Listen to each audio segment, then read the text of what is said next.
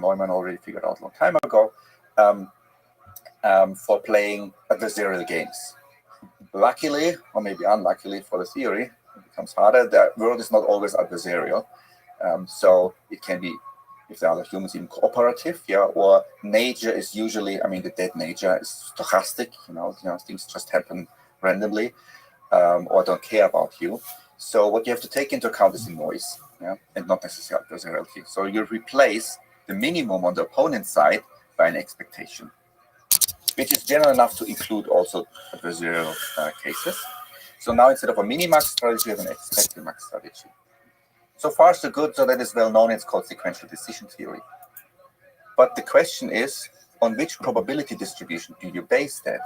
If I have the true probability distribution, like say I play backgammon, right? There's dice and there's certain randomness involved. I can calculate probabilities and feed it in the expectimax or the sequential decision tree, come up with the optimal decision if I have enough compute. But for the real world, we don't know that. What is the probability the driver in front of me breaks? I don't know. So it depends on all kinds of things, and especially new situations, I don't know. So this is this unknown thing about prediction, and there's where Solomonov comes in. So what you do is in sequential decision tree, you just replace the true distribution, which we don't know, by this universal distribution. I didn't explicitly talk about it, but this is used for universal prediction, and plug it into the sequential decision tree mechanism. And then you get the best of both worlds. You have a long-term planning agent, but it doesn't need to know anything about the world because the Solomonov induction part learns. Can you explicitly try to describe the universal distribution and how Solomonov induction plays a role here? Yes, I'm trying to understand. So what it does so in the simplest case, I said, take the shortest program describing your data, run it, have a prediction which will be deterministic. Yes. Okay. But you should not just take the shortest program, but also consider the longer ones, but give it lower a priori probability. So in the Bayesian framework, you say a priori any distribution,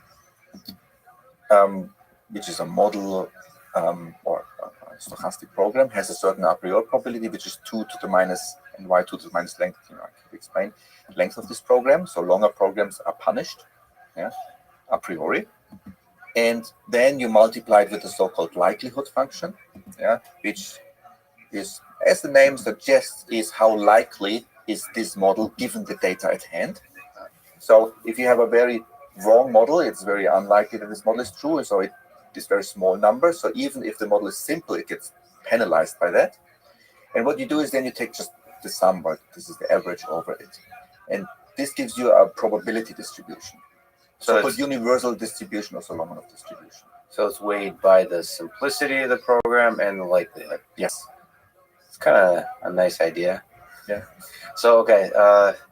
And then you said you're playing N or M, or I forgot the letter, steps into the future. So how difficult is that problem? What's involved there? Okay, so basic optimization. What are we talking about? Yeah, so you have a planning problem up to horizon M, and that's exponential time in horizon M, which is, it's computable, but intractable. Even for chess, it's already intractable to do that exactly, and for Go. But it could be also discounted kind of framework where. Yeah, so having a hard horizon, at 100 years, is just for simplicity of discussing the model, and also sometimes the math is simple. But there are lots of variations. It's actually a quite interesting parameter. There's nothing really problematic about it, but it's very interesting. So for instance, you think, no, let's let the parameter M tend to infinity, right? You want an agent which lives forever, right? If you do it naively, you have two problems. First, the mathematics breaks down because you have an infinite reward sum, which may give infinity, and getting reward 0.1 every time step is infinity, and giving reward 1 every time step is infinity, so equally good. Not really what we want. Other problem is that if you have an infinite life, you can be lazy for as long as you want, for 10 years, and then catch up with the same expected reward. And, think about yourself or maybe, some friends or so. If they knew they lived forever, why work hard now? Just enjoy your life, and then catch up later. So that's another problem with the infinite horizon. And you mentioned, yes, we can go to discounting. But then the standard discounting is so-called geometric discounting. So $1 today is about worth as much as $1.05 tomorrow. So if you do the so-called geometric discounting, you have introduced an effective horizon. So the agent is now motivated to look ahead a certain amount of time effectively. It's like a moving horizon. And for any fixed effective horizon, there is a problem to solve which requires larger horizons. So if I look ahead, 5 time steps, I'm a terrible chess player, right?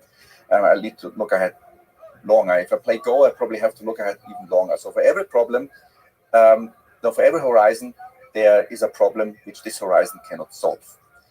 But I introduced the so-called near harmonic horizon, which goes down with 1/t rather than exponentially in t, which produces an agent which effectively looks into the future proportional to its age. So if it's 5 years old, it plans for 5 years. If it's 100 years old, it then plans for 100 years. Interesting. And it's a little bit similar to humans too, right? I mean, children don't plan ahead very long, but when we get adult, we play ahead more longer. Maybe when we get old, very old, I mean, know that we don't live forever, maybe then our horizon shrinks again. So that's really interesting. So adjusting the horizon, what is there some mathematical benefit of that, or is it just a nice? I mean, intuitively, empirically, it would probably be a good idea to sort of push the horizon back to extend the horizon as you experience more of the world. But is there some mathematical conclusions here that are beneficial? With Solomon inductions or the prediction part, we had extremely strong finite time, finite data results. So you have so and so much data, then you lose so and so much. So the theory is really great. With the IXC model, with the planning part, many results are only asymptotic, this is... what is asymptotic? Asymptotic means you can prove, for instance, that in the long run, if the agent, acts long enough, then, it performs optimal or some nice thing happens. So, but you don't know how fast it converges. Yeah. So it may converge fast, but we're just not able to prove it because it's a difficult problem. Or maybe there's a bug in the model, so that it's really that slow. Yeah. So that is what asymptotic means, sort of eventually, but we don't know how fast. And if I give the agent a fixed horizon m, then I cannot prove asymptotic results, right? So I mean, sort of if it dies in 100 years, then in 100 years it's over. I cannot say eventually. So this is the advantage of the discounting, that I can prove asymptotic results. So just to clarify, I build up a model. Well, now in the moment, have this way of looking several steps ahead. How do I pick what action I will take? Like with the playing chess, you do this minimax. In this case here, do expect the max based on the Solomonov distribution. You propagate back, and then an action falls out. The action which maximizes the future expected reward under Solomonov's distribution, and then you just take this action. And then repeat. And then you get a new observation in this action and observation, then you repeat. And the reward. So you reward too, And then maybe you can even predict action. I love that idea. But big framework, what is it? It's kind of a beautiful mathematical framework to think about artificial general intelligence. What does it help to it about them? So maybe from another perspective, what does it help us in understanding things? One was, AGI, or general AI, or strong AI, and the physics theory of everything. So I switched back and forth between computer science and physics quite often. You said the theory of everything. The theory of everything. Those are basically the two biggest problems before all of humanity. Yeah, I can explain if you wanted some later time, why I'm interested in these two questions. Can I ask you, in a small tangent, if one to be solved, which one would you? If an apple fell on your head, and there was a brilliant insight, and you could arrive at the solution to one, would it be AGI or the theory of everything? Definitely AGI, because once the AGI problem is solved, I can ask the AGI to solve the other problem for me. Yeah, brilliant input. Okay, so So as you were saying about it. Okay, so, and the reason why I didn't settle, I mean, this thought about, once you have solved AGI, it solves all kinds of other, not just the theory of every problem, but all kinds of more useful problems to humanity is very appealing to many people. And, I had this thought also. But I was quite disappointed with the state of the art of the field of AI. There was some theory, about logical reasoning, but I was never convinced that this will fly. And then there was this more heuristic approaches with neural networks, and I didn't like these heuristics. So, and also I didn't have any good idea myself. So that's the reason why I toggled back and forth quite some while, and even worked 4.5 years in a company developing software, something completely unrelated. But then I had this idea about the IXI model, and so what it gives you a gold standard. So I have proven that this is the most intelligent agents which anybody could build in quotation mark, because it's just mathematical and you need infinite compute. But this is the limit, and this is completely specified. It's not just a framework, and every year tens of frameworks are developed, which is just skeletons, and then pieces are missing, and usually these missing pieces turn out to be really, really difficult. And so this is completely and uniquely defined, and we can analyze that mathematically. And we've also developed some approximations. I can talk about that a little bit later. That would be sort of the top-down approach, like, say, for Neumann's minimax theory. That's the theoretical optimal play of games. And now we need to approximate it, put heuristics in, prune the tree, blah, blah, blah, and so on. So we can do that also with the IXI model, but for general AI. It can also inspire those, and most researchers go bottom up, right? They have the systems, they try to make it more general, more intelligent. It can inspire in which direction to go. What do you mean by that? So if you have some choice to make, right? So how should I evaluate my system if I can't do cross-validation? How should I do my learning if my standard regularization doesn't work well? Yeah. So the answer is always this: we have a system which does everything. That's IXI. It's just completely in the ivory tower, completely useless from a practical point of view. But you can look at it and see, yeah, maybe I can take some aspects, and instead of Kolmogorov complexity, that just take some compressors which has been developed so far. And for the planning, well, we have UCT, which has also been used in Go.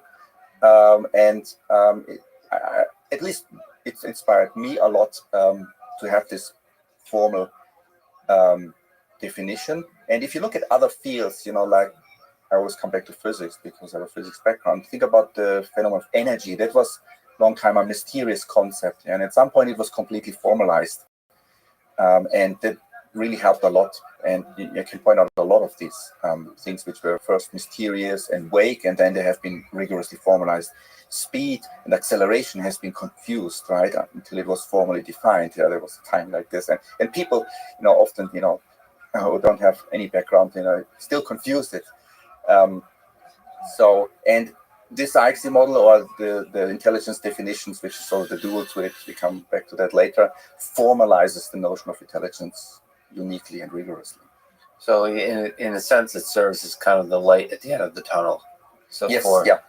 So, there's a million questions I could ask her. So maybe kind of, okay, let's feel around in the dark a little bit. So there's been here at DeepMind, but in general, been a lot of breakthrough ideas, just like we've been saying, around reinforcement learning. So how do you see the progress in reinforcement learning is different? Like, which subset of AI does it occupy? The current, like you said, maybe the Markov assumption is made quite often in reinforcement learning. There's other assumptions made in order to make the system work. What do you see as a difference, connection between reinforcement learning and IXI? Yeah, so the major difference is that essentially all other approaches, they make stronger assumptions. So in reinforcement learning, the Markov assumption is that the next state, the next observation only depends on previous observation and not the whole history. The mathematics much easier rather than dealing with histories.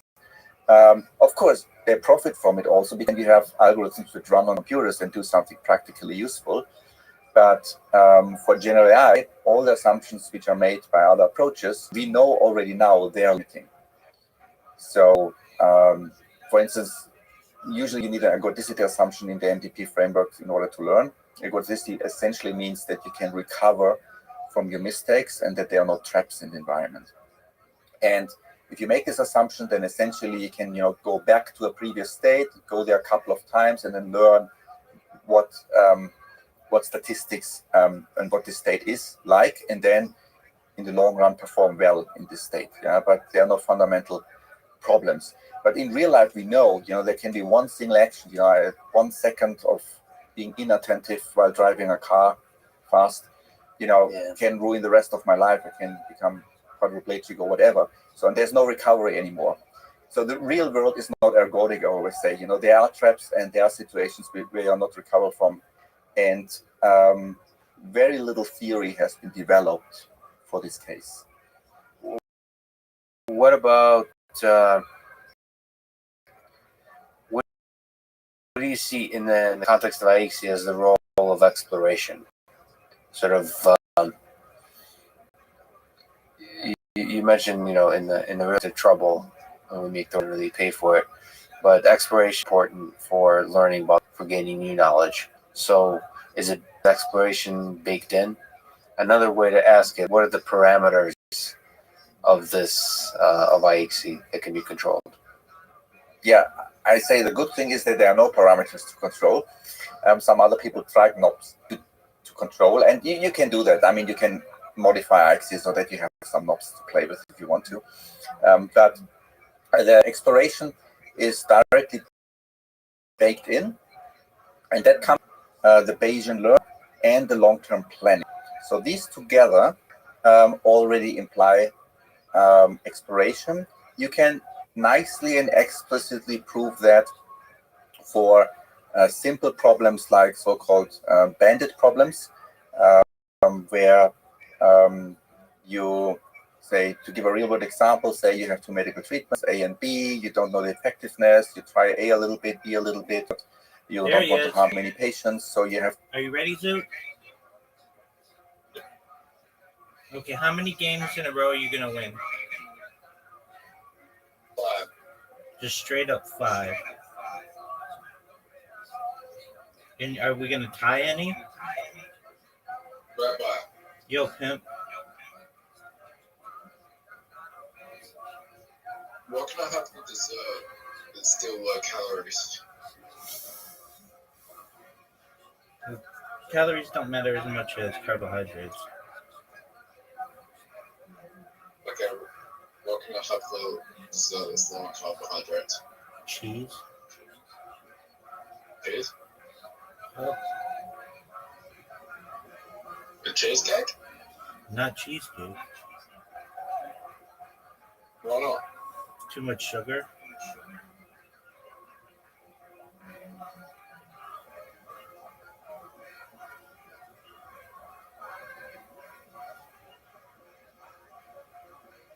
What do I need to get? I need to get my body fat really fucking low. You need to accept my invitation to play mini golf.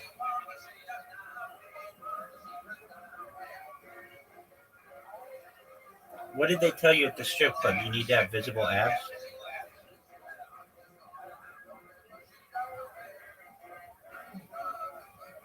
Yes. Did they tell you need a better tee off than that? Sorry? Did they tell you that you needed a better tee shot than what you just had? I do have abs, but I just don't have a six-pack yet.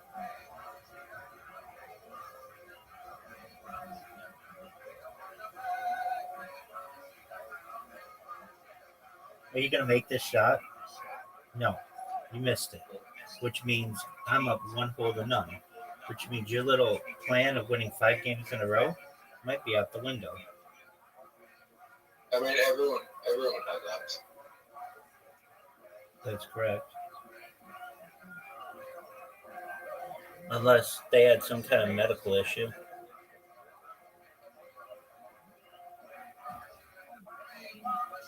One of Even if you got enough rings, you got one of the best drives of all time.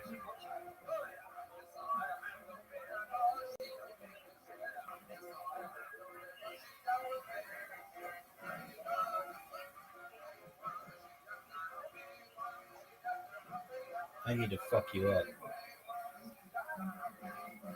Holy shit. Oh,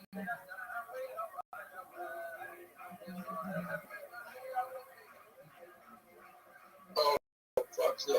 One more about. That's true. You're not very good at this. No, and I should be. An easy hole. Something easy.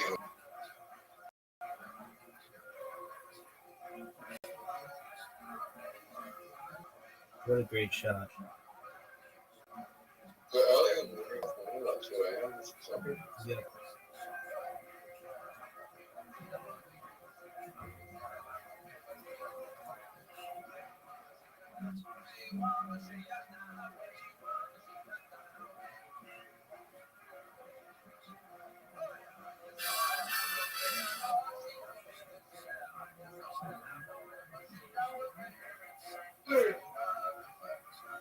Dude, I'm playing like dog shit.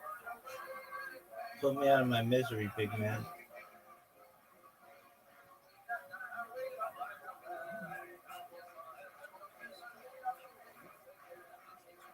Just make it.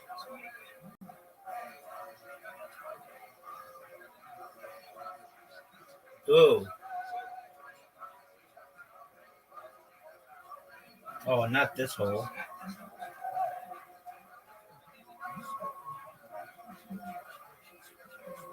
You should really get 8 shots for this hole.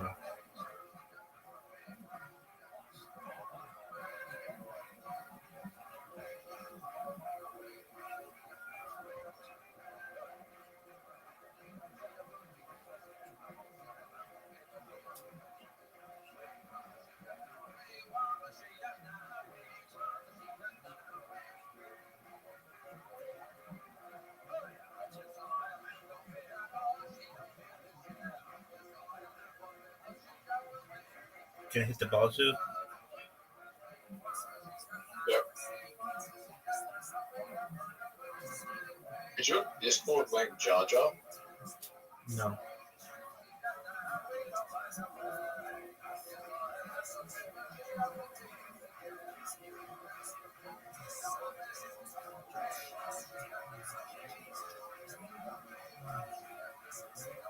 When I was at the social event yesterday, there was a guy wearing a Jar Jar Binks shirt.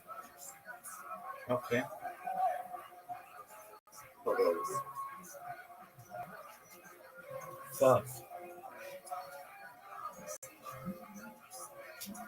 I'm fucked.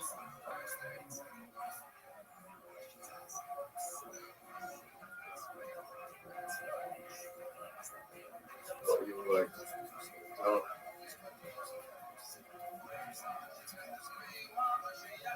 you were 11 in 1999? Dog, I don't fucking know. I was like, I was 14.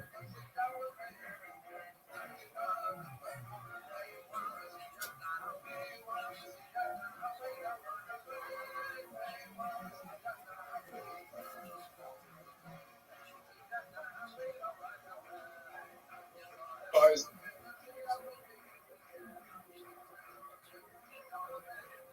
is there someone out there that live streamed the Millennium crossover? Lots of people. That was all on national news or international news.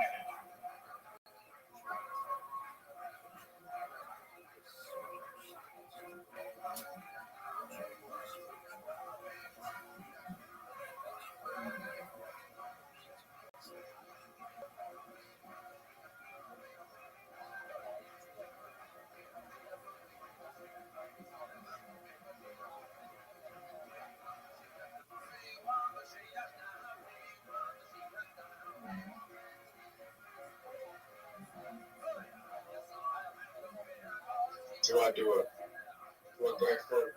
go, or do I fuck Rabbi?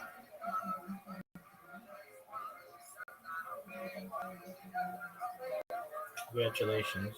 It's literati time, baby. Zoot's favorite game.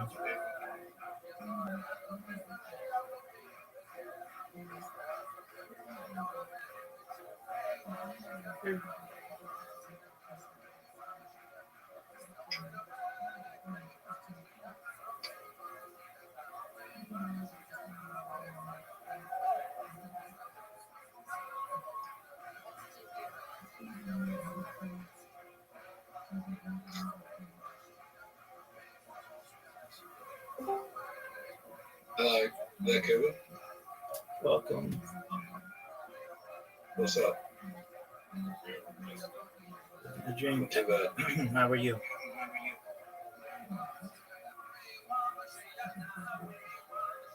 How are you? I'm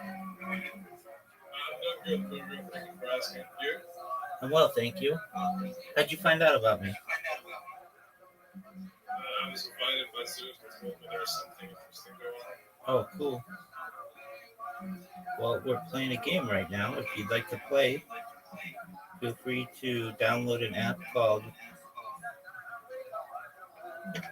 Play-Doh. We'd love to play with you. Yeah, I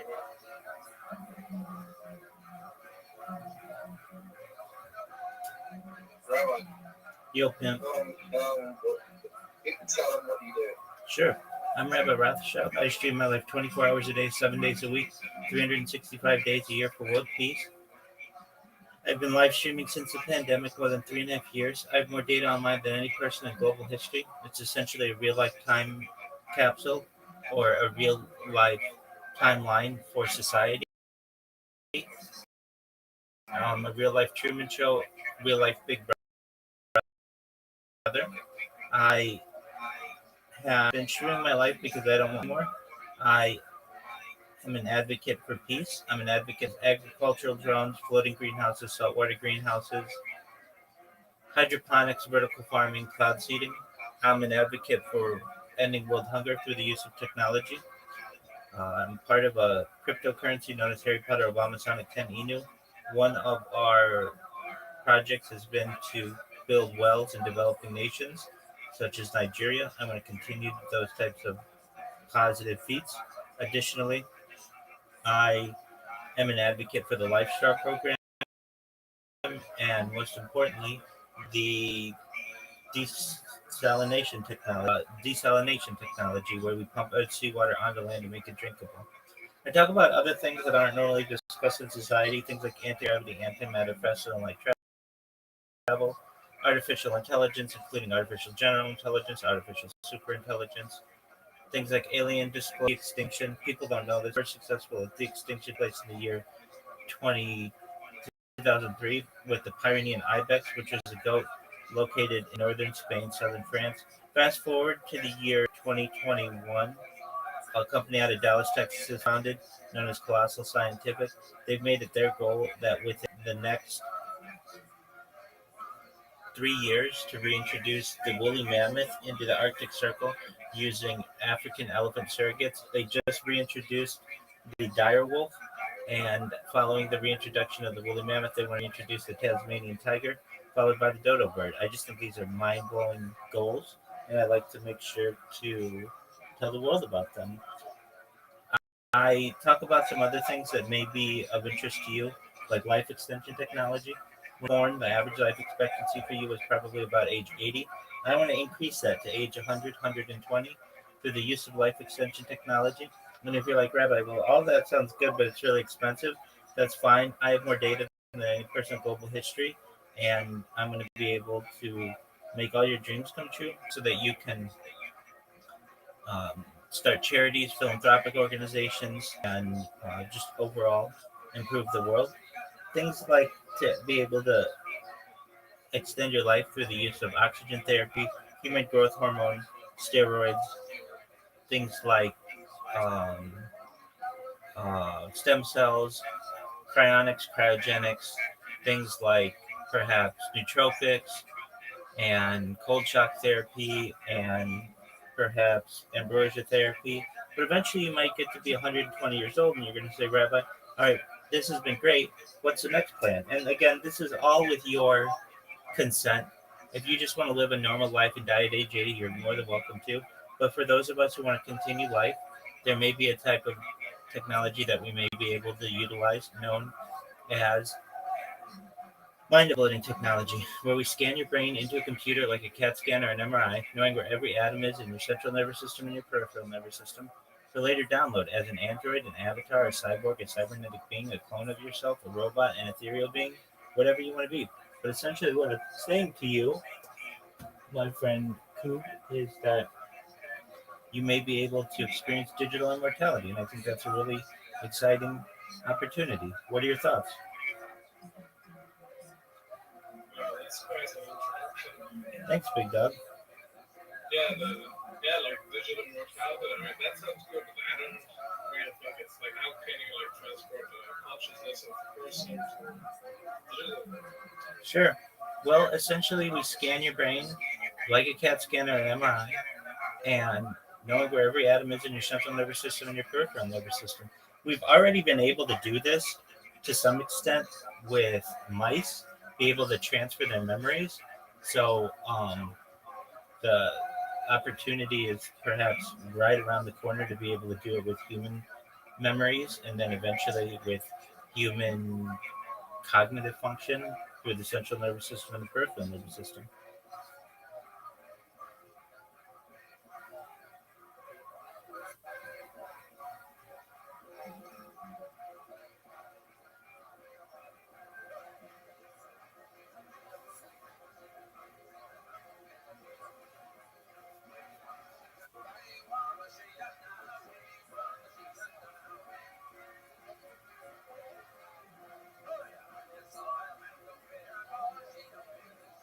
That would. Is what a word. Yeah. Apparently,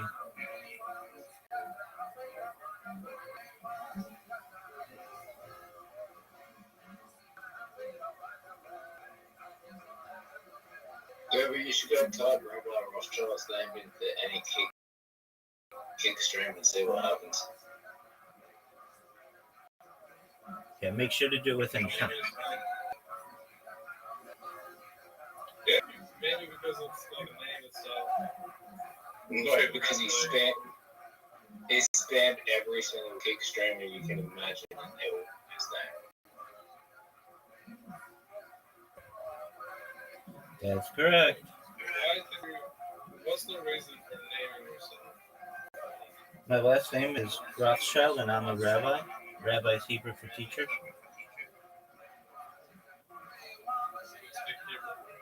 Some.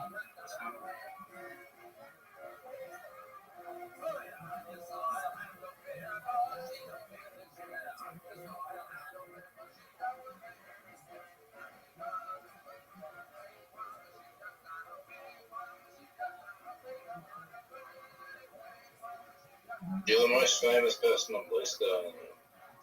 That's true. If you take a look at Blue Sky and type in Rabbi Rothschild, you can see all what people say about me.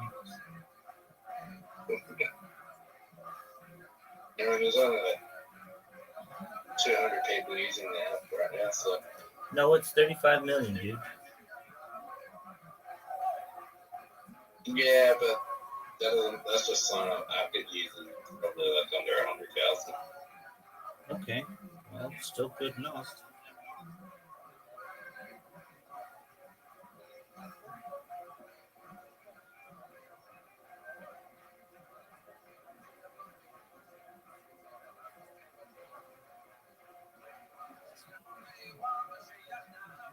I mean, there's more users on Blue Sky than there is True Social. That's true. And also True Social as well.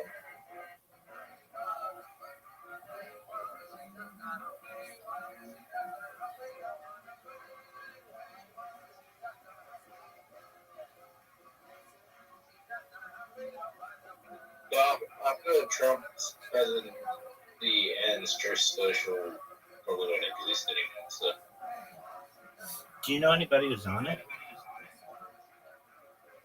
Besides Trump, Right. yeah, Eric Trump, Eric Trump, Right. Exactly. Donald Trump, Melania Trump. Yeah.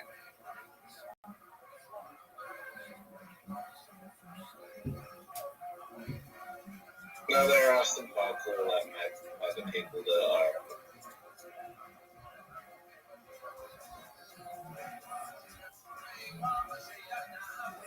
Is it? You think today's your day? You're gonna beat me? Maybe.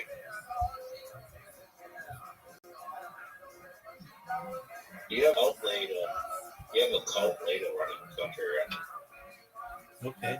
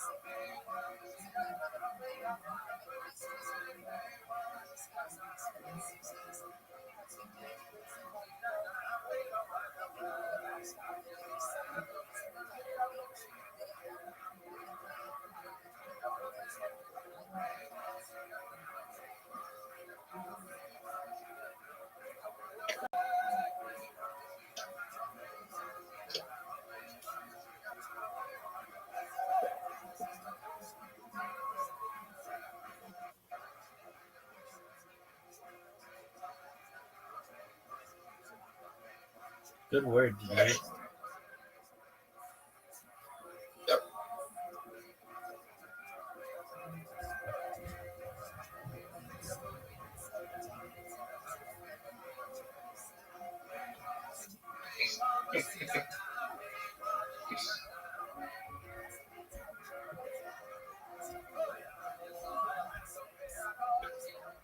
I like how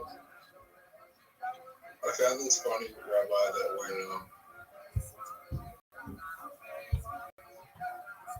Anthony Albanese, Prime Minister, won the election, they asked Trump about it, and he just said, I know nothing about him, but he's a good guy. There you go. That's basically most Americans.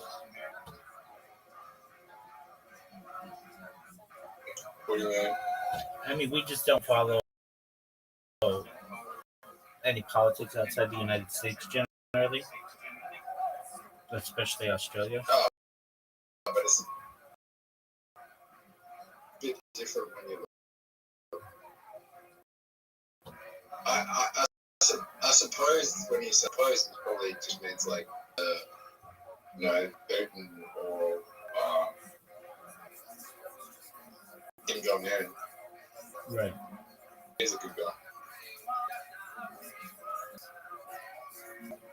Probably because he hasn't had any drama. He has no drama in Australia, so it's just like, yeah, he's a good guy.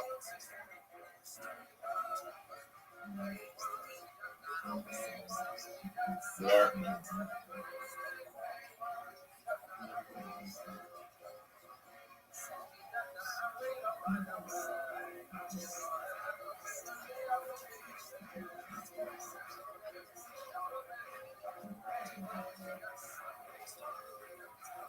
What are your thoughts on that move I just made? Which one? Oh, We're playing Scrabble right now. If you would download Play-Doh, we'll invite you to the next game if you want. We'll play mini golf. I'm doing something else and watching the stream, so Okay, that's fine. Oh, you need a market maker? yes. I need like projects that had one and that were like 2-3 names are enough.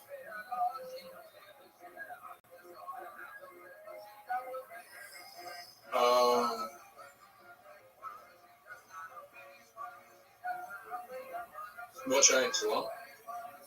Anything smaller, I don't know why the fuck. I don't know why the fuck you'd be launching an eighth. No, Solana ain't anything. I just need like a market maker recipe. If that makes sense. Mm. Right? I have a market maker coded in Mood and the Sui, but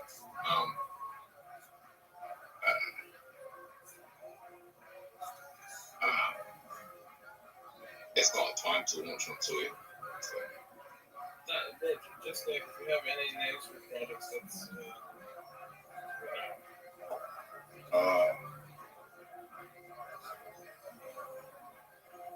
Well, when can we got fucked? You need like 30 grand for that. It'll cost you like 30 grand anyway. How much should we run? I just want to see projects that will use your market maker, and we will have like someone try to figure out how they put that, force and generate and build his own basically. Oh, okay. So I'm not going to spend the penny. Rabbi, how close are you or what? We're pretty close.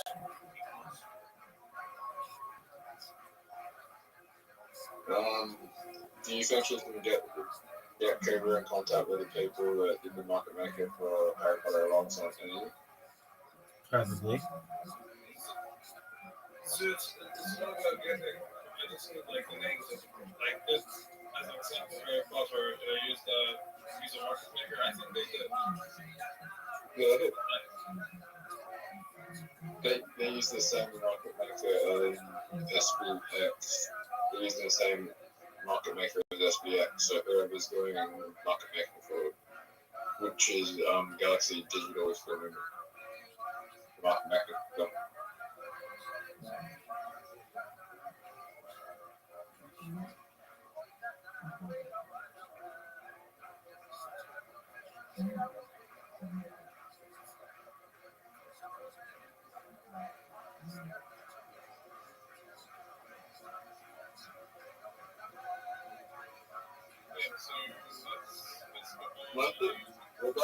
Unless it's a honeypot or someone just money laundering and no one else is buying, high chance that there's a market maker on any token that's gone to open and market cap.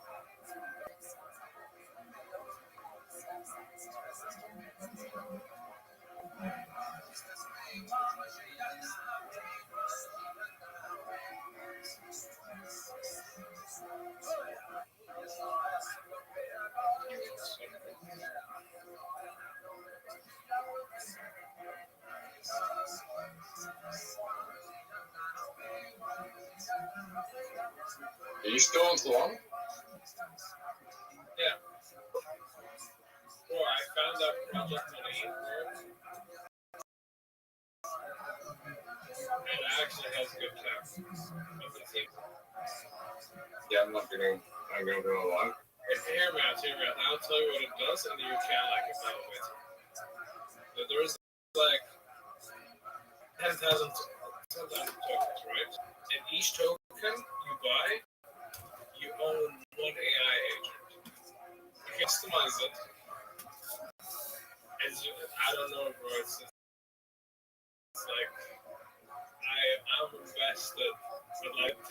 80% of the max.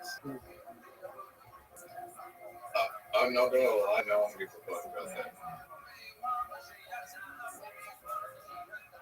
They did in 2021.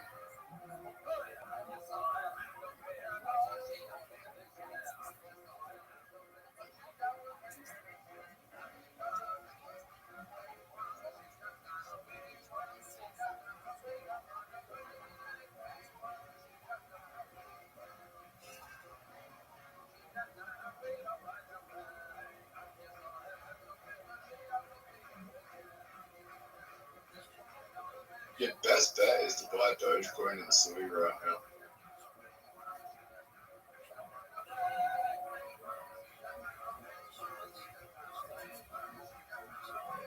Doge is gonna run.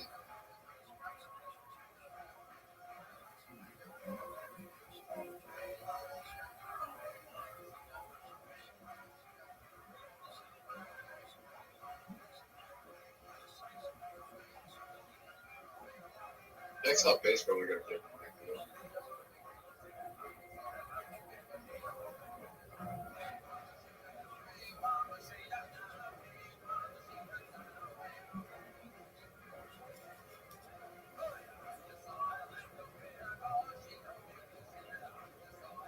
Yeah, but you need a market maker who did a down bad on the projects, and you just need to run it back up. No, I told you, like, we're right now in building mode. Like, we're just fucking built this thing. Okay. Yeah, like, yes, I'm down bad, of course. You know. I'm not very bad. But, like, it's not something that I'll be starting. It's fine. What time is it? What time is it? For me, bro, I woke up really retarded. Very, like, at 9 a.m. And he's like, bro, I'm hanging out with X. I said, bro, you call me at this time. Tell me what you're doing. I'm sleeping. And I couldn't go back.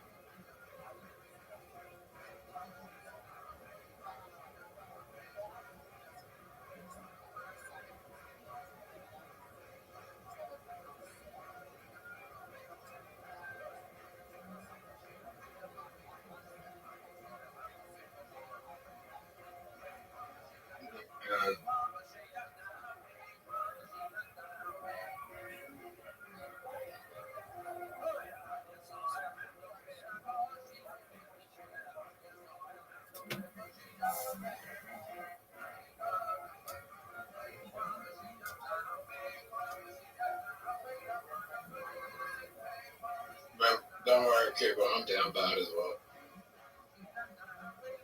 That feels.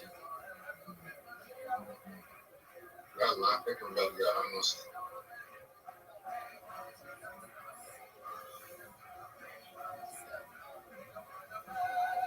But What are the postings on?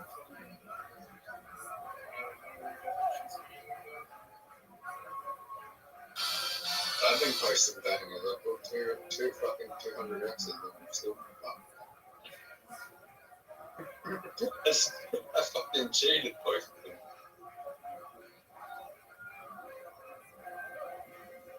I called RFC and House Phone.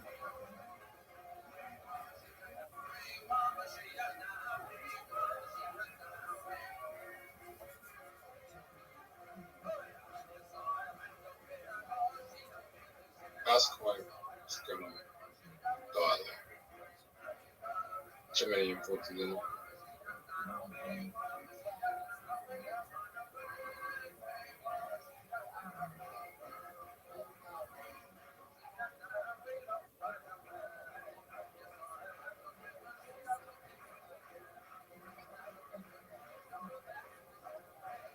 The same people who push me down the arena on House Coin, so it's shit. As a house gun, have one from the market. Yeah, of course.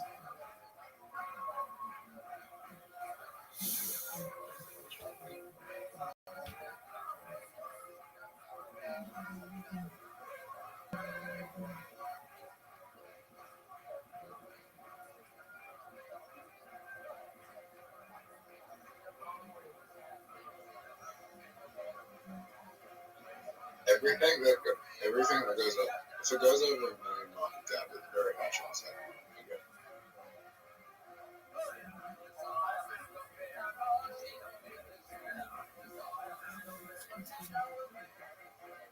I mean, Bitcoin has a market maker. Yeah.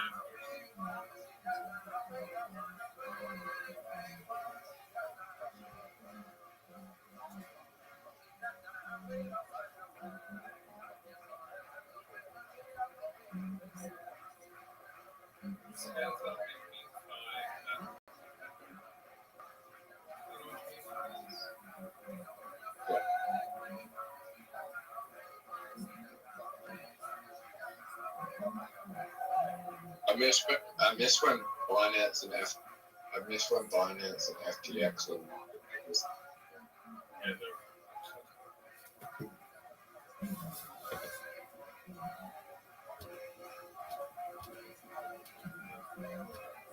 Oh, you just invited me to Blitz? Fuck.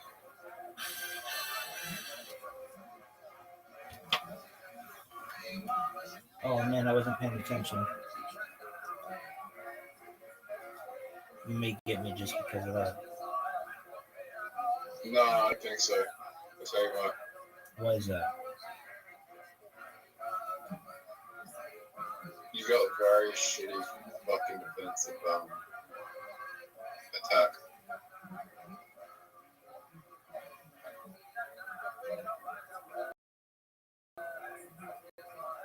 Okay, I'm gonna block you in a sec. Okay, I just took a big hit for no reason. Oh, fuck.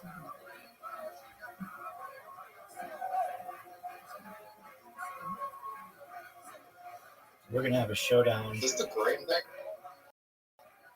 thing even give much of an advantage? No, just like 5 things faster. What? It makes it faster for like 5 things, like whatever these robots are. Okay. Holy shit. Rabbi, I fucked up. I had an insane lead and I fucked up.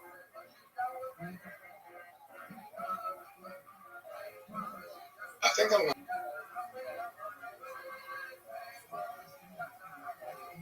Are you sure about that?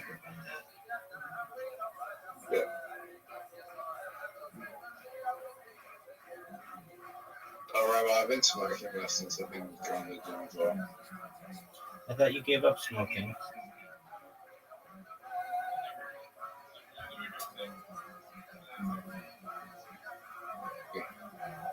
Smoking, fucking hardest thing to give up.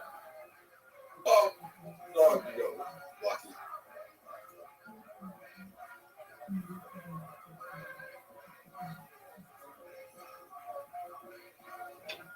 Catches you.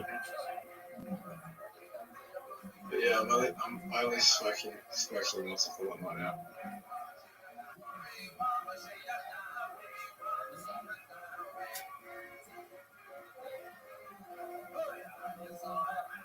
I gotta do cardio tomorrow. When's your off day? What? Today was my off day. Oh, okay. I'm doing cardio tomorrow. Oh, I'm fucked.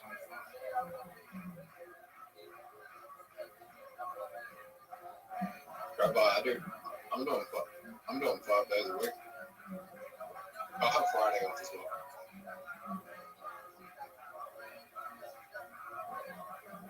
Oh yeah, I forget that for tomorrow.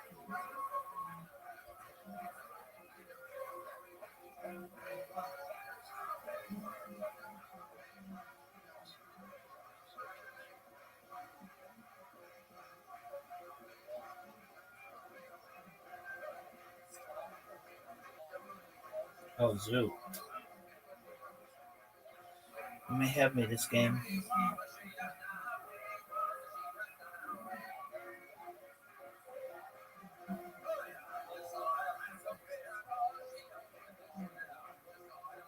I'm bigger than you. No, you're not.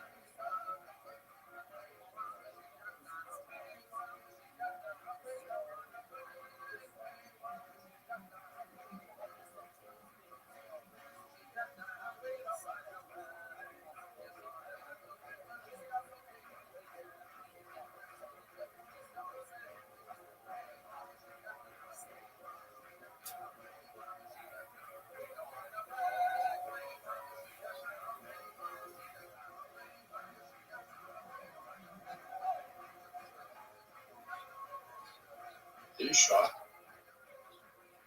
Am I? No. No. No, the fucking my fucking game giving me like the fucking worst fucking dick. Dude, that's 2 games in a row.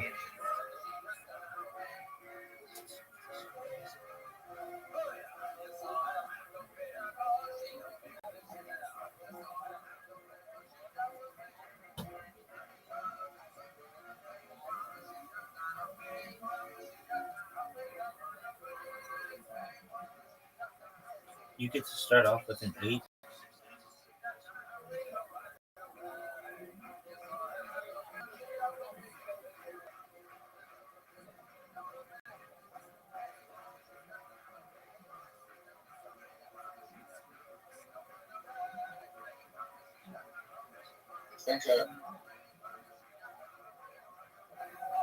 I think I have ADHD.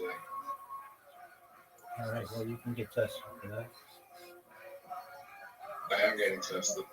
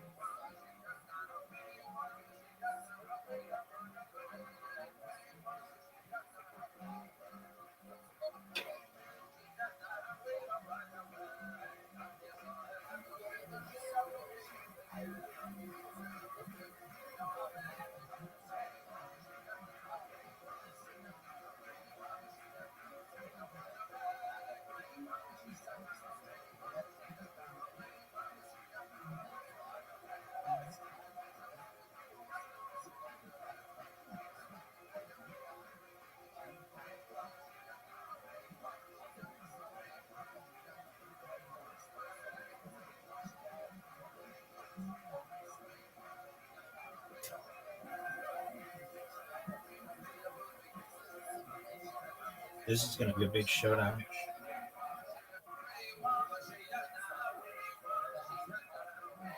No.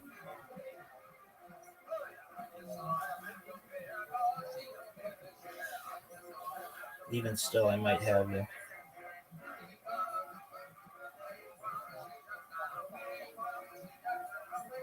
I fucked up. Fuck. Fuck. I've got you, big dog. I can't block. I can't block both of these.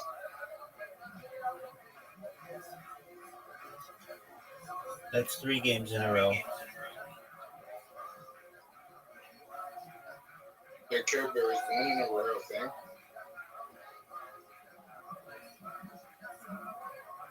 Yeah, Kirby's gone.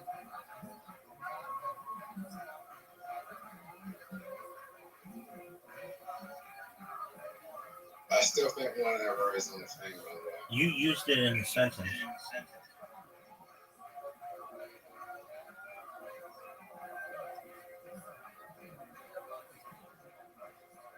No. This thing don't make any sense. Yes, it does.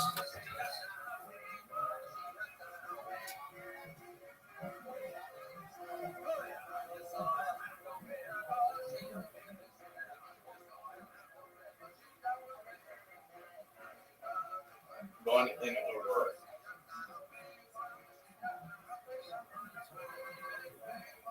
Needs to have two to be a row.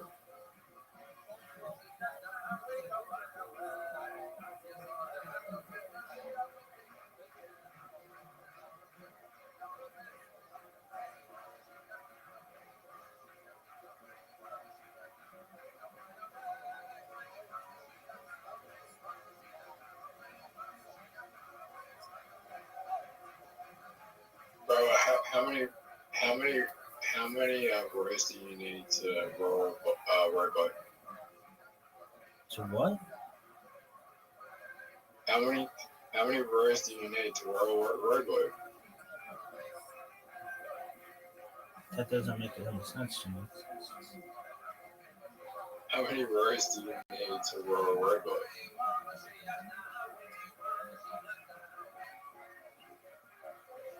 You know what a rolling boat is?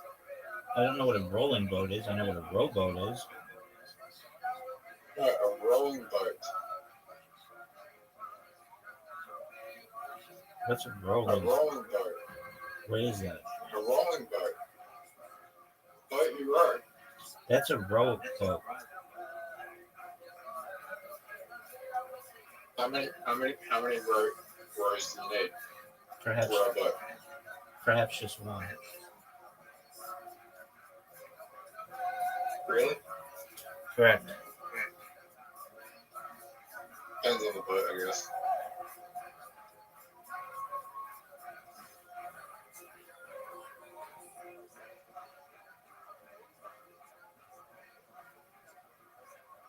But wouldn't it be more convenient to have two?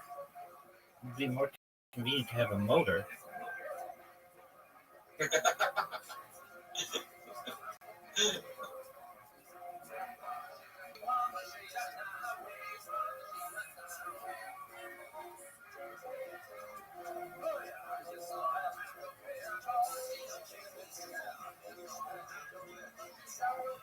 You're the best.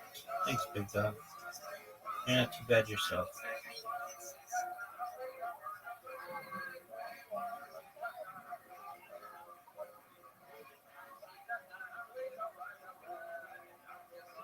Oh no. What happened? How did that jump?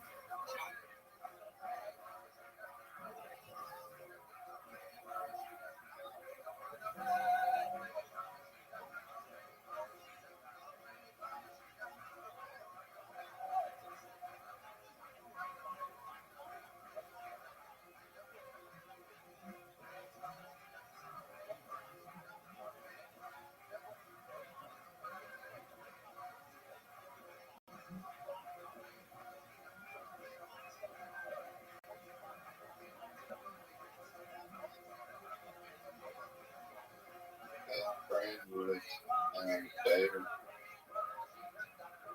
Rabbi, you just beat me. Not even beat me. would not. Oh, you actually might have lost because of the way you're playing here. Holy shit, you just took a heavy hit. Holy shit, you just took a heavy hit. Rabbi, I can take these. Yeah, I just won.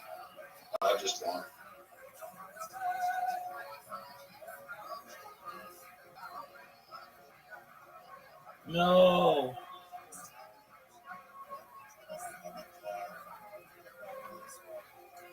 Babe, I just won. Good on you, Zoo.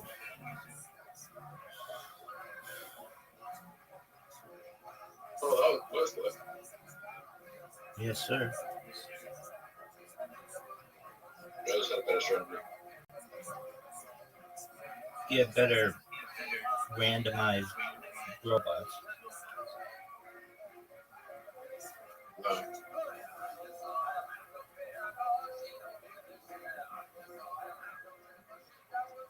Oh, there's someone in the Telegram.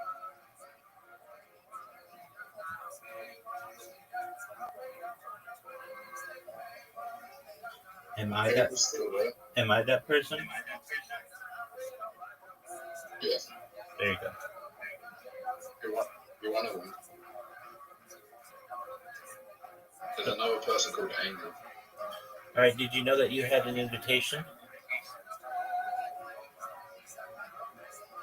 Yeah.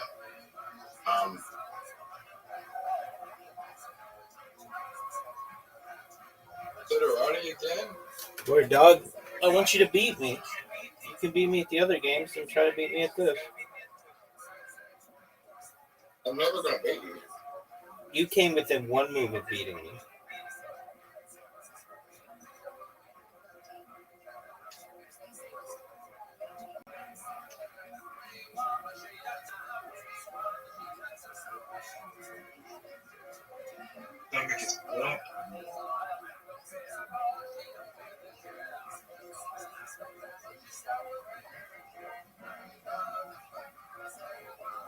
If my stomach is like flat, is that a good progress? Yes, sir.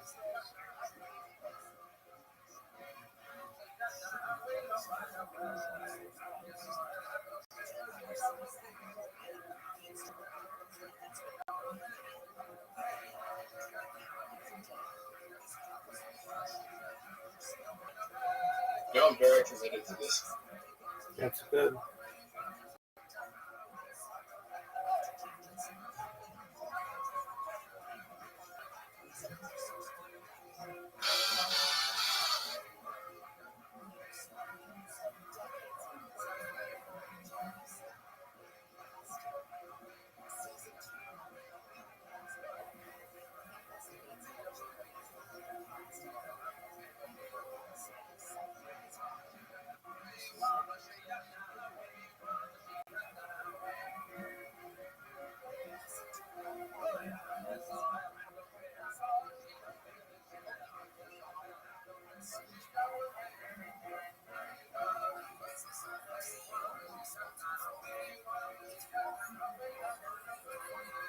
Alright, that's late.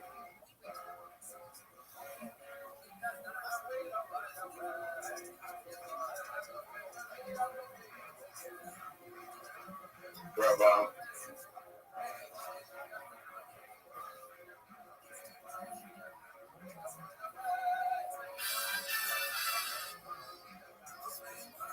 Oh, I got something. Got a very good one.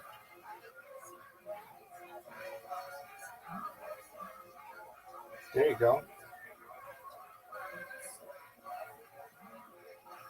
Don't play that.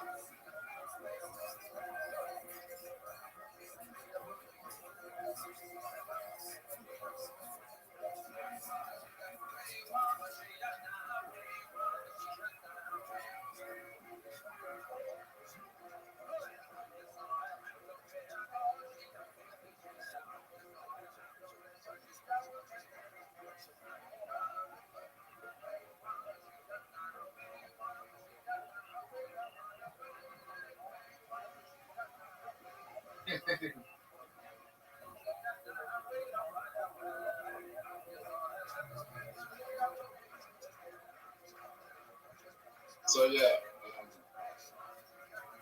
can't wait to get up tomorrow and just go to the gym and most of the day. You got to get tested. So, You've got to get tested. oh, it's only a straight away.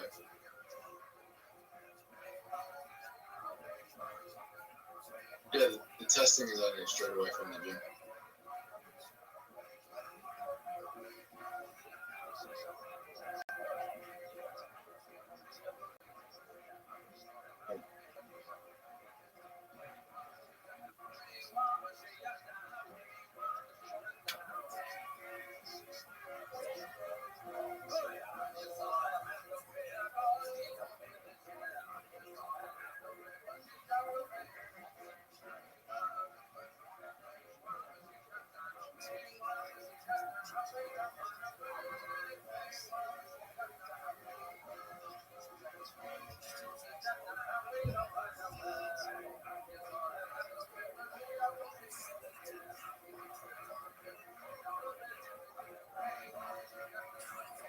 I just want Let's see it.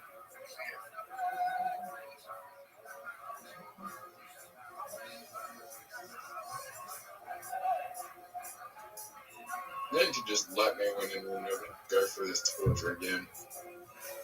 You know.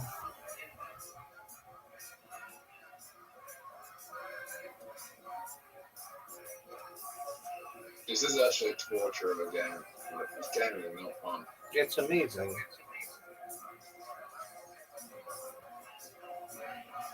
I don't know anyone who's just like, yeah, Scrabble's my favorite game and I love it. All right. I didn't say that. Favorite game. But yeah, like Monopoly, that makes sense. That's a good game. Blue is a good game. Mousetrap is a fucking not a bad board game, but this sucks. Zoot, you're gonna love it. You're gonna win. You have the lead, and it's your turn. You have the lead by 11. That was really good, Char. Yeah, we should make our own board game.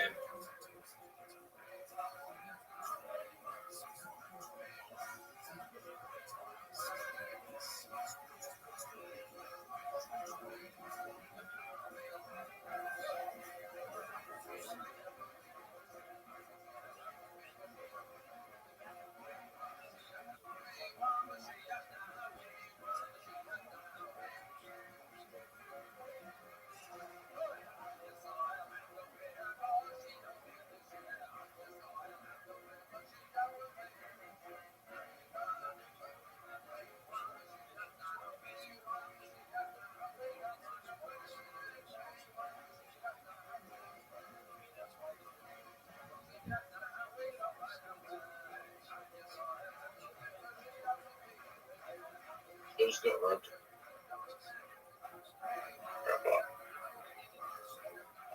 I feel like I just got rubbed here. How's that not a word? I think I just helped you there.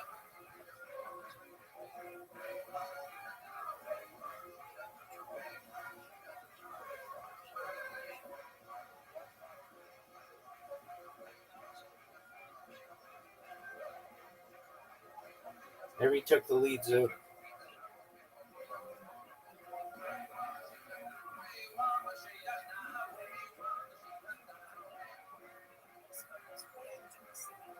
Not for long.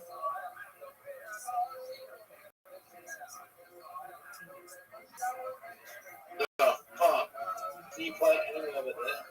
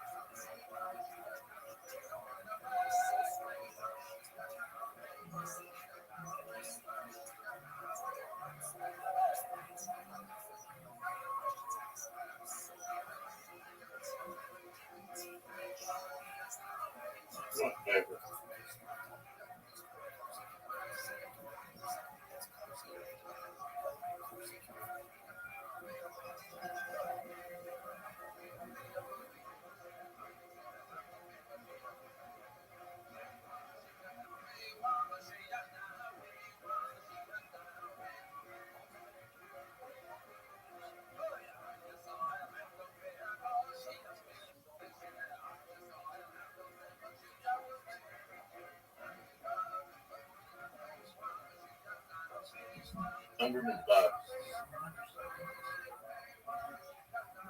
135.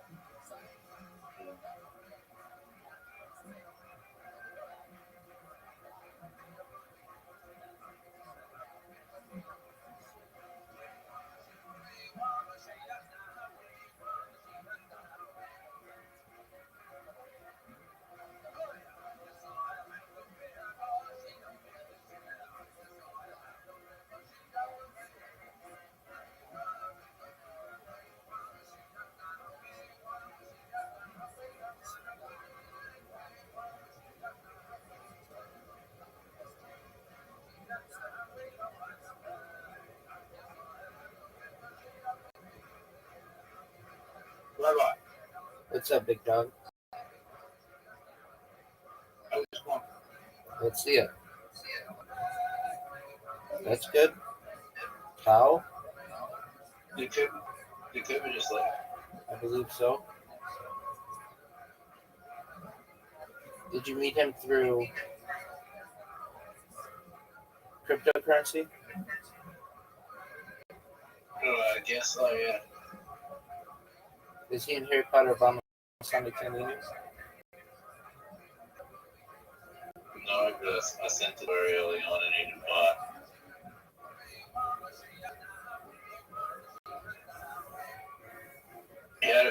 He had over $1 million in payback at one point. Not anymore though.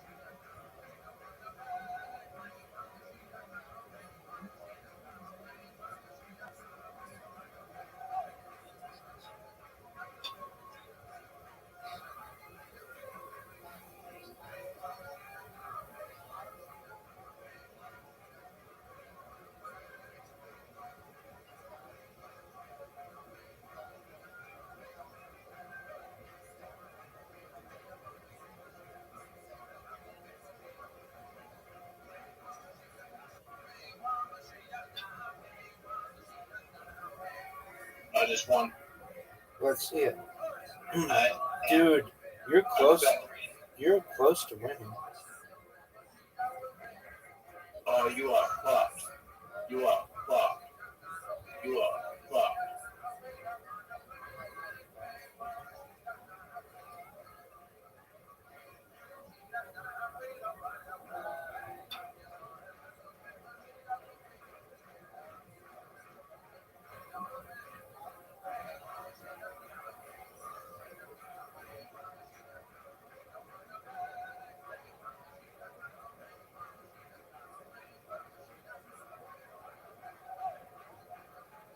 Do you laugh at when I do this?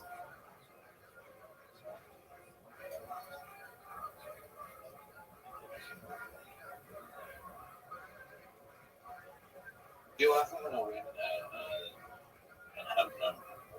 I have no fucking.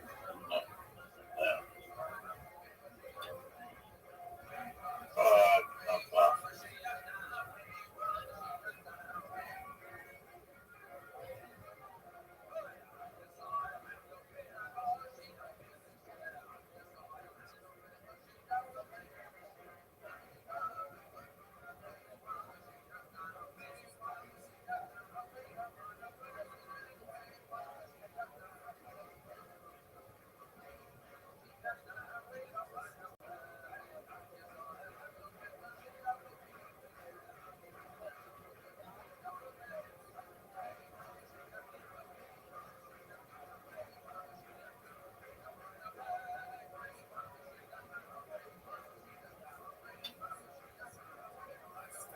34 points.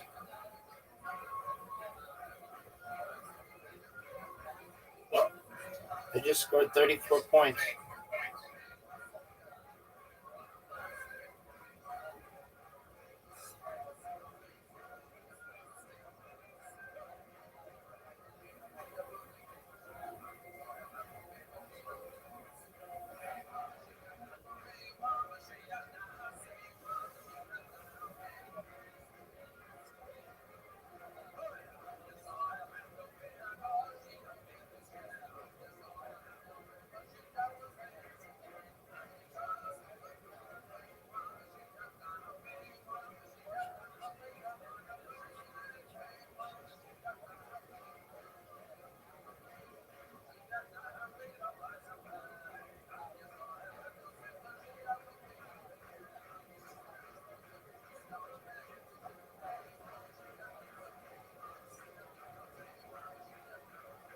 That was good.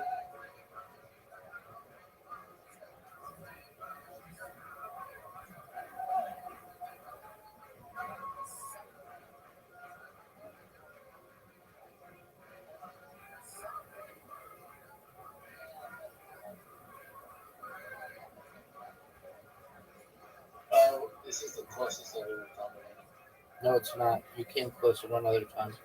You were within one win.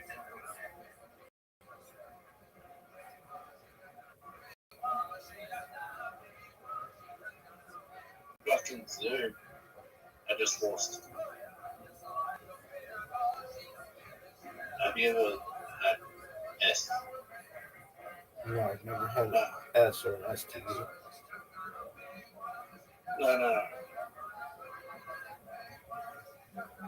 I'm looking for an S.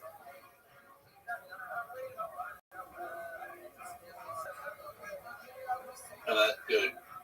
I've never had one either. Of which you know. What do you think? They may tell you something different tomorrow.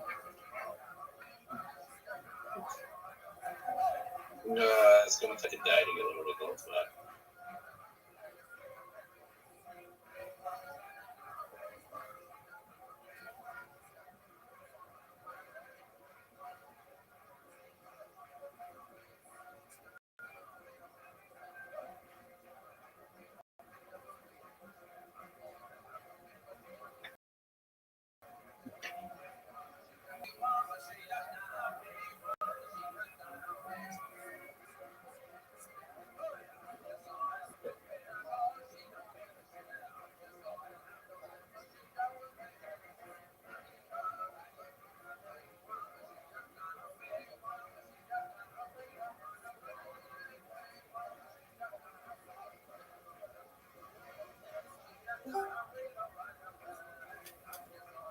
Welcome.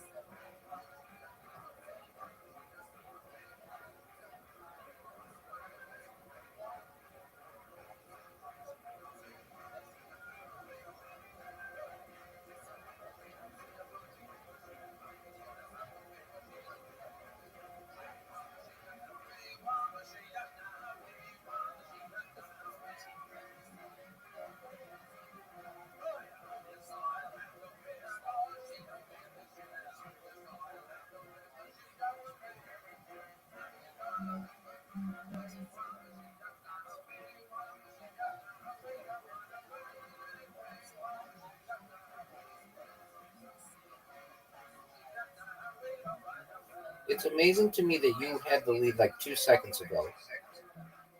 And then I had some word Ox and X that destroyed you.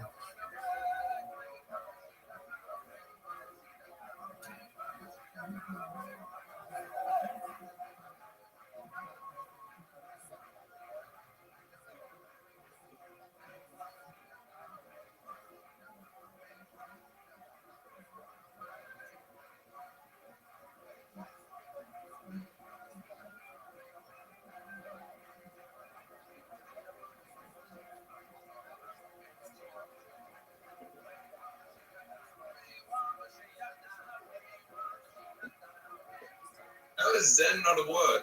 I always say that. I think it should be.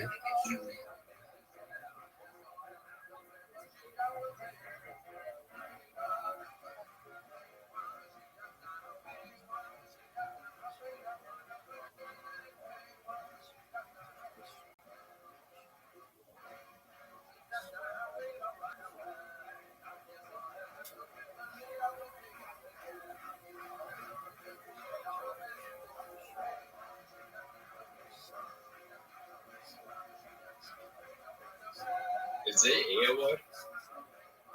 I don't think so.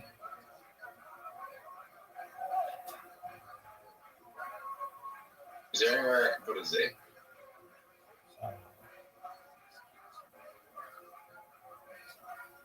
There is somewhere I can put a Z, but it's a 10 on it.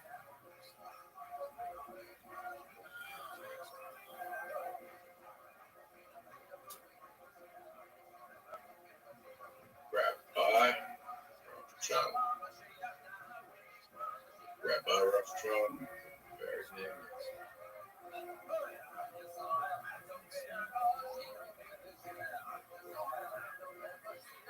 Dame. I. Is there anywhere I can put an I? Fuck you. I. Hey, baby.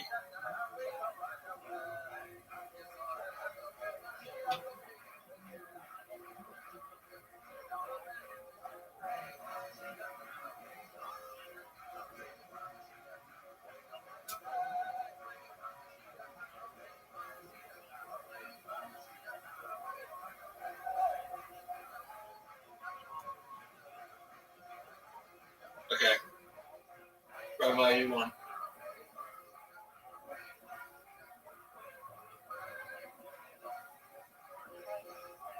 I'm about to go to bed soon.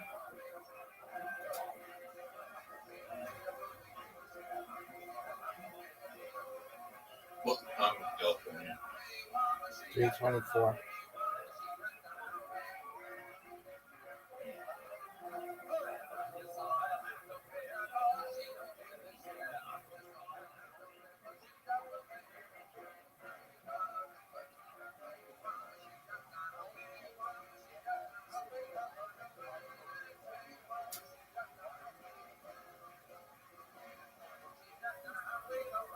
Dude, I got you. That's it.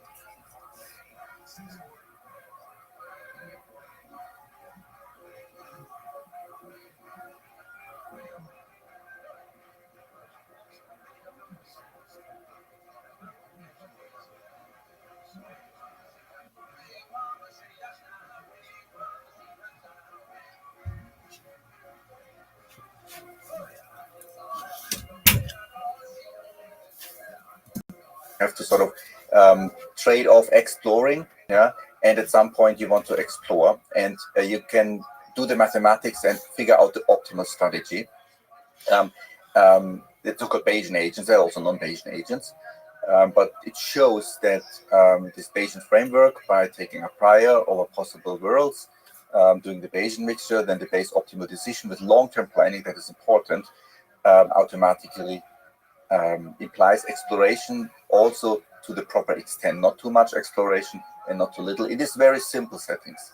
In the IXE model, I was also able to prove that it is a self-optimizing theorem or asymptotic optimality theorems, although they're only asymptotic, not finite time bounds. So it seems like the long-term planning is a really important, the long-term part of the planning is really important. Yes. And also, I mean, maybe a quick tangent, how important do you think is removing the Markov assumption and looking at the full history? Sort of intuitively, of course, it's important, but is it like fundamentally transformative to the entirety of the problem? What's your sense of it? Like, because we make that assumption quite often. It's just throwing away the past. I think it's absolutely crucial. The question is whether there's a way to deal with it in a more heuristic and still sufficiently well way. So I have to come up with an example on the fly, but you have some key event in your life, a long time ago, in some city or something, you realized, it's a really dangerous street or whatever, right? Yeah. And you want to remember that forever, right? In case you come back there. Kind of a selective kind of memory. So you remember all the important events in the past, but somehow selecting the importance is... That's very hard, yeah. And I'm not concerned about, just storing the whole history. Just, you can calculate, human life says 30 or 100 years, doesn't matter, right? How much data comes in through the vision system and the auditory system. You compress it a little bit, in this case lossily, and store it. We are soon in the means of just storing it. Yeah? But you still need to do the selection for the planning part and the compression for the understanding part. The raw storage, I'm really not concerned about. And I think we should just store, if we develop an agent, preferably just store all the interaction history. And then you build, of course, models on top of it, and you compress it, and you are selective, but occasionally you go back to the old data and reanalyze it based on your new experience you have. Sometimes you're in school, you learn all these things you think is totally useless, and much later you realize, oh, they were not, so useless as you thought. I'm looking at you, linear algebra. Right. So maybe let me ask about objective functions, because that rewards, it seems to be an important part. The rewards are kind of given to the system. For a lot of people, the specification of the objective function in it is a key part of intelligence. Like the agent itself figuring out what is important. What do you think about that? Is it possible within the IXE framework to yourself discover the reward based on which you should operate? Okay, that will be a long answer. So And that is a very interesting question, and I'm asked a lot about this question: where do the rewards come from? And that depends. Yeah. So, and then I give you now a couple of answers. So, if you want to build agents, now let's start simple. So let's assume we want to build an agent based on the IXE model, which performs a particular task. Let's start with something super simple, like playing chess, or Go or something. Yeah. Then you just, the reward is, winning the game is +1, losing the game is -1. Done. You apply this agent. If you have enough compute, you let it self-play, and it will learn the rules of the game. Will play perfect chess. After some while, problem solved. Okay. So if you have more complicated problems, then you may believe that you have the right reward, but it's not. So a nice, cute example is the elevator control that is also in Rich Sutton's book, which is a great book, by the way. So you control the elevator and you think, well, maybe the reward should be coupled to how long people wait in front of the elevator. Long wait is bad. You program it and you do it. And what happens is the elevator eagerly picks up all the people, but never drops them off. So then you realize, maybe the time in the elevator also counts. So you minimize the sum. Yeah. And the elevator does that, but never picks up the people in the 10th floor and the top floor because in expectation it's not worth it. Just let them stay. Yeah. So even in apparently simple problems, you can make mistakes. Yeah, and that's what in more serious contexts, say AGI safety researchers consider. So now let's go back to general agents. So assume we want to build an agent which is generally useful to humans. Yeah, so you have a household robot, and it should do all kinds of tasks. So in this case, the human should give the reward on the fly.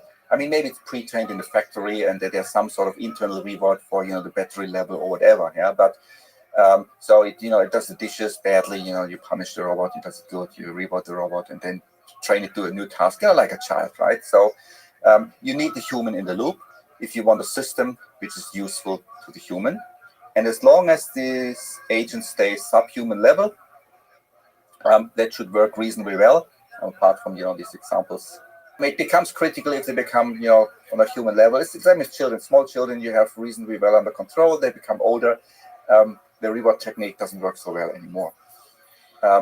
So then finally, so this would be agents which are just, you could say, slaves to the humans. Yeah. So if you are more ambitious and just say we want to build a new species of intelligent beings, we put them on a new planet and we want them to develop this planet or whatever. So we don't give them any reward. So what could we do? And you could try to come up with some reward functions like it should maintain itself, the robot. It should maybe multiply, build more robots, right? And maybe for all kinds of things which you find useful, but that's pretty hard, right? What does self-maintenance mean? What does it mean to build a copy? Should it be an exact copy, an approximate copy? And so that's really hard. But Laurent Assault, also at DeepMind, developed a beautiful model. So it just took the IXE model and coupled the rewards to information gain. So he said the reward is proportional to how much the agent had learned about the world. Baby. And you can rigorously, formally, uniquely define that in terms of careful diversions. Okay. So if you put that in, you get a completely autonomous agent. And actually, interestingly, for this agent, we can prove much stronger result than for the general agent, which is also nice. And if you let this agent loose, it will be, in a sense, the optimal scientist. It is absolutely curious to learn as much as possible about the world. And of course, it will also have a lot of instrumental goals, right? In order to learn, it needs to at least survive, right? A dead agent is not good for anything. So it needs to have self-preservation. And if it builds small helpers acquiring more information, it will do that. Yeah. If exploration, space exploration or whatever is necessary, right, to gathering information and develop it. So it has a lot of instrumental goals following on this information gain. And this agent is completely autonomous of us. No rewards necessary anymore. Yeah, of course, it could find a way to gain the concept of information, get stuck in that library that you mentioned beforehand with with a very large number of books. The first agent had this problem. It would get stuck in front of an old TV screen which has just had white noise. Yeah, why not? Yeah. But the second version can deal with at least stochasticity. Well, Yeah. What about curiosity? This kind of word, curiosity, creativity. Is that kind of the reward function being of getting new information? Is that similar to idea of kind of injecting exploration for its own sake inside the reward function? Do you find this at all appealing, interesting? I think that's a nice definition. Curiosity is reward. Curiosity is exploration for its own sake. Yeah, I would accept that. But most curiosity, well, in humans and especially in children, yeah, is not just for its own sake, but for actually learning about the environment and for behaving better. So I think most curiosity is tied in the end towards performing better.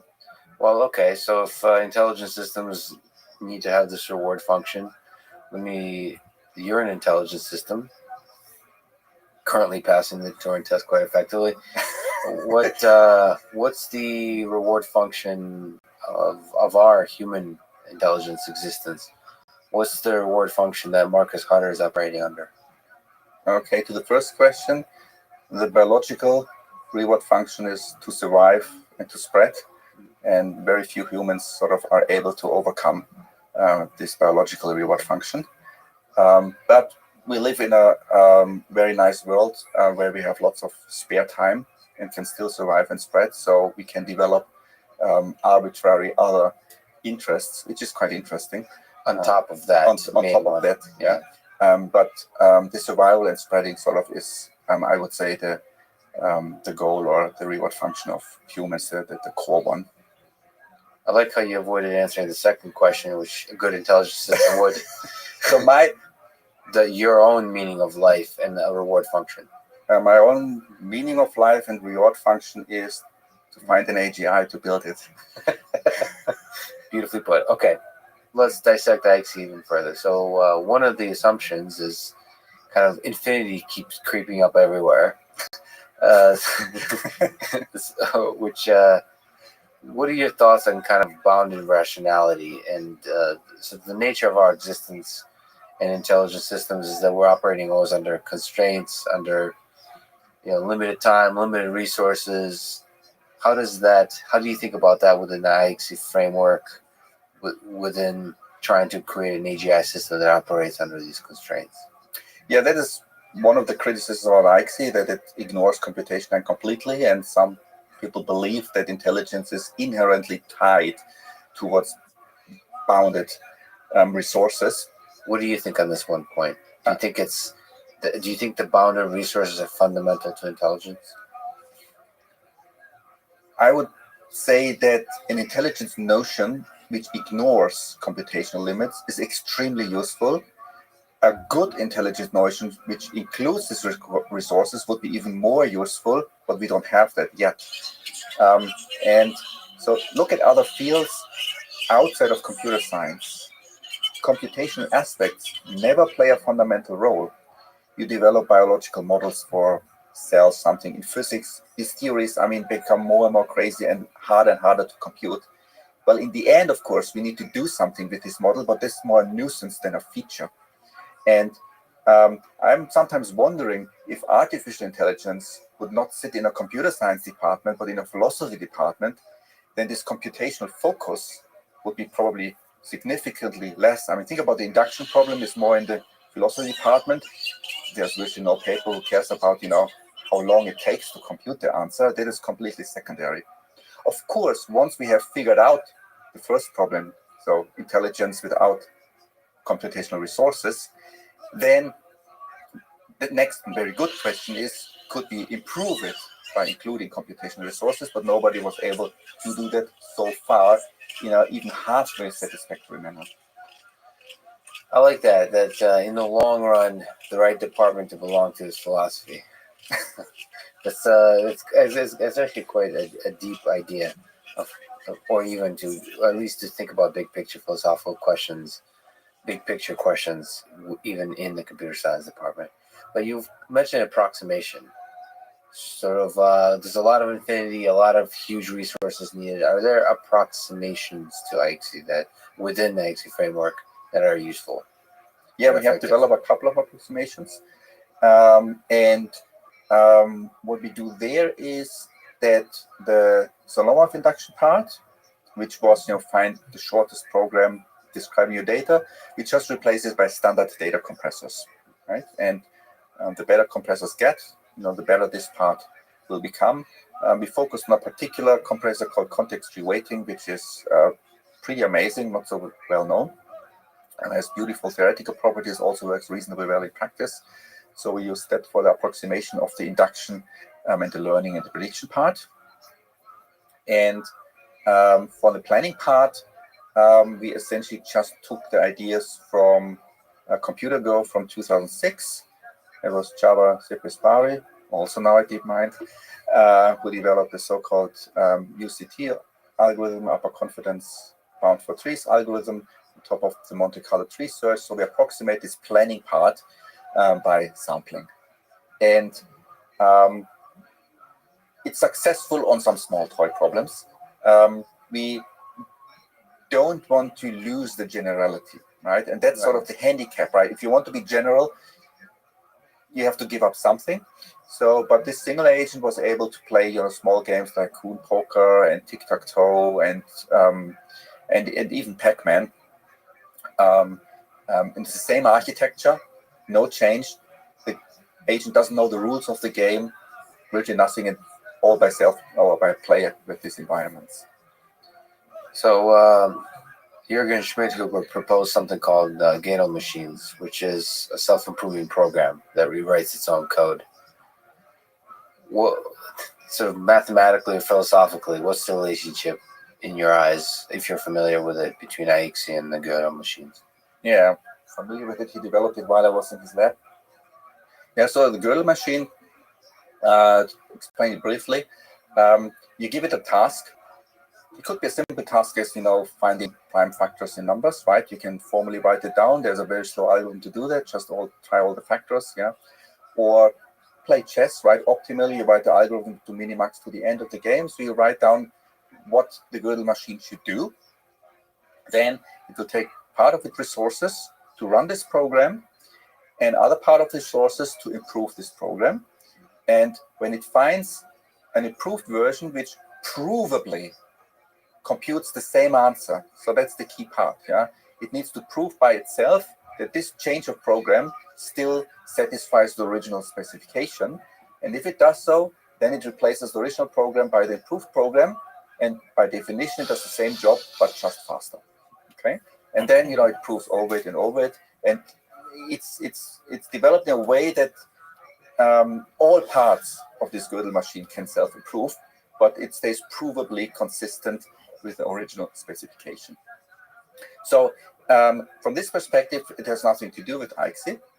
But if you would now put IXE as the starting axioms in, it would run IXE, but that takes forever. But then if it finds a provable speed up of IXE, it would replace it by this and this and this, and maybe eventually it comes up with a model which is still the IXE model. It cannot be, just for the knowledgeable reader, IXE is incomputable, and I can prove that therefore there cannot be a computable exact algorithm computers. There needs to be some approximations, and this is not dealt with the Gödel machine, so you have to do something about it. But there's the IXE-TL model, which is finitely computable, which we could put in. Which part of IXE is non-computable? The Solomonov induction part. The induction. Okay, so... But there is ways of getting computable approximations of the IXE model. So then it's at least computable. It is still way beyond any resources anybody will ever have. But then the Gödel machine could sort of improve it further and further in an exact way. So is it theoretically possible that the Gödel machine process could improve? Isn't IXE already optimal? It is optimal in terms of the reward collected over its interaction cycles, but it takes infinite time to produce one action, and the world, continues whether you want it or not. Yeah. So the model is assuming I had an oracle which solved this problem, and then in the next 100 milliseconds or the reaction time you need gives the answer. Then IX is optimal. Oh, so it's optimal in sense of data, also from learning efficiency and data efficiency, but not in terms of computation time. And then the other Go machine, in theory, but probably not provably, could make it go faster. Yes. So, okay. This is interesting. Those two components are super interesting. The sort of the perfect intelligence combined with self-improvement. Sort of provable self-improvement in the sense you're always you're always getting the correct answer and you're improving. Beautiful ideas. Okay, so you also mentioned that different kinds of things in the chase of solving this reward, sort of optimizing for the goal, interesting human things could emerge. So is there a place for consciousness within IXC?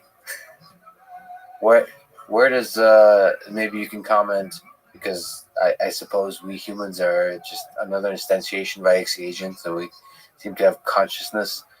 You say humans are an instantiation of an IXC agent? Yes. Oh, that would be amazing. But I think it's not a dream correct for the smartest and most rational humans, I think. Maybe we are very crude approximations. Interesting. I tend to believe, again, I'm Russian, so I tend to believe our flaws are part of the optimal. So we tend to laugh off and criticize our flaws, and I tend to think that that's actually close to optimal behavior. Well, some flaws, if you think more carefully about it, are actually not flaws, yeah, but I think there are still enough flaws. I don't know. It's unclear. As a student of history, I think all the suffering that we've endured as a civilization, it's possible that that's the optimal amount of suffering we need to endure to minimize long-term suffering. That's your Russian background, I think. Yes, that's the Russian. But whether humans are or not instantiations of an IXC agent, do you think there's consciousness is something that could emerge in a computational formal framework like IXC? Let me also ask you a question. Do you think I'm conscious? Yeah, that's a good question. You're that tie is confusing me, but I think so. You think that makes me unconscious because it strangles me? Or? If an agent were to solve the imitation game posed by Turing, I think that would be dressed similarly to you. That because there's a kind of flamboyant, interesting, complex behavior pattern that sells that you're human and you're conscious. But why do you ask? Was it a yes or was it a no?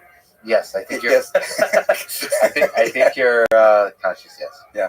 So, and you explain sort of somehow why, but you infer that from my behavior, right? Yes. You can never be sure about that, and I think the same thing will happen with any intelligent agent we develop if it behaves in a way sufficiently close to humans, or maybe even not humans. I mean, maybe a dog is also sometimes a little bit self-conscious, right? So if it behaves in a way where we attribute typically consciousness, we would attribute consciousness to these intelligent systems, and IXC in particular.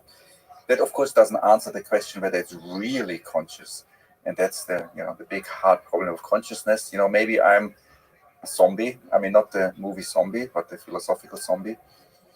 Is to you the display of consciousness close enough to consciousness from a perspective of AGI that the distinction of the hard problem of consciousness is not an interesting one?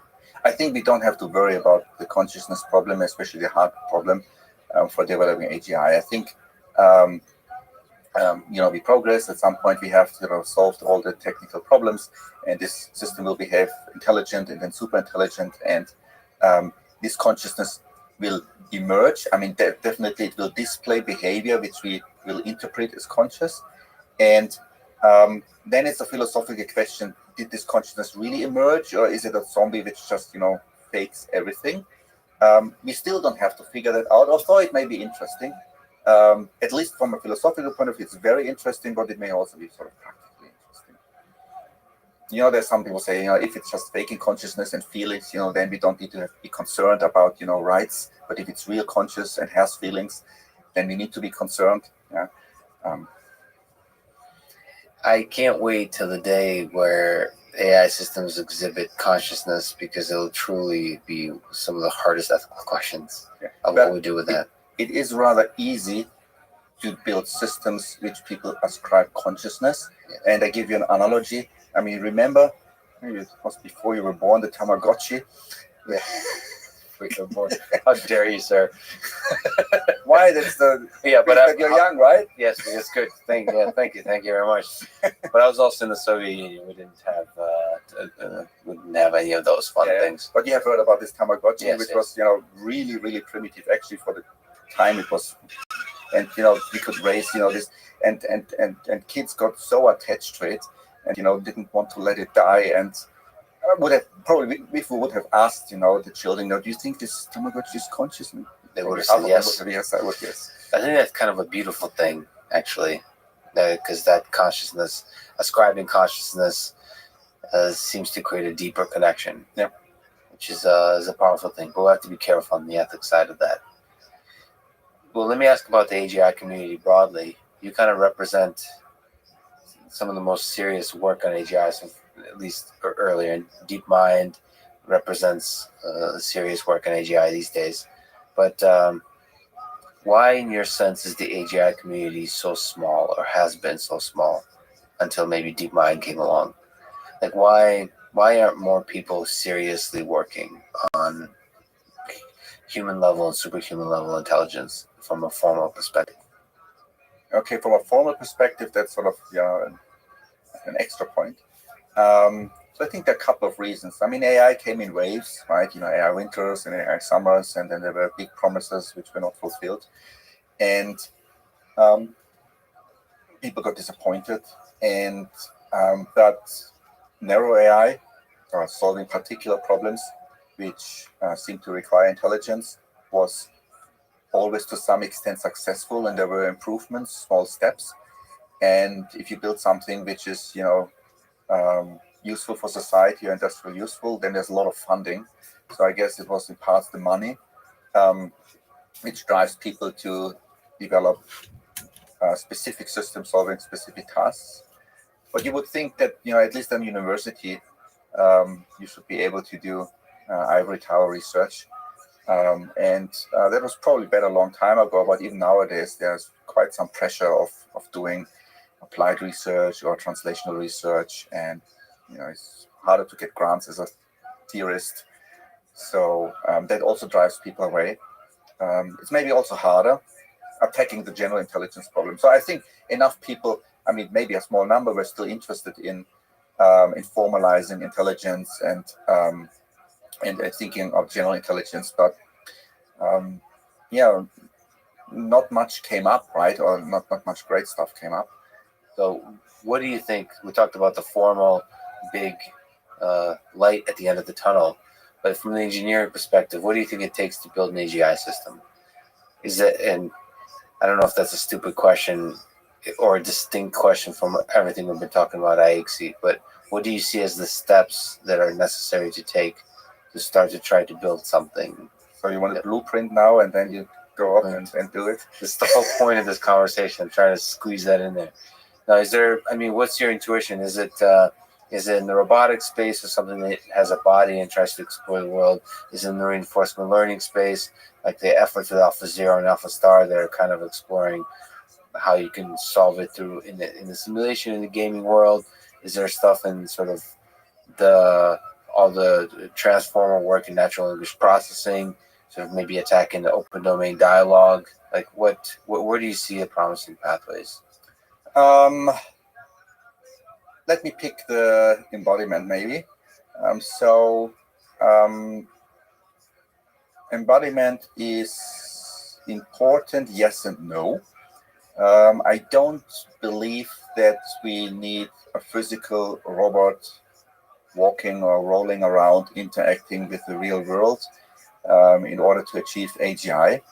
And I think it's more of a distraction probably than helpful. It's sort of confusing the body with the mind.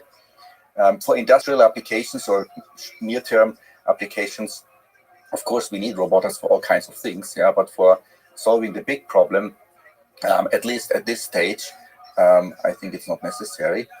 But the answer is also yes, that I think the most promising approach is that you have an agent, and that can be a virtual agent, in a computer interacting with an environment, possibly a 3D simulated environment like in many computer games, um, and you train and learn the agent. Even if you don't intend to later put it sort of, this algorithm in a robot brain and leave it forever in the virtual reality, getting experience in a, although it's just simulated 3D world, is possibly, and I say possibly, important to understand things on a similar level as humans do, especially if the agent, or primarily if the agent needs to interact with the humans, right? If you talk about objects on top of each other in space and flying and cars and so on, and the agent has no experience with even virtual 3D worlds, it's probably hard to grasp. But if we develop an abstract agent, say we take the mathematical path and we just want to build an agent which can prove theorems and becomes a better and better mathematician, then this agent needs to be able to reason in very abstract spaces, and then maybe sort of putting it into 3D environment, simulated world is even harmful. It should sort of, you put it in, I don't know, an environment which it creates itself or so. It seems like you have an interesting, rich, complex trajectory through life in terms of your journey of ideas. So it's interesting to ask what books, technical, fiction, philosophical, books, ideas, people had a transformative effect. Books are most interesting because maybe people could also read those books and see if they could be inspired as well. Yeah, luckily I asked books and not singular book. It's very hard, and I try to pin down one book. Yeah. Then I can do that at the end. So the books which were most transformative for me, or which I can most highly recommend to people interested in AI. Both, perhaps. Both. I would always start with Russell and Norvig, Artificial Intelligence, A Modern Approach. That's the Bible. It's an amazing book. It's very broad. It covers, all approaches to AI. And even if you focus on one approach, I think that is the minimum you should know about the other approaches out there. So that should be your first book. 4th edition should be coming out soon. Oh, okay, interesting. There's a deep learning chapter now, so there must be. Written by Ian Goodfellow. Okay. And the next book I would recommend, the Reinforcement Learning book by Sutton and Bartow. That's a beautiful book. It makes RL feel and look much easier than it actually is. It's very gentle book, very nice to read. The exercise you can very quickly get some RL systems to run. Very toy problems, but it's a lot of fun, and in a couple of days you feel you know what RL is about, but it's much harder than the book. Yeah. Come on now, it's an awesome book. Yeah. No, it is. Yeah, and maybe, there's so many books out there. If you like the information theoretic approach, then there's From a Go of Complexity by Liam Vitani, but probably some short article is enough. You don't need to read the whole book, but it's a great book. And if you have to mention one all-time favorite book, so different flavor, that's a book which is used in the International Baccalaureate for high school students in several countries. That's from Nicholas Altjen, Theory of Knowledge, 2nd edition, or first, not the third, please. The third one they took out all the fun. Okay. So this asks all the interesting, or to me, interesting philosophical questions about how we acquire knowledge from all perspectives, from math, from art, from physics, and ask how can we know anything. And the book is called Theory of Knowledge. From which is this almost like a philosophical exploration of how we get knowledge from anything? Yes, yeah. Can religion tell us, about something about the world? Can science tell us something about the world? Can mathematics, or is it just playing with symbols? And these open-ended questions. And I mean, it's for high school students, so they have then resources from Hitchhiker's Guide to the Galaxy and from Star Wars and The Chicken Crossed the Road, yeah. And it's fun to read, but it's also quite deep. If you could live one day of your life over again, because it made you truly happy, or maybe like we said with the books, it was truly transformative, what day, what moment would you choose? Does something pop into your mind? Does it need to be a day in the past, or can it be a day in the future? Well, space-time is an emergent phenomena, so it's all the same anyway. Okay, from the past. You're really going to say from the future. I love it. No, I will From the also past? tell you from the future. Yeah, okay. From the past. So from the past, I would say when I discovered my IC model. I mean, it was not in one day, but it was one moment where I realized Kolmogorov complexity. I didn't even know that it existed, but I discovered myself. But immediately I knew I can't be this idea. And then I knew about sequential decision tree, and I knew if I put it together, this is the right thing. And yeah, still when I think back about this moment, I'm super excited about it. Was there any more details and context to that moment? Did an apple fall in your head? Where so like if you look at Ian Goodfellow talking about GANs, there was beer involved. Is there some more context of what sparked your thought, or was it just? No, it was much more mundane. So I worked in this company. So in this sense, the 4.5 years was not completely wasted. And I worked on an image interpolation problem, and I developed a quite neat new interpolation techniques, and they got patented. And then which happens quite often, I got sort of overboard and thought about, yeah, that's pretty good, but it's not the best. So what is the best possible way of doing interpolation? Yeah. And then I thought, yeah, you want the simplest picture, which is if you coarse grain it, recovers your original picture. And then I thought about the simplicity concept more in quantitative terms, and then everything developed. And somehow the full beautiful mix of also being a physicist and thinking about the big picture of it then led you to probably big with I. Yeah. So as a physicist, I was probably trained not to always think in computational terms, just ignore that and think about the fundamental properties which you want to have. So what about if you could relive one day in the future? What would that be? When I solve the AGI problem. I don't think in practice. So in theory, I have solved it with the IC model, but in practice. And then I asked the first one. What would be the first question? What's the meaning of life? I don't think there's a better way to end it. Thank you so much for talking today. It's a huge honor to finally meet you. Yeah, really. Thank you too. It was a pleasure on my side too. Thanks for listening to this conversation with Marcus Hutter, and thank you to our presenting sponsor, Cash App. Download it, use code LEXPODCAST.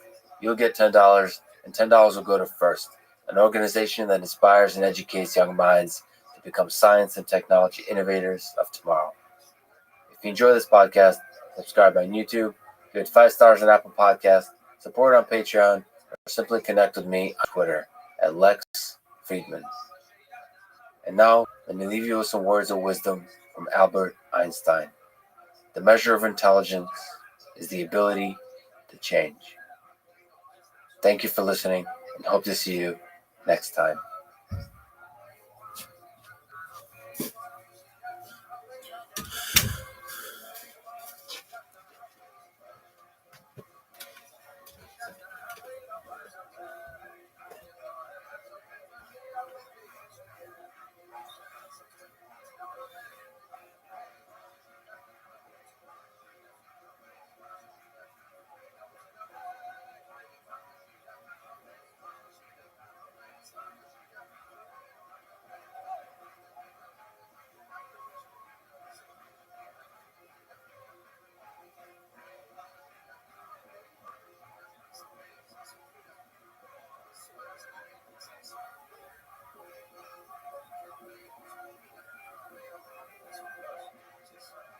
Following is a conversation with John Hopfield, professor at Princeton, whose life's work weaved beautifully through biology, chemistry, neuroscience, and physics. Most crucially, he saw the messy world of biology through the piercing eyes of a physicist. He's perhaps best known for his work on associative neural networks, now known as Hopfield networks, that were one of the early ideas that catalyzed the development of the modern field of deep learning. As his 2019 Franklin Medal in Physics Award states, he applied concepts of theoretical physics to provide new insights on important biological questions in a variety of areas, including genetics and neuroscience, with significant impact on machine learning. And as John says in his 2018 article titled, "Now What?", his accomplishments have often come about by asking that very question, now what? And often responding by a major change of direction. This is the Artificial Intelligence Podcast. If you enjoy it, subscribe on YouTube, give it 5 stars on Apple Podcasts, support it on Patreon, or simply connect with me on Twitter at Lex Friedman, spelled Fridman. As usual, I'll do 1 or 2 minutes of ads now and never any ads in the middle that can break the flow of the conversation. I hope that works for you and doesn't hurt the listening experience. This show is presented by Cash App, the #1 finance app in the App Store. When you get it, use code LEXPODCAST. Cash App lets you send money to friends, buy Bitcoin, and invest in the stock market with as little as $1. Since Cash App does fractional share trading, let me mention that the order execution algorithm that works behind the scenes to create the abstraction of fractional orders is, to me, an algorithmic marvel. So big props to the Cash App engineers for solving a hard problem that in the end provides an easy interface that takes a step up the next layer of abstraction over the stock market, making trading more accessible for new investors, diversification much easier. So again, if you get Cash App from the App Store or Google Play and use code LEXPODCAST, you'll get $10, and Cash App will also donate $10 to FIRST, one of my favorite organizations that is helping advance robotics and STEM education for young people around the world. And now, here's my conversation with John Hopfield. What difference between biological neural networks and artificial neural networks is most captivating and profound to you? At the higher philosophical level, let's not get technical just yet. One of the things that very much intrigues me is the fact that neurons have all kinds of components, properties to them. In evolutionary biology, if you have some little quirk in how a molecule works or how a cell works, and it can be made use of, evolution will sharpen it up and make it into a useful feature rather than a glitch. And so you expect in neurobiology for evolution to have captured all kinds of possibilities of getting neurons, of how you get neurons to do things for you. And that aspect has been completely suppressed in artificial neural networks. So the glitches become features in the biological neural network. They can. Look, let me take one of the things that I used to do research on.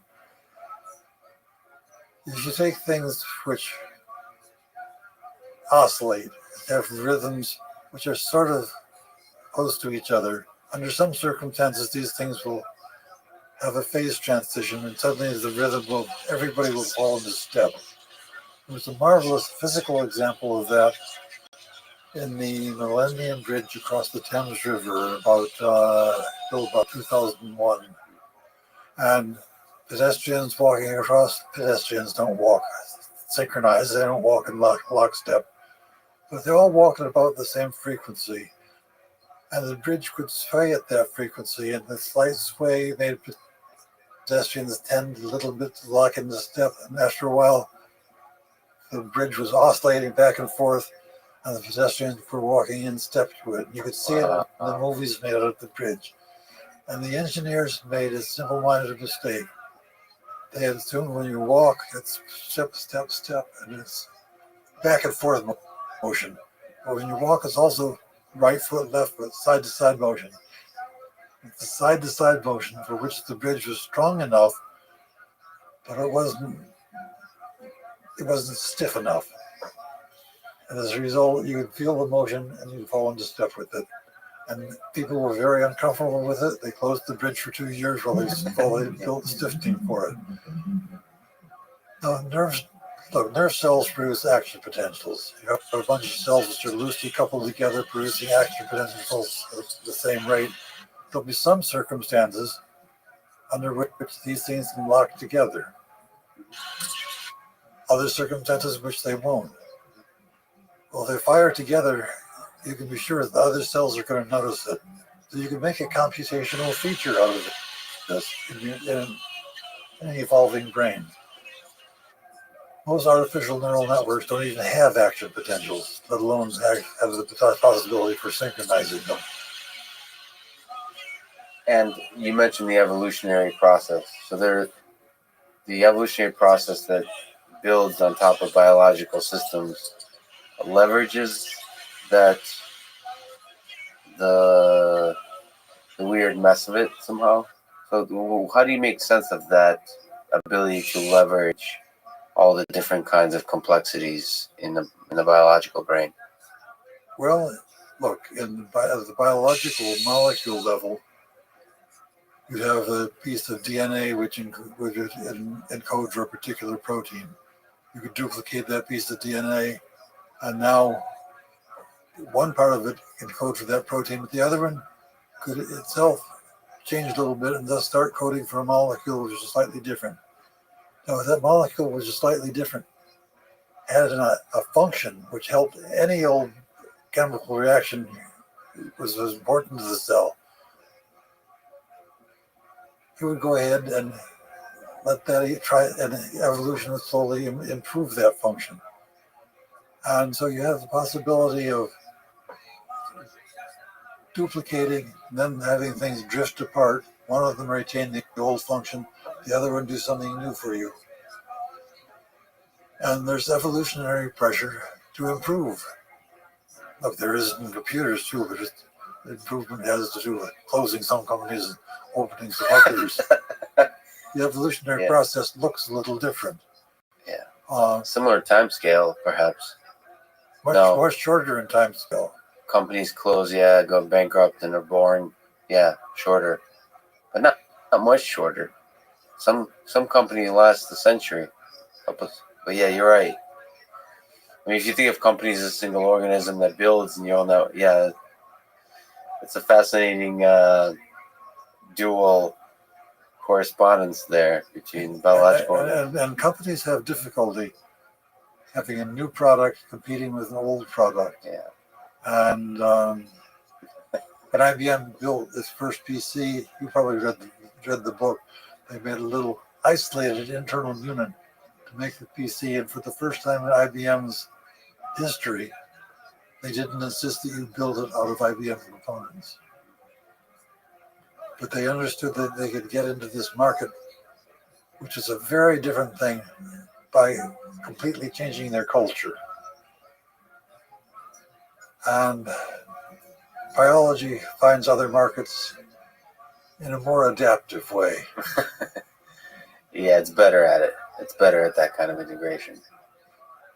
So maybe you've already said it, but what to you is the most beautiful aspect or mechanism of the human mind? Is it the ability to adapt as you've described, or is there some other little quirk that you particularly like? Adaptation is everything when you get down to it.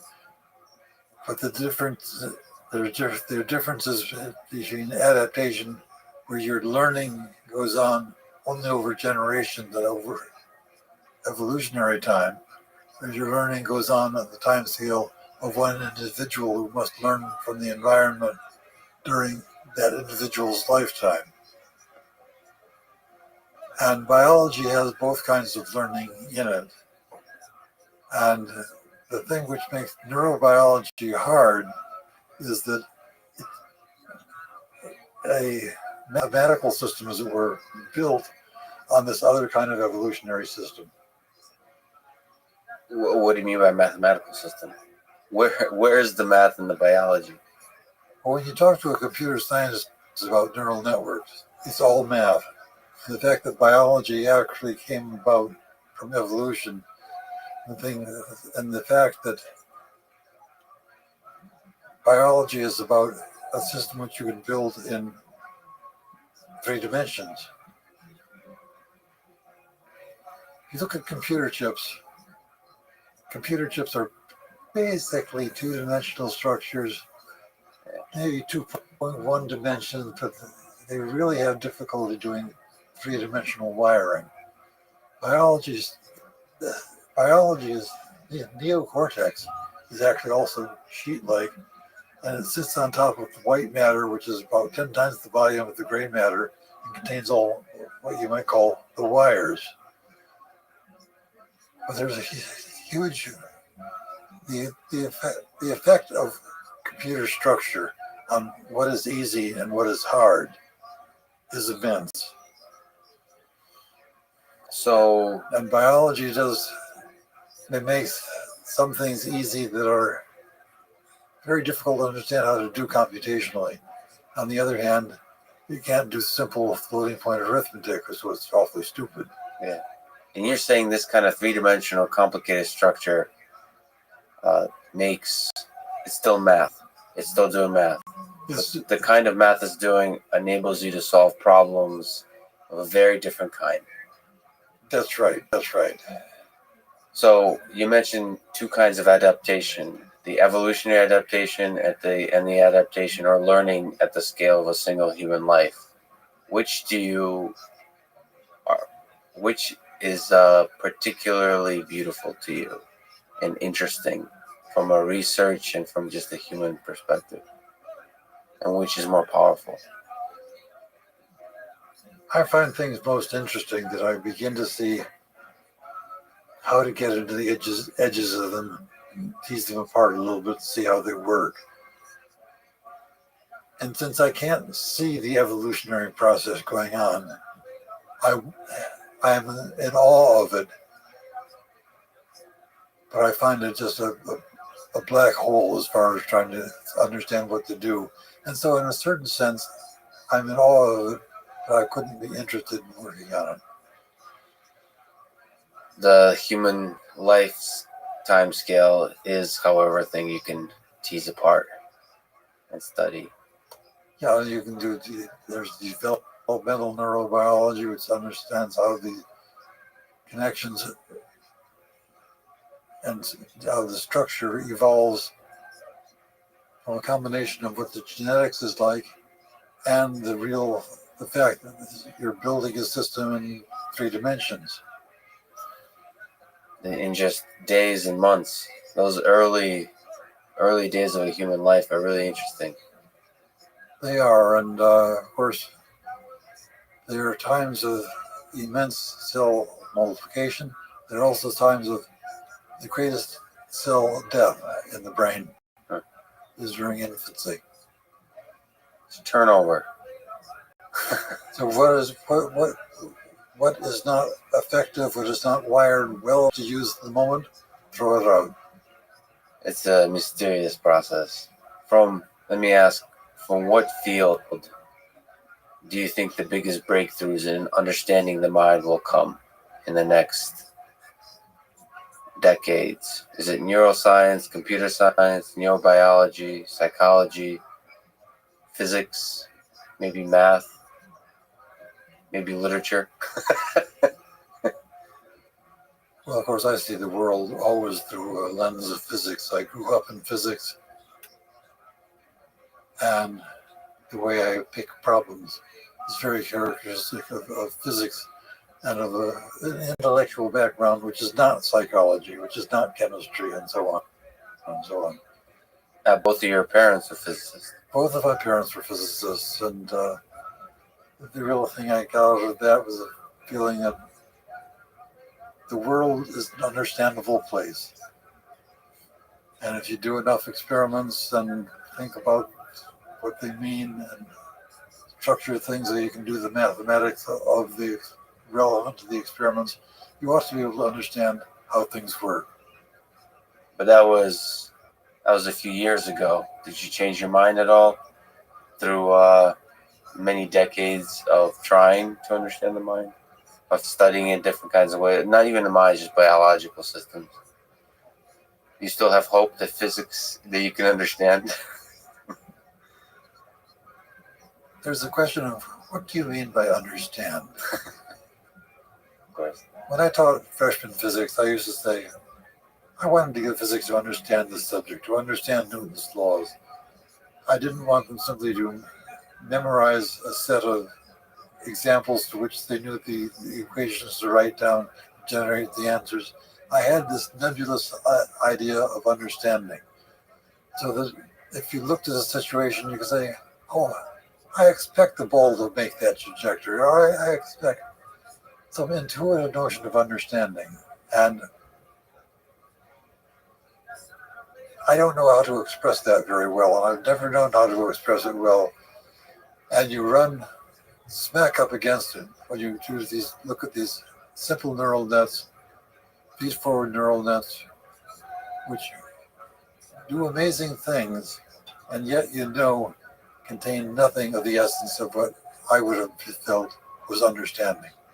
Understanding is more than just an enormous lookup table. Let's linger on that. How sure you are of that? What if the table gets really big? So, asked another way, these feed-forward neural networks, you think they'll ever understand?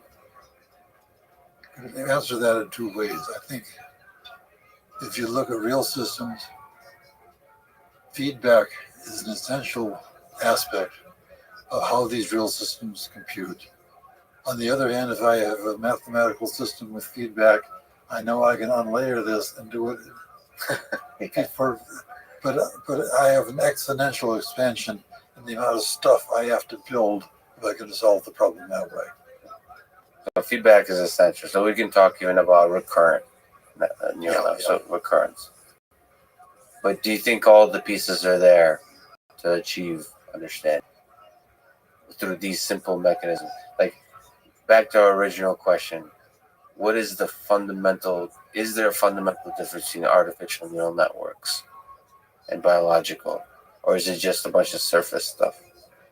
Suppose you ask a neurosurgeon, when is somebody dead? Yeah. They'll probably go back to saying, well, I can look at the brain rhythms and tell you this is a brain which is never going to function again. This other one is one that if we treat it well is still recoverable.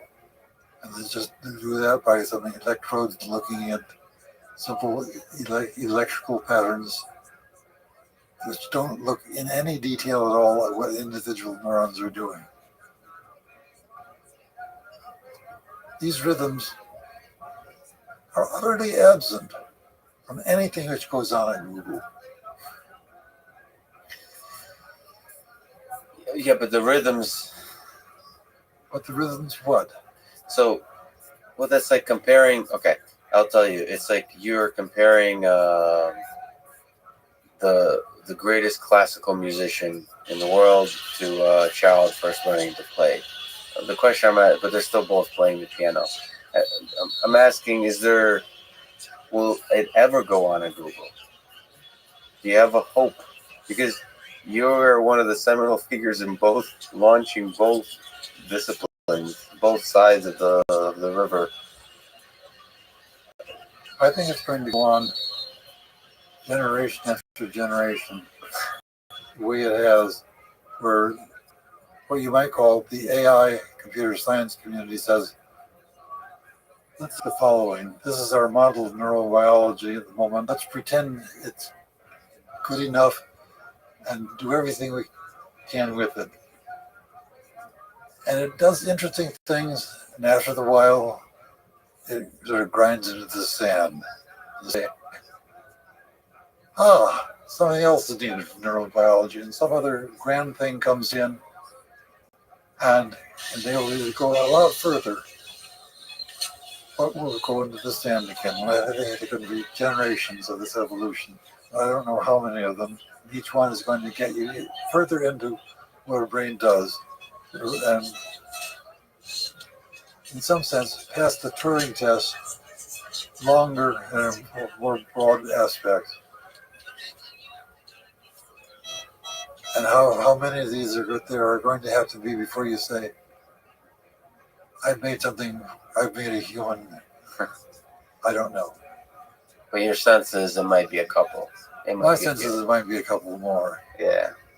And going back to my brainwaves, as it were. Yeah. From the AI point of view, they would say, maybe these are an heavy phenomenon, not important at all.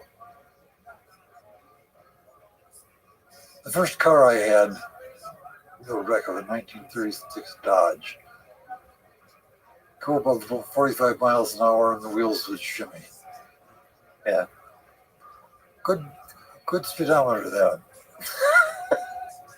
Now, nobody designed the car that way. The car is malfunctioning to have that. But in biology, if it were useful to know when are you going more than 45 miles an hour, you just capture that, and you wouldn't worry about where it came from. Yeah. It's going to be a long time before that kind of thing, which can take place in large, complex networks of things, is actually used in the computation. Look,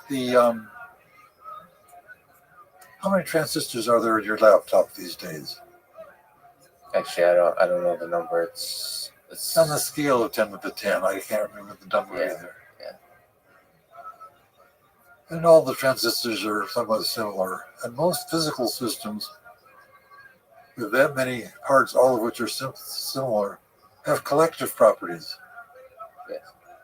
Sound waves in air, earthquakes, what have you, have collective properties. Weather. There are no collective properties used in artificial neural networks, in AI. Yeah, it's very... If biology uses them, it's going to take us to more generations of things for people to actually dig in and see how they are used and what they mean. See, you're very right. We might have to return several times to neurobiology and try to make our transistors messy. Yeah. At the same time, the simple ones will conquer big aspects. And I think one of the biggest surprises to me was how well learning systems, which are manifestly non-biological, how important they can be actually, and how important and how useful they can be in AI. So if we can just take a stroll to some of your work, that is incredibly surprising that it works as well as it does, that launched a lot of recent work with neural networks. If we go to what are now called Hopfield networks, can you tell me what is associative memory in the mind for the human side? Let's explore memory for a bit. Okay, what you mean by associative memory is you have a memory of each of your friends. Your friend has all kinds of properties, from what they look like, to what their voice sounds like, to where they went to college, where you met them, go on and on, what science papers they've written. If I start talking about a 5'10" wiry cognitive scientist that's got a very bad back, it doesn't take very long for you to say, "Oh, he's talking about Jeff Hinton." I never mentioned the name or anything very particular, but somehow a few facts that are associated with a particular person enables you to get a hold of the rest of the facts. Yeah. Or not the rest of them, another subset of them. And it's this ability to link things together, link experiences together, which goes under the general name of associative memory.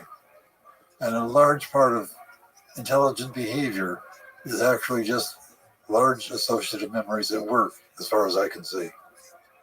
what do you think is the mechanism of how it works in the mind? Is it a mystery to you still? Do you have inklings of how this essential thing for cognition works? What I made 35 years ago was, of course, a crude physics model to show to actually enable you to understand my old sense of understanding as a physicist, because you could say, I understand why this goes to states. It's like things going downhill. Right. And that gives you something with which to think in physical terms rather than only in mathematical terms. So you've created these associative artificial networks. That's right. And now if you look at what I didn't at all describe a system which gracefully learns. I described a system in which you could understand how learning could link things together, how very crudely it might learn. One of the things which intrigues me as I reinvestigate that system now to some extent is, look, I'll see you every second of the next hour or what have you. Each look at you is a little bit different. I don't store all those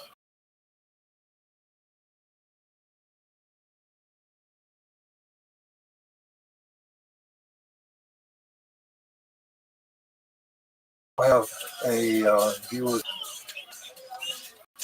which I can use. It doesn't slavishly remember and packs the information into useful chunks, which are somehow these chunks, which are not just activities of neurons, but bigger things than that, which are the real entities which are useful to you. Useful to you to describe, compress this information.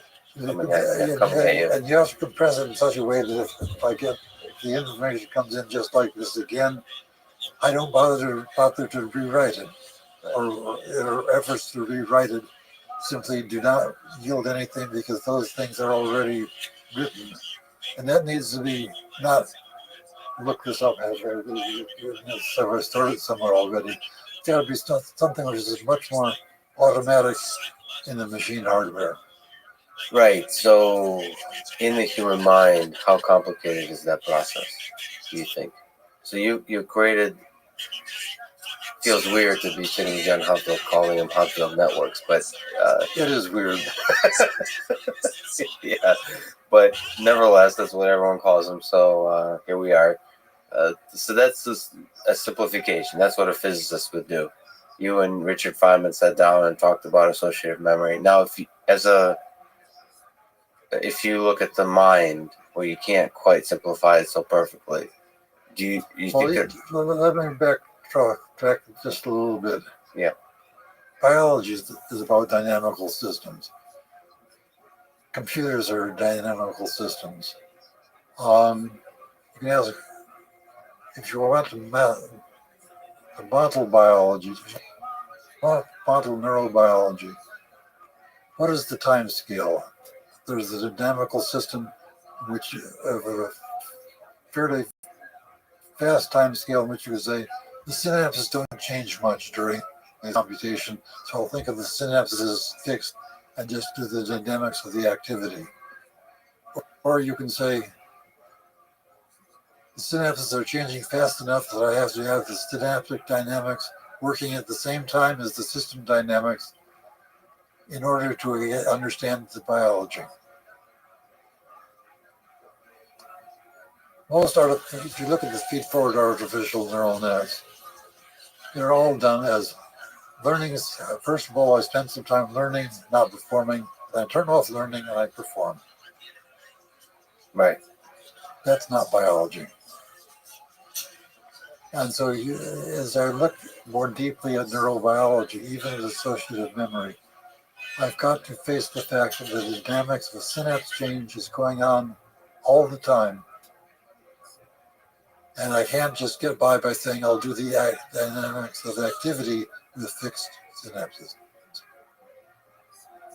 So the dynamics of the synapses is actually fundamental to the whole system. And there's nothing necessarily separating the time scales. The time scales can be separated. It's neat from the physicist or the mathematician's point of view, but it's not necessarily true in neurobiology.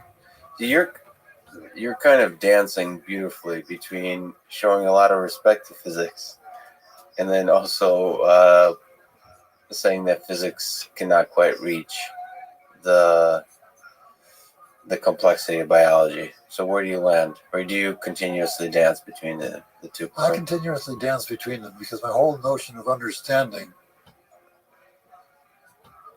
is that you can describe to somebody else how something works in ways which are honest and believable, and still not describe all the nuts and bolts in detail. Weather. I can describe weather as 10 to the 32 molecules colliding in the atmosphere. I can simulate weather that way, or I have a big enough machine. I'll simulate it accurately.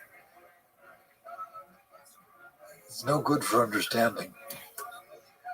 If I just want to understand things, I want to understand things in terms of wind patterns, hurricanes, pressure differentials, and so on. All things as they're collective. And the physicist in me always hopes that biology will have some things which can be said about it that are both true and for which you don't need all the molecular details of the molecules colliding. That's what I mean from the roots of physics by understanding. So what did, again, sorry, but Hopfield Networks help you understand? What insight did it give us about memory, about learning?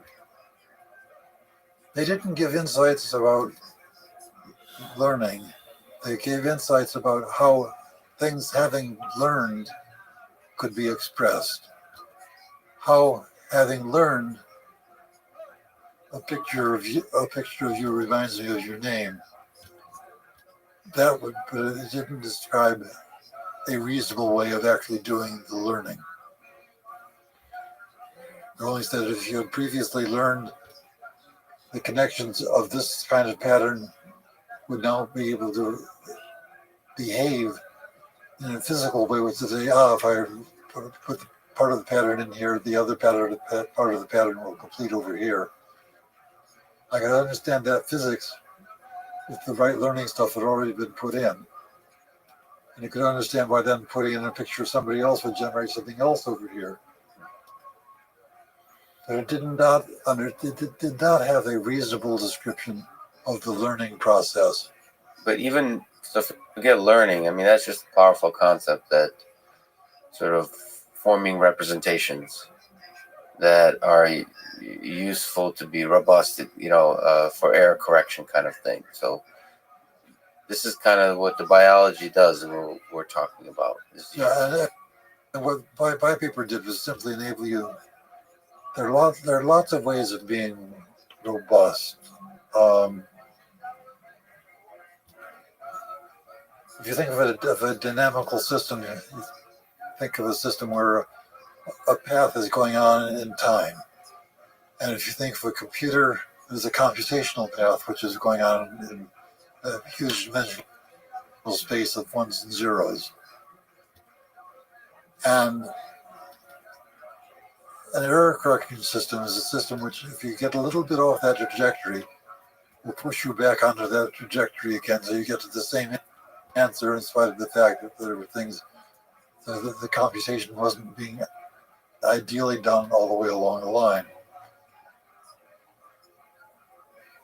And there are lots of models for error correction, but one of the models for error correction is to say, there's a valley that you're flowing down, and if you push a little bit off the valley, just like water being pushed a little bit by a rock, it gets back and follows the course of the river.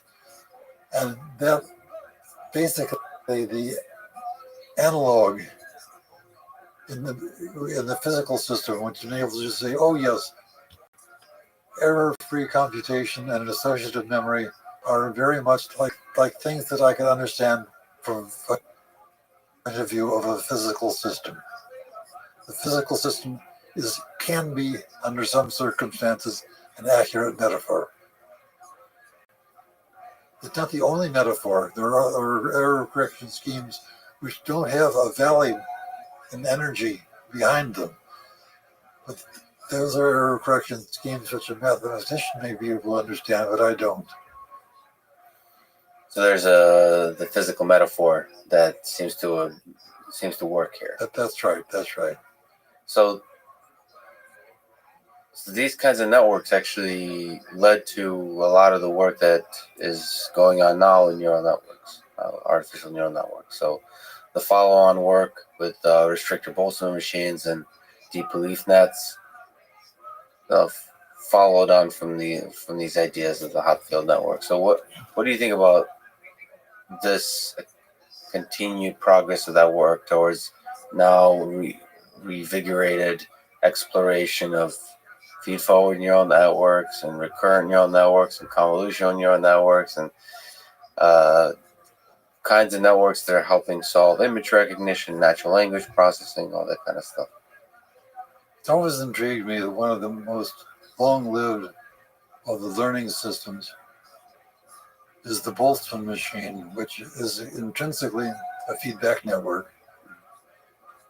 And with the brilliance of Hinton and Sinowski to understand how to do learning in that. And it's still a useful way to understand learning and understand, and the learning that you understand that has something to do with the way that feed-forward systems work. But it's not always exactly simple to express that intuition.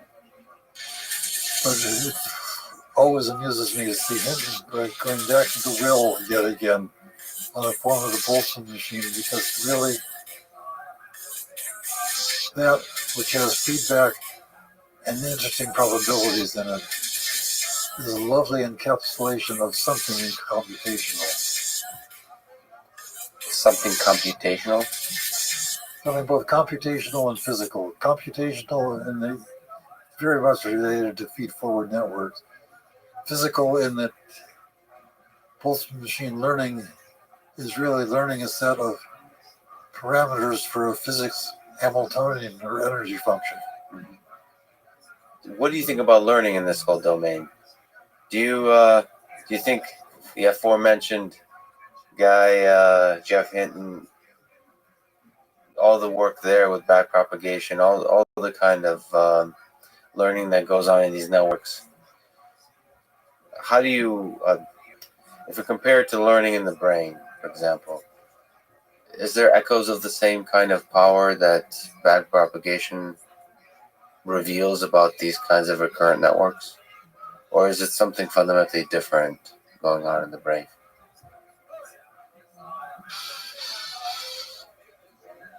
I don't think the brain is as deep as the deepest networks go, the deepest computer science networks.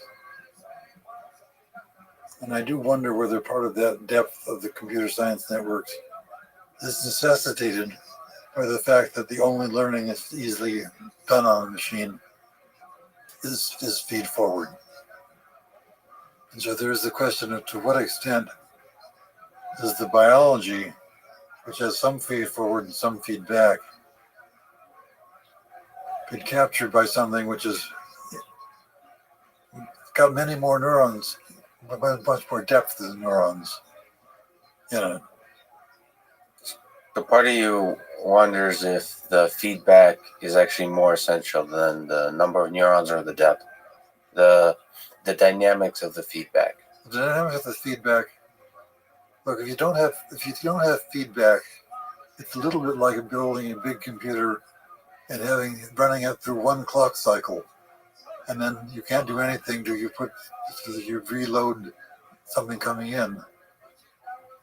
How do you use the fact that there are multiple clock cycles? How do I use the fact that you can close your eyes, stop listening to me, and think about a chessboard for 2 minutes without any input whatsoever. Yeah, that memory thing. That's fundamentally a feedback kind of mechanism. You're going back to something. Yeah, it's hard. It's hard. It's hard to understand. It's hard to introspect, let alone consciousness.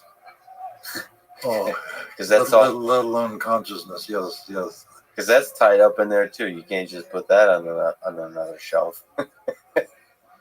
Every once in a while, I get interested in consciousness, and then I go and I've done that for years, and ask one of my betters, as it were, their view on consciousness. It's been interesting collecting them. What Oh, what is consciousness? Let's try to take a brief step into that room. Well, I asked Marvin Minsky his view on consciousness, and Marvin said, consciousness is basically overrated. It may be an epiphenomenon. After all the things your brain does, which are actually hard computations, you do non-consciously. And there's so much evidence that even the simple things you do, you can make decisions, you can make committed decisions about them. The neurobiologist can say, he's now committed, he's going to move the hand left before you know it. So his view that consciousness is not, that's just like little icing on the cake. The real cake is in the subconscious. Yeah. Subconscious, non-conscious. Non-conscious, that's the better word, sorry.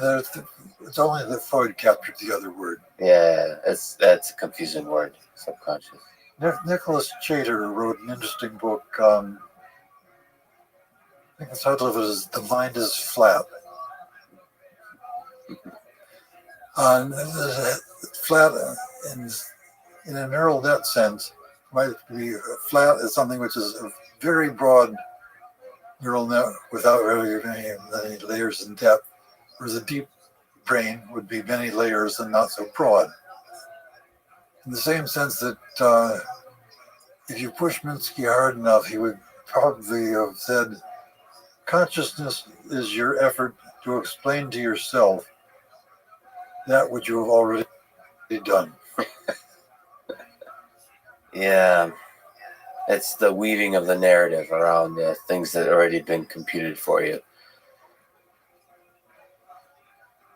That's right. And so much of what we do for our memories of events, for example, if there's some traumatic event you witness, you will have a few facts about it correctly done. If somebody asks you about it, you will weave a narrative which is actually much more rich in detail than that, based on some anchor points you have of correct things, and pulling together general knowledge on the other, but you will have a narrative. And once you generate that narrative, you are very likely to repeat that narrative and claim that all the things you have in it are actually the correct things. There was a marvelous example of that in the Watergate/impeachment era of John Dean. John Dean, you're too young to know, had been the personal lawyer of Nixon.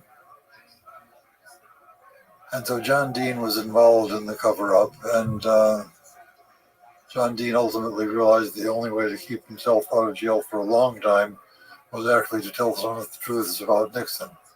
And John Dean was a tremendous witness. He would remember these conversations in great detail and very convincing detail.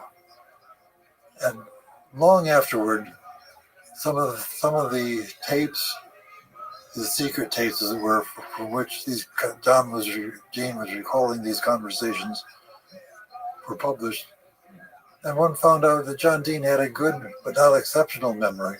What he had was an ability to paint vividly and, in some sense, accurately the tone of what was going on. By the way, that's a beautiful description of consciousness. Do like where do you stand in your today? So perhaps it changes day to day, but where do you stand on the importance of consciousness in our whole big mess of cognition? Is it just a little narrative maker, or is it actually fundamental to intelligence? That's a very hard one. When I asked Francis Crick about consciousness, he launched forward in a long monologue about Mendel and the peas. Yeah. And how Mendel knew that there was something, and how biologists understood that there was something in inheritance which was just very, very different, and the fact that inherited traits didn't just wash out into a gray, but were this or this, and propagated. That was absolutely fundamental to biology, and it took generations of biologists to understand that there was genetics, and it took another generation or two to understand that genetics came from DNA. But very shortly after Mendel, thinking biologists did realize that there was a deep problem about inheritance. And Francis would have liked to have said, and that's why I'm working on consciousness. But of course, he didn't have any smoking gun in the sense of Mendel. And that's the weakness of his position. If you read his book, which he wrote with Koch, I think. Yeah, Christoph Koch. Yeah. I find it unconvincing for a smoking gun reason.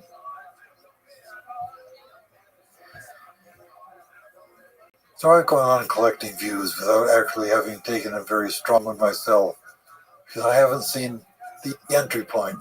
Not seeing the smoking gun from the point of view of physics, I don't see the entry point.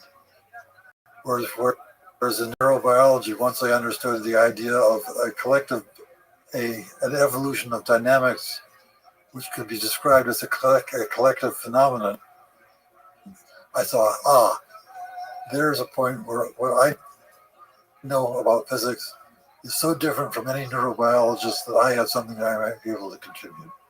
And right now, there's no way to grasp at consciousness from a physics perspective. From my point of view, that's correct.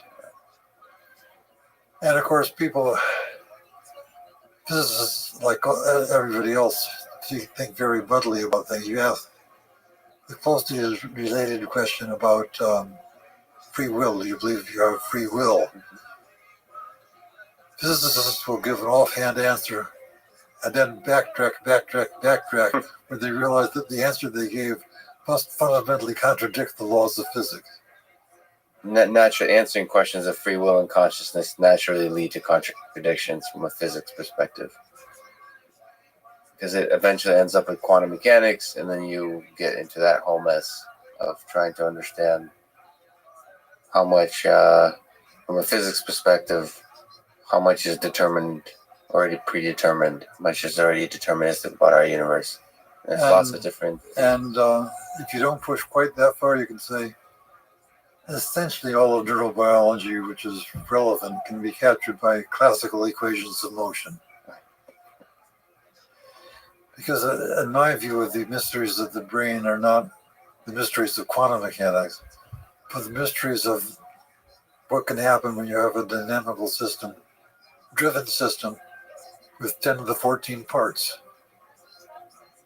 That complexity is something which is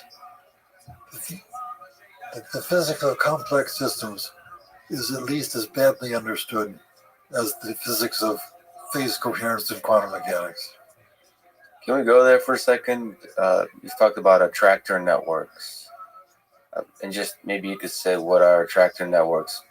And more broadly, what are interesting network dynamics that emerge in these or other complex systems?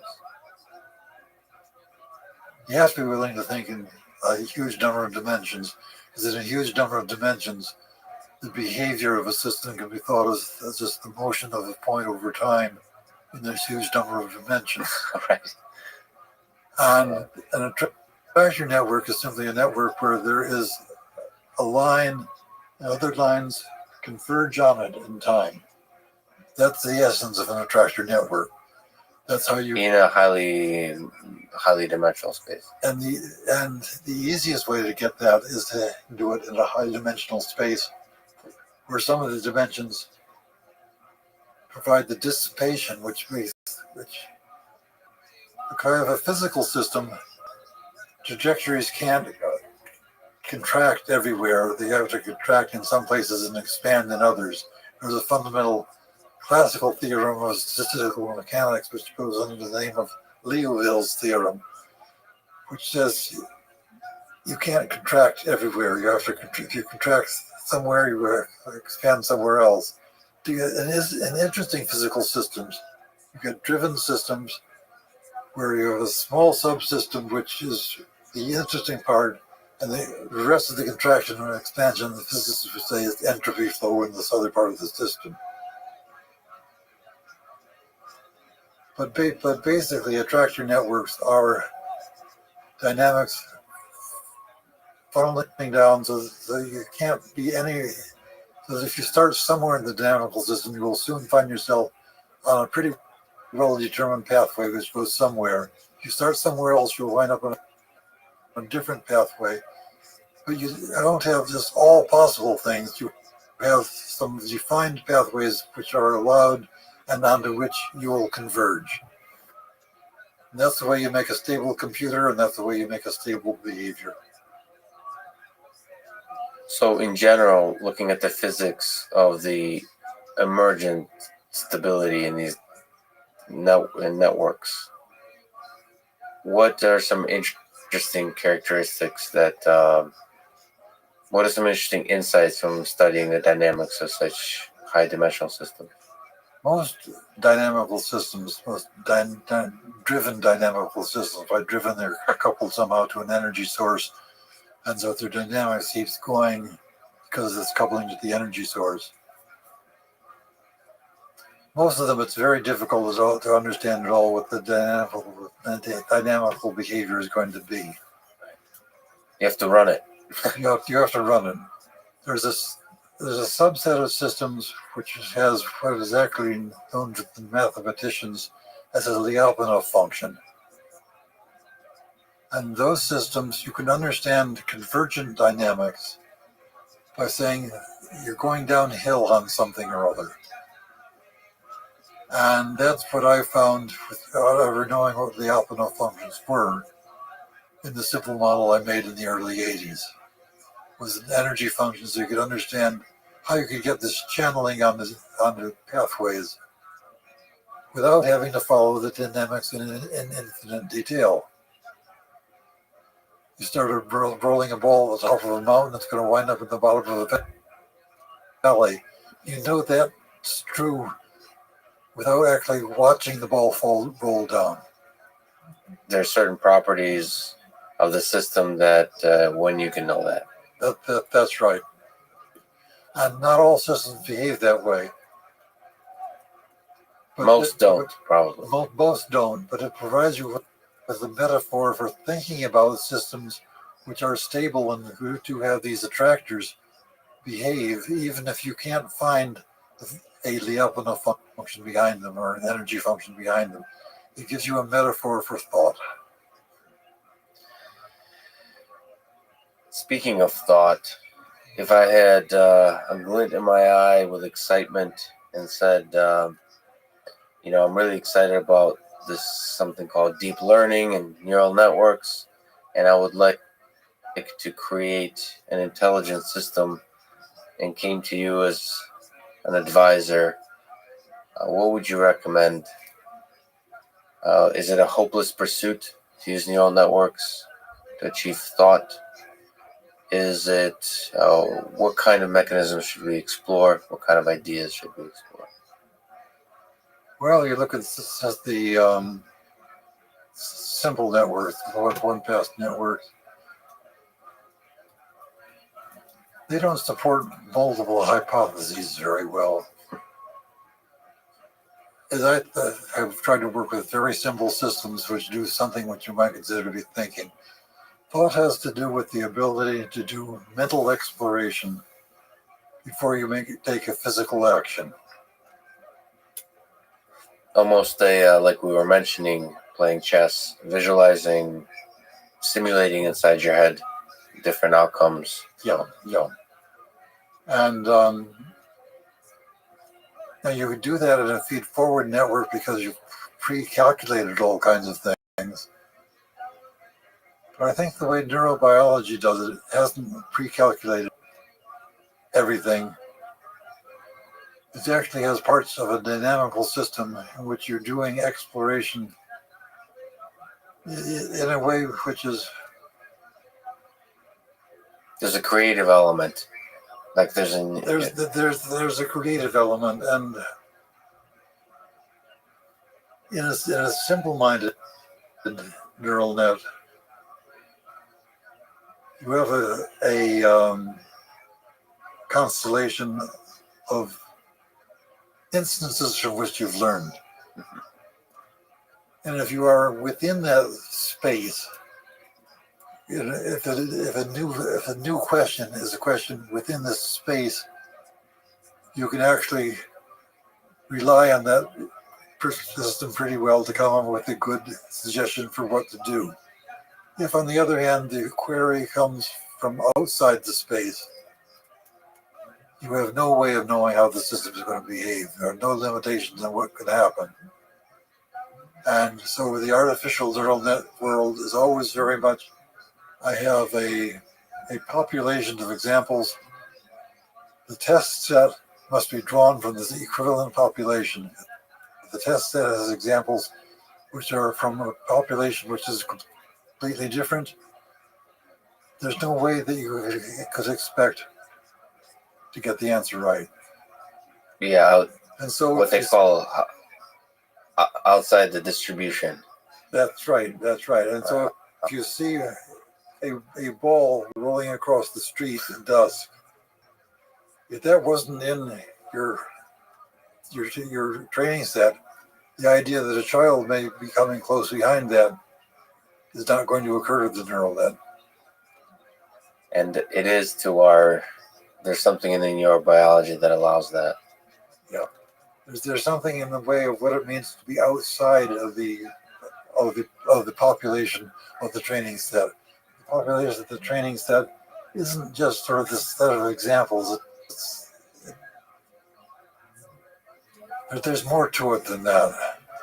And it gets back to my question of what is it to understand something? Yeah.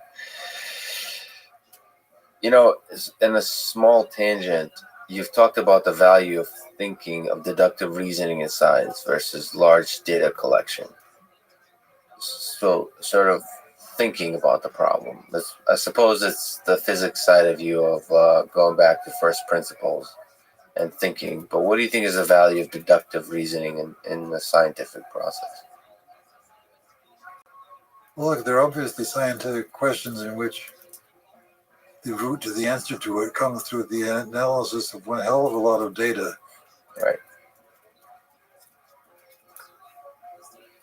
Cosmology, that kind of stuff. And that's never been the kind of problem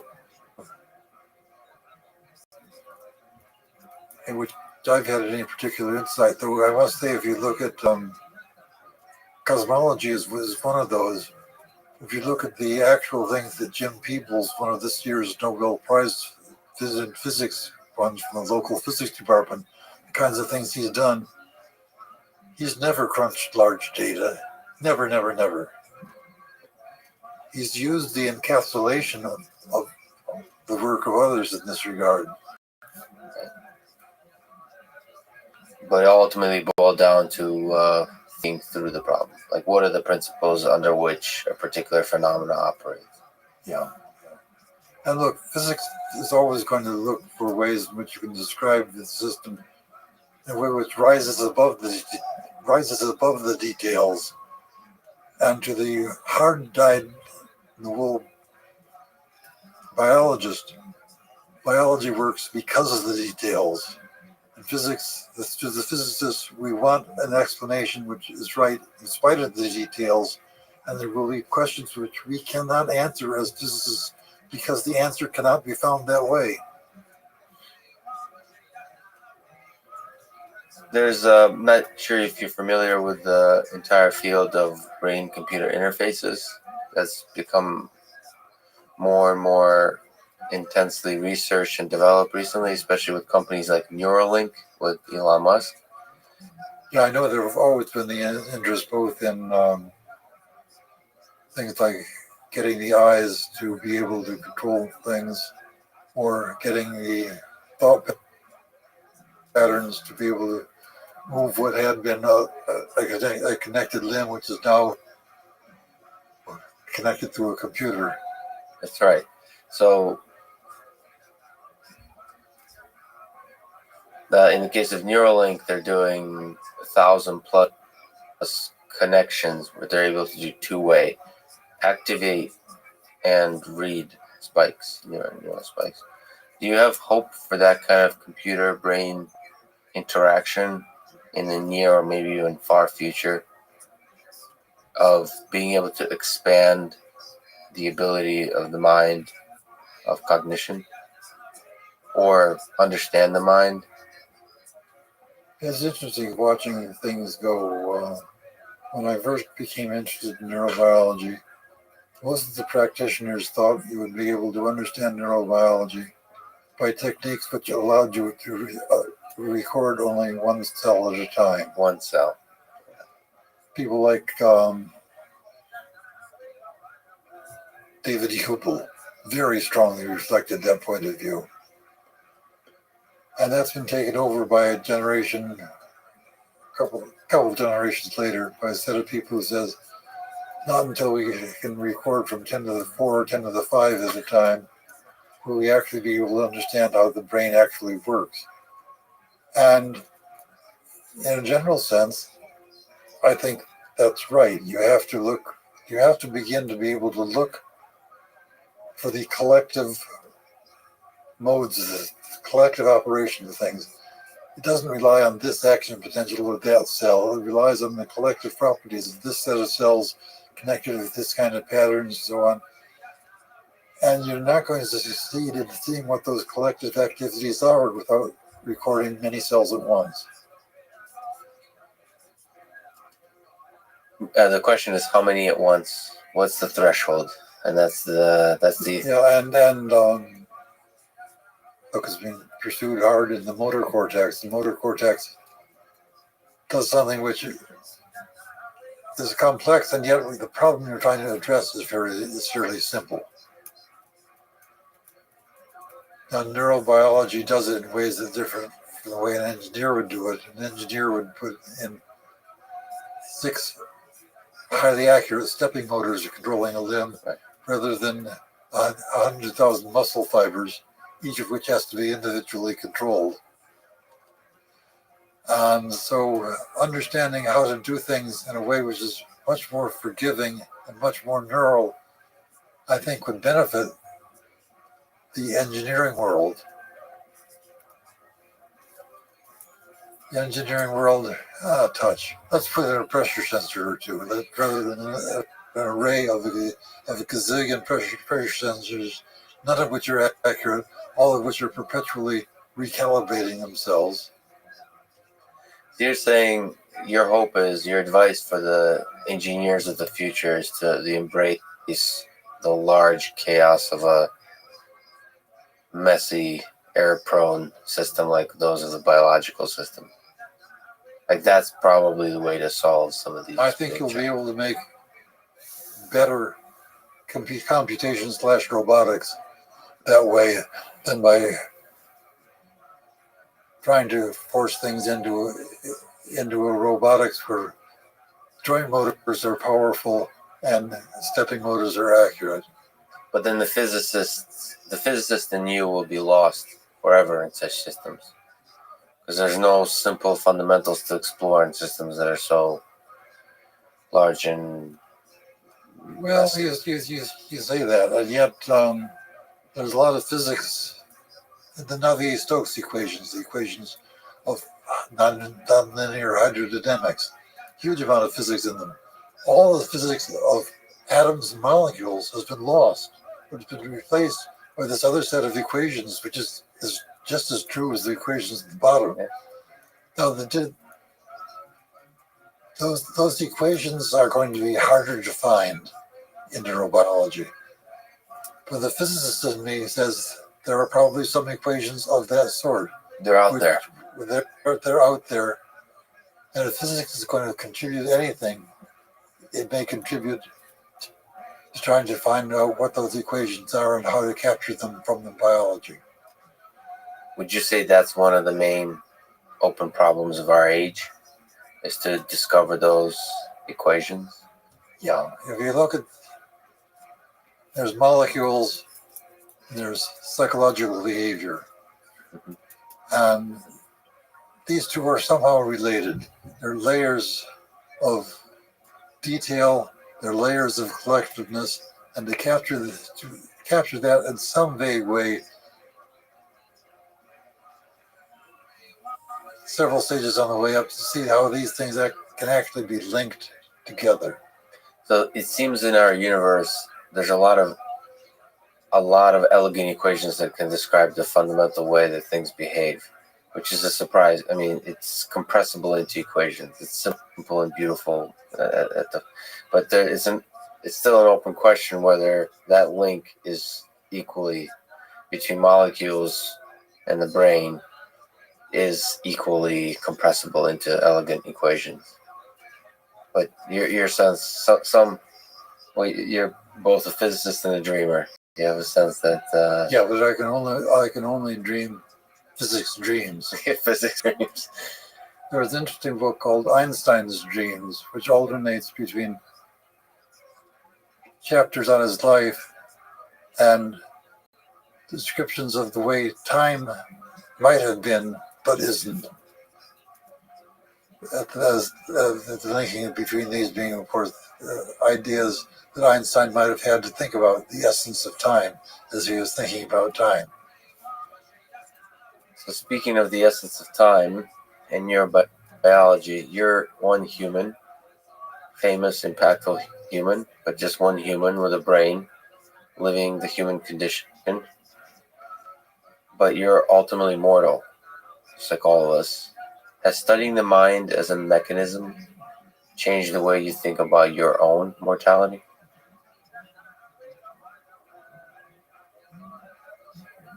It has really, because particularly as you get older and the body comes apart in various ways,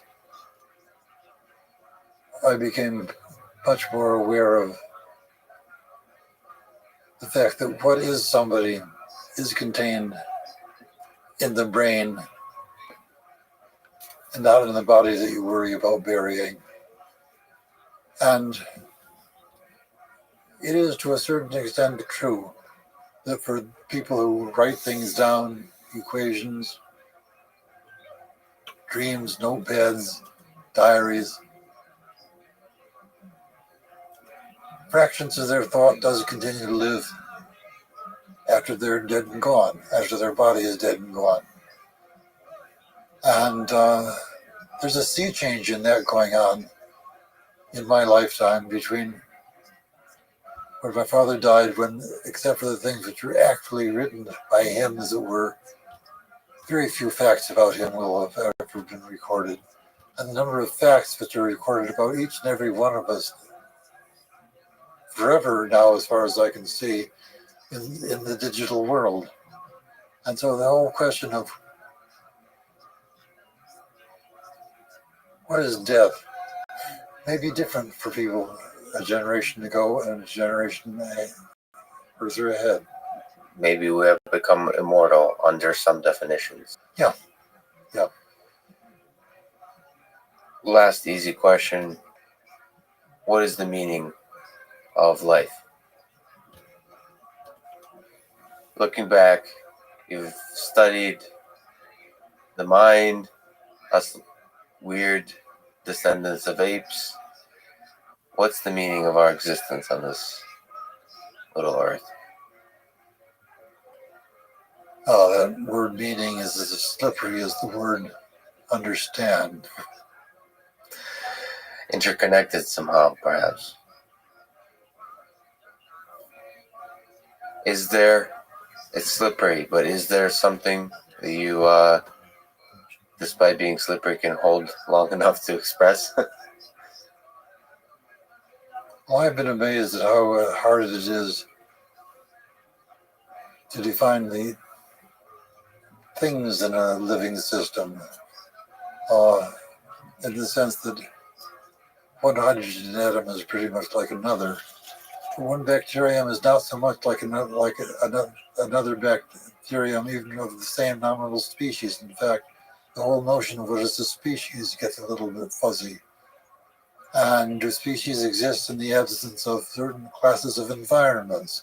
And pretty soon one winds up with a biology which the whole thing is living, whether there's actually any element of it which by itself would be said to be living, this becomes a little bit vague in my mind. So, in a sense, the idea of meaning is something that's possessed by an individual, like a conscious creature. And you're saying that it's all interconnected in some kind of way that there might not even be an individual. We're all kind of this complicated mess of biological systems at all different levels. Where the human starts and when the human ends is unclear. Yeah, and we're in neurobiology, we're the you say the neocortex does the thinking, but there's lots of things that are done in the spinal cord. And so we say, what is the essence of thought? Is it just going to be neocortex? Can't be. Yeah, maybe to understand and to build thought, you have to build the universe along with the neocortex. It's all interlinked through the spinal cord. John, it's a huge honor talking today. Thank you so much for your time. I really appreciate it. Well, thank you for the challenge of talking with you, and it'll be interesting to see whether you can win out 5 minutes out of this just coherent sense to anyone. Beautiful. Thanks for listening to this conversation with John Hopfield, and thank you to our presenting sponsor, Cash App. Download it, use code LEXPODCAST, you'll get $10, and $10 will go to FIRST, an organization that inspires and educates young minds to become science and technology innovators of tomorrow. If you enjoy this podcast, subscribe on YouTube, give 5 stars on Apple Podcasts, support it on Patreon, or simply connect with me on Twitter at Lex Friedman. And now, let me leave you with some words of wisdom from John Hopfield in his article titled, Now What? Choosing problems is the primary determinant of what one accomplishes in science. I have generally had a relatively short attention span in science problems. Thus, I have always been on the lookout for more interesting questions, either as my present ones get worked out, or as they get classified by me as intractable, given my particular talents. He then goes on to say, what I have done in science relies entirely on experimental and theoretical studies by experts. I have a great respect for them, especially for those who are willing to attempt communication with someone who is not an expert in the field. I would only add that experts are good at answering questions. If you're brash enough, ask your own. Don't worry too much about how you found them. Thank you for listening, and hope to see you next time.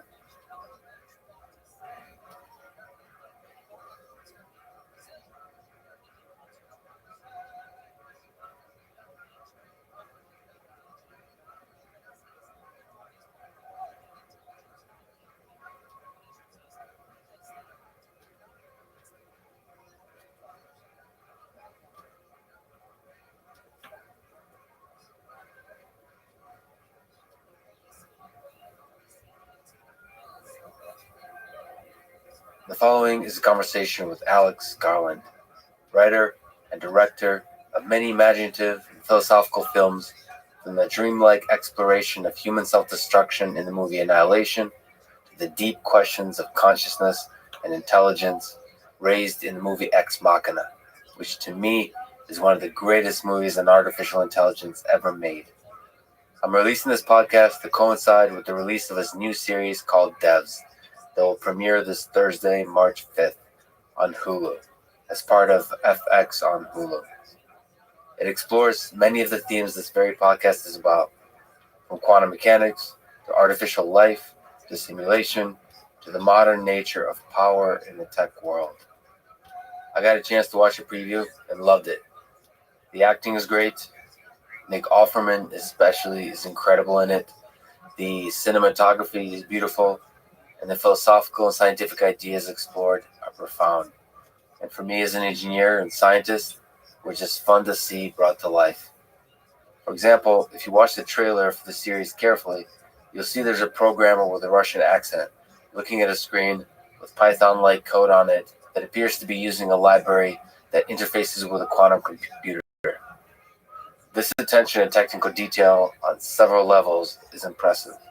One of the reasons I'm a big fan of how Alex weaves science and philosophy together in his work. Meeting Alex for me was unlikely, but it was life-changing in ways I may only be able to articulate in a few years. Just as meeting Scott many of Boston Dynamics for the first time planted a seed of an idea in my mind, so did meeting Alex Garland. He's humble, curious, intelligent, and to me, an inspiration.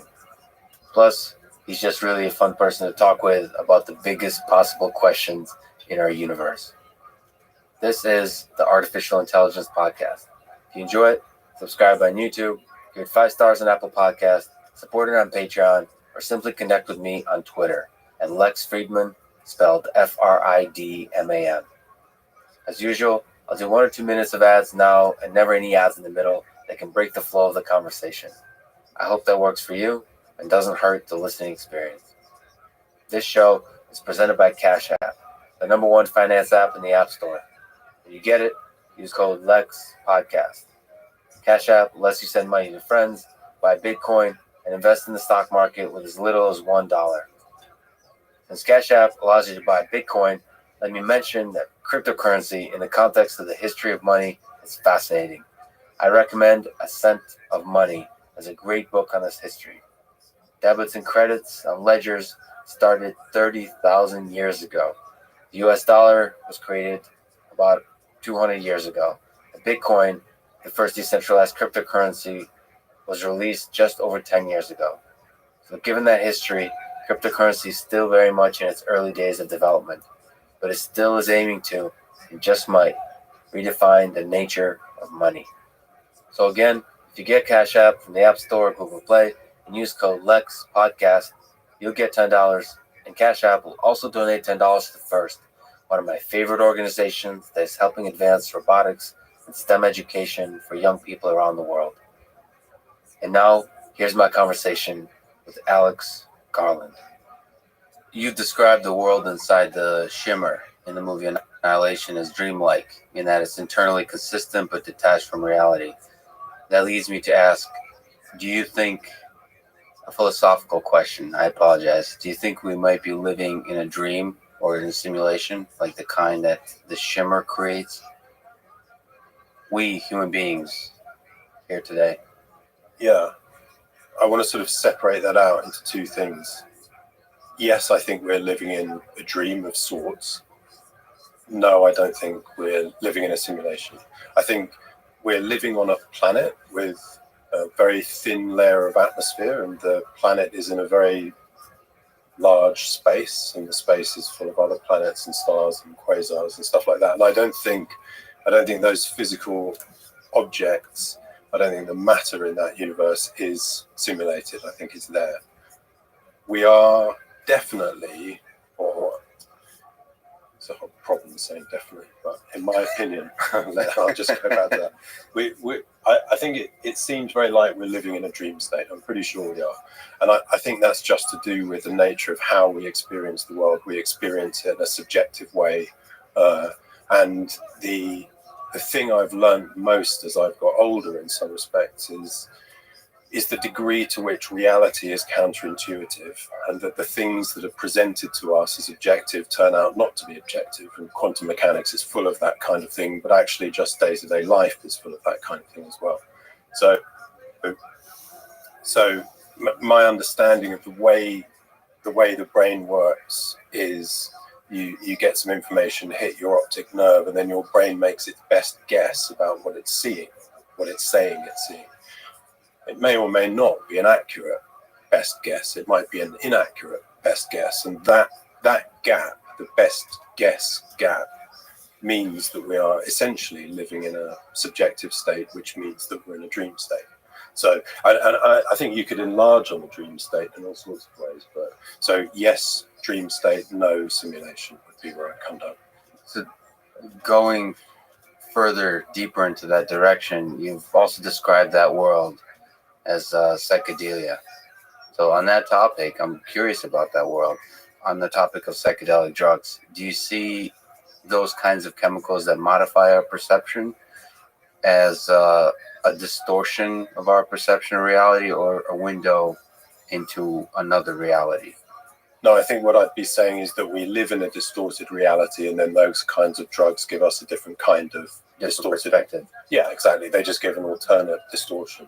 And I think that what they really do is they give a distorted perception which is a little bit more allied to daydreams or unconscious interests. So if for some reason you're feeling unconsciously anxious at that moment and you take a psychedelic drug, you'll have a more pronounced unpleasant experience. And if you're feeling very calm or happy, you might have a good time. But yeah, so if I'm saying we're starting from a premise, our starting point is we're already in the slightly psychedelic state.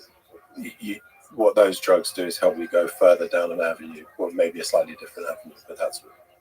So in that movie Annihilation, the shimmer, this alternate dreamlike state, is created by, I believe, perhaps an alien entity. Of course, everything's up to interpretation, right? But do you think there's, in our world, in our universe, do you think there's intelligent life out there? And if so, how different is it from us humans? Well, one of the things I was trying to do in Annihilation was to offer up a form of alien life that was actually alien, because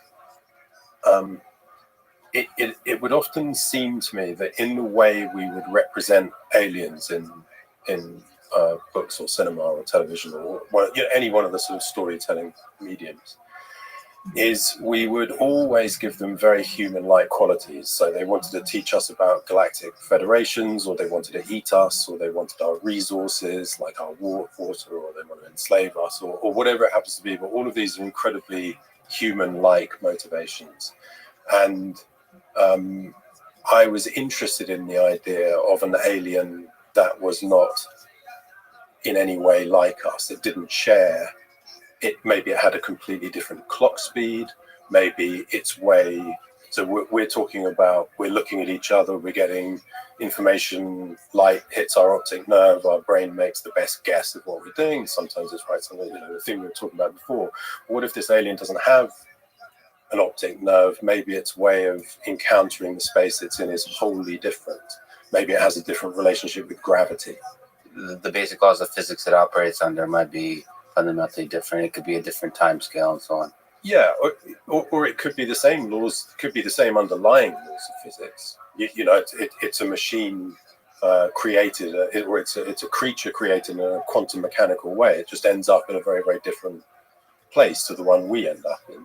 So part of the preoccupation with Annihilation was to come up with an alien that was really alien and didn't give us, and it didn't give us, and we didn't give it, any kind of easy connection between human and the alien.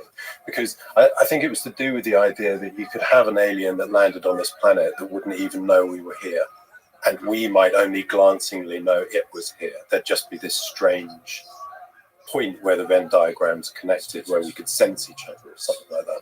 So in the movie, first of all, incredibly original view of what an alien life would be, and it's in that sense it's a huge success. Let's go inside your imagination. Did that alien entity know anything about humans when it landed? No. So the idea is you're basically an alien life is trying to reach out to anything that might be able to hear its mechanism of communication, or was it just basically their biologists exploring different kinds of stuff that you can But find? you see, but this is the interesting thing: is as soon as you say they're biologists, Right, you've sure. done the thing of attributing human type motivations to it. I was trying to free myself from anything Yes. like that. So all sorts of questions you might answer about this notional alien, I wouldn't be able to answer because I don't know what it was or how it worked. You know, yeah, I gave it some. I had some rough ideas, like it had a very, very, very slow clock speed, and I thought maybe the way it is interacting with this environment is a little bit like the way an octopus will change its color forms around the space that it's in. So it's sort of reacting to what it's in to an extent, but the reason it's reacting in that way is indeterminate. But its clock speed was slower than our human life clock speed, but it's faster than evolution. Faster than our evolution. Yeah, given the 4 billion years it took us to get here, then yes, maybe it started at 8. If you look at the human civilization as a single organism, yeah, in that sense, this evolution could be us. The evolution of living organisms on Earth could be just a single organism, and it's that's its life, is the evolution process that eventually will lead to probably the heat death of the universe, or something before that. Mm-hmm. I mean, that's just an incredible idea. So you almost don't know. You've created something that you don't even know how it works. Because anytime I tried to look into how it might work, I would then inevitably be attaching my kind of thought processes into it. And I wanted to try and put a bubble around it where I was saying, no, this is alien in its most alien form. I have no real point of contact. So unfortunately, I can't talk to Stanley Kubrick. So I'm really fortunate to get a chance to talk to you. Do you, on this particular notion, I'd like to ask it a bunch of different ways, and we'll explore in different ways. But do you ever consider human imagination, your imagination, as a window into a possible future, and that what you're doing, you're putting that imagination on paper as a writer, and then on screen as a director, and that plants the seeds in the minds of millions of future and current scientists. And so your imagination, you putting it down, actually makes it as a reality. So it's almost like a first step of the scientific method. Like you imagining what's possible in your new series with Ex Machina is actually inspiring, thousands of 12-year-olds, millions of scientists, and actually creating the future you've imagined. Well, all I could say is that from my point of view, it's almost exactly the reverse, because I see that pretty much everything I do is a reaction to what scientists are doing. I'm an interested layperson, and I feel, this individual, I feel that the most interesting area that humans are involved in is science. I think art is very, very interesting, but the most interesting is science. And science is in a weird place because maybe around the time Newton was alive, if a very, very interested layperson said to themselves, I want to really understand what Newton is saying about the way the world works, with a few years of dedicated thinking, they would be able to understand the sort of principles he was laying out. And I don't think that's true anymore. I think that's stopped being true now. So I'm a pretty smart guy. And if I said to myself, I want to really, really understand what is currently the state of quantum mechanics or string theory or any of the sort of branching areas of it, I wouldn't be able to. I'd be intellectually incapable of doing it because to work in those fields at the moment is a bit like being an athlete. I suspect you need to start when you're 12, and if you start in your mid-20s, start trying to understand it in your mid-20s, then you're just never going to catch up. That's the way it feels to me. So what I do is I try to make myself open So the people that you're implying maybe I would influence, to me, it's exactly the other way around. These people are strongly influencing me. I'm thinking they're doing something fascinating.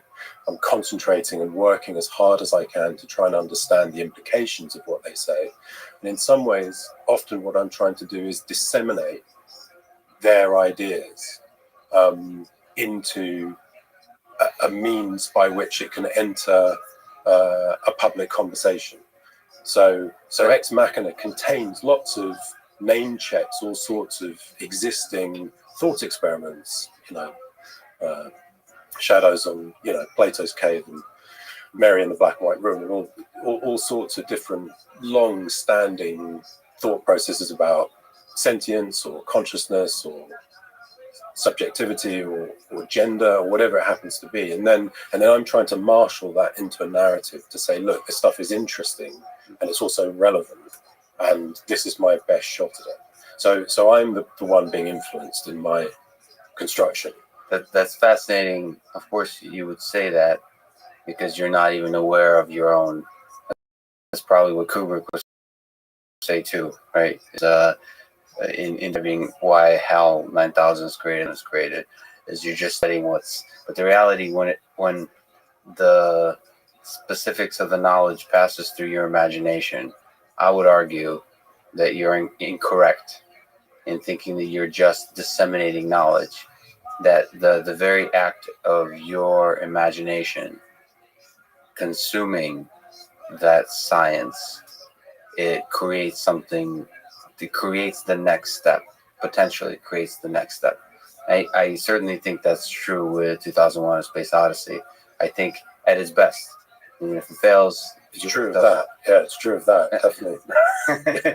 At its best, it plants something. It's hard to describe, but it inspires the next generation, and it could be field dependent. So your new series is more a connection to physics, quantum mechanics, quantum computing, and yet Ex Machina is more artificial intelligence. I know more about AI. Mm-hmm. My sense that AI is much earlier in the depth of its understanding. I would argue nobody understands anything to the depth that physicists do about physics. In AI, nobody understands AI. That there is a lot of importance and role for imagination, which I think, we're in that, where Freud imagined the subconscious. We're in that stage of AI where there's a lot of imagination needed, thinking outside the box. Yeah, it's interesting. The spread of discussions and the spread of anxieties that exist about AI fascinate me. The way in which some people seem terrified about it, whilst also pursuing it. And I've never shared that fear about AI personally, but the way in which it agitates people, and also the people who it agitates, I find kind of fascinating. Are you afraid? Are you excited? Are you sad by the possibility? Let's take the existential risk of artificial intelligence, by the possibility an artificial intelligence system becomes our offspring and makes us obsolete. I mean, it's a huge subject to talk about, I suppose. But one of the things I think is that humans are actually very experienced at creating new life forms, because that's why you and I are both here, and it's why everyone on the planet is here. And so something in the process of having a living thing that exists that didn't exist previously is very much encoded into the structures of our life and the structures of our societies. Doesn't mean we always get it right, but it does mean we've learned quite a lot about that. We've learned quite a lot about what the dangers are of allowing things to be unchecked, and it's why we then create systems of check balances in our government, and so on and so forth. I mean, that's not to say. The other thing is, it seems like there's all sorts of things that you could put into a machine that you would not be. So with us, we sort of roughly try to give some rules to live by, and some of us then live by those rules and some don't. And with a machine, it feels like you could enforce those things. So partly because of our previous experience and partly because of the different nature of the machine, I just don't feel anxious about it. I just see all the good that, broadly speaking, the good that can come from it. But that's just where I am on that anxiety spectrum. It's kind of, there's a sadness. So we as humans give birth to other humans, right? But there's generations, and there's often in the older generation a sadness about what the world has become now. I mean, that's kind of... Yeah, there is, but there's a counterpoint as well, which is that most parents would wish for a better life for their children. So there may be a regret about some things about the past, but broadly speaking, what people really want is that things will be better for the future generations, not worse. And so, and then it's a question about what constitutes a future generation. A future generation could involve people, it also could involve machines, and it could involve a sort of cross-pollinated version of the two, but none of those things make me feel anxious. It doesn't give you anxiety. It doesn't excite you, like anything that's new. Does not anything that's new. I don't think, for example, my anxieties relate to things like social media. So I've got plenty of anxieties about that. Which is also driven by artificial intelligence, in the sense that there's too much information to be able to. An algorithm has to filter that information and present to you. So ultimately, the algorithm, oftentimes simple algorithm, is controlling the flow of information on social media. So that's another form of AI. But at least my sense of it, I might be wrong, but my sense of it is that the algorithms have an either conscious or unconscious bias, which is created by the people who are making the algorithms and to delineating the areas to which those algorithms are going to lean. And so, for example, the kind of thing I'd be worried about is that it hasn't been thought about enough how dangerous it is to allow algorithms to create echo chambers, say. But that doesn't seem to me to be about the AI or the algorithm.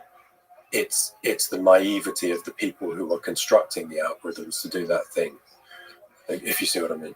Yes. So in your new series, Devs, we could speak more broadly. Let's talk about the people constructing those algorithms, which in our modern society, Silicon Valley, those algorithms happen to be a source of a lot of income because of advertisements. Yeah. So let me ask sort of a question about those people. Are current concerns and failures on social media their naivety? Can't pronounce that word well. Are they naive? Are they, I use that word carefully, but evil in intent or misaligned in intent? I think that's do they mean well and just go have a unintended consequence, or is there something dark in them that results in them creating a company, results in that super competitive drive to be successful, and those are the people that will end up controlling the algorithms? At a guess, I'd say there are instances of all those things.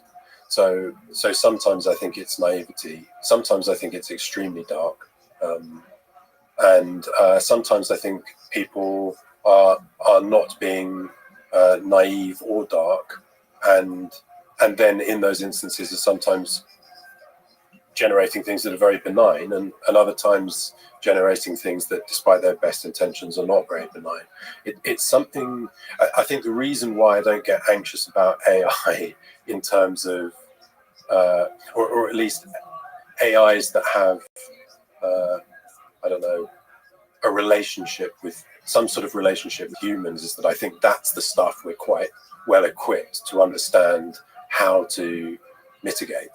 The problem is issues that relate actually to the power of humans or the wealth of humans, and that's where it's dangerous here and now. So what I see, I'll tell you what I sometimes feel about Silicon Valley is that it's like Wall Street in the 80s. It's rabidly capitalistic, absolutely rabidly capitalistic, and it's rabidly greedy. But whereas in the 80s, the sense one had of Wall Street was that these people kind of knew they were sharks and in a way relished in being sharks and dressed in sharp suits and kind of lorded over other people and felt good about doing it. Silicon Valley has managed to hide its voracious Wall Street-like capitalism behind hipster T-shirts and cool cafes in the place where they set up there, and so that obfuscates what's really going on. And what's really going on is the absolute voracious pursuit of money and power. So that's where it goes shaky for me. So that veneer, and you explore that brilliantly, that veneer of virtue that Silicon Valley has, which they believe themselves, I'm sure. Boy, so okay, I hope to be one of those people, and I believe that. So, as maybe a devil's advocate, term poorly used in this case, what if some of them really are trying to build a better world? I'm sure. I think some of them are. I think I've spoken to ones who I believe in their heart feel they're building a better world. Are they not able to? No, they may or may not be, but it's just a zone with a lot of bullshit flying about. And there's also another thing, which is this actually goes back to.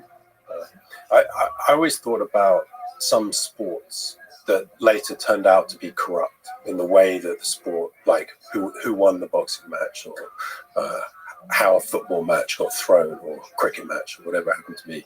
And I used to think, well, look, if there's a lot of money, and there really is a lot of money, people stand to make millions or even billions, you will find corruption. That's going to happen. So it's in the nature of its voracious appetite that some people will be corrupt and some people will exploit, and some people will exploit whilst thinking they're doing something good. But there are also people who I think are very, very smart and very benign and actually very self-aware. And so I'm not trying to wipe out the motivations of this entire area. But there are people in that world who scare the hell out of me. Yeah, sure. Yeah, I'm a little bit naive in that, like I don't care at all about money, and so I'm you might be one of the good guys.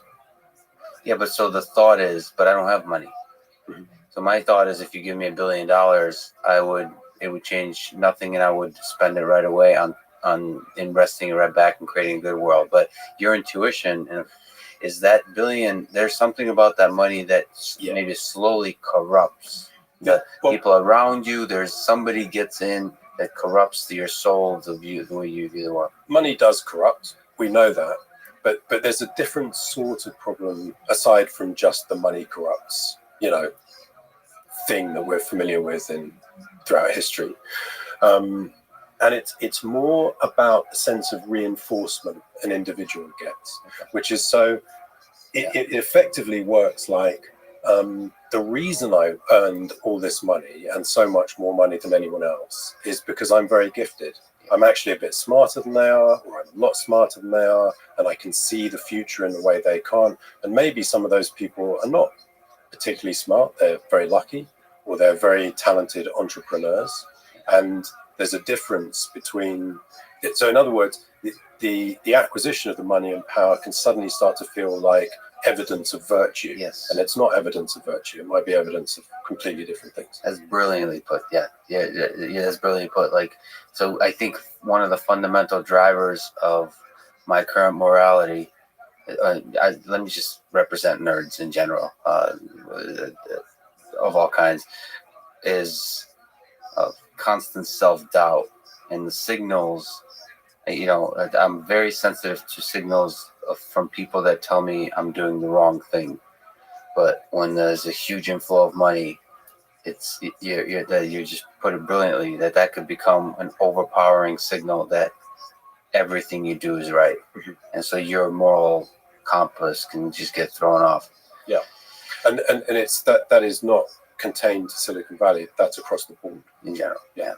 Like I said, I'm from the Soviet Union. The current president is convinced, I believe, actually he wants to do really good by the country and by the world, but his moral clock may be, or compass may be off because. Yeah, I mean, it's the interesting thing about evil, which is that I think most people who do spectacularly evil things think themselves they're doing really good things. Yeah. They're not there thinking, I am a sort of incarnation of Satan. They're thinking, yeah, I've seen a way to fix the world and everyone else is wrong. Here I go. Yeah, in fact, I'm having a fascinating conversation with a historian of Stalin, and he took power. He actually got more power than almost any person in history. And he didn't want power. He truly, and this is what people don't realize, he truly believed that communism will make for a better world. Absolutely. And he wanted power. He wanted to destroy the competition to make sure that we actually make communism work in the Soviet Union and then spread it across the world. He was trying to do good. I think it's typically the case that that's what people think they're doing. And I think that, but you don't need to go to Stalin. I mean, I think Stalin probably got pretty crazy. But actually, that's another part of it, which is that the other thing that comes from being convinced of your own virtue is that then you stop listening to the modifiers around you. And that tends to drive people crazy. It's other people that keep us sane. And if you stop listening to them, I think you go a bit mad. But that also happens. That's funny. Disagreement keeps us sane. To jump back, for an entire generation of AI researchers, 2001, A Space Odyssey, put an image, the idea of human level, superhuman level intelligence into their mind. Do you ever, sort of jumping back to Ex Machina and talk a little bit about that, do you ever consider the audience of people who build the systems, the roboticists, the scientists that build the systems based on the stories you create? Which I would argue, I mean, there's literally most of the top researchers, about 40, 50 years old and plus, that's their favorite movie, 2001 Space Odyssey. It really is in their work. Their idea of what ethics is, of what is the target, the hope, the dangers of AI is that movie. Yeah. Right? Do you ever consider the impact on those researchers when you create the work you do? Certainly not with Ex Machina in relation to 2001, because I'm not sure. I mean, I'd be pleased if there was, but I'm not sure. In a way, there isn't a fundamental discussion of issues to do with AI that isn't already and better dealt with by 2001. 2001 does a very, very good account of the way in which an AI might think, and also potential issues with the way the AI might think, and also then a separate question about whether the AI is malevolent or benevolent. And 2001 does it's a slightly odd thing to be making a film when you know there's a existing film which is not a really superb job. But there's questions of consciousness, embodiment, and also the same kinds of questions. Because those are my two favorite AI movies. So can you compare HAL 9000 and Ava, HAL 9000 from 2001 Space Odyssey and Ava from Ex Machina, in your view, from a philosophical perspective? But they've got different goals. The two AIs have completely different goals. I think that's really the difference. So in some respects, Ex Machina took as a premise, how do you assess whether something else has consciousness? So it was a version of the Turing test, except instead of having the machine hidden, you put the machine in plain sight, in the way that we are in plain sight of each other, and say, now assess the consciousness. And the way it was illustrating that the way in which you'd assess the state of consciousness of the machine is exactly the same way we assess the state of consciousness of each other, and in exactly the same way that, in a funny way, your sense of my consciousness is actually based primarily on your own consciousness. That is also then true with the machine. And so it was actually about how much of the sense of consciousness is a projection rather than something that consciousness is actually containing. And have Plato's Cave. I mean, so you really explored, you could argue that how sort of Space Odyssey explores idea of the Turing test for intelligence. Well, not test, there's no test, but it's more focused on intelligence. And Ex Machina kind of goes around intelligence and says the consciousness of the human to human, human to robot interaction is more important, more at least the focus of that particular movie. Yeah, it's about the interior state and what constitutes the interior state and how do we know it's there.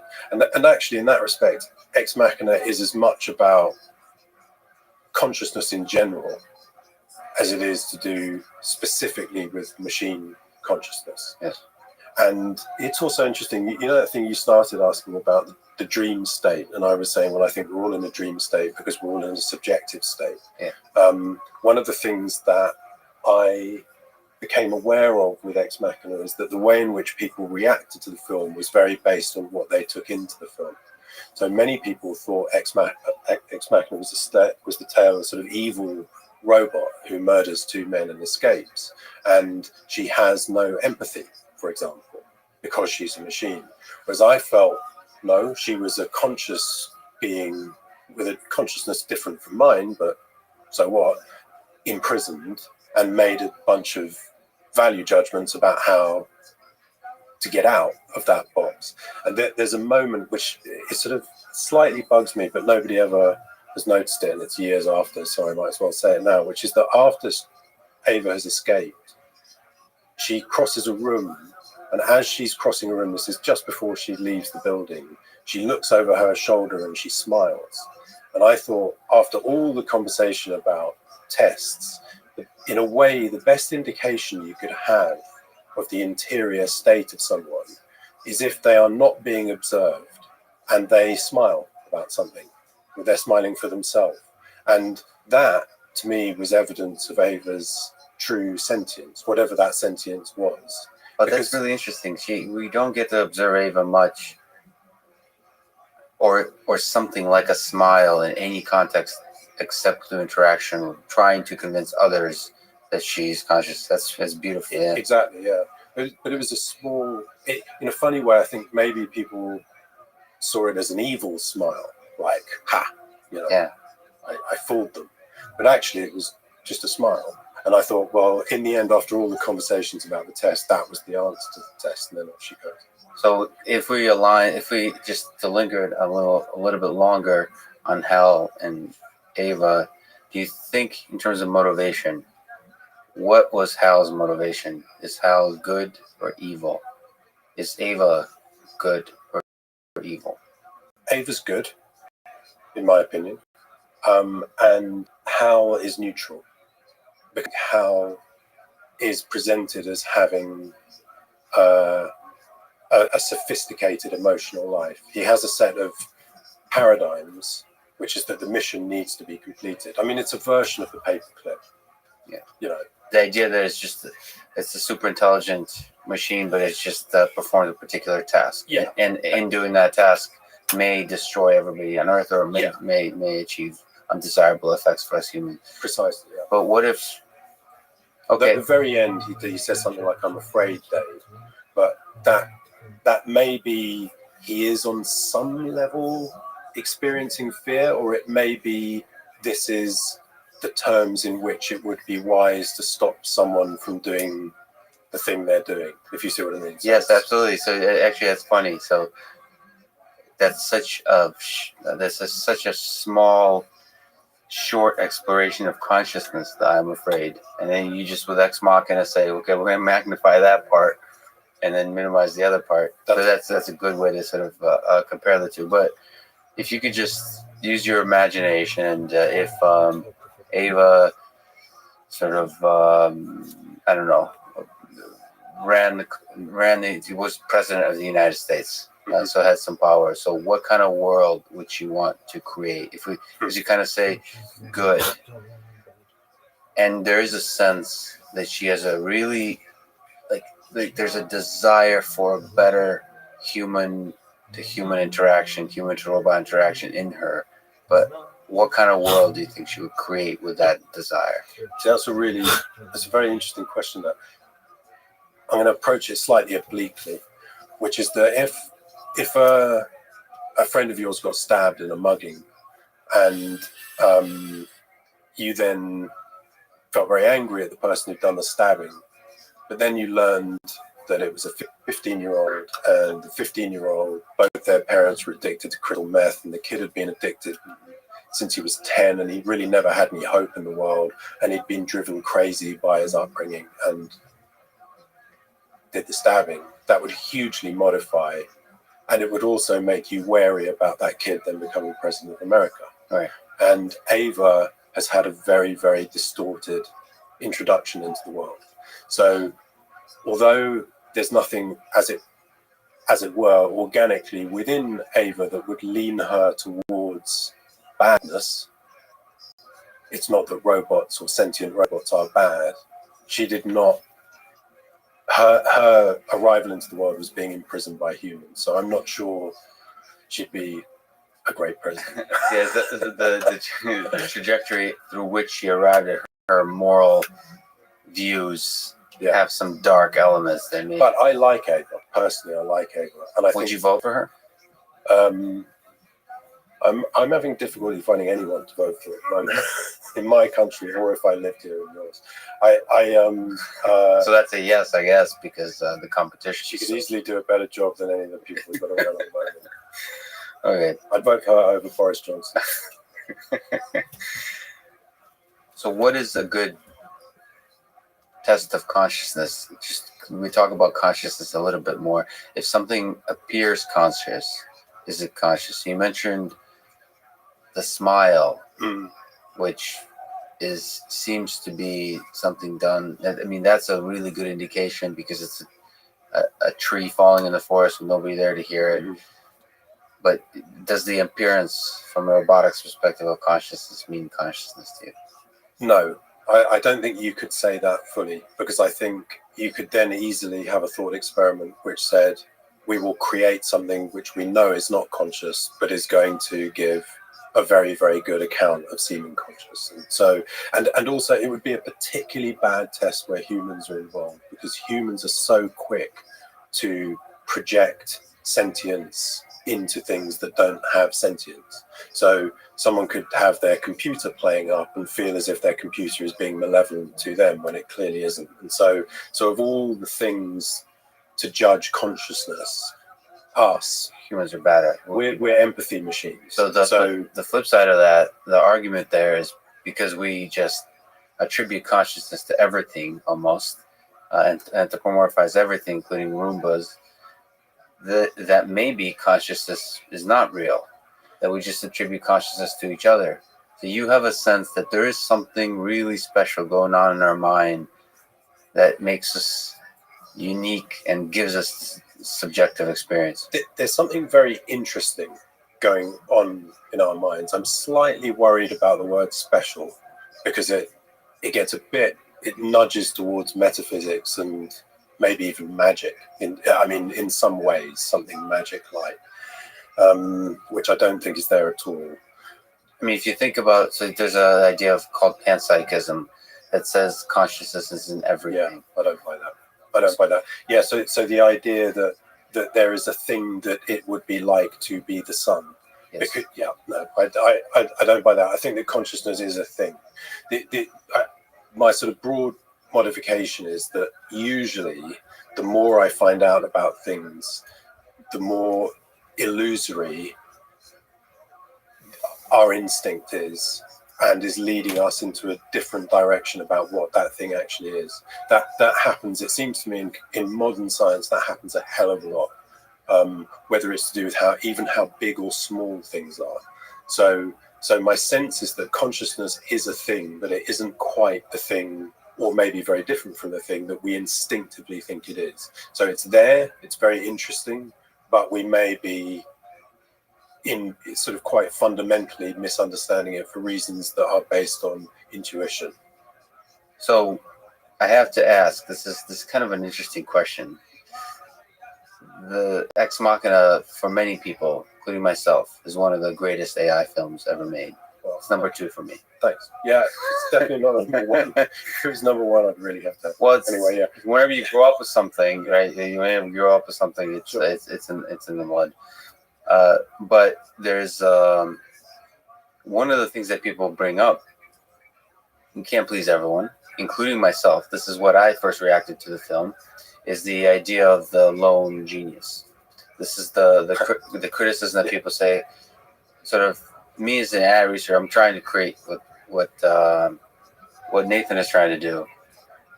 So there's a brilliant series called Chernobyl. Yes, it's fantastic. Absolutely spectacular. I mean, they got so many things brilliantly right.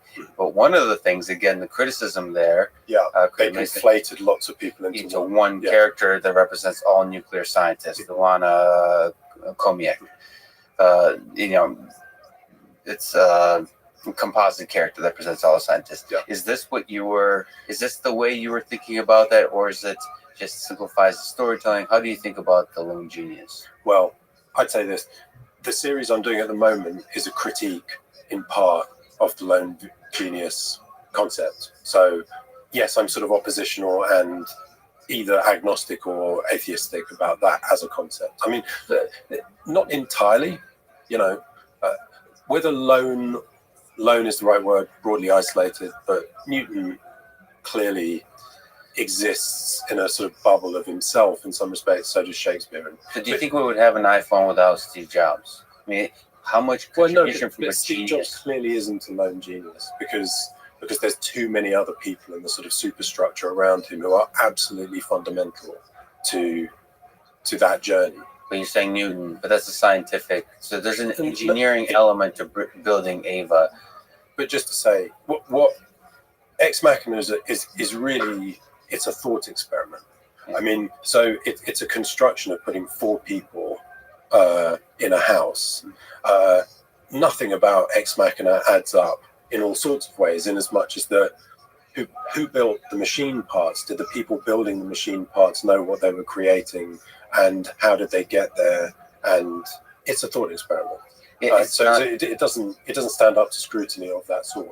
I don't think it's actually that interesting of a question, but it's brought up so often that I have to ask it, because that's exactly how I felt after a while. There's something about, there was almost a defense. Like, I watched your movie the first time, at least for the first little while, in a defensive way. Like, how dare this person try to step into the AI space and try to beat Kubrick? That's the way I was thinking. Like, because it comes off as a movie that really is going after the deep fundamental questions about AI. So there's a kind of a, nerds do this, I guess, automatically searching for the flaws. And I do exactly the same.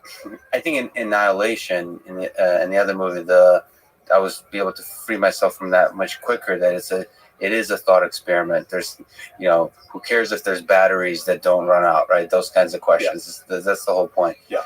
But it's nevertheless something I wanted to bring up. It's a fair thing to bring up. For me, that you hit on the lone genius thing. For me, it was actually, people always said Ex Machina makes this big leap in terms of where AI has got to, and also what AI would look like if it got to that point. There's another one which is just robotics. I mean, look at the way Ava walks around the room. It's like, forget it, building that.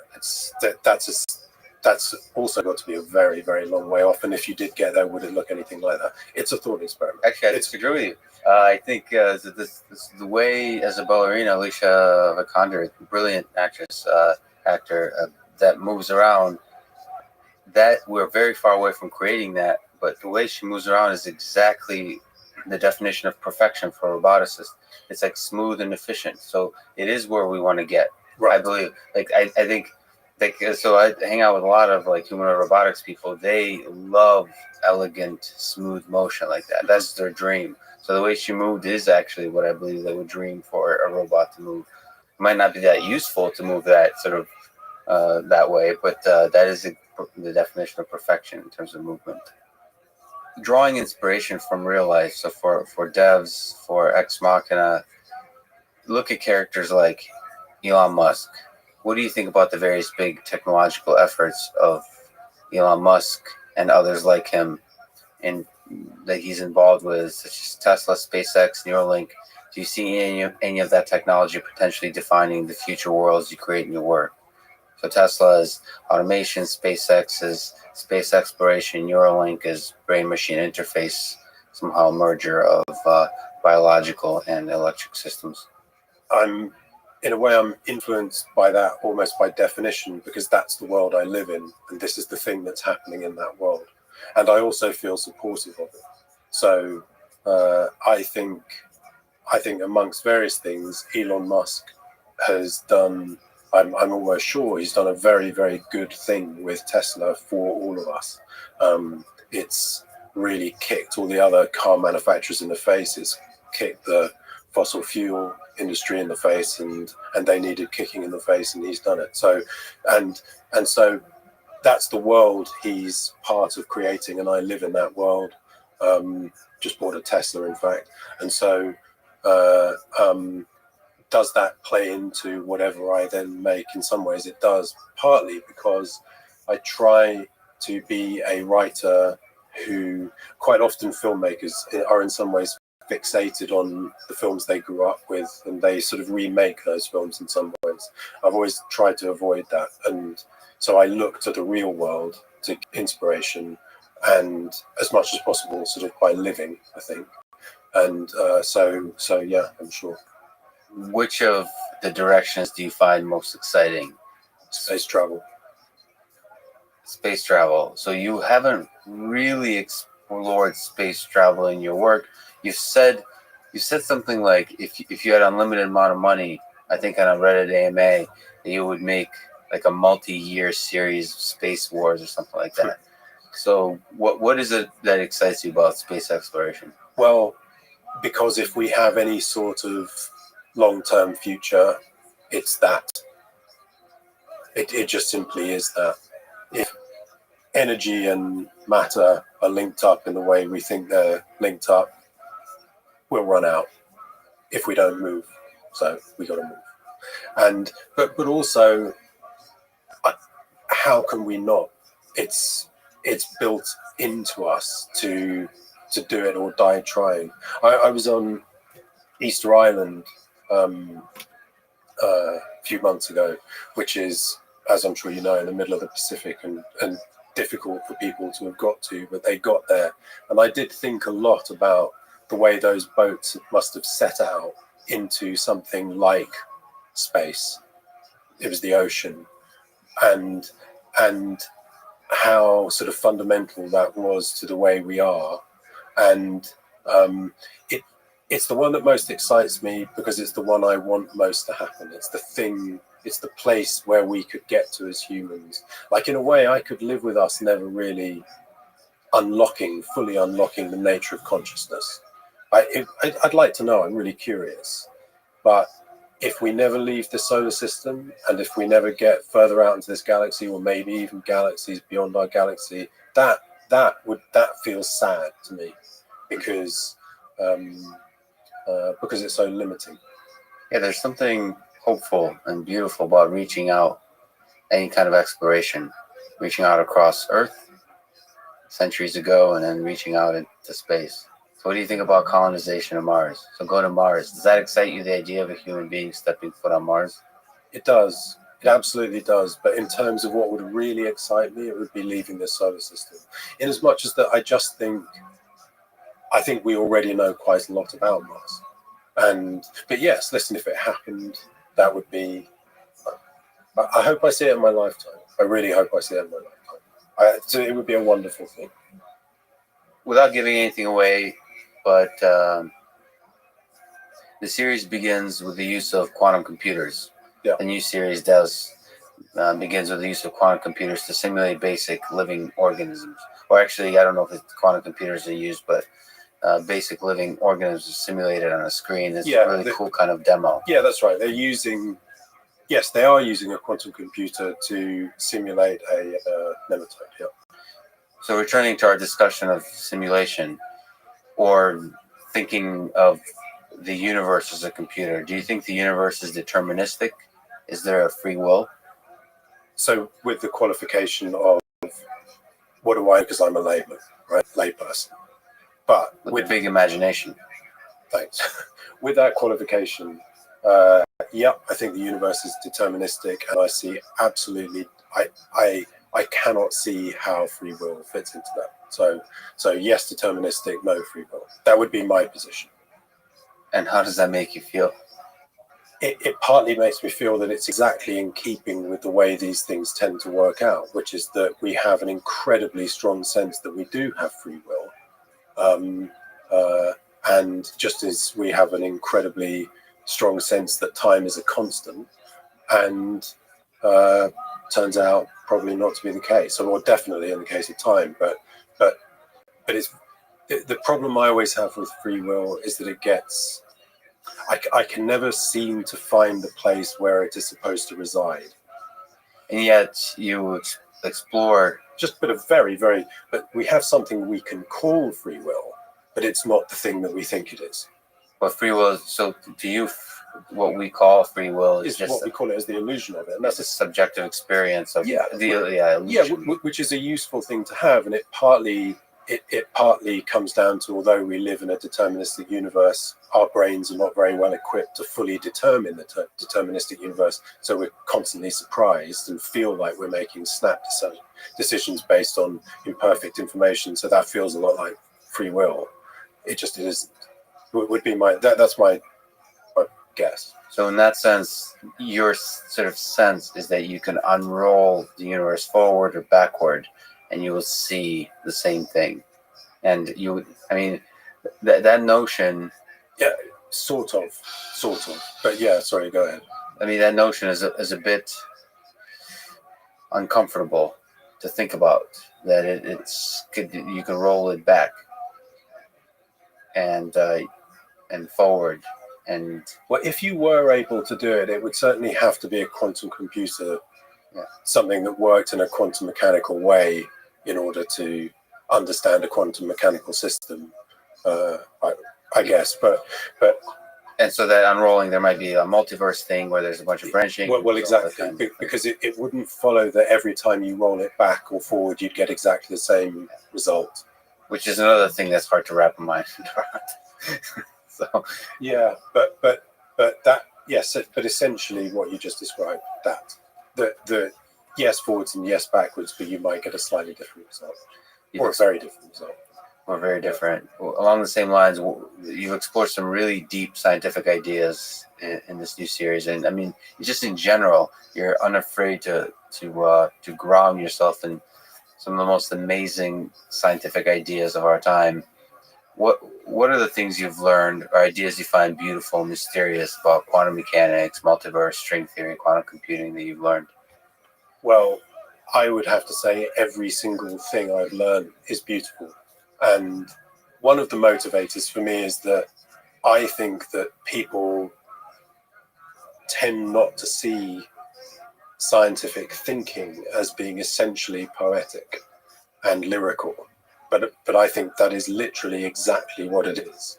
And I think the idea of entanglement, or the idea of superpositions, or the fact that you could even demonstrate a superposition or have a machine that relies on the existence of superpositions in order to function, to me is almost indescribably beautiful. It fills me with awe. It fills me with awe. And also, it's not just a sort of grand, massive awe but it's also delicate. It's very, very delicate and subtle, and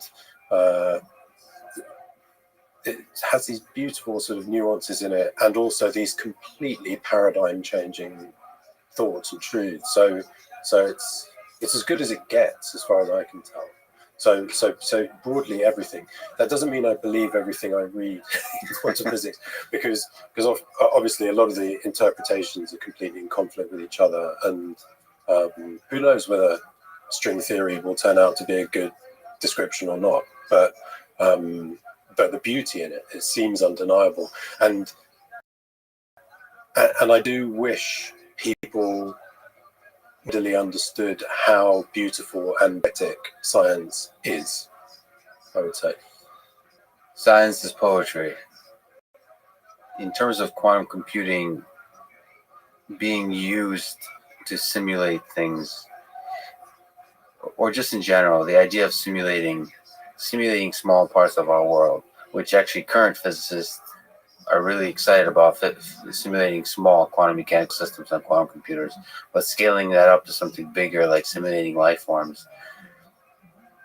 How do you think? What are the possible trajectories of that going wrong or going right if you unroll that into the future? Well, if a bit like Ava and her robotics, you park the sheer complexity of what you're trying to do. The issues are, I think it will have a profound.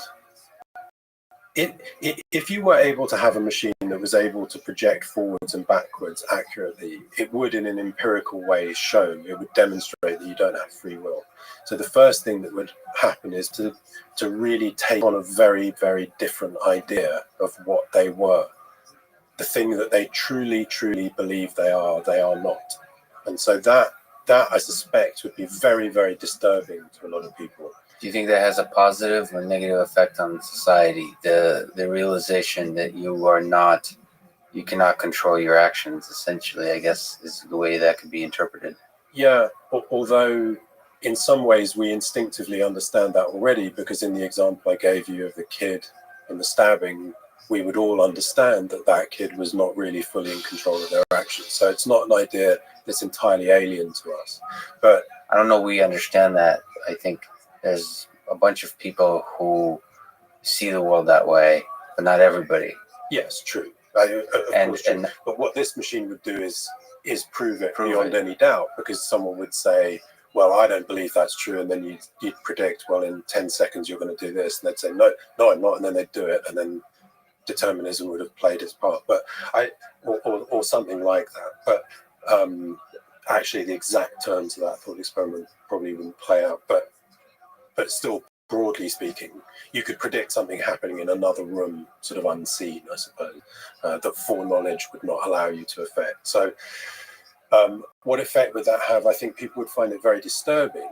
But then, after they'd got over the sense of being disturbed, which, by the way, I don't even think you need a machine to take this idea on board. But after they've got over that, they'd still understand that even though I have no free will and my actions are in effect already determined, I still feel things. I still care about stuff. I remember my daughter saying to me, she'd got hold of the idea that my view of the universe made it meaningless. And she said, well, then it's meaningless. And I said, well, I can prove it's not meaningless, because you mean something to me and I mean something to you. So it's not completely meaningless. There's a bit of meaning contained within the space. And so with a lack of free will space, you could think, well, this robs me of everything I am. And then you'd say, well, no, it doesn't, because you still like eating cheeseburgers and you still like going to see the movies. And so how big a difference does it really make? But I think initially people would find it very disturbing. I think that what would come if you could really unlock with a determinism machine everything, there'd be this wonderful wisdom from it, and I'd rather have that than not. So that's a really good example of a technology revealing to us humans something fundamental about our world, about our society. So it's almost, this creation is helping us understand ourselves. In the same can be said about artificial intelligence. So what do you think us creating something like Ava will help us understand about ourselves? How will that change society? Well, I'd hope it would teach us some humility. Humans are very big on exceptionalism, you know. America is constantly proclaiming itself to be the greatest nation on earth, which it may feel like that if you're an American, but it may not feel like that if you're from Finland, because there's all sorts of things you dearly love about Finland. And exceptionalism is usually bullshit. Probably not always. If we both sat here, we could find a good example of something that isn't, but as a rule of thumb. And what it would do is it would teach us some humility and about, you know, actually often that's what science does in a funny way. It makes us more and more interesting, but it makes us a smaller and smaller part of the thing that's interesting. And I don't mind that humility at all. I don't think it's a bad thing. our excesses don't tend to come from humility. No. You know, our Okay. excesses come from the opposite, megalomania and stuff. We tend to think of consciousness as having some form of exceptionalism attached to it. I suspect if we ever unravel it, it will turn out to be less than we thought, in a way. And perhaps your very own exceptionalist assertion earlier on in our conversation that consciousness is something belongs to us humans, or not humans, but living organisms. Maybe you will one day find out that consciousness is in everything, and that will humble you. If that was true, it would certainly humble me. Although maybe, almost maybe, I don't know what effect that would have. I sort of, I mean, my understanding of that principle is along the lines of, say, that an electron has a preferred state, or it may or may not pass through a bit of glass. It may reflect off, or it may go through, or something like that. And so that feels as if a choice has been made. And but if I'm going down the fully deterministic route, I would say there's just an underlying determinism that has defined that has defined the preferred state or the reflection or non-reflection. So, but look, yeah, you're right. If it turned out that there was a thing that it was like to be the sun, then I'd be amazed and humbled, and I'd be happy to be both. That sounds pretty cool. And you'll say the same things you said to your daughter, but it nevertheless feels something like to be me, and that's pretty damn good. Yeah. So Kubrick created many masterpieces, including The Shining, Doctor Strangelove, Clockwork Orange. But to me, he will be remembered, I think, to many 100 years from now for 2001: A Space Odyssey. I would say that's his greatest film. I agree. You are incredibly humble. I've listened to a bunch of your interviews, and I really appreciate that. You're humble in your creative efforts in your work. But if I were to force you at gunpoint, do you have a gun? You don't know that, the mystery. Is to imagine 100 years out into the future.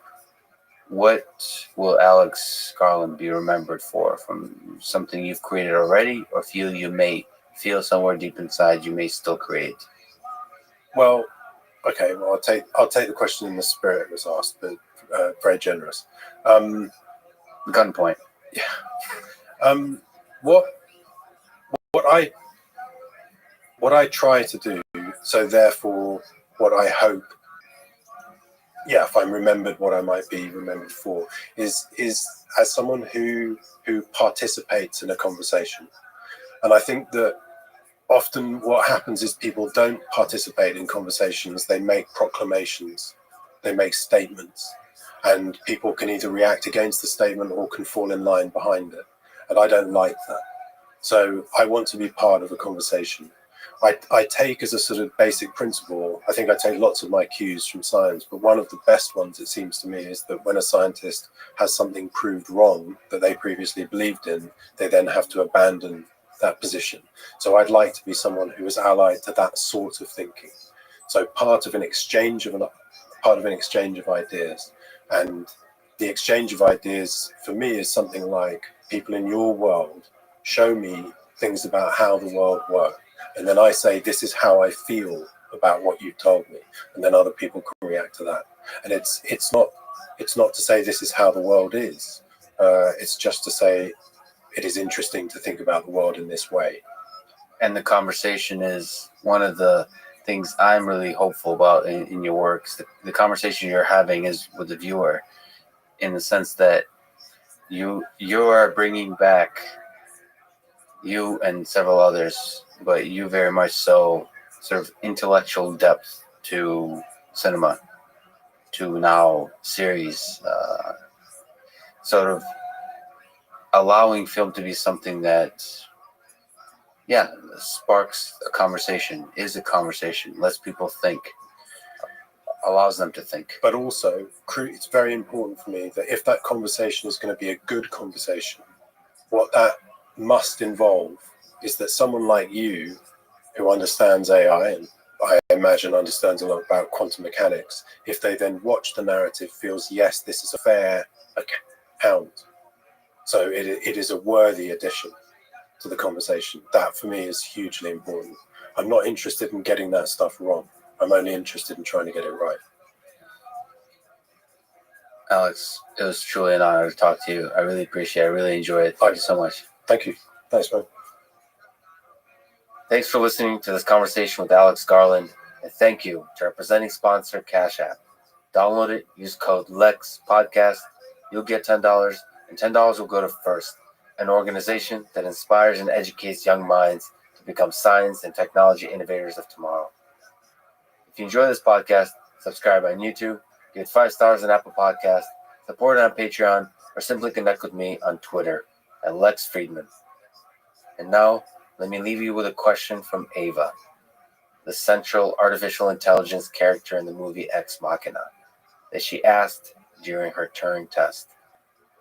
What will happen to me if I fail your test?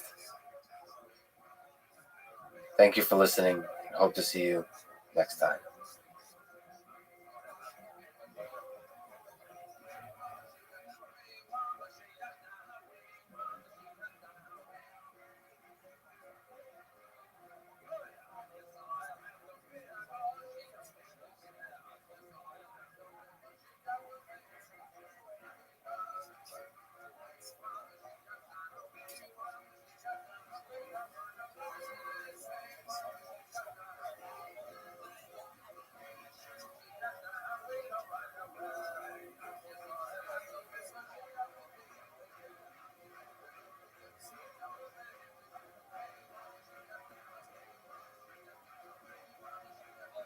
Following is a conversation with Stephen Wolfram, a computer scientist, mathematician, and theoretical physicist who is the founder and CEO of Wolfram Research, a company behind Mathematica, Wolfram Alpha, Wolfram Language, and the new Wolfram Physics project.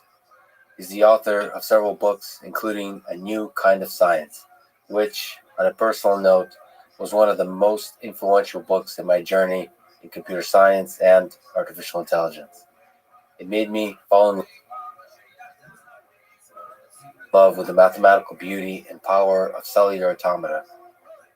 It is true that perhaps one of the criticisms of Stephen is on a human level, that he has a big ego, which prevents some researchers from fully enjoying the content of his ideas. We talk about the conversation. To me, ego can lead you astray, but can also be a superpower, one that fuels bold, innovative thinking that refuses to surrender to the cautious ways of academic institutions. And here, especially, I ask you to join me in looking past the peculiarities of human nature and opening your mind to the beauty of ideas in Stephen's work and in this conversation. I believe Stephen Wolfram is one of the most original minds of our time, and at the core is a kind, curious, and brilliant human being. This conversation was recorded in November 2019 when the Wolfram Physics project was underway, but not yet ready for public exploration as it is now. We agreed to talk again, probably multiple times in the near future, so this is round 1, and stay tuned for round 2 soon. This is the Artificial Intelligence Podcast. If you enjoy it, subscribe on YouTube, review it with 5 stars on Apple Podcasts, support it on Patreon, or simply connect with me on Twitter at Lex Friedman, spelled Fridman. As usual, I'll do a few minutes of ads now, and never any ads in the middle that can break the flow of the conversation. I hope that works for you. It doesn't hurt the listening experience. Quick summary of the ads. 2 sponsors, ExpressVPN and Cash App. Please consider supporting the podcast by getting ExpressVPN at expressvpn.com/LexPod and downloading Cash App and using code LEXPODCAST. This show is presented by Cash App, the #1 finance app in the App Store. When you get it, use code LEXPODCAST. Cash App lets you send money to friends, buy Bitcoin, and invest in the stock market with as little as $1. Since Cash App does fractional share trading, let me mention that the order execution algorithm that works behind the scenes to create the abstraction of fractional orders is an algorithmic marvel. So big props to the Cash App engineers for solving a hard problem that in the end provides an easy interface that takes a step up to the next layer of abstraction over the stock market. This makes trading more accessible for new investors and diversification much easier. So again, if you get Cash App from the App Store, Google Play, and use the code LEX Podcast, you get $10, and Cash App will also donate $10 to FIRST, an organization that is helping to advance robotics and STEM education for young people around the world. This show is presented by ExpressVPN. Get it at expressvpn.com/LexPod to get to support this podcast. I've been using ExpressVPN for many years. I love it. It's really easy to use. Press the big power on button and your privacy is protected. And if you like, you can make it look like locations anywhere else in the world. This has a large number of obvious benefits. Certainly, it allows you to access international versions of streaming websites like the Japanese Netflix or the UK Hulu. ExpressVPN works on any device you can imagine. I use it on Linux. Shout out to Ubuntu. New version coming out soon, actually. Windows, Android, but it's available anywhere else too. Once again, get it at expressvpn.com/LexPod to get a discount and to support this podcast. And now, here's my conversation with Stephen Wolfram. You and your son, Christopher, helped create the alien language in the movie Arrival. So let me ask maybe a bit of a crazy question, but if aliens were to visit us on Earth, do you think we would be able to find a common language? Well, by the time we're saying aliens are visiting us, we've already prejudiced the whole story. Because the concept of an alien actually visiting, so to speak, we already know they're kind of things that make sense to talk about visiting. So we already know they exist in the same kind of physical setup that we do. They're not, it's not just radio signals. It's an actual thing that shows up and so on.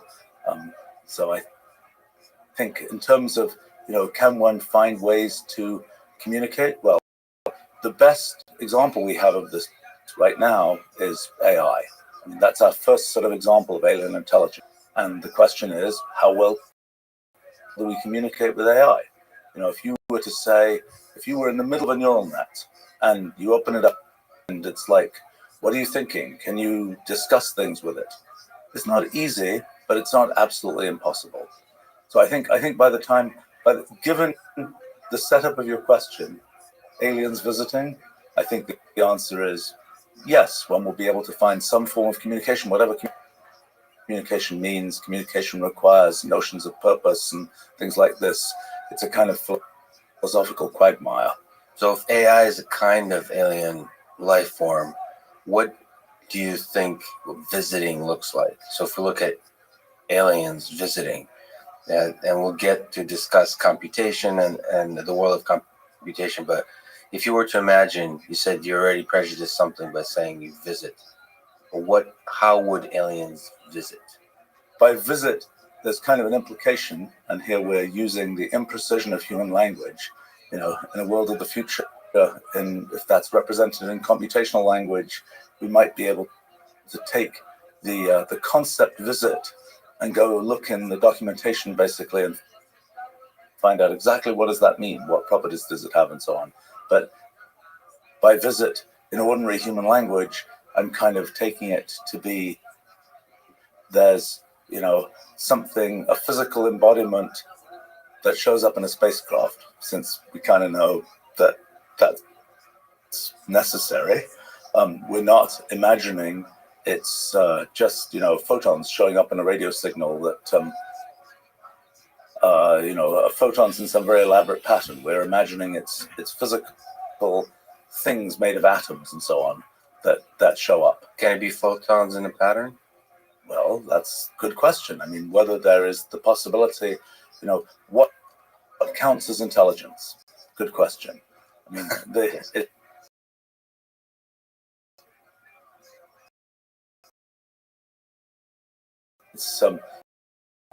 you think there was sort of a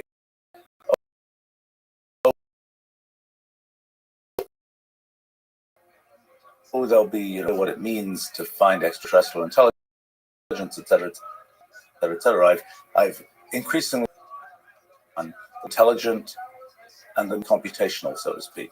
So, in our everyday sort of discussion, we'll say things like, the weather has a mind of it. We realize go on that determine the fluid dynamics of this and that and the atmosphere, et cetera, et cetera, et cetera. How do we distinguish that from the processes that go on in our brains of, the physical processes that go on in our brains? How do we separate those? How do we say the physical processes going on that represent sophisticated computations in the weather? Oh, that's not the same as the physical processes that go on that represent sophisticated computations in our brains.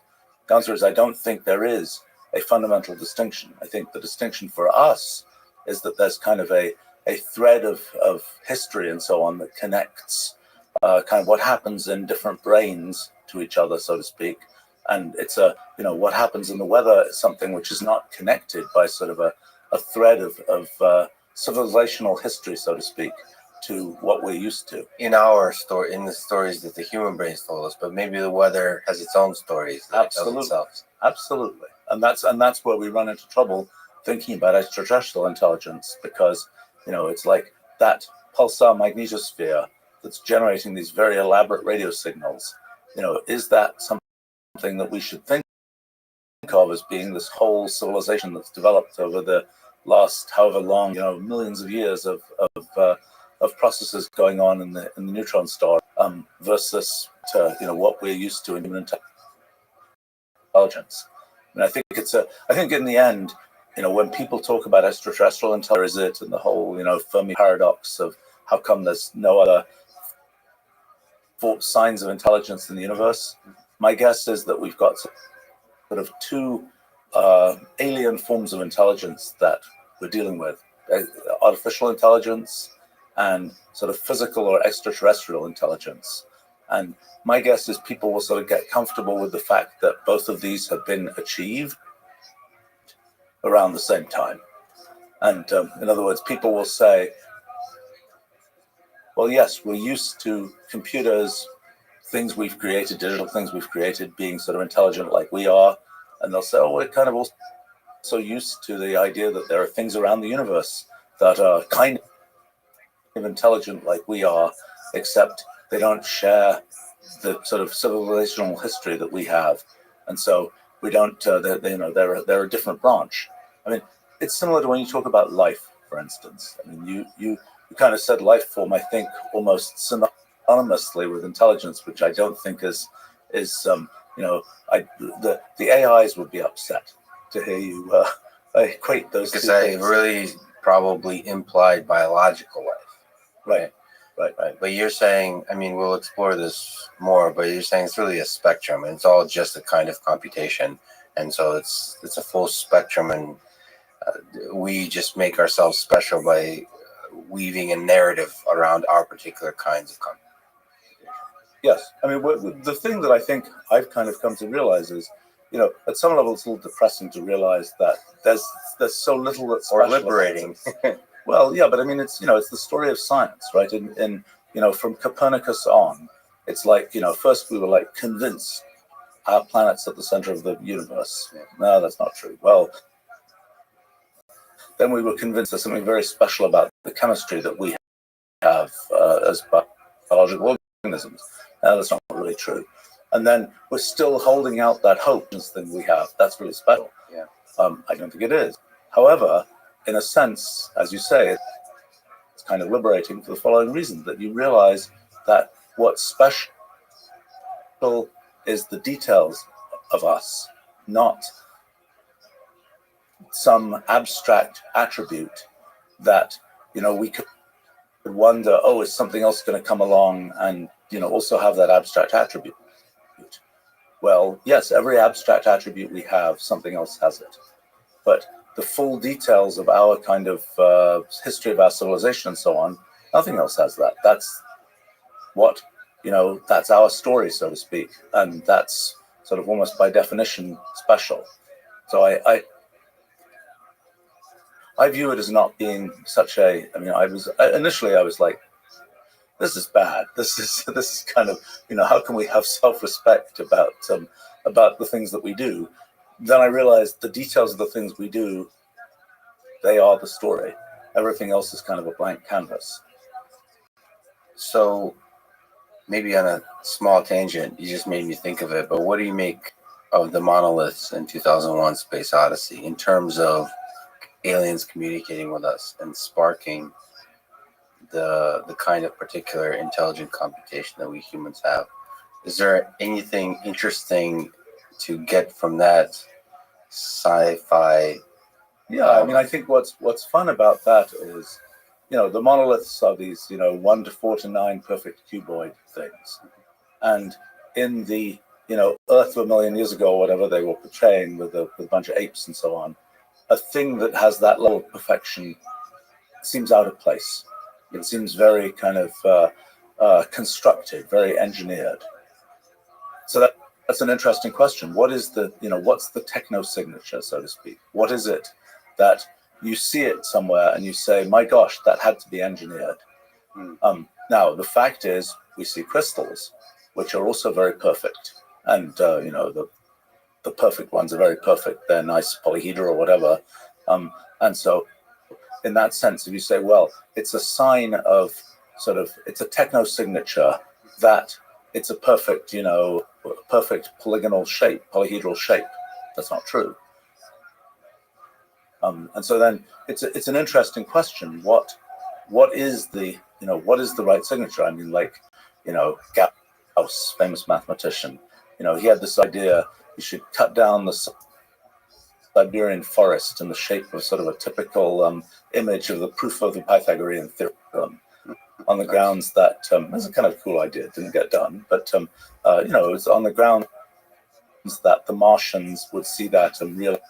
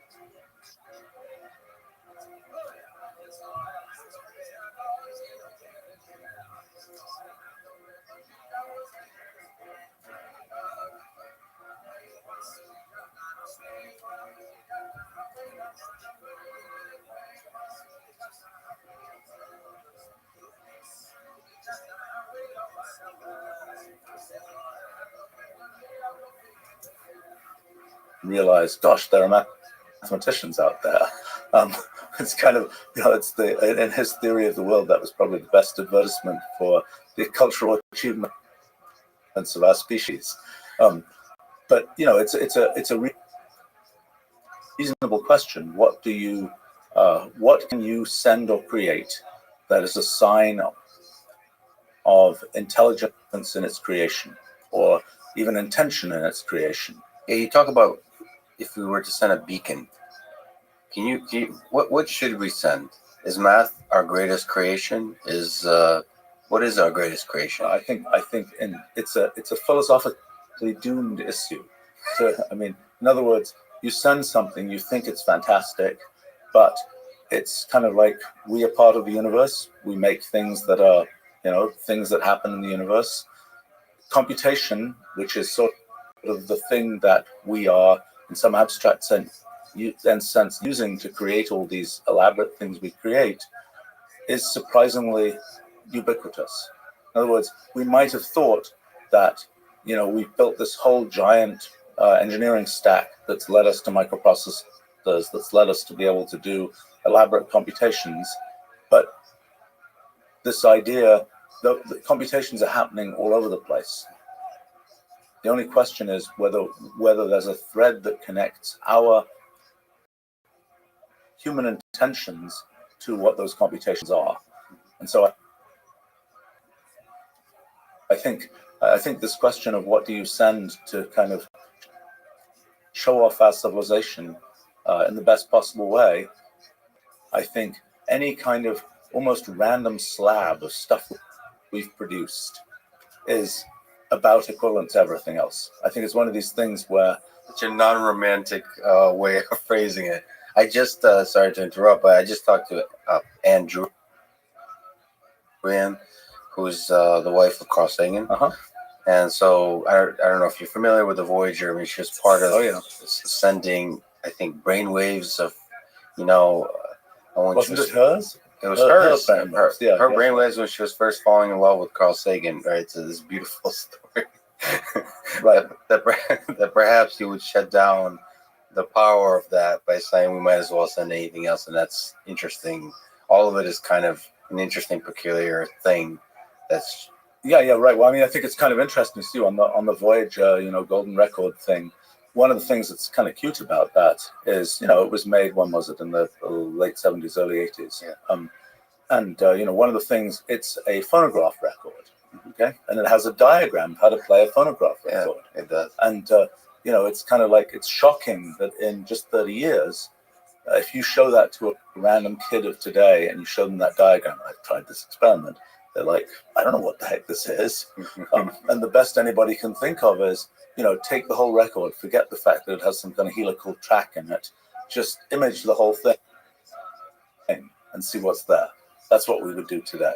In only 30 years, our technology has kind of advanced to the point where the playing of a helical, you know, mechanical track on a phonograph record is now something bizarre. So, you know, that's a cautionary tale, I would say, in terms of the ability to make something that in detail sort of leads by the nose some, you know, the aliens or whatever to do something. It's like, no, you know, best you can do, as I say, if we were doing this today, we would not build a helical scan thing with a needle. We would just take some high resolution imaging system and get all the bits off it and say, oh, it's a big nuisance that they put in a helix, you know, in a spiral. Let's just you know, unravel the spiral and start from there. Do you think, and this will get into trying to figure out interpretability of AI, interpretability of computation, being able to communicate with various kinds of computations. Do you think we'd be able to, if you put your alien hat on, figure out this record, how to play this record?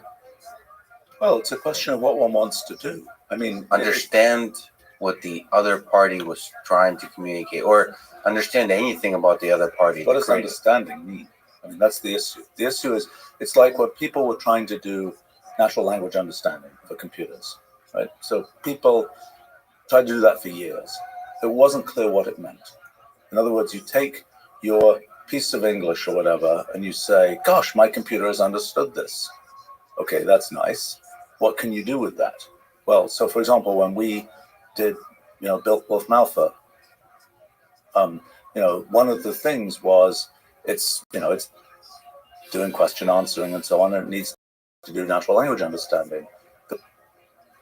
The reason that I realized after the fact, the reason we were able to do natural language understanding quite well and people hadn't before, the number one thing was we had an actual objective for the natural language understanding. We were trying to turn the natural language Into computation. into computational language that we could then do things with.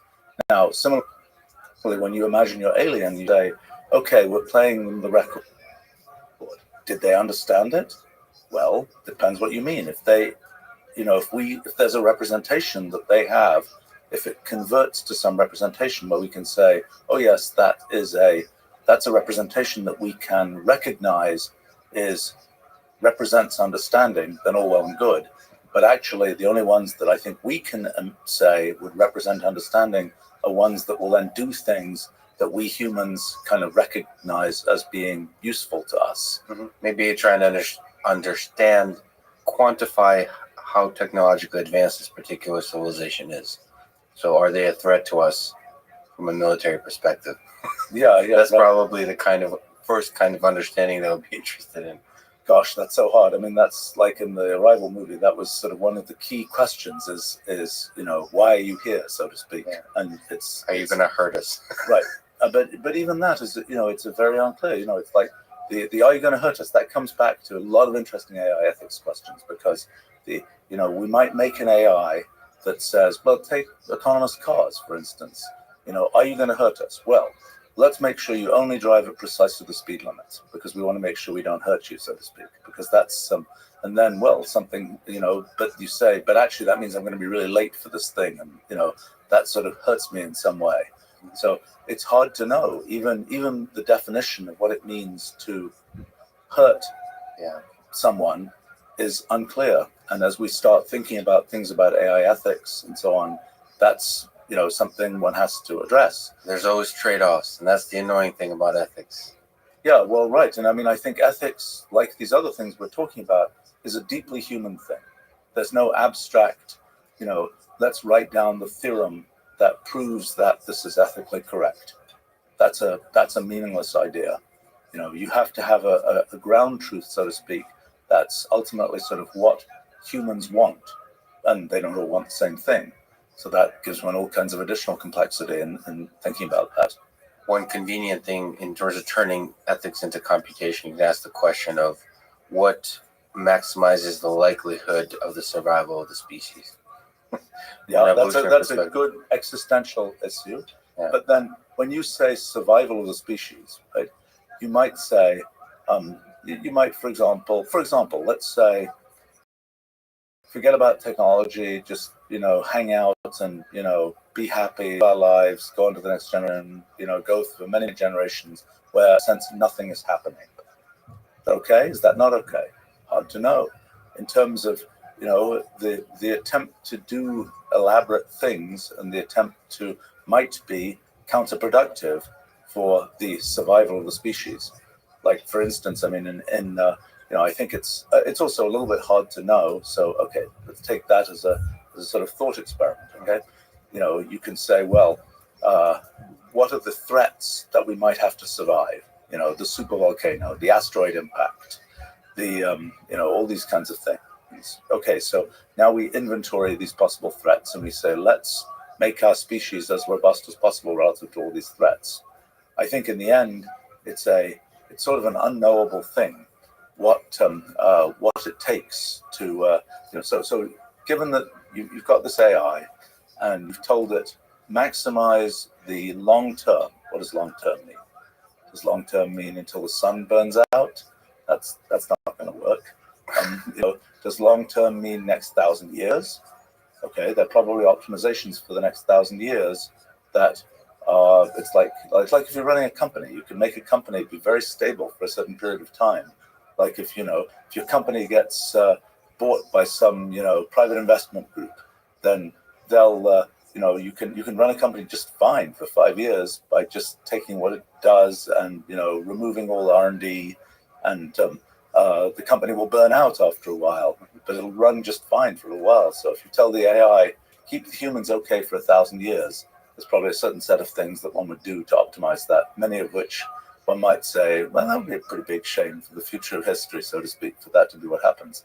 But I think in the end, as you start thinking about that question, it is what you realize is there's a whole sort of raft of undecidability, computational irreducibility. In other words, one of the good things about sort of the what our civilization has gone through and what sort of we humans go through is that there's a certain computational irreducibility to it, in the sense that it isn't the case that you look from the outside and just say, the answer is going to be this. At the end of the day, this is what's going to happen. You actually have to go through the process to find out. And I think that's both, that feels better in the sense it's not something is achieved by going through all of this, all of this process. And but it also means that telling the AI, go figure out, what will be the best outcome. Well, unfortunately, it's going to come back and say it's kind of undecidable what to do. We'd have to run all of those scenarios to see what happens. And if we want it for the infinite future, we're thrown immediately into sort of standard issues of kind of infinite computation and so on. So yeah, even if you get that the answer to the universe and everything is 42, you still have to actually run the universe. Yes. to figure out yes. like the question, I guess, or the journey is the point. Right. Well, I think it's saying, to summarize, this is the result of the universe. If that is possible, it tells us, the whole sort of structure of thinking about computation and so on, and thinking about how stuff works. If it's possible to say, and the answer is such and such, you're basically saying there's a way of going outside the universe, and you're getting yourself into something of a sort of paradox, because you're saying, if it's knowable what the answer is, then there's a way to know it that is beyond what the universe provides. But if we can know it, then something that we're dealing with is beyond the universe. So then the universe isn't the universe, so to speak. So, and in general, as we'll talk about, at least for our small human brains, it's hard to show the result of a sufficiently complex computation. It's hard. It's probably impossible, right? Undecidability. So, verse appears by at least the poets to be sufficiently complex that we won't be able to predict what the heck it's all going to. But we better not be able to, because if we can, it kind of denies. It's we're part of the universe. Yeah. So what does it mean for us to predict?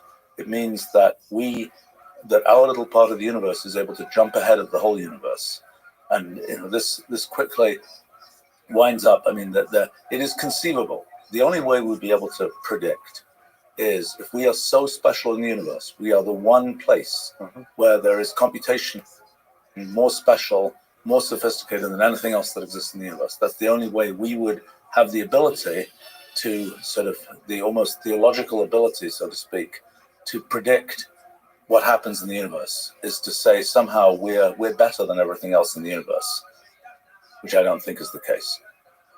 Yeah, perhaps we can detect a large number of looping patterns that reoccur throughout the universe and fully describe them, and therefore, but then it still becomes exceptionally difficult to see how those patterns interact and what kind of complexity. Well, look, the most remarkable thing about the universe is that it has regularity at all. Might not be the case. Does it have regularity? Absolutely. It's full of, physics is successful. It's full of laws that tell us a lot of detail about how the universe works. It could be the case that, the 10 to the 90th particles in the universe, they all do their own thing. But they don't. They all follow, we already know, they all follow basically the same physical laws. And that's a very profound fact about the universe. What conclusion you draw from that is unclear. The early theologians, that was, exhibit number one for the existence of God. Now, people have different conclusions about it, but the fact is, right now, I mean, I happen to be interested, actually. I've just restarted a long-running kind of interest of mine about fundamental physics. I'm kind of like, I'm on a bit of a quest, which I'm about to make more public, to see if I can actually find the fundamental theory of physics. Excellent. We'll come to that. And I just had a lot of conversations with quantum mechanics folks, so I'm really excited on your take, because I think you have a fascinating take on the fundamental nature of our reality from a physics perspective. So, and what might be underlying the kind of physics as we think of it today. Okay, let's take a step back. What is computation? It's a good question. Operationally, computation is following rules. That's kind of it. I mean, computation is the result, is the process of systematically following rules, and it is the thing that happens when you do that. So taking initial conditions or taking inputs and following rules. I mean, what are you following rules on? So there has to be some data, some... Not necessarily. It can be something where there's a very simple input, and then you're following these rules, and you'd say there's not really much data going into this. You could actually pack the initial conditions into the rule if you want to. So I think the question is there a robust notion of computation? That is, what does robust mean? What I mean by that is something like this. So one of the things in an area of physics, something like energy. Okay, there are different forms of energy. But somehow energy is a robust concept that isn't particular to kinetic energy or nuclear energy or whatever else. There's a robust idea of energy. So one of the things you might ask is there a robust idea of computation, or does it matter that this computation is running in a Turing machine? This computation is running in a CMOS silicon CPU. This computation is running in a fluid system in the weather. Those kinds of things. Or is there a robust idea of computation that transcends the sort of detailed framework that it's running in? Okay, and is there? Yes. I mean, it wasn't obvious that there was, so it's worth understanding the history and how we got to where we are right now. Because, to say that there is a statement in part about our universe. It's not a statement about what is mathematically conceivable. It's about what actually can exist for us. Maybe you can also comment, because energy as a concept is robust, but there's also its intricate, complicated relationship with matter, with mass, is very interesting, of particles that carry force and particles that carry force and particles that have mass. These kinds of ideas, they seem to map to each other, at least in the mathematical sense. Is there a connection between energy and mass and computation, or are these completely disjoint ideas? We don't know yet. The things that I'm trying to do about fundamental physics may well lead to such a connection, but there is no known connection at this time. So can you elaborate a little bit more on how do you think about computation? What is computation? Yeah, so I mean, let's tell a little bit of a historical story. Yes. Okay, so go back 150 years, people were making mechanical calculators of various kinds. And the typical thing was, you want an adding machine, you go to the adding machine store, basically. You want a multiplying machine, you go to the multiplying machine store. They're different pieces of hardware. And so that means that at least at the level of that kind of computation and those kinds of pieces of hardware, there isn't a robust notion of computation. There's the adding machine kind of computation, there's the multiplying machine notion of computation, and they're disjoint. So what happened in around 1900, people started imagining, particularly in the context of mathematical logic, could you have something which would represent any reasonable function, right? And they came up with things. This idea of primitive recursion was one of the early ideas, and it didn't work. There were reasonable functions that people could come up with that were not represented using the primitives of primitive recursion.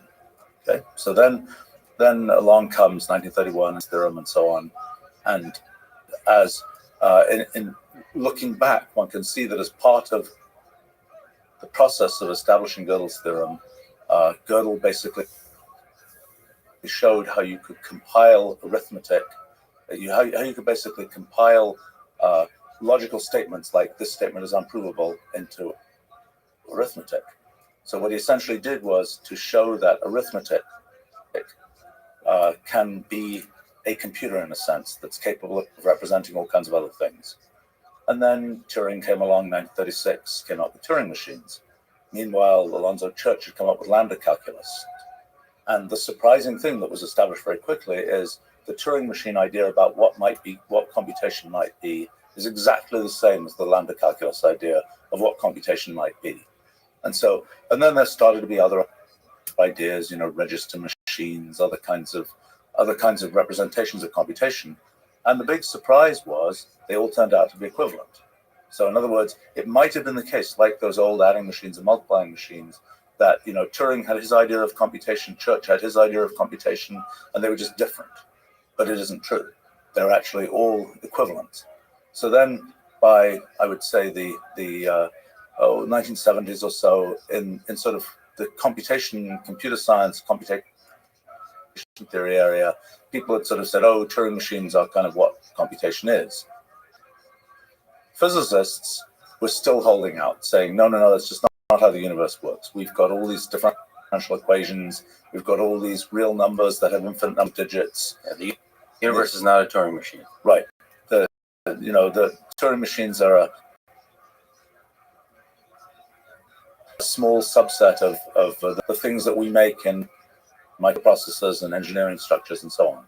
So probably, actually through my work in the 1980s, about sort of the relationship between computation and models of physics, it became a little less clear that there was this big sort of dichotomy between what can happen in physics and what happens in things like Turing machines. And I think probably by now, people would mostly think, and by the way, brains were another kind of element of this. I mean, Gödel didn't think that his notion of computation, or what amounted to his notion of computation, would cover brains. And Turing wasn't sure either. But although he got to be a little bit more convinced that it should cover brains. But I would say by probably sometime in the 1980s, there was beginning to be sort of a general belief that, yes, this notion of computation that could be captured by things like Turing machines was reasonably robust. Now, the next question is, okay, you can have a universal Turing machine that's capable of being programmed to do anything that any Turing machine can do.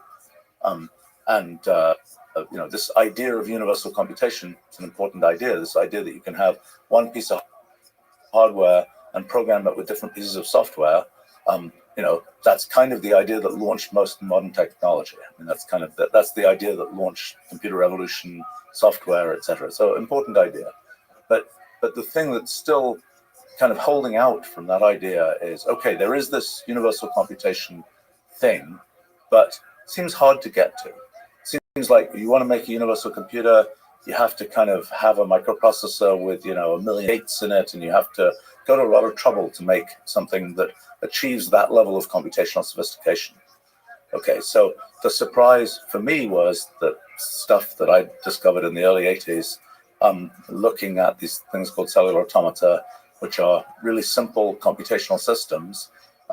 The thing that was a big surprise to me was that even when their rules were very, very simple, they were doing things that were as sophisticated as they did even when their rules were much more complicated. So it didn't look like, this idea, to get sophisticated computation, you have to build something with very sophisticated rules. That idea didn't seem to pan out. And instead, it seemed to be the case that sophisticated computation was completely ubiquitous, even in systems with incredibly simple rules. And so that led to this thing that I call the principle of computational equivalence, which basically says when you have a system that follows rules of any kind, then whenever the system isn't doing things that are in some sense obviously simple, then the computation that the behavior of the system corresponds to is of equivalent sophistication. So that means that when you kind of go from the very, very, very simplest things you can imagine, then quite quickly you hit this kind of threshold above which everything is equivalent in its computational sophistication. Not obvious that would be the case. I mean, that's a science fact. Well, No, hold on a second. You've opened with a new kind of science. I remember it was a huge eye opener. That such simple things can create such complexity, and yes, there's an equivalence, but it's not a fact. It just appears to. I mean, it's as much as a fact as sort of these theories are so elegant that it seems to be the way things are. But let me ask, sort of, you just brought up previously, kind of like the communities of computer scientists with their Turing machines, the physicists with their universe, and the whoever the heck, maybe neuroscientists looking at the brain. What's your sense in the equivalence? You've shown through your work that simple rules can create equivalently complex Turing machine systems, right? Is the universe equivalent to the kinds of to Turing machines? Is the human brain a kind of Turing machine? Do you see those things basically blending together, or is there still a mystery about how disjoint they are? Well, my guess is that they will blend together, but we don't know that for sure yet. I mean, I should say, I said rather glibly that the principle of computational equivalence is sort of a science fact, and Yes, I was using air quotes, quotes for the science fact, because it is a, just to talk about that for a second, and then we'll the thing is that it has a complicated epistemological character, similar to things like the second law of thermodynamics, law of entropy increase. What is the second law of thermodynamics? Is it a law of nature? Is it a thing that is true of the physical world? Is it something which is mathematically provable? Is it something which happens to be true of the systems that we see in the world? Is it, in some sense, a definition of heat, perhaps? Well, it's a combination of those things. And it's the same thing with the principle of computational equivalence. And in some sense, the principle of computational equivalence is at the heart of the definition of computation, because it's telling you there is a robust notion that is equivalent across all these systems and doesn't depend on the details of each individual system. And that's why we can meaningfully talk about a thing called computation, and we're not stuck talking about, oh, there's computation in Turing machine number 3785, and et cetera, et cetera, et cetera. That's why there is a robust notion like that. Now, on the other hand, can we prove the principle of computational equivalence? Can we prove it as a mathematical result? Well, the answer is, actually, we've got some nice results along those lines that say, throw me a random system with very simple rules. Well, in a couple of cases, we now know that even the very simplest rules we can imagine of a certain type are universal and do sort of follow what you would expect from the principle of computational equivalence. So that's a nice piece of sort of mathematical evidence for the principle of computational equivalence. So just to link on that point, simple rules creating sort of these complex behaviors, but is there a way to mathematically say that this behavior is complex? That you mentioned that you cross a threshold. Right. So there are various indicators. So, for example, one thing would be, is it capable of universal computation? That is, given this system, do there exist initial conditions for the system that can be set up to essentially represent programs to do anything you want, to compute primes, to compute pi, to do whatever you want, right? So that's an indicator.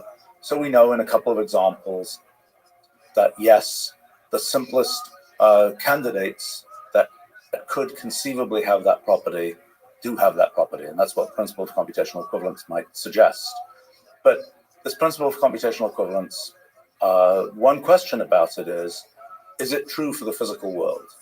Right? It might be true for all these things we come up with, the Turing machines, the cellular automata, whatever else. Is it true for our actual physical world? Is it true for the brains, which are an element of the physical world? we don't know for sure, and that's not the type of question that we will have a definitive answer to, because it's, you know, there's a sort of scientific induction issue. You can say, well, it's true for all these brains, but this person over here is really special, and it's not true for them. And you can't, you know, the only way that cannot be what happens is if we finally nail it and actually get a fundamental theory for physics, and it turns out to correspond to, let's say, a simple program. If that is the case, then we will basically have reduced physics to a branch of mathematics, in the sense that we will not be, you know, right now with physics, we're like, well, this is the theory that, you know, this is the rules that apply here, but in the middle of that, right by that black hole, maybe these rules don't apply and something else applies, and there may be another piece of the onion that we have to peel back. But if we can get to the point where we actually have, this is the fundamental theory of physics, here it is, it's this program, run this program and you will get our universe, then we've kind of reduced the problem of figuring out things in physics to a problem of doing some, what turns out to be very difficult, irreducibly difficult mathematical problems. But it no longer is the case that we can say, that somebody can come in and say, whoops, you know, you were right about all these things about Turing machines, but you're wrong about the physical universe. We know there's sort of ground truth about what's happening in the physical universe. Now, I happen to think, I mean, you asked me at an interesting time, because I'm just in the middle of starting to re-energize my project to kind of study the fundamental theory of physics. As of today, I'm very optimistic that we're actually going to find something, and that it's going to be possible to see that the universe really is computational in that sense. But I don't know, because we're betting against, you know, we're betting against the universe, so to speak. And I didn't, you know, it's not like, you know, when I spend a lot of my life building technology, and then I know what's in there, right? And it may have unexpected behavior, it may have bugs, things like that, but fundamentally I know what's in there. For the universe, I'm not in that position, so to speak. What kind of computation do you think the fundamental laws of physics might emerge from? Just to clarify, so you've done a lot of fascinating work with kind of discrete kinds of computation that, you know, because cellular automata, and we'll talk about it, have this very clean structure. It's such a nice way to demonstrate that simple rules can create immense complexity. But what kind is that actually? Are cellular automata sufficiently general to describe the kinds of computation that might create the laws of physics? Just to can you give a sense of what kind of computation do you think would create laws of physics? So this is a slightly complicated issue, because as soon as you have universal computation, you can in principle simulate anything with anything. But it is not a natural thing to do. And if you're asking, were you to try to find our physical universe by looking at possible programs in the computational universe of all possible programs, would the ones that correspond to our universe be small and simple enough that we might find them by searching that computational universe? We got to have the right basis, so to speak. We have got to have the right language, in effect, for describing computation for that to be feasible. So the thing that I've been interested in for a long time is, what are the most structureless structures that we can create with computation? So, in other words, if you say a cellular automaton has a bunch of cells that are arrayed on a grid, and it's very, you know, and every cell is updated in synchrony at a particular, you know, when there's a click of a clock, so to speak, and it goes a tick of a clock, and every cell gets updated at the same time. That's a very specific, very rigid kind of thing. But my guess is that when we look at physics and we look at things like space and time, that what's underneath space and time is something as structureless as possible. That what we see, what emerges for us as physical space, for example, comes from something that is sort of arbitrarily unstructured underneath. And so I've been for a long time interested in kind of what are the most structureless structures that we can set up. And actually what I had thought about for ages is using graphs, networks, where essentially, so let's talk about space, for example. So what is space? Is a kind of a question one might ask. Back in the early days of quantum mechanics, for example, people said, oh, for sure, space is going to be discrete because all these other things we're finding are discrete. But that never worked out in physics. And so space in physics today is always treated as this continuous thing, just like Euclid imagined it. I mean, the very first thing Euclid says in his sort of common notion is, a point is something which has no part. In other words, there are points that are arbitrarily small, and there's a continuum of possible positions of points. And the question is that true? And so, for example, if we look at, I don't know, fluid like air or water, we might say, oh, it's a continuous fluid. We can pour it, we can do all kinds of things continuously. But actually, we know, because we know the physics of it, that it consists of a bunch of discrete molecules bouncing around, and only in the aggregate is it behaving like a continuum. And so the possibility exists that that's true of space too. People haven't managed to make that work with existing frameworks in physics, but I've been interested in whether one can imagine that underneath space and also underneath time is something more structureless. And the question is it computational? So there are a couple of possibilities. It could be computational, somehow fundamentally equivalent to a Turing machine, or it could be fundamentally not. So how could it not be?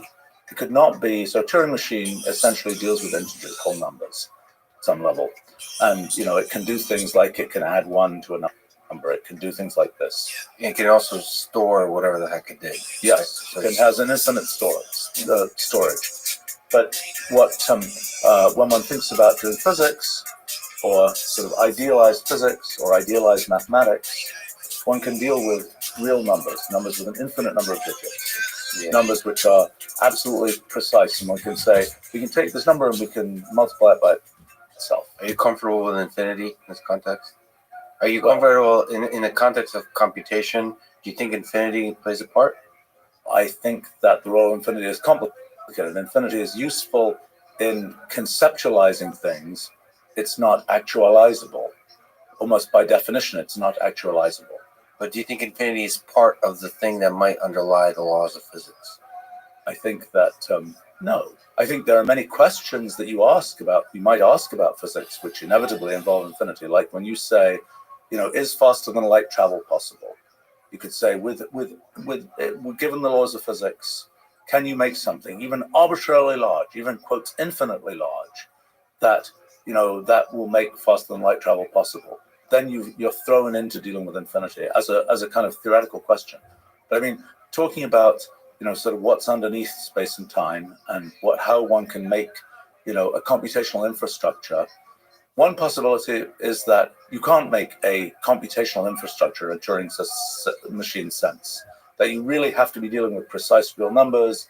You're dealing with partial differential equations, which just have precise real numbers at arbitrarily closely separated points. You have a continuum for everything. Could be that's what happens, that there's sort of a continuum for everything and precise real numbers for everything, and then the things I'm thinking about are wrong.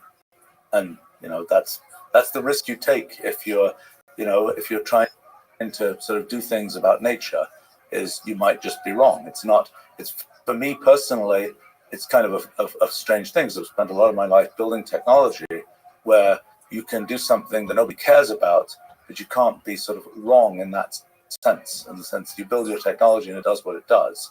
But I think this question of what the sort of underlying computational infrastructure for the universe might be. Yes. So it's sort of inevitable it's going to be fairly abstract, because if you're going to get all these things, like there are 3 dimensions of space, there are electrons, there are muons, there are quarks, there are this, you don't get to, if the model for the universe is simple, you don't get to have sort of a line of code for each of those things. You don't get to have sort of the muon case, the tau lepton case, and so on. Those all have to be emergent somehow. Right. So something deeper. Right. So that means it's sort of inevitable. It's a little hard to talk about what the sort of underlying structureless structure actually is. Do you think our human beings have the cognitive capacity to understand, if we're to discover it, to understand the kinds of simple structure from which these laws can emerge? Like, do you think that's it's a good hopeless question. pursuit? Well, here's what I think. I think that, I'm right in the middle of this right now. Right, So, so I'm telling you that you think you'll this hit a wall. human, yeah, I mean, this human has a hard time understanding, Yes. a bunch of the things that are going on. But what happens in understanding is one builds waypoints. I mean, if you said understand modern 21st century mathematics, starting from counting back in whenever counting was invented 50,000 years ago, whatever it was, right? That will be really difficult. But what happens is we build waypoints that allow us to get to higher levels of understanding, and we see the same thing happening in language. When we invent a word for something, it provides kind of a cognitive anchor, a kind of a waypoint that lets us, like a podcast or something. You could be explaining, well, it's the thing which works this way, that way, the other way. But as soon as you have the word podcast and people kind of societally understand it, you start to be able to build on top of that. And so I think, and that's kind of the story of science, actually, too. I mean, science is about building these kind of waypoints where we find this sort of cognitive mechanism for us understanding something, then we can build on top of it. We have the idea of, differential equations, we can build on top of that. We have this idea, that idea. So my hope is that if it is the case that we have to go all the way sort of from the sand to the computer and there's no waypoints in between, then we're toast. We won't be able to do that. Well, eventually we might. So if we're us clever apes are good enough at building those abstractions, eventually from sand we'll get to the computer, right? And Well, it's just might be a longer journey. The question is whether it is something that you asked, whether our human brains will quote understand what's going on, and that's a different question, because for that it requires steps that are sort of from which we can construct a human understandable narrative, and that's something that I think I am somewhat hopeful that will be possible. Although, as of literally today, if you ask me, I'm confronted with things that I don't understand very well. So this is a small pattern in a computation trying to understand the rules under which the computation functions. And yeah, it's an interesting possibility under which kinds of computations such a creature can understand itself. my guess is that so we didn't talk much about computational irreducibility, but it's a consequence of this principle of computational equivalence. And it's sort of a core idea that one has to understand, I think, which is, the question is, you're doing a computation, you can figure out what happens in the computation just by running every step in the computation and seeing what happens. Or you can say, let me jump ahead and figure out, have something smarter that figures out what's going to happen before it actually happens. And a lot of traditional science has been about that act of computational reducibility. It's like we've got these equations and we can just solve them and we can figure out what's going to happen. We don't have to trace all of those steps. We just jump ahead because we solved these equations. Okay, so one of the things that is a consequence of the principle of computational equivalence is you don't always get to do that. Many, many systems will be computationally irreducible, in the sense that the only way to find out what they do is just follow each step and see what happens. Why is that? Well, if you're saying, well, we, with our brains, we're a lot smarter. We don't have to mess around like the little cellular automaton going through and updating all those cells. We can just use the power of our brains to jump ahead. But if the principle of computational equivalence is right, that's not going to be correct, because it means that there's us doing our computation in our brains, there's a little cellular automaton doing its computation, and the principle of computational equivalence says these two computations are fundamentally equivalent. So that means we don't get to say we're a lot smarter than the cellular automaton and jump ahead, because we're just doing computation that's of the same sophistication as the cellular automaton itself. That's computational reducibility. It's fascinating, but and that's a really powerful idea. I think that's both depressing and humbling and so on, that while we in a cellular automata are the same, but the question we're talking about, the fundamental laws of physics, is kind of the reverse question. You're not predicting what's going to happen. You have to run the universe for that. But saying, can I understand what rules likely generated me? I understand, but the problem is, to know whether you're right, you have to have some computational reducibility, because we are embedded in the universe. if the only way to know whether we get the universe is just to run the universe, we don't get to do that because it just ran for 14.6 billion years or whatever. And we don't, we can't rerun it, so to speak. So we have to hope that there are pockets of computational reducibility sufficient to be able to say, yes, I can recognize those are electrons there. And I think that it's a feature of computational irreducibility.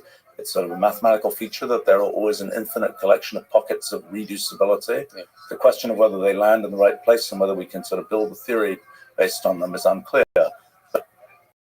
But to this point about whether we, as observers in the universe, built out of the same stuff as the universe, can figure out the universe, so to speak, that relies on these reducibility. Without the pockets of reducibility, it won't work, can't work. But I think this question about how observers operate, it's one of the features of science over the last 100 years particularly, has been that every time we get more realistic about observers, we learn a bit more about science.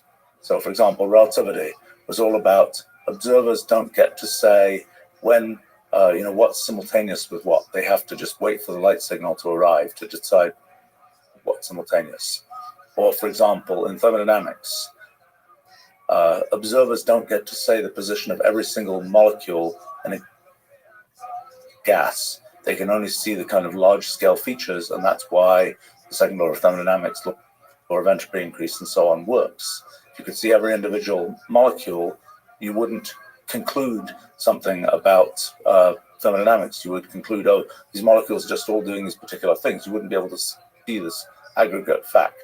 So I strongly expect that, and in fact, in the theories that I have, one has to be more realistic about the computation and other aspects of observers in order to actually make a correspondence between what we experience. In fact, they have my little team and I have a little theory right now about how quantum mechanics may work, which is a very wonderfully bizarre idea about how sort of thread of human consciousness relates to what we observe in the universe. But there's several steps to explain what that's about. What do you make of the mess of the observer at the lower level of quantum mechanics? Sort of that textbook definition with quantum mechanics kind of says that there's two worlds. One is the world that actually is, and the other is that's observed. What do you make sense of that? Well, I think actually the ideas we've recently had might actually give away into this, and that's I don't know yet. I mean, I think it's a mess. I mean, the fact is one of the things that's interesting, and when people look at these models that I started talking about 30 years ago now, they say, oh no, that can't possibly be right. What about quantum mechanics? Right? You say, okay, tell me what is the essence of quantum mechanics? What do you want me to be able to reproduce to know that I've got quantum mechanics, so to speak?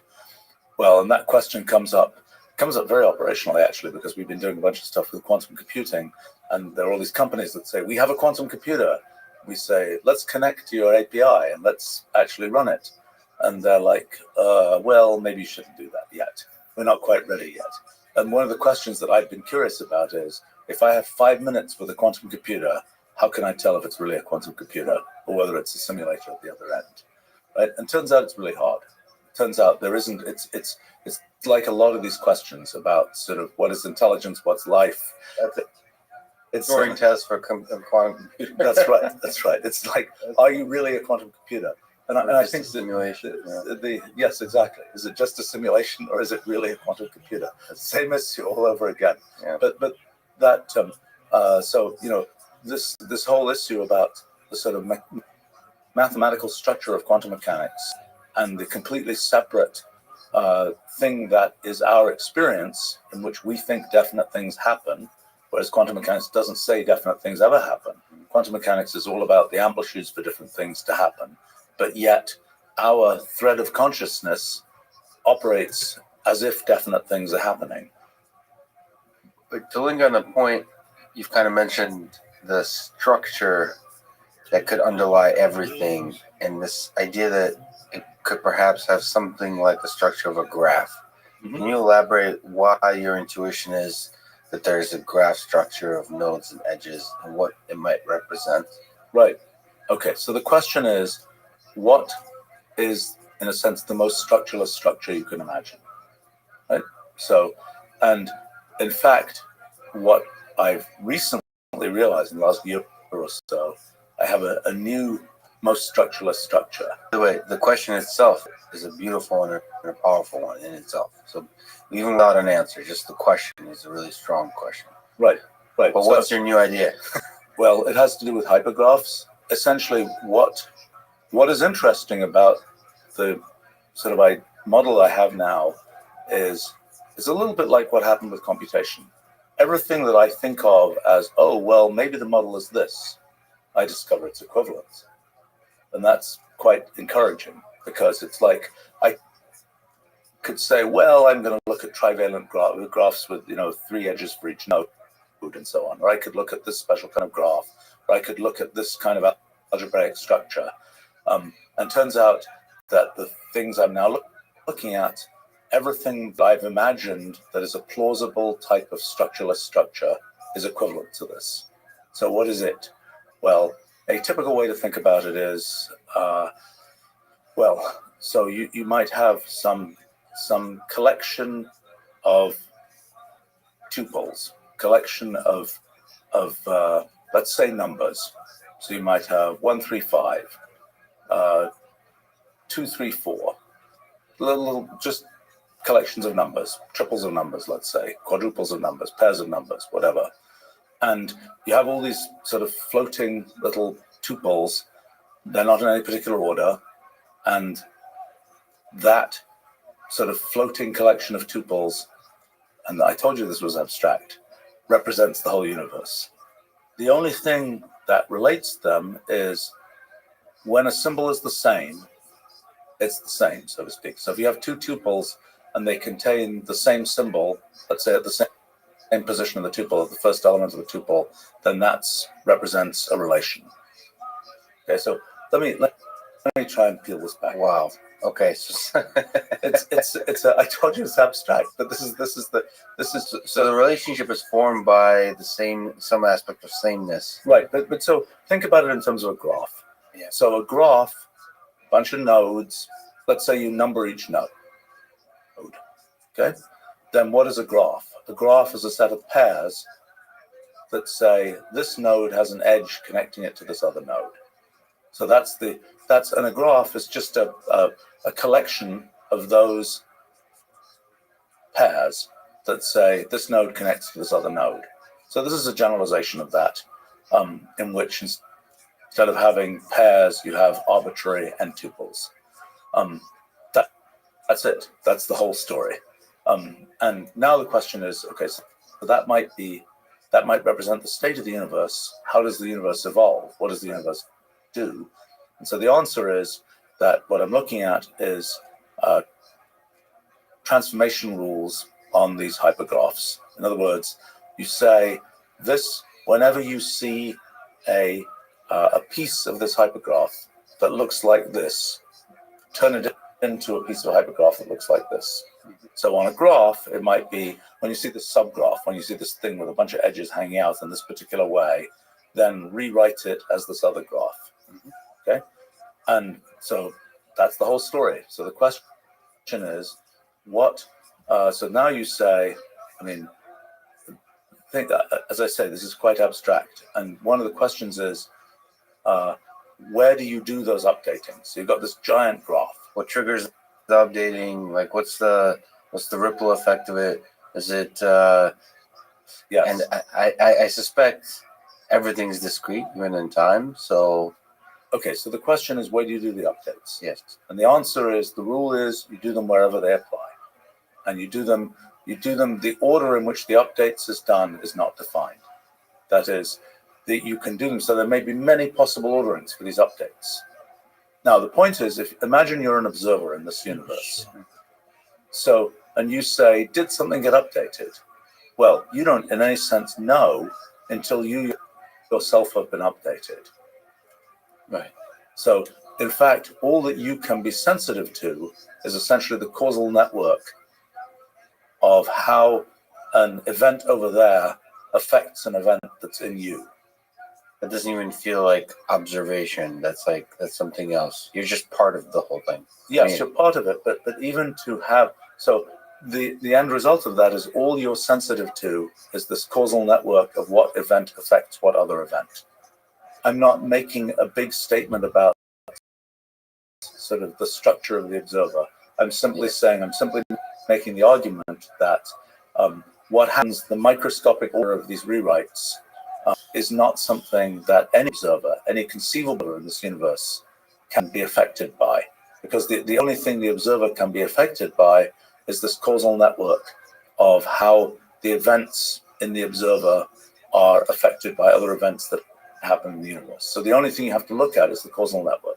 You don't really have to look at this microscopic rewriting that's happening. So these rewrites are happening wherever they happen wherever they feel like. Causal network.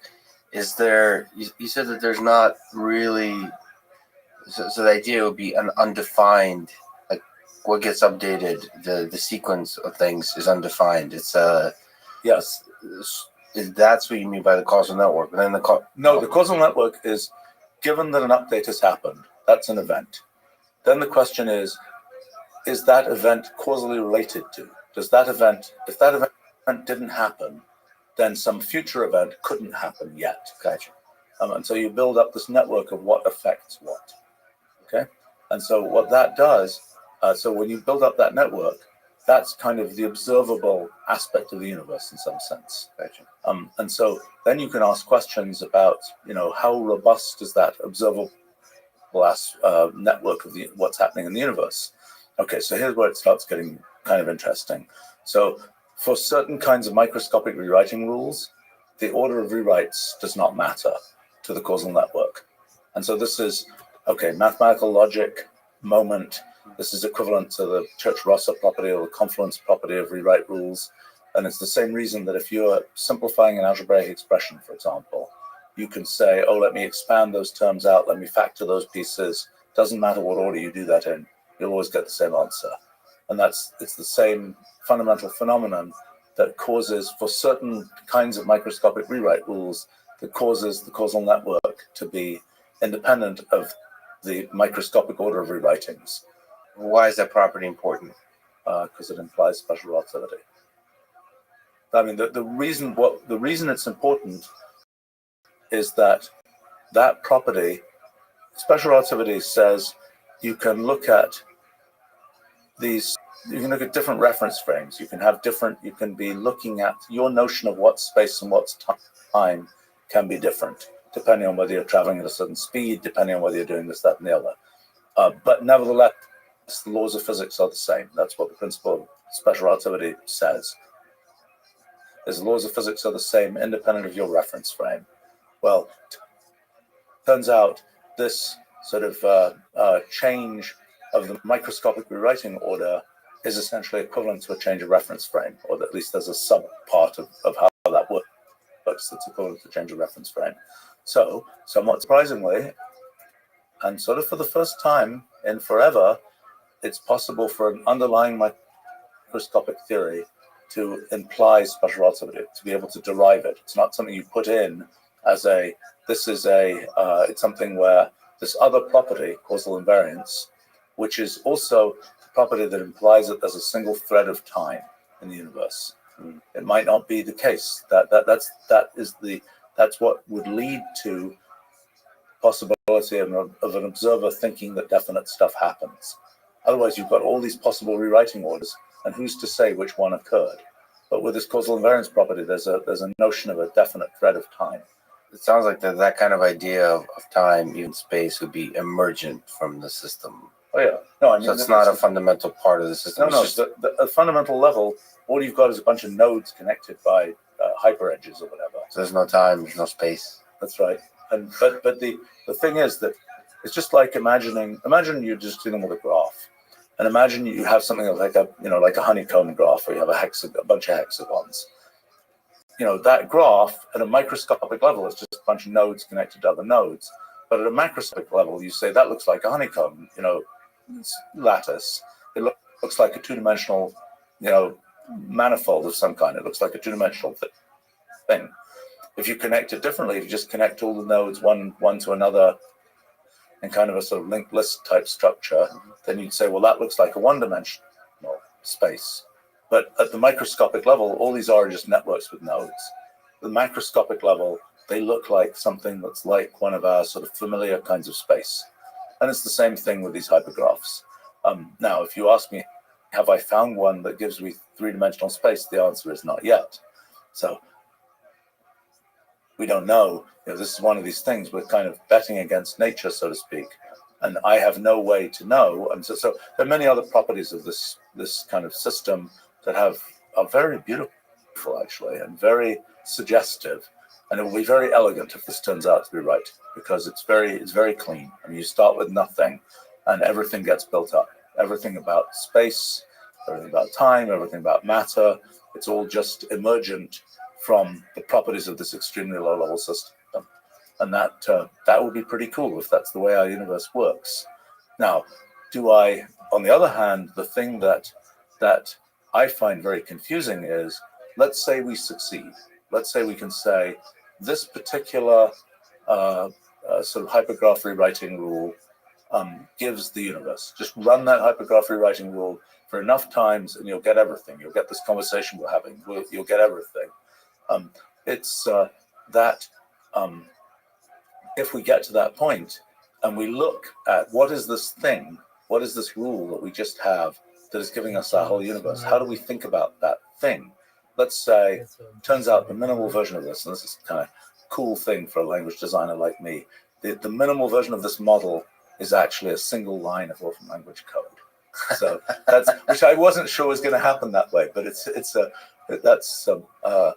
kind of no, we don't know what that's just the framework. To know the actual particular hypergraph that might be a longer, the specification of the rules might be slightly longer. How does that help you accept marveling in the beauty and the elegance of the simplicity that creates the universe? Does that help us predict anything? Not really, because of the irreducibility. That's correct. But so the thing that is really strange to me, and I haven't wrapped my brain around this yet, is, one keeps on realizing that we're not special, in the sense that, we don't live at the center of the universe, we don't blah, blah, blah. And yet, if we produce a rule for the universe and it's quite simple, and we can write it down in a couple of lines or something, that feels very special. How do we come to get a simple universe when many of the available universes, so to speak, are incredibly complicated? Might be, a quintillion characters long. Why did we get one of the ones that's simple? And so I haven't wrapped my brain around that issue yet. If indeed we are in such a simple, the universe is such a simple rule, is it possible that there is something outside of this, that we are in a kind of what people call the simulation, right? That we're just part of a computation that's being explored by a graduate student in an alternate universe? Well, the problem is we don't get to say much about what's outside our universe, because by definition, our universe is what we exist within. Yeah. Now, can we make a sort of almost theological conclusion from being able to know how our particular universe works? Interesting question. I don't think that if you ask the question, could we, and it relates again to this question about the extraterrestrial intelligence, we've got the rule for the universe. Was it built in on purpose? Hard to say. That's the same thing as saying we see a signal from, that we're, receiving from some, random star somewhere, and it's a series of pulses. And, it's a periodic series of pulses, let's say. Was that done on purpose? Can we conclude something about the origin of that series of pulses? Just because it's elegant does not necessarily mean that somebody created it, or that we can even comprehend. Yeah, the ultimate version of the sort of identification of the techno-signature question, the ultimate version of that was our universe a piece of technology, so to speak, and how on earth would we know? But it'll be it's I mean, in the kind of crazy science fiction thing you could imagine, you could say, oh, somebody's going to have there's going to be a signature there. It's going to be made by so and so, but there's no way we could understand that, so to speak, and it's not clear what that would mean, because the universe simply this, if we find a rule for the universe, we're simply saying that rule represents what our universe does. We're not saying that rule is something running on a big computer and making our universe. It's just saying that represents what our universe does, in the same sense that laws of classical mechanics, differential equations, whatever they are, represent what mechanical systems do. It's not that the mechanical systems are somehow running solutions to those differential equations. Those differential equations just representing the behavior of those systems. So what's the gap, in your sense, to linger on the fascinating, perhaps slightly sci-fi question? What's the gap between understanding the fundamental rules that create a universe and engineering a system, actually creating a simulation ourselves? You've talked about nano engineering, kind of ideas that are kind of exciting, actually creating some ideas of computation in the physical space. How hard is it as an engineering problem to create the universe once you know the rules that create it? Well, that's an interesting question. I think the substrate on which the universe is operating is not a substrate that we have access to. I mean, the only substrate we have is that same substrate that the universe is operating in. So if the universe is a bunch of hypergraphs being rewritten, then we get to attach ourselves to those same hypergraphs being rewritten. We don't get to, and if you ask the question, is the code clean? Can we write nice, elegant code with efficient algorithms and so on? Well, that's an interesting question. How that's this question of how much computational reducibility there is in the system. But so I've seen some beautiful cellular automata that basically create copies of itself within itself, right? So that's the question, whether it's possible to create, like whether in a substrate or whether you can just... Yeah, well, right. I mean, so one of the things that is sort of one of my slightly sci-fi thoughts about the future, so to speak, is, right now, if you poll typical people, you say, do you think it's important to find the fundamental theory of physics? You get, because I've done this poll informally at least, it's curious actually, you get a decent fraction of people saying, oh yeah, that would be pretty interesting.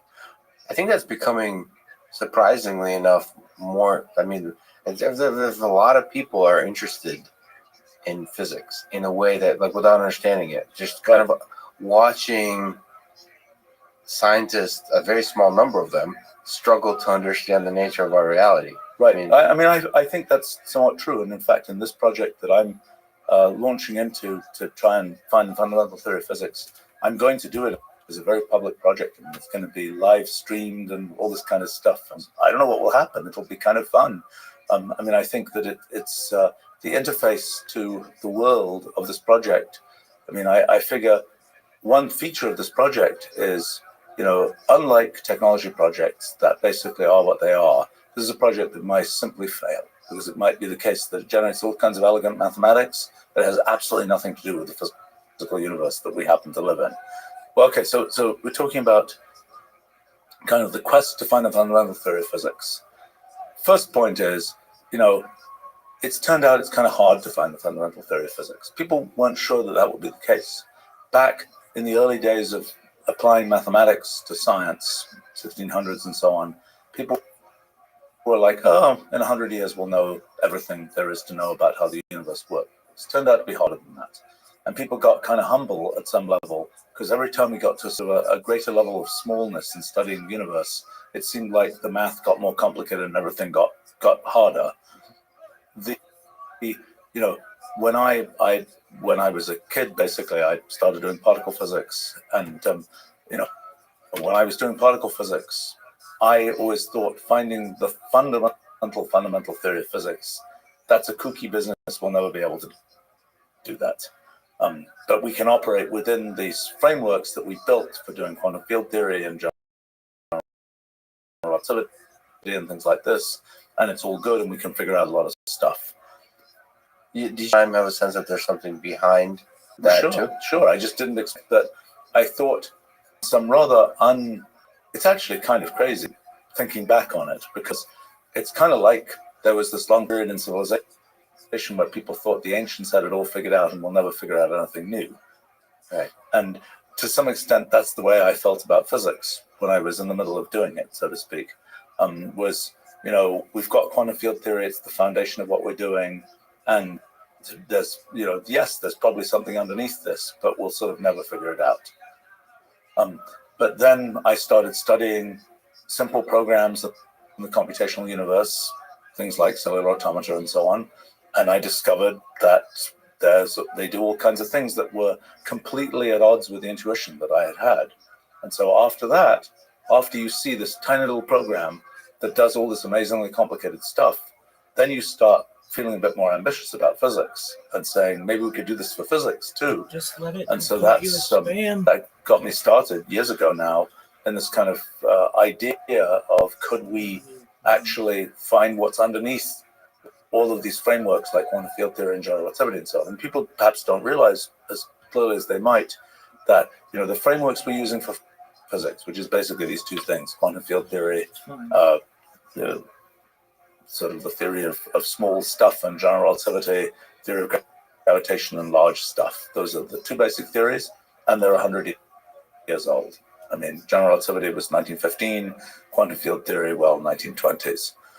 So basically 100 years old. And it's been a good run. There's a lot of stuff been figured out.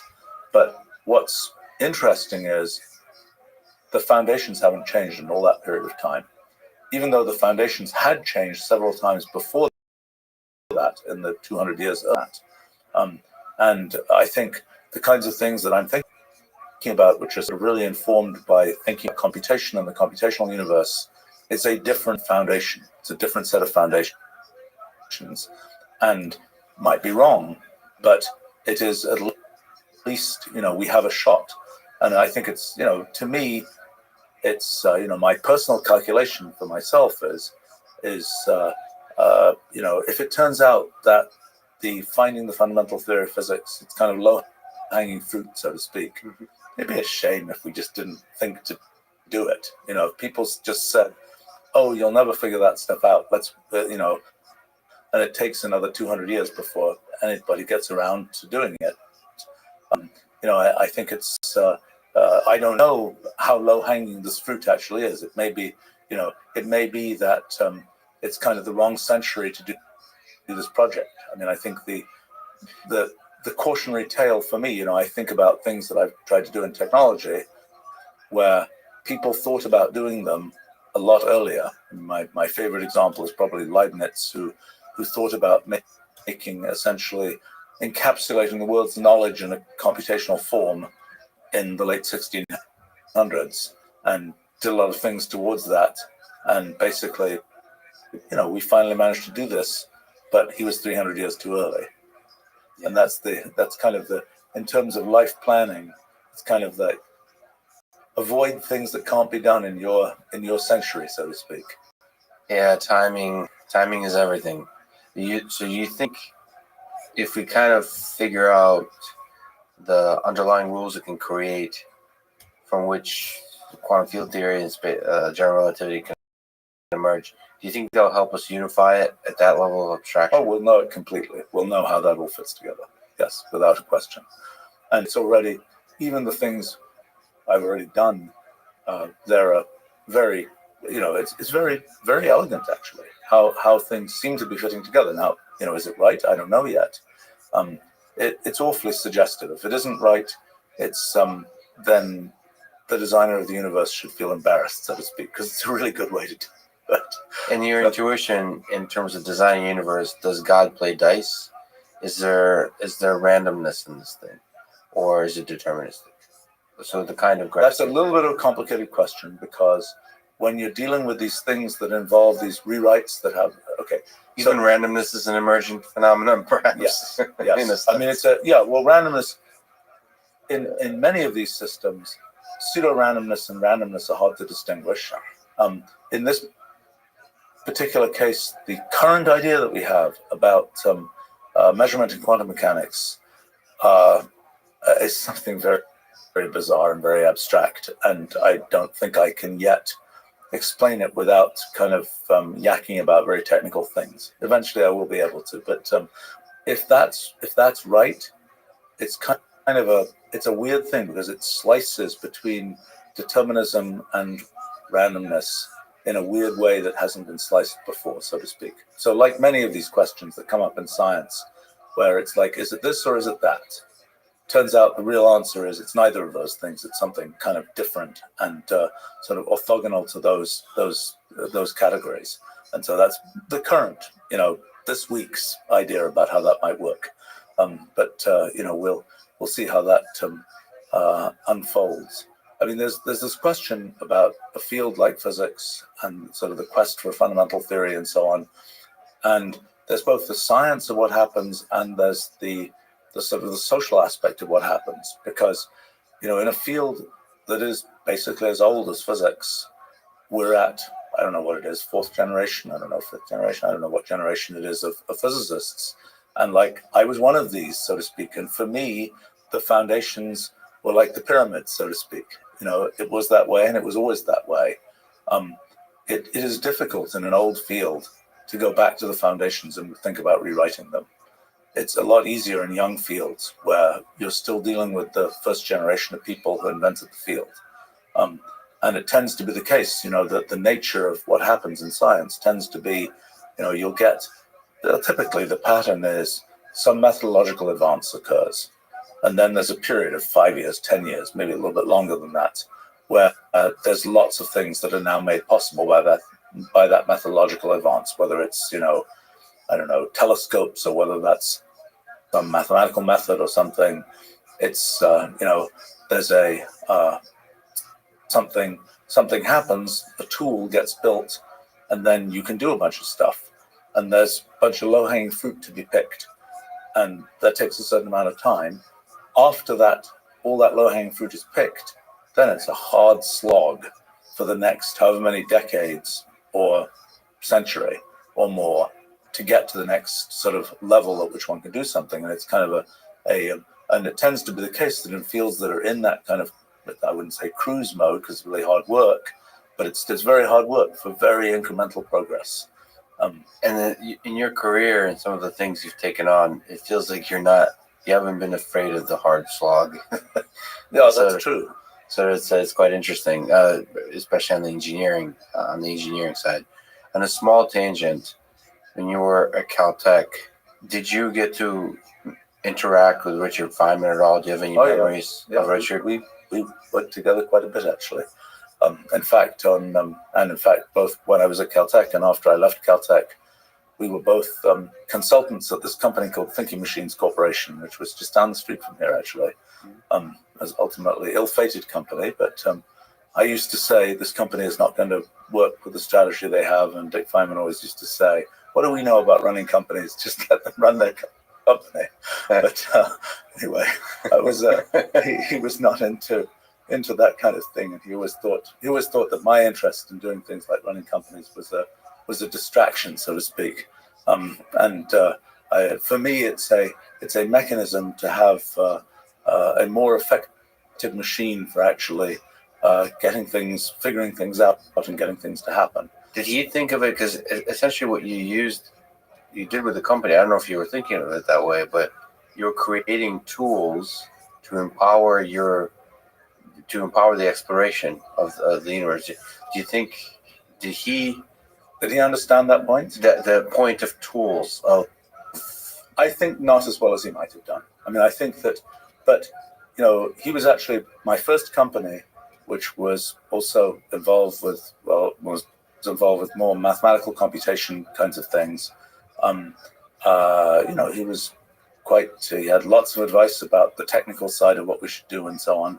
Do you have examples, memories, of thoughts that? Oh yeah. He had all kinds of in the business of doing sort of one of the hard things in math is doing integrals and so on, right?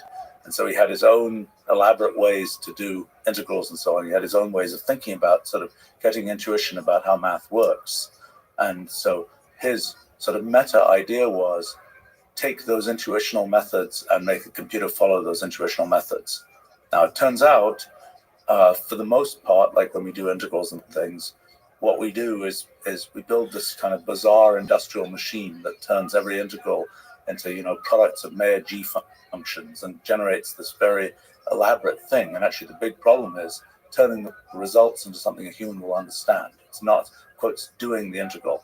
And actually, Feynman did understand that to some extent. And I'm embarrassed to say, he once gave me this big pile of, you know, calculational methods for particle physics that he worked out in the 50s, and he said, you know, it's more use to you than to me type thing. And I was like, I intended to look at it and give it back, and I still have my files now. So it's, but that's what happens when it's finiteness of human lives. You know, maybe if he'd lived another 20 years, I would have remembered to give it back. But I think it's, you know, that was his attempt to systematize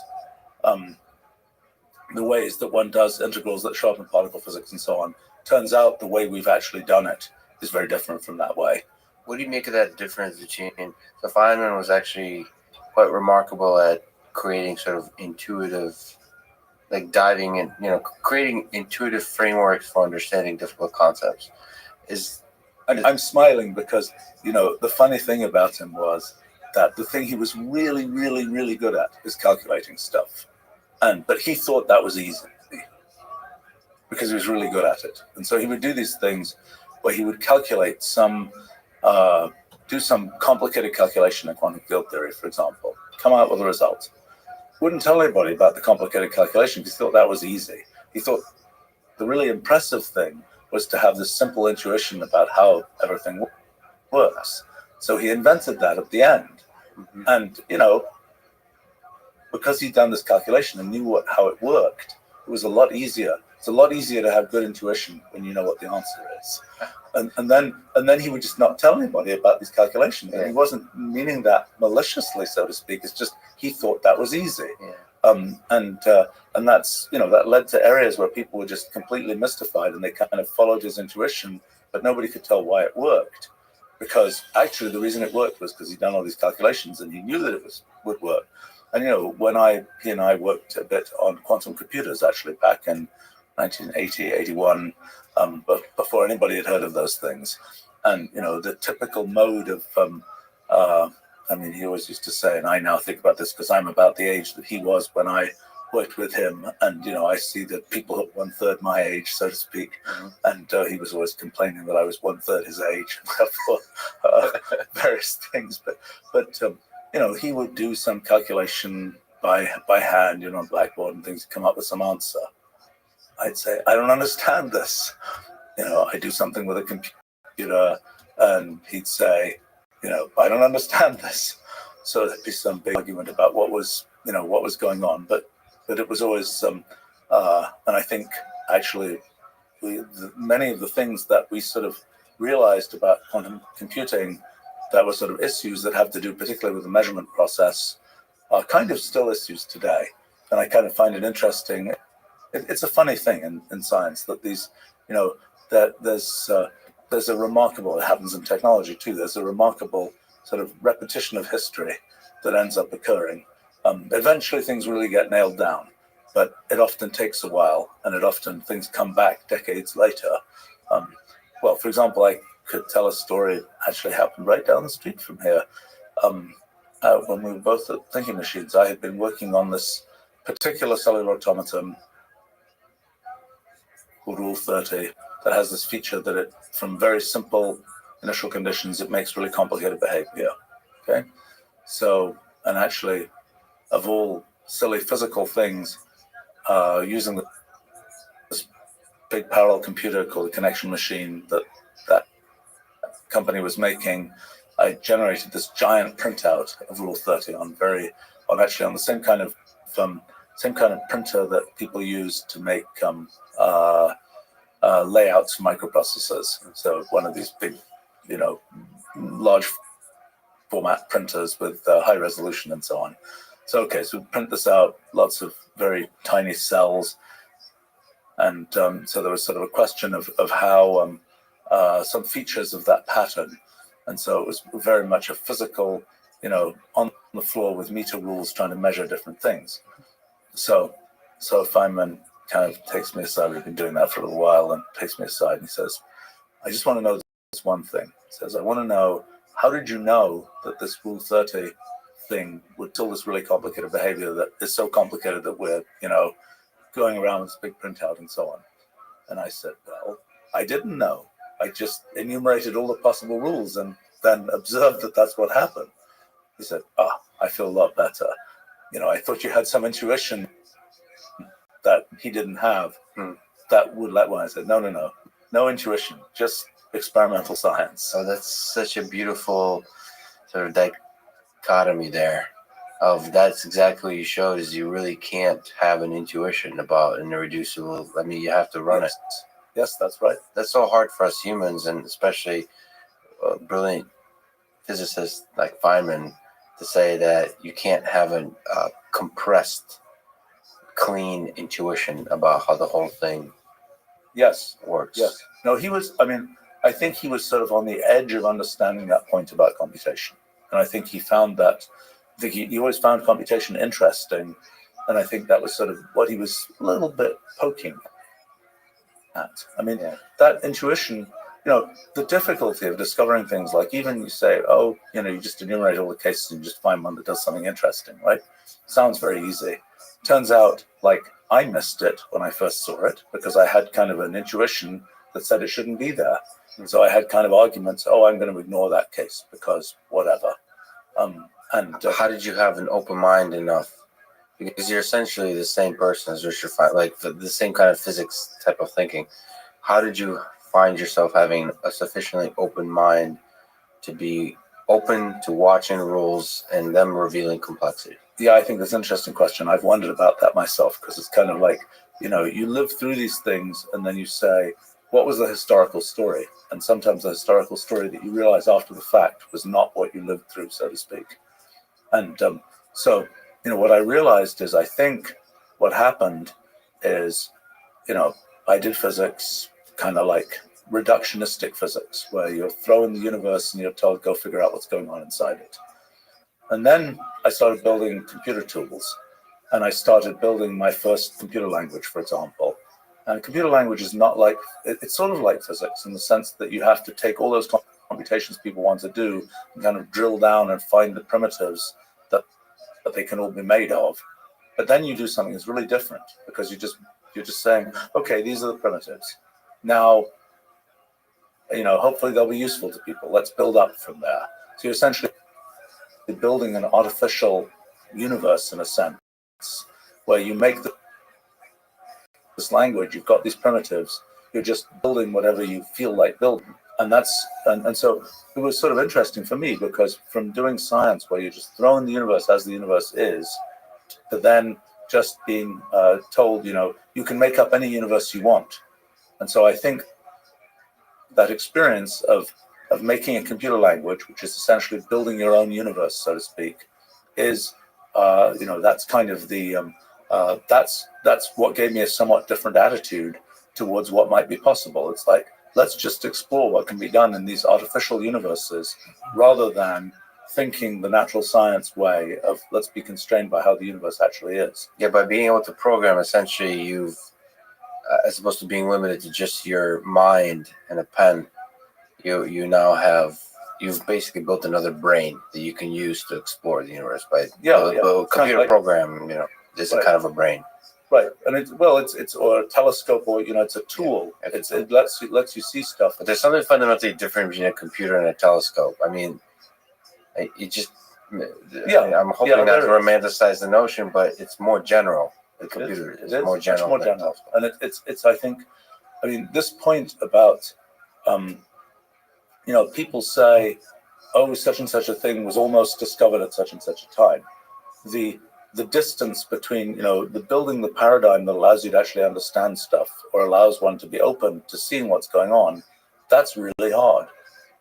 And, I think I've been fortunate in my life that I've spent a lot of my time building computational language, and that's an activity that, in a sense, works by sort of having to kind of create another level of abstraction and be open to different kinds of structures. But it's always. I mean, I'm fully aware of, I suppose, the fact that I have seen it a bunch of times of how easy it is to miss the obvious, so to speak. That at least is factored into my attempt to not miss the obvious, although it may not succeed. What do you think is the role of ego in the history of math and science? And more sort of, a book title is something like A New Kind of Science. You've accomplished a huge amount. And in fact, somebody said that Newton didn't have an ego, and I looked into it, and he had a huge ego. Yeah. But from an outsider's perspective, some have said that you have a bit of an ego as well. Do you see it that way? Does ego get in the way? Is it empowering? Is it both? It's complicated and necessary. I mean, I've spent more than half my life CEOing a tech company, right? Okay, and that is I think it's actually very. It means that one's ego is not a distant thing. It's a thing that one encounters every day, so to speak, because it's all tied up with leadership and with how one develops an organization and all these kinds of things. So it may be that if I'd been an academic, for example, I could have sort of checked the ego, put it on a shelf somewhere and ignored its characteristics. But you're reminded of it quite often in the context of running a company. Sure. Yeah. I mean, that's what it's about. It's about leadership, and leadership is intimately tied to ego. Now, what does it mean? I mean, what is the, for me, I've been fortunate that I think I have reasonable intellectual confidence, so to speak. That is, I'm one of these people who at this point, if somebody tells me something and I just don't understand it, my conclusion isn't that means I'm dumb. My conclusion is there's something wrong with what I'm being told. And that was actually Dick Feynman used to have that feature too. He never really believed in. He actually believed in experts much less than I believe in experts. So wow. So that's a fundamentally powerful property of ego, and saying like, not that I am wrong, but that the world is wrong, and telling me, like, when confronted with the fact that it doesn't fit the thing that you've really thought through, sort of both the negative and the positive of ego. Do you see the negative of that get in the way? Sort of being confronted. There are mistakes I've made that are the result of I'm pretty sure I'm right, and turns out I'm not. I mean, that's the but the thing is that the idea that one tries to do things that, so for example, one question is, if people have tried hard to do something and then one thinks maybe I should try doing this myself, if one does not have a certain degree of intellectual confidence, one just says, well, people have been trying to do this for 100 years. Yeah. How am I going to be able to do this? Yeah. And I was fortunate in the sense that I happened to start having some degree of success in science and things when I was really young, and so that developed a certain amount of sort of intellectual confidence that I don't think I otherwise would have had. And in a sense, I mean, I was fortunate that I was working in the field particle physics during its sort of golden age of rapid progress, and that's kind of gives one a false sense of achievement, because it's kind of easy to discover stuff that's going to survive, to be picking the low-hanging fruit of a rapidly expanding field. I mean, the reason I totally immediately understood the ego behind A New Kind of Science, to me, let me sort of just try to express my feelings on the whole thing, is that if you don't allow that kind of ego, then you would never write that book. That you would say, well, people must have done this. You would not dig. You would not keep digging. Right. And I think you have to take that ego and ride it and see where it takes you. And that's how you create exceptional work. But I think the other point about that book was it was a non-trivial question, how to take a bunch of ideas that are, I think, reasonably big ideas. They might, their importance is determined by what happens historically. One can't tell how important they are. One can tell sort of the scope of them. And the scope is fairly big. And they're very different from things that have come before. And the question is, how do you explain that stuff to people? And so I had the experience of sort of saying, well, there are these things, there's a cellular automaton, it does this, it does that. And people are like, oh, it must be just like this. It must be just like that. I said, no, it isn't. It's something different, right? And so you could have done sort of, I'm really glad you did what you did, but you could have done sort of academically, just keep publishing small papers here and there, and then you would just keep getting this kind of resistance, right? You would get like, it's supposed to just dropping a thing that says, here it is, here's the full thing. Right. No, I mean, that was my calculation, is that basically, you could introduce little pieces that's like, one possibility is like it's the secret weapon, so to speak. It's this, I keep on discovering these things in all these different areas. Where did they come from? Nobody knows. But I decided that, in the interests of one only has one life to lead, and writing that book took me a decade anyway. There's not a lot of wiggle room, so to speak. One can't be wrong by a factor of 3, so to speak, in how long it's going to take. That I thought the best thing to do, the thing that is most sort of that most respects the intellectual content, so to speak, is you just put it out with as much force as you can, because it's not something where, and it's an interesting thing. You talk about ego, and it's for example, I run a company which has my name on it, right? I thought about starting a club for people whose companies have their names on them. And it's a funny group, because we're not a bunch of egomaniacs. That's not what it's about, so to speak. It's about basically sort of taking responsibility for what one's doing.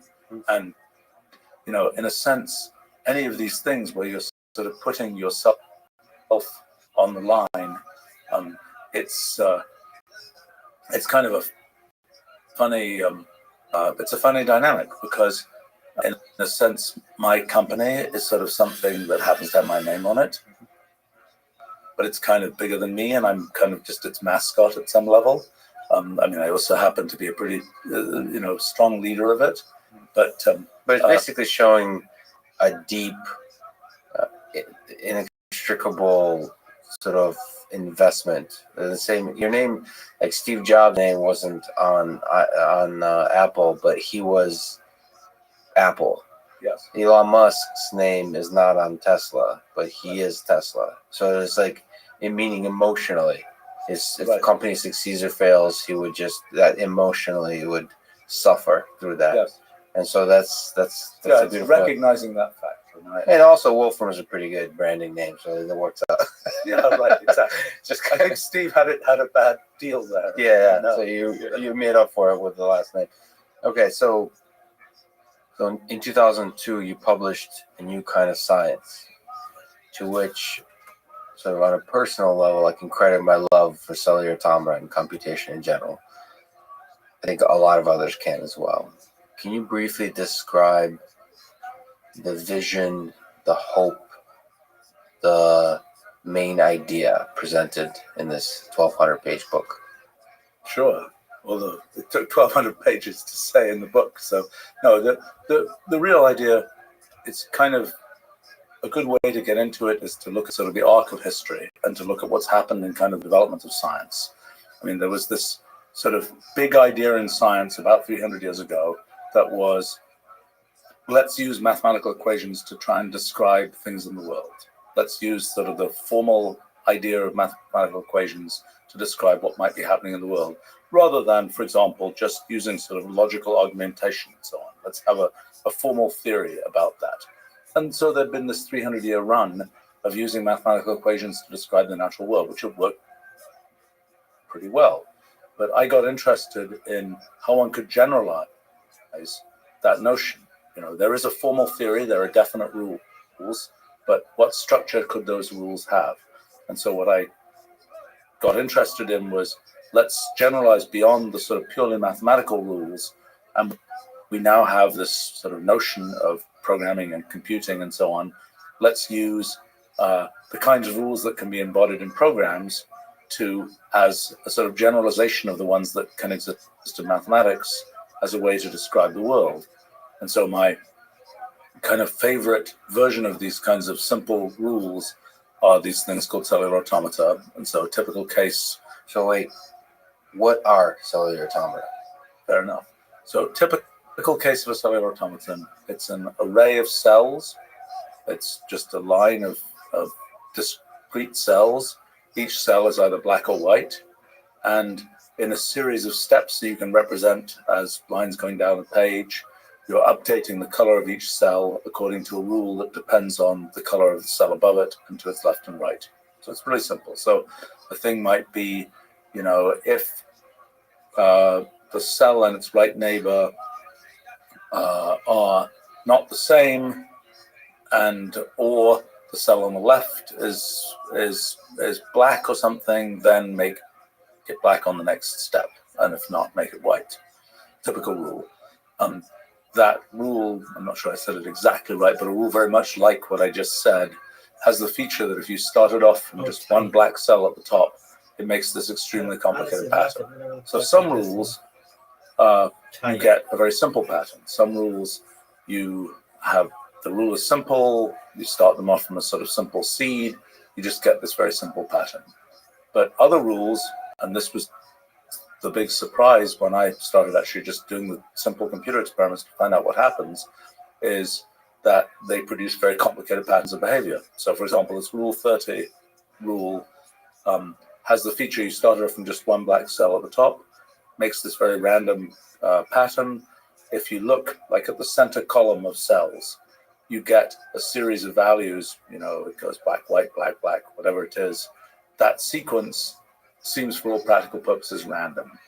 So it's kind of like in math, you compute the digits of pi, 3.1415926, whatever. Those digits, once computed, the scheme for computing pi, it's the ratio of the circumference to the diameter of a circle, very well defined, but yet when you are, once you generated those digits, they seem for all practical purposes completely random. And so it is with Rule 30. That even though the rule is very simple, much simpler, much more sort of computationally obvious than the rule for generating the digits of pi, even with a rule that simple, you're still generating immensely complicated behavior. Yeah, so if we could just pause on that, I think you probably said it and looked at it so long you forgot the magic of it, or perhaps you still feel the magic. But to me, if you've never seen sort of, I would say, what is it, a one-dimensional, essentially, cellular automata, right? And you were to guess what you would see if you have some cells that only respond to its neighbors. Right. If you were to guess what kind of things you would see, like my initial guess, like even when I first opened your book, The New Kind of Science, right? My initial guess is you would see, it would be very simple stuff. Right. And I think it's a magical experience to realize the kind of complexity. You mentioned Rule 30. Still your favorite cellular automaton? Still my favorite rule, yes. You get complexity, immense complexity. You get arbitrary complexity. Yes. And when you say randomness down the middle column, that's just one cool way to say that there's incredible complexity. Welcome. And that's just, How are you? That's a magical idea. However you start to interpret it, all the reducibility discussions, all that, but it's just, I think that has profound philosophical kind of notions around it too. It's not just, it's transformational about how you see the world. I think for me, it was transformational. I don't know, we can have all kinds of discussions about computation and so on, but just, I sometimes think if I were on a desert island and with, I don't know, maybe with some psychedelics or something, but if I had to take one book, New Kind of Science would be it, because you could just enjoy that notion. For some reason, it's a deeply profound notion, at least to me. I find it that way. Yeah. Look, it was a very intuition breaking thing to discover. It's kind of like, you point the computational telescope out there and suddenly you see, I don't know, in the past it's kind of like, moons of Jupiter or something. But suddenly you see something that's kind of very unexpected. And Rule 30 was very unexpected for me. And the big challenge at a personal level was to not ignore it. I mean, people, in other words, you might say, It's a bug. What would you, yeah, I mean, what are we looking at, by the way? well, I was just generating here. I was actually generating a Rule 30 pattern. So that's the rule for Rule 30, and it says, for example, it says here, if you have a black cell in the middle and black cell to the left, cell to the right, then the cell on the next step will be white. And so here's the actual pattern that you get, starting off from a single black cell at the top there, and then That's the initial state, initial condition. that's the initial thing. You just start off from that, and then you're going down the page, and at every step, you're just applying this rule to find out the new value that you get. And so you might think, rule that simple, you got to get there's got to be some trace of that simplicity here. Okay, we'll run it, let's say, for 400 steps. That's what it does. It's kind of aliasing a bit on the screen there, but you can see there's a little bit of regularity over on the left, but there's a lot of stuff here that just looks very complicated, very random, and that's a big sort of shock was a big shock to my intuition, at least, that that's possible. Your mind immediately starts, is there a pattern? There must be a repetitive pattern. Yeah, there must be. That's well, where the mind so goes. So indeed, that's what I thought at first. And I thought, well, this is kind of interesting, but, if we run it long enough, we'll see, something will resolve into something simple. And, I did all kinds of analysis of using mathematics, statistics, cryptography, whatever, to try and crack it. And I never succeeded. And after I hadn't succeeded for a while, I started thinking, maybe there's a real phenomenon here that is the reason I'm not succeeding. Maybe, the thing that for me was sort of a motivating factor was looking at the natural world and seeing all this complexity that exists in the natural world. The question is, where does it come from? What secret does nature have that lets it make all this complexity that we humans, when we engineer things, typically are not making? We're typically making things that at least look quite simple to us. And so the shock here was, even from something very simple, you're making something that complex. Maybe this is getting at sort of the secret that nature has that allows it to make really complex things, even though its underlying rules may not be that complex. How did it make you feel? If we look at the Newton apple, was there a, you took a walk and something it profoundly hit you, or was this a gradual thing? A lobster being boiled. The truth of every sort of science discovery is it's not that gradual. I happen to be interested in scientific biography kinds of things, and so I've tried to track down, how did people come to figure out this or that thing? And there's always a long kind of sort of preparatory, there's a need to be prepared in a mindset in which it's possible to see something. In the case of Rule 30, I was around June 1st, 1984, was kind of a silly story in some ways. I finally had a high-resolution laser printer. So I thought, I'm going to generate a bunch of pictures of these cellular automata. And I generate this one, and I was on some plane flight to Europe. I have this with me, and it's like, I really should try to understand this. And this is really, I really don't understand what's going on. And that was kind of the, slowly trying to see what was happening. It was not, it was depressingly unsudden, so to speak, in the sense that a lot of these ideas, like principle of computational equivalence, for example, I thought, well, that's a possible thing. I didn't know if it's correct. Still don't know for sure that it's correct. But it's sort of a gradual thing that these things gradually kind of seem more important than one thought. I think the whole idea of studying the computational universe of simple programs, it took me probably a decade and a half to kind of internalize that was really an important idea.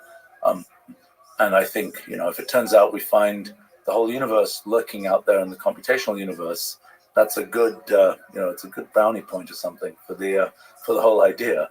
But I think that the thing that's strange in this whole question about finding this different raw material for making models of things.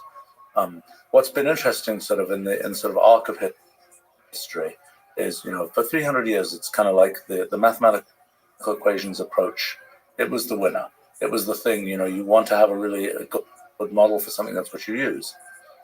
The thing that's been remarkable is just in the last decade or so, I think one can see a transition to using not mathematical equations but programs as sort of the raw material for making models of stuff. And that's pretty neat. And it's kind of, as somebody who's kind of lived inside this paradigm shift, so to speak, it is bizarre. I mean, no doubt in sort of the history of science, that will be seen as an instantaneous paradigm shift. But it sure isn't instantaneous when it's played out in one's actual life, so to speak. Right? It seems glacial. And it's the kind of thing where it's sort of interesting because in the dynamics of sort of the adoption of ideas like that into different fields, the younger the field, the faster the adoption typically, because people are not kind of locked in with the fifth generation of people who've studied this field, and it is the way it is, and it can never be any different. And I think that's been watching that process has been interesting. I mean, I think I'm fortunate that I do stuff mainly because I like doing it, and if I was that makes me kind of thick-skinned about the world's response to what I do. But that's definitely and any time you write a book called something like A New Kind of Science, it's kind of the pitchforks will come out for the old kind of science. And it was interesting dynamics. I think that I have to say that I was fully aware of the fact that when you see sort of incipient paradigm shifts in science, the vigor of the negative response upon early introduction is a fantastic positive indicator of good long-term results. So in other words, if people just don't care, it's that's not such a good sign. If they're like, oh, this is great, that means you didn't really discover anything interesting. What fascinating properties of Rule 30 have you discovered over the years? You've recently announced the Rule 30 prizes for solving 3 key problems. Can you maybe talk about interesting properties that have been kind of revealed, Rule 30 or other cellular automata, and what problems are still before us, like the 3 problems you've announced? Yeah, right. So, I mean, the most interesting thing about cellular automata is that it's hard to figure stuff out about them. And that's, in a sense, every time you try and sort of, you try and bash them with some other technique, you say, can I crack them? The answer is they seem to be uncrackable. They seem to have the feature that they are, that they're sort of showing irreducible computation. You're not able to say, oh, I know exactly what this is going to do. It's going to do this or that. But there's specific formulations of that fact. Yes, right. So, I mean, for example, in Rule 30, in the pattern you get, just starting from a single black cell, you get this sort of very, very sort of random looking pattern. And so one feature of that, just look at the center column. And for example, we used that for a long time to generate randomness symbol from language. Just, what Rule 30 produces. Now the question is, can you prove how random it is? So for example, one very simple question, can you prove that it will never repeat? No, we haven't been able to show that it will never repeat. We know that if there are 2 adjacent columns, we know they can't both repeat. But just knowing whether that center column can ever repeat, we still don't even know that. Another problem that I sort of put in my collection of, it's like $30,000 for 3, for these 3 prizes for about Rule 30. I would say that this is not one of those. This is one of those cases where the money is not the main point, but it's just helps motivate somehow the investigation. So there's 3 problems you propose. You get $30,000 if you solve all 3, or maybe I don't know. No, it's $10,000 for each. For each, right? My the problems. That's right. Money is not the thing. The problems themselves are just clean. Right. Formulations. So it's just will it ever become periodic? Second problem is, are there an equal number of black and white cells? Down the middle column. Down the middle column. And the third problem is a little bit harder to state, which is essentially, is there a way of figuring out what the color of a cell at position T down the center column is with a less computational effort than about T steps? So in other words, is there a way to jump ahead and say, I know what this is going to do, it's just some mathematical function of T. Or proving that there is no way. Or proving there is no way, yes. But both, for any one of these, one could prove that, one could discover, we know what Rule 30 does for a billion steps, but, and maybe we'll know for a trillion steps before too very long. But maybe at a quadrillion steps, it suddenly becomes repetitive. You might say, how could that possibly happen? But so when I was writing up these prizes, I thought, and this is typical of what happens in the computational universe, I thought, let me find an example where it looks like it's just going to be random forever, but actually it becomes repetitive. Yeah. And I found one. And it's just, I did a search. I searched, I don't know, maybe 1 million different rules with some criterion. And this is, what's sort of interesting about that is I kind of have this thing that I say in a kind of silly way about the computational universe, which is, the animals are always smarter than you are. That is, there's always some way one of these computational systems is going to figure out how to do something, even though I can't imagine how it's going to do it. And, I didn't think I would find one that, you would think after all these years that when I found sort of all possible things, How are you? Funky things, What's going on, Fawn? that I would have. Welcome. How are you? What's up? Shalom. How'd you find out about me? You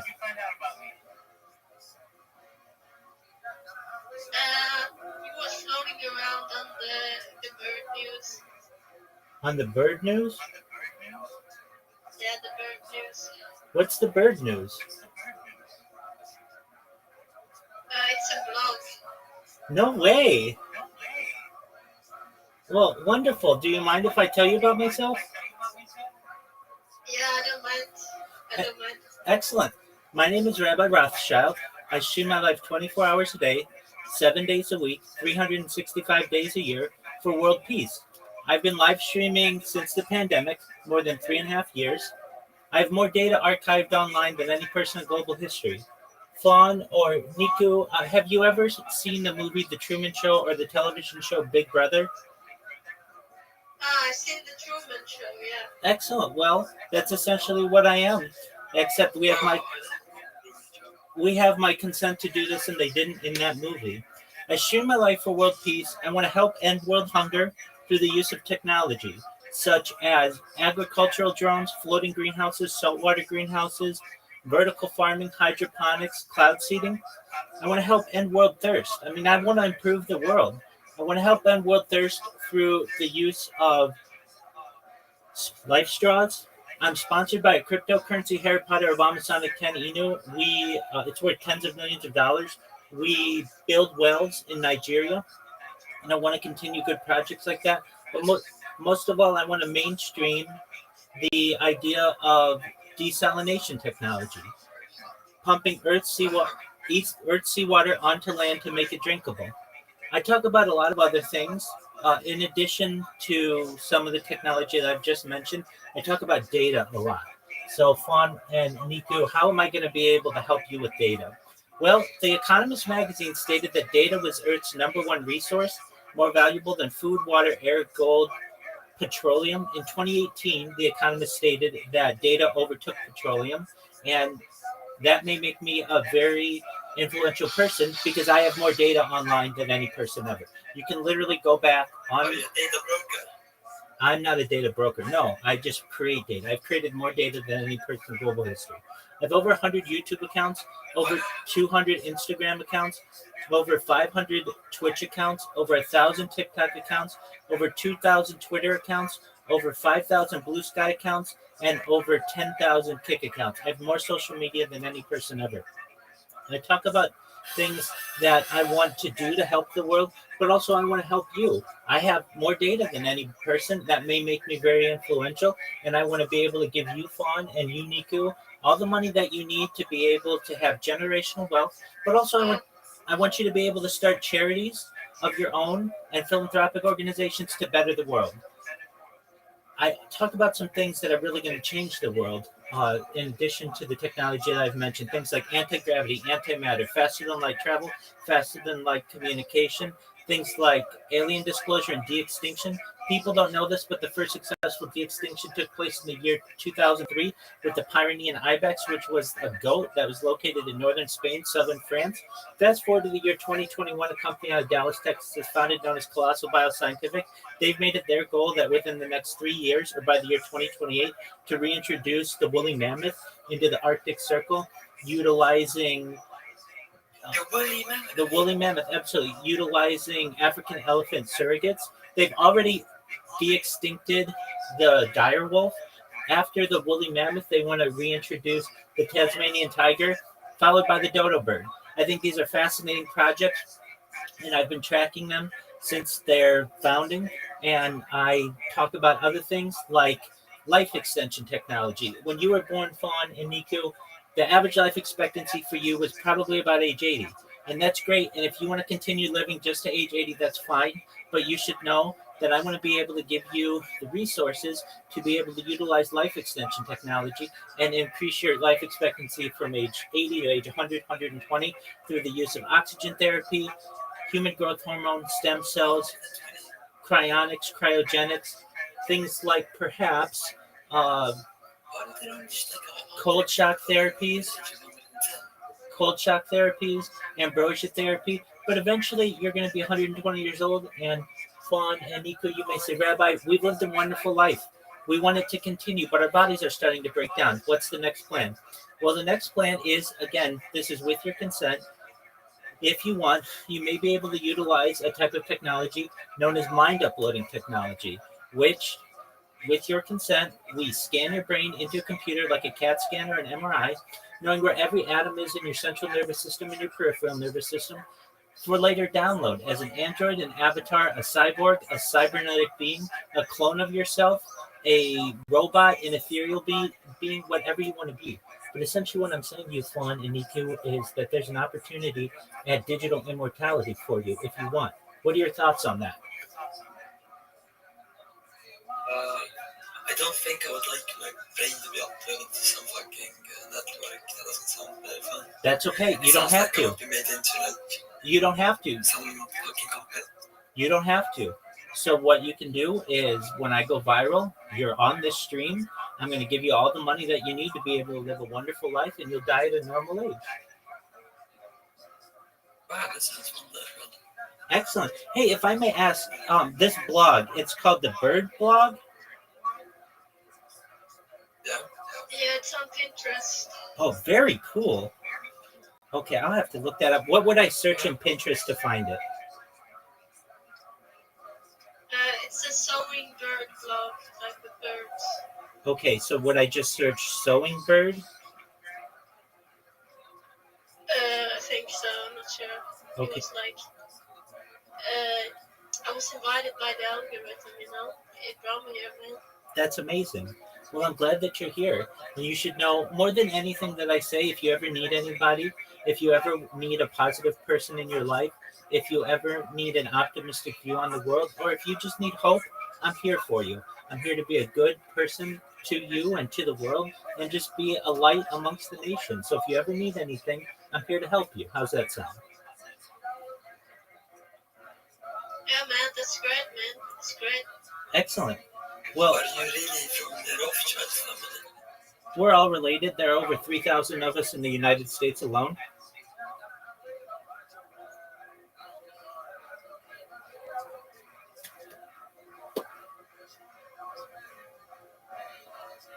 Well, thank you. Wait, you're actually part of the Rothschild family? We're all related. There are over 3,000 of us in the United States alone. The people who you're probably referencing are perhaps distant relatives of mine. There are many of us in the world. But if you trace my DNA back, yeah, we're all related. Go back, we're all related. Exactly, 100%. So that's a little bit about what I do. I'm currently watching podcasts on artificial intelligence, things like artificial general intelligence, artificial superintelligence.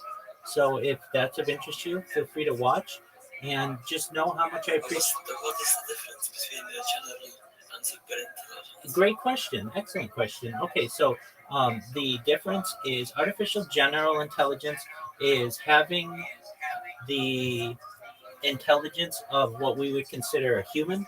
Artificial superintelligence is many times higher. So that would get into perhaps the idea of supercomputer like brain functioning. And Do you think we're currently at artificial general do you think we intelligence. need to achieve quantum computing before we achieve super intelligence? So we already have quantum computing. Microsoft has announced that they have a quantum computer. Google has announced that they have a quantum computer. Yeah, but those are only prototypes. Those are not functioning quantum computers. Who's to say they're not? They're not. They're functioning, but they're not meant for this sort of computing task which we need, which we would want them to do. Well, certainly, given enough time, quantum computing will certainly affect us all. If you're talking about having access to like a personal quantum computer, it may just be a matter of time. 50 years ago, people didn't even necessarily envision people having personal computers.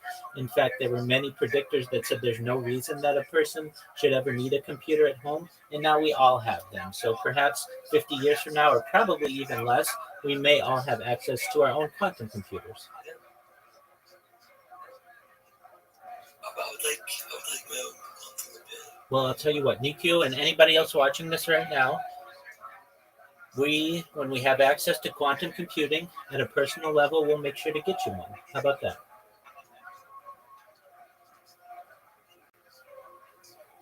Well, that would be lovely. Absolutely. You'll be able to play any game that you want in any dimension. It'll be very fast. You won't have any loading times. It'll be wonderful. I think once we achieve quantum computing, do you think we would be able to recreate the universe? Now, that's a great question. Perhaps someday, not immediately. So currently, are you familiar with the Kardashev scale?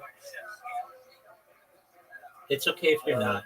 Yeah, I think I've heard of it. Okay, excellent. So this is generally referenced in terms of extraterrestrial intelligence, but we can utilize it for our own understanding. Currently, we are about the Kardashev scale generally is from like 1 to 5, and currently we are about a 0.7 in terms of our advancement. So a type 1 civilization can utilize generally all of the energy on their planet. So that would mean all of our solar, all of our geothermal, etc. We're not quite there yet.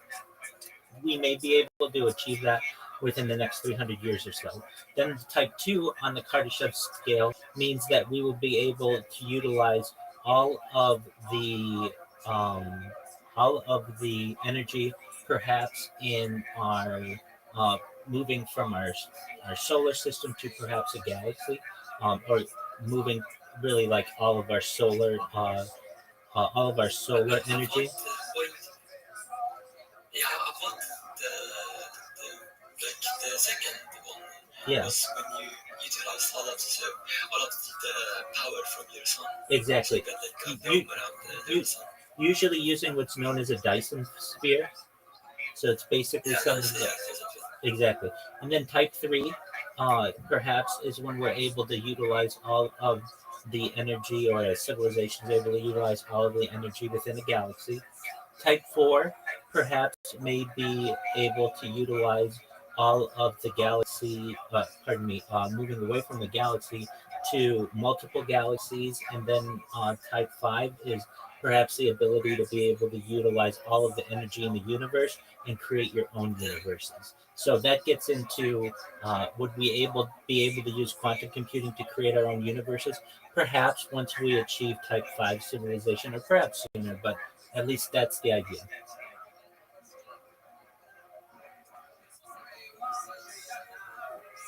That makes sense. I agree with you. So that's essentially what I do. I created a time capsule for society. This goes back to the pandemic. We've seen the death of a queen, the birth of AI, the coronation of a king, and everything in between. And I'm live right now on 16 different YouTube streams simultaneously. I'm live on Twitch. I'm live on Twitter. I'm live on Rumble. I'm live on quite a few different other platforms. And just essentially an open book for the world to be able to perceive. I'm live in quite a few different Discords right now. So people have portals into my life. And if you ever need me, I'm here for you. And just really appreciate you guys having the courage to come in and talk with me. Thank you.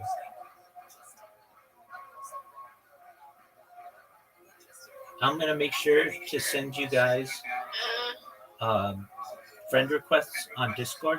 In case you ever need me, feel free to message me. You can always come in here and talk with me as well. And Oh, okay, thanks. absolutely. And Why is your room pink? that's a great question. I have very poor vision and I suffer from cataracts. And so I need low lighting and it's easiest on my Oh, eyes. your cataracts is damaged? So what cataracts are basically like a filter over my eyes. And when the room is very bright, it causes me difficulties to be able to see. So a darker lighting allows me to be able to see a little bit better.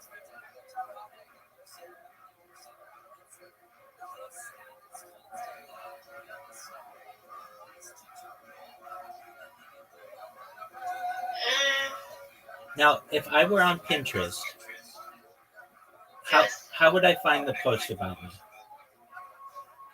You have to watch like a bunch of sewing videos for like 10 hours a day. I have to watch a bunch of sewing. Okay, and then somebody just randomly. Yeah, that's what I did. Okay, very well. And then you just randomly came across a post about me? Yeah, this guy had a blog and posted about it, the bird blog. Okay, so is it called the Bird Blog? Something bird blog. I don't remember. I kind of just closed it.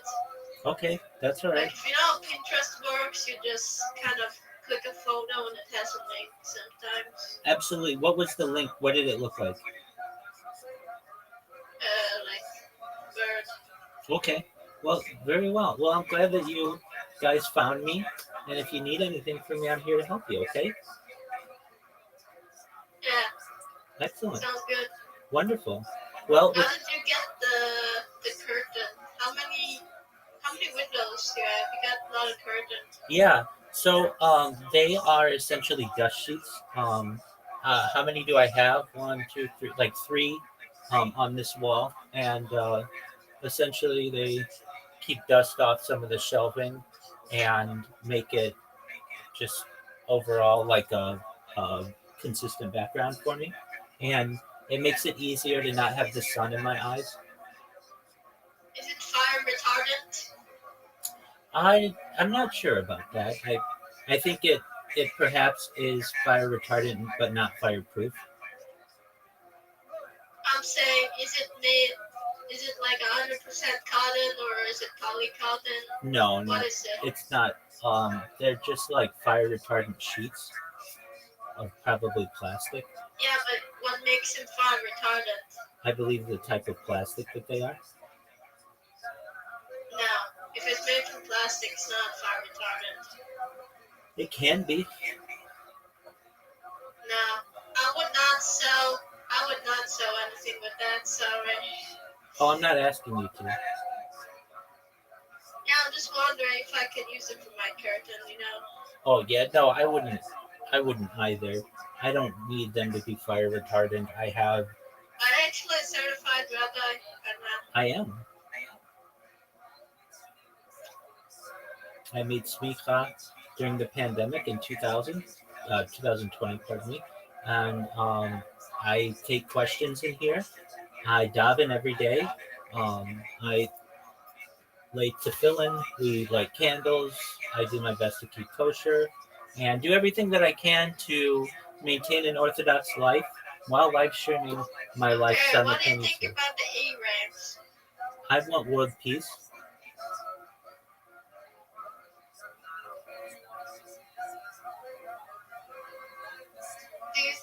Israel should be a legitimate state or not?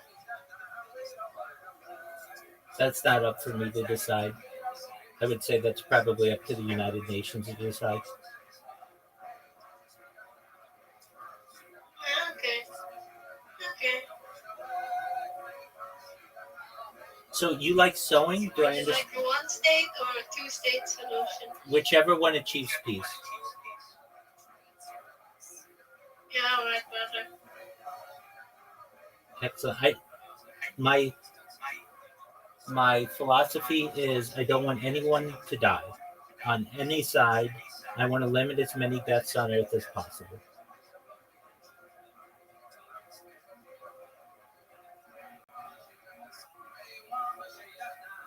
So I take it you like sewing a lot? Yeah. Very cool. Well, I'm not a seamstress or tailor myself, but I do respect the art. And if you're interested, I have my own blog. It's rabbirothschild.blogspot.com. On Pinterest? It's on Blogspot, so it's Rabbi Rothschild. Have you ever posted on Pinterest? Yeah, I have. I have a Pinterest account. Okay. But yeah, Well, I generally think if you start posting sewing videos, people will watch you sew if you on your live stream. People will watch you sew. Excellent. I think it actually watch you. Excellent. So, I'll have to do that someday. what Guinness World Record stuff is this? Do you actually have a Guinness World Record? Well, it's actually $25,000, so I figure when I go viral, I'll be able to do that. But I have more data online than any person. You'll never find another person, at least currently, who live streams their life from 16 different angles on YouTube. So is this an official record? I tried to get it official. They wanted $25,000 to do it. I didn't want to pay $25,000.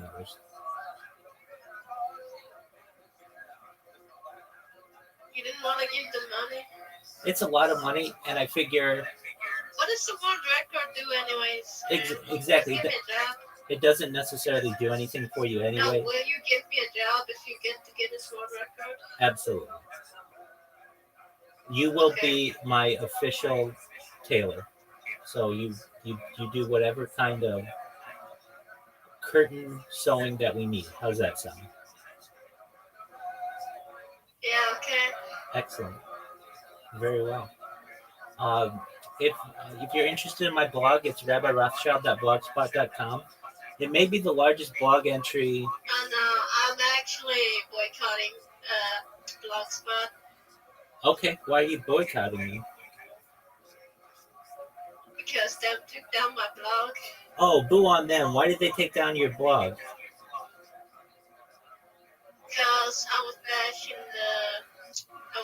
about the distribution of the waters in Malaysia and India and Pakistan right now, man. So they bashed me, man. Well, that's unfortunate. Well, They got me. They might get you. They might get you soon, man. all right. Well, I'll do my best to avoid that. I certainly understand. Yeah, you should leave Blogspot and you should join WordPress instead. Okay. I mean, I'm familiar with WordPress as well. Yeah, WordPress is good. And they give you money in WordPress as well. Very well. Well, at least my blog is quite extensive. Go ahead. What is captain of the milkship? Oh, that is my title in here. So there are motherships, like when you have an alien mothership, and I think it's funny that there's a term MILF, and so I'm captain of the MILF ship.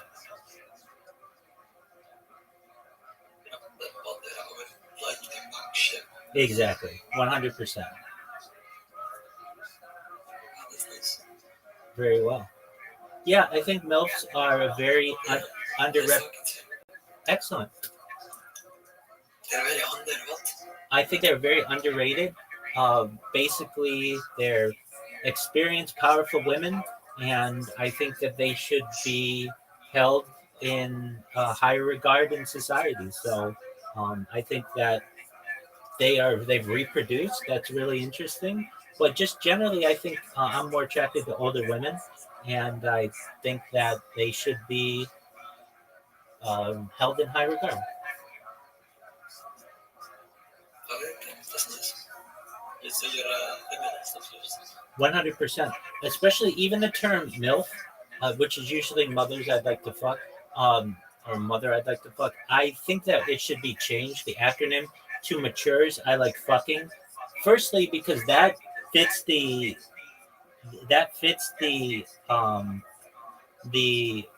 anagram, so like MILF, like when normally it's like mother I'd like to fuck. That's MILTF, which doesn't really make sense. And also, there are a lot of mature women who haven't been able to reproduce, and I don't think that they should be any less than someone who has been able to reproduce. They're older, they're mature, they're experienced, so I call it matures I like fucking.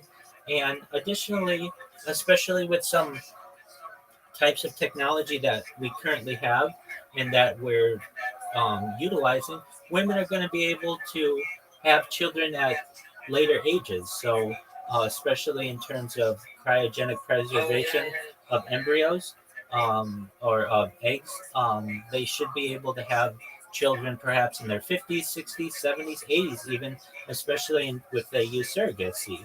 So, I think that I can be somewhat of a leader in terms of normalizing women of having children at later ages.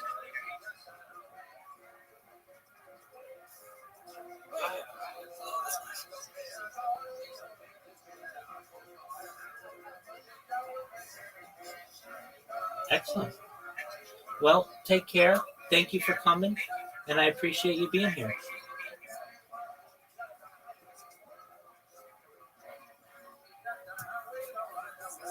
That I would have gotten my intuition wrapped around the idea that these creatures are always in the computational universe are always smarter than I'm going to be, but Well, they're equivalently as smart, right? that's correct, and that makes one feel very sort of it's humbling every time, because every time the thing is you think it's going to do this or it's not going to be possible to do this, and it turns out it finds a way. Of course, the promising thing is there's a lot of other rules like Rule Podcast 30. I'm watching. It's just Rule 30 is... It's my favorite because I found it first. That's right. But the problems are focusing on Rule 30. It's possible that see Rule that 30 is repetitive after a trillion steps. And that doesn't prove anything about the other rules. It does not. But this is a good sort of experiment of how you go I watch about him trying to 24 prove hours a something day. about Yes. a particular rule. Yes, and it also, all these things help build intuition. That is, if it turned out that this was repetitive after a trillion steps, that's not what I would expect, and so we learned something from that. The method to do that, though, would reveal something interesting about the cellular No atomic stuff. No doubt. I mean, it's although it's sometimes challenging. Like I put out a prize in 2007 for a particular Turing machine that there was the simplest candidate for being a universal Turing machine, and a young chap in England named Alex I have a Smith, bunch of them. I'm live on after Rumble a right now. smallish number of months, said, "I've got a proof," and he did. It took a while to On iterate, 5 but different you had a Rumble proof. channels. Unfortunately, the proof is very. Do I have It's just a lot type of Rabbi micro Rothschild details. and Rumble, and It's you'll see it's all my not stuff. it's not like you look at it and you say, "Aha, there's a big new Oh, principle." Bitly? The big new Yeah, I do have a principle Bitly is account for the like short simplest Turing links. machine that might have been universal actually is universal, and it's incredibly much simpler than the Turing machines that people Oh, I already knew don't were have a universal Bitly before account. that. And so that intuitionally is important because it says computational universality No, is closer but I at may hand than you have might to. have thought. This seems very cool. But the actual methods are not, A what? in that particular case, were not terribly illuminating. Yeah, it'd be nice if the methods would also be Oh, elegant. That's true. perhaps need Yeah, to no, I mean, I add think that it's one one as of these well. things where, How do I I mean, spell it's that? like a lot of we talked about earlier, they're kind of, opening up AIs Seed and machine feed? learning and things, of what's going on inside. Yeah. And is it just step by step, or can you sort of see the bigger What did picture you say, more seed abstractly? feed? It's unfortunate. I mean, with Fermat's last theorem Yeah, proof. since It's we unfortunate always that the remember proof to it's such an got a name elegant change. It's called something theorem else is now. All right. is It's not. called I mean, since it's live.com now. not. It Very doesn't cool. fit Right. into the margins of a page. Yeah, That's you're true. gonna But sign you know, up one for of the things is that's live.com. Yes, I another am. consequence of computational irreducibility. This fact that Very cool. there Thank are you for even the heads quite up on short these. results in mathematics whose proofs are arbitrarily long. Yes. That's a consequence of all this stuff, and it makes one wonder, how come mathematics is possible at all? Right. Why is it the case? How people manage to navigate doing mathematics through looking at things where they're not just thrown into it's all undecidable. That's its own separate story. And that would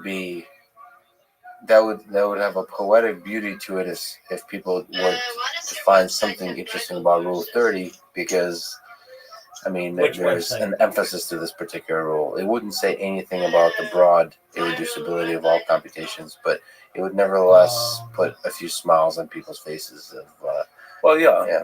but So I to haven't me, used that one in it's a like, while. in a sense, establishing the principle of computational Yeah. equivalence. It's a little bit like doing inductive science anywhere. That is, the more examples you find, the more convinced you are that it's generally true. I mean, we don't get to, whenever we do natural science, we say, well, it's true Excellent. here Thank you for that joining. I this or that appreciate it. happens. Can we prove that it's true everywhere in the universe? No, we can't. So, it's the same thing here. We're exploring the computational universe. We're establishing facts in the computational universe, and that's sort of a way of inductively concluding general things. just to think through this a little bit. We've touched on it a little bit before, but what's the difference between the kind of computation? Now that we're talking about cellular automata, what's the difference between the kind of computation, biological systems, our mind, our bodies, the things we see before us that emerge through the process of evolution, and cellular automata?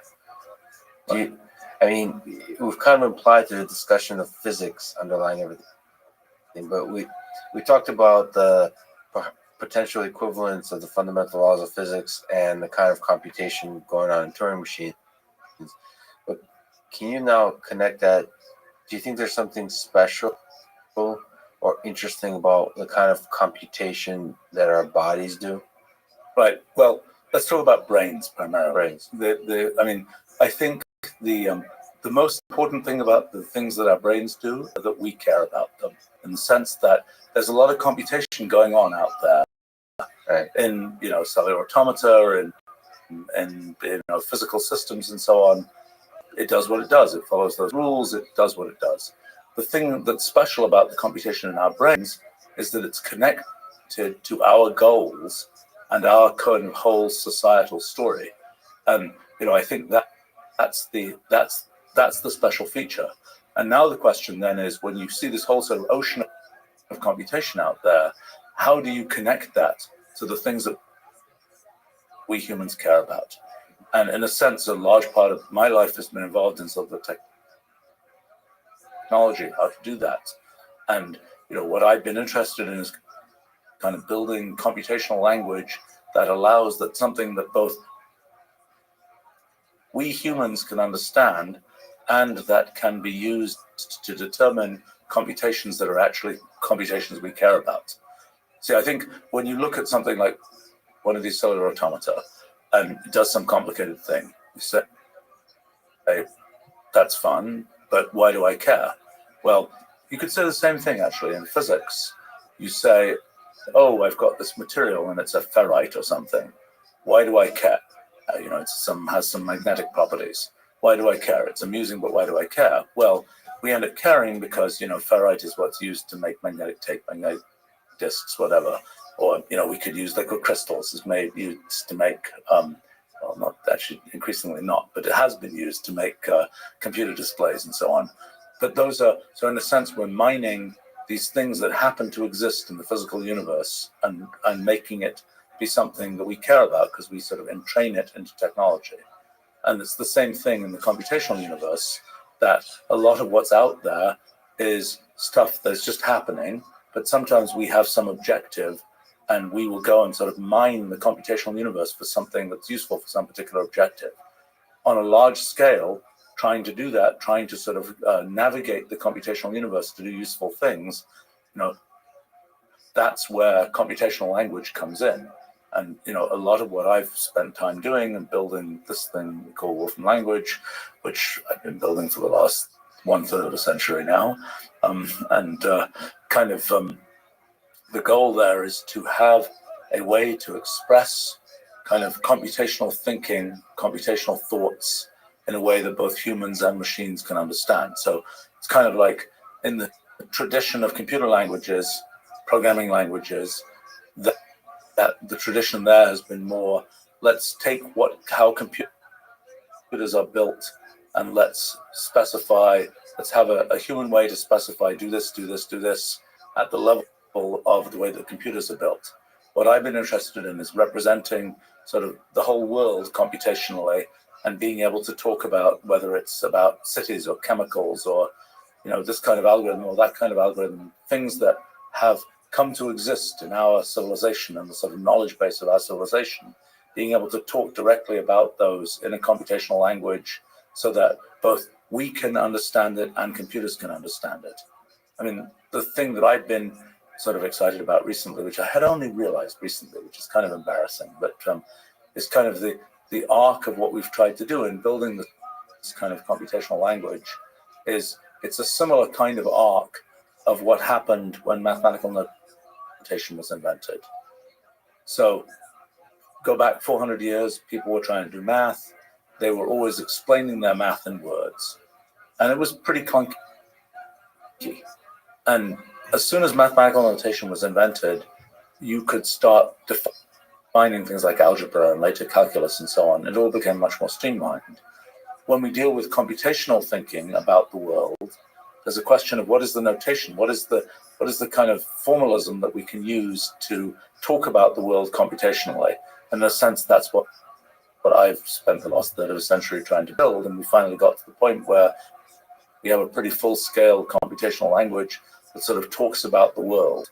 And that's exciting because it means that just like having this mathematical notation let us talk about the world mathematically, we now and let us build up these kind of mathematical sciences. Now we have a computational language which allows us to start talking about the world computationally and lets us, my view of it is it's kind of computational X for all X, all these different fields of, computational this, computational that. That's what we can now build. Let's step back. So first of all, the mundane. What is Wolfram language in terms of I can answer the question for you, but is it basically not the philosophical, deep, the profound, the impact of it? I'm talking about in terms of tools, in terms of things you can download, in terms of stuff you can play with. What is it? Where does it fit into the infrastructure? What are the different ways to interact with it? Right. So, I mean, the two big things that people have sort of perhaps heard of that come from Wolfram language, one is Mathematica, the other is Wolfram Alpha. So Mathematica first came out in 1988. It's this system that is basically an instance of Wolfram language, and it's used to do computations, particularly in sort of technical areas. And the typical thing you're doing is you're typing little pieces of computational language, and you're getting computations done. It's very kind of there's like a symbolic. Yeah, it's a symbolic language. So it's a symbolic language. So I don't know how to cleanly express that, but that makes it very distinct from how we think about sort of programming in a language like Python or something. Right. So the point is that in a traditional programming language, the raw material of the programming language is just stuff that computers intrinsically do. And the point of Wolfram language is that what the language is talking about is things that exist in the world or things that we can imagine and construct. It's aimed to be an abstract language from the beginning. Yeah. And so, for example, one feature it has is that it's a symbolic language, which means that, the thing called, you have an X, just type in X, and Wolfram language would just say, oh, that's X. It won't say error, undefined thing. I don't know what it is, computation, but in terms of the internals of the computer. Now that X could perfectly well be, the city of Boston. That's a thing. That's a symbolic thing. Or it could perfectly well be the trajectory of some spacecraft represented as a symbolic thing. And that idea that one can work with, sort of computationally work with these kinds of things that exist in the world or describe the world, that's really powerful. And that's what, when I started designing, when I designed the predecessor of what's now Wolfram language, a thing called SMP, which was my first computer language, I kind of wanted to have this sort of infrastructure for computation which was as fundamental as possible. This is what I got for having been a physicist and tried to find, fundamental components of things, and wound up with this kind of idea of transformation rules for symbolic expressions as being sort of the underlying stuff from which computation would be built. And that's what we've been building from in Wolfram language. And, operationally, what happens, it's, I would say, by far the highest level computer language that exists. And it's really been built in a very different direction from other languages. So other languages have been about, there is a core language. It really is kind of wrapped around the operations that a computer intrinsically does. Maybe people add libraries for this or that, but the goal of Wolfram language is to have the language itself be able to cover this sort of very broad range of things that show up in the world. And that means that, there are 6,000 primitive functions in the Wolfram language that cover things. I could probably pick a random here. I'm going to pick, just because, just for fun, I'll pick, let's take a random sample of all the things that we have here. So let's just say random sample of 10 of them, and let's see what we get. Wow, okay. So these are really different things from these are all functions. These are all functions. Boolean convert. Okay, that's a thing for converting between different types of Boolean expressions. So for people just listening, Stephen typed in random sample of names, so sampling from all functions. How many you said there might be? 6,000. 6,000. From 6,000, 10 of them, and there's a hilarious variety of them. Yeah, right. Well, we've got things about dollar requester address that has to do with interacting with the world of the cloud and so on. Discrete wavelet data. It's also graphical sort of window. Yeah, window movable. That's the user interface kind of thing. I want to pick another tank because I think it's the thing. Okay, so yeah, there's a lot of infrastructure stuff here that you see. If you just start sampling at random, there's a lot of kind of infrastructural things. If you more look at the some of the exciting machine learning stuff you showed off, is that also in this pool? Oh yeah. I mean, so one of those functions is like image identify as a function here. We just say image identify. I don't know, it's always good to, let's do this. Let's say current image, and let's pick up an image. Texting current image, accessing the webcam, took a picture of yourself. Took a terrible picture, but anyway, we can say image identify, open square brackets, and then you just paste that picture in there. Image identify function running on the picture. Oh, and it says, oh wow, it says I look like a plunger because I got this great big thing behind my classify. So this image identify classifies the most likely object in the image, right. And so there's a plunger. Okay, that's a bit embarrassing. Let's see what it does. Let's pick the top 10. Okay. Well, it thinks it's pretty unlikely that it's a primate, a hominid, a person. 8% probability. Yeah, that's 57 is a plunger. Yeah, well, so hopefully will not give you an existential crisis. And then 8%, or no, I shouldn't say percent, but no, that's right. 8% that it's a hominid. Okay, it's really. I'm going to do another one of these just because I'm embarrassed that there we go. Let's try that. Let's see what that did. We took a picture. With right. A little bit we more made a little bit more of me and not just my bald head, so to speak. Okay, 89% probability it's a person. So that. Yeah. So then I would. So this is image identify as an example of one. Just one of them. Just one function out of 6,000. And that's part of the. That's like part of the core language. Yes. Part and I mean, something like I could say, I don't know, let's find the geo-nearest, what can we find? Let's find the nearest volcano. Let's find the 10, I wonder where it thinks here is. Let's try finding the 10 volcanoes nearest here. Okay. So giving us- geo nearest volcano here, 10 nearest volcanoes. Right, let's find out where those are. We've got a list of volcanoes out, and I can say geo list plot that, and hopefully, okay, so there we go. So there's a map that shows the positions of those 10 volcanoes. Of the East Coast and the Midwest, and well, no, we're okay. We're okay. It's not too bad. Yeah, they're not very close to us. We could measure how far away they are. But the fact that right in the language it knows about all the volcanoes in the world, it knows, computing what the nearest ones are, it knows all the maps of the world and so It's on. a fundamentally different idea of what a language is. Yeah, right. That's why I actually- like to talk about it as a full-scale computational language. That's what we've tried to do. And just if you can comment briefly, I mean, this kind of the Wolfram language, along with Wolfram Alpha, represents kind of what the dream of what AI is supposed to be. There's now a sort of a craze of learning kind of idea that we can take raw data and from that extract the different hierarchies of abstractions in order to be able to in order to form the kind of things that Wolfram language operates with. But we're very far from learning systems being able to form that. Right. And the context of history of AI, if you could just comment on, there is you said computation X, and there's just some sense where in the 80s and 90s, sort of expert systems represented a very particular computation X. Yes. Right, and there's a kind of notion that those efforts didn't pan out. Right. But then out of that emerges kind of Wolfram language, Wolfram Alpha, which is the success. I mean, Yeah, right. But I think those are, in some sense, those efforts were too modest.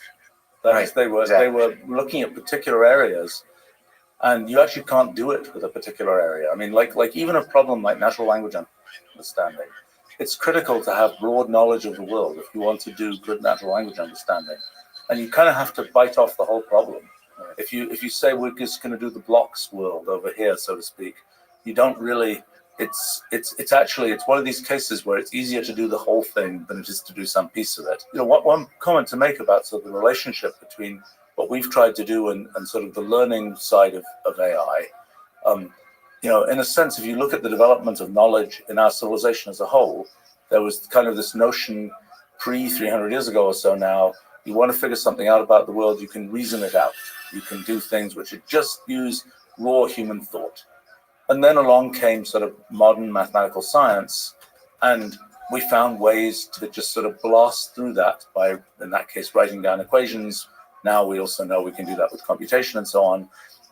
And so that was kind of a different thing. So when we look at how do we sort of encode knowledge and figure things out, one way we could do it is start from scratch, learn everything. It's just a neural net figuring everything out. But in a sense, that denies the knowledge-based achievements of our civilization.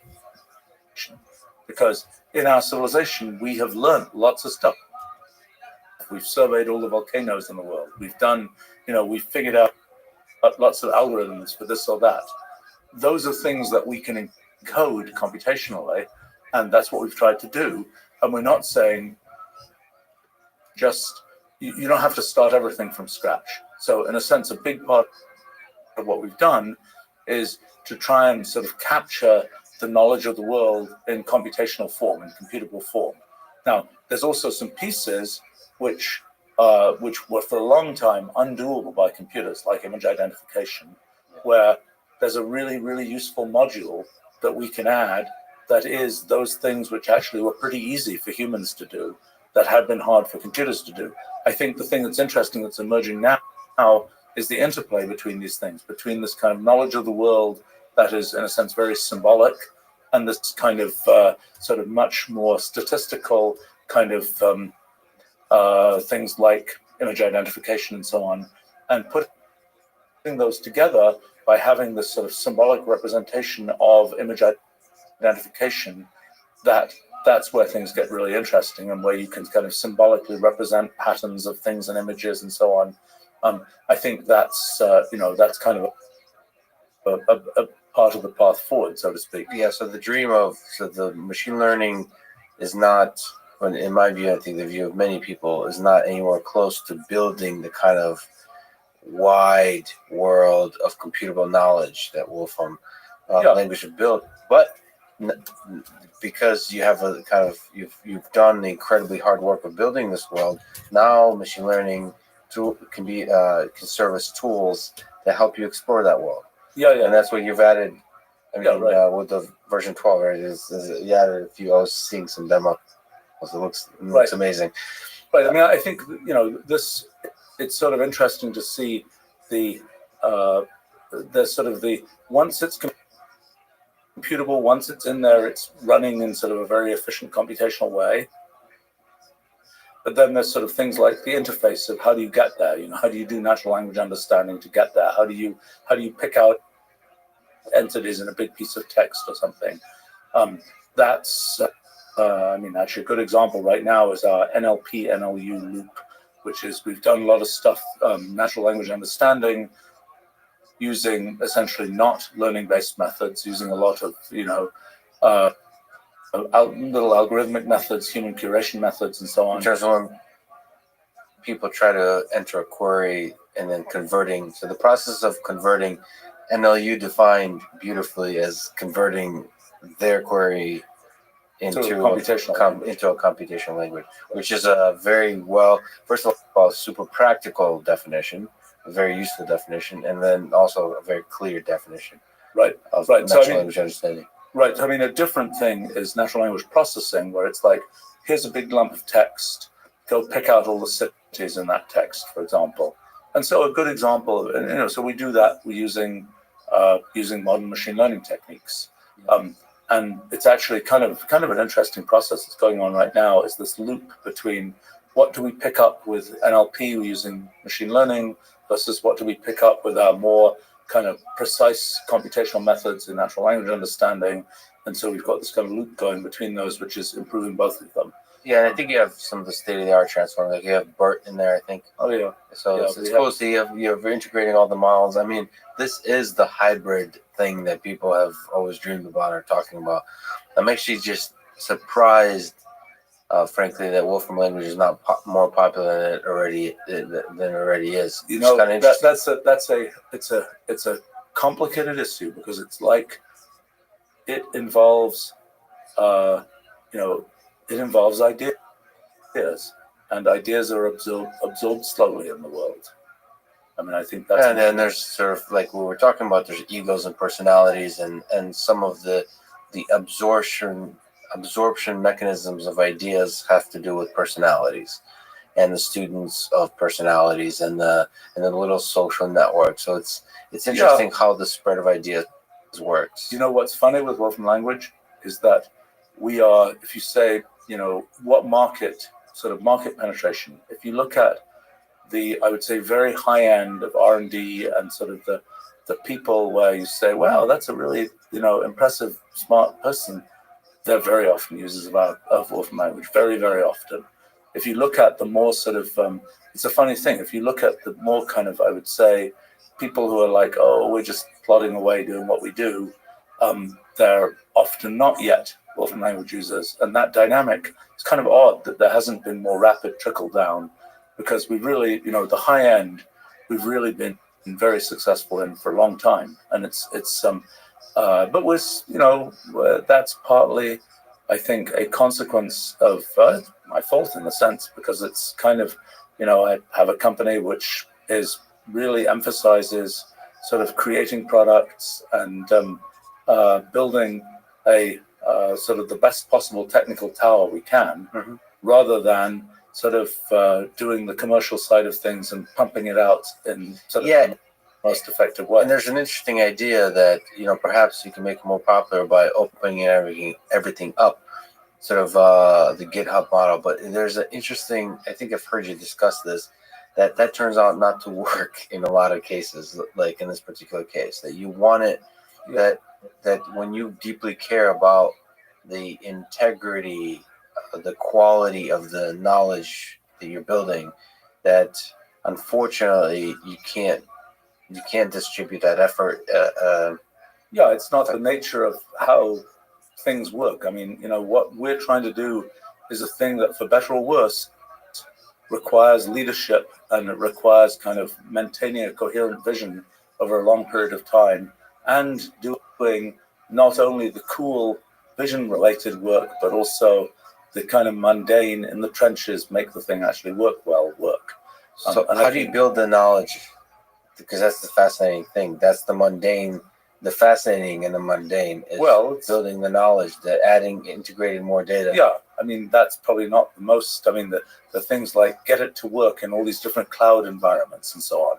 That's pretty, it's very practical stuff. Have the user interface be smooth, and have there take only a fraction of a millisecond to do this or that. That's a lot of work, and but I think it's an interesting thing over the period of time. Orphan language has existed basically for more than half of the total amount of time that any computer language has existed. That is, computer language is maybe 60 years old, give or take, and orphan language is 33 years old. So it's kind of and I think I was realizing recently that there's been more innovation in the distribution of software than in the structure of programming languages over that period of time. And we've been sort of trying to do our best to adapt to it. And the good news is that we have, because I have a simple private company and so on that doesn't have, a bunch of investors, telling us we've got to do this or that, I have lots of freedom in what we can do. And so, for example, we're able to, we have this free Wolfram engine for developers, which is a free version for developers. And we've been, there are site licenses for mathematical and Wolfram language at basically all major universities, certainly in the US by now. So it's effectively free to people and all the universities in effect. And, we've been doing a progression of things. I mean, different things like Wolfram Alpha, for example, the main website is just a free website. What is Wolfram Alpha? Okay, Wolfram Alpha is a system for answering questions where you ask a question with natural language and it'll try and generate a report telling you the answer to that question. So the question could be something like, what's the population of Boston divided by New York compared to New York? And it'll take those words and give you an answer. And that converts the words into computable, into Wolfram language, actually. Into Wolfram language. And computational language. And then do you think the underlying knowledge belongs to Wolfram Alpha or to the Wolfram language? We just call it the Wolfram knowledge base. Knowledge base. I mean, that's been a big effort over the decades to collect all that stuff, and more of it flows in every second. So can you just pause on that for a second? Like, that's one of the most incredible things. Of course, in the long-term, Wolfram language itself is the fundamental thing, but in the amazing sort of short-term, the knowledge base is kind of incredible. So what's the process of building that knowledge base? The fact that you, first of all, from the very beginning, that you're brave enough to start to take on the general knowledge base. Mm-hmm.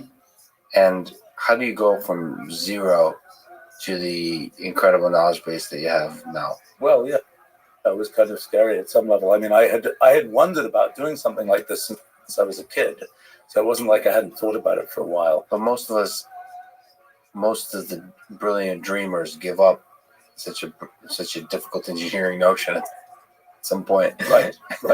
Well, the thing that happened with me, which was kind of, it's a live your own paradigm kind of theory. So basically what happened is I had assumed that to build something like Wolfram Alpha would require sort of solving the general AI problem. That's what I had assumed. And so I kept on thinking about that, and I thought I don't really know how to do that, so I don't do anything.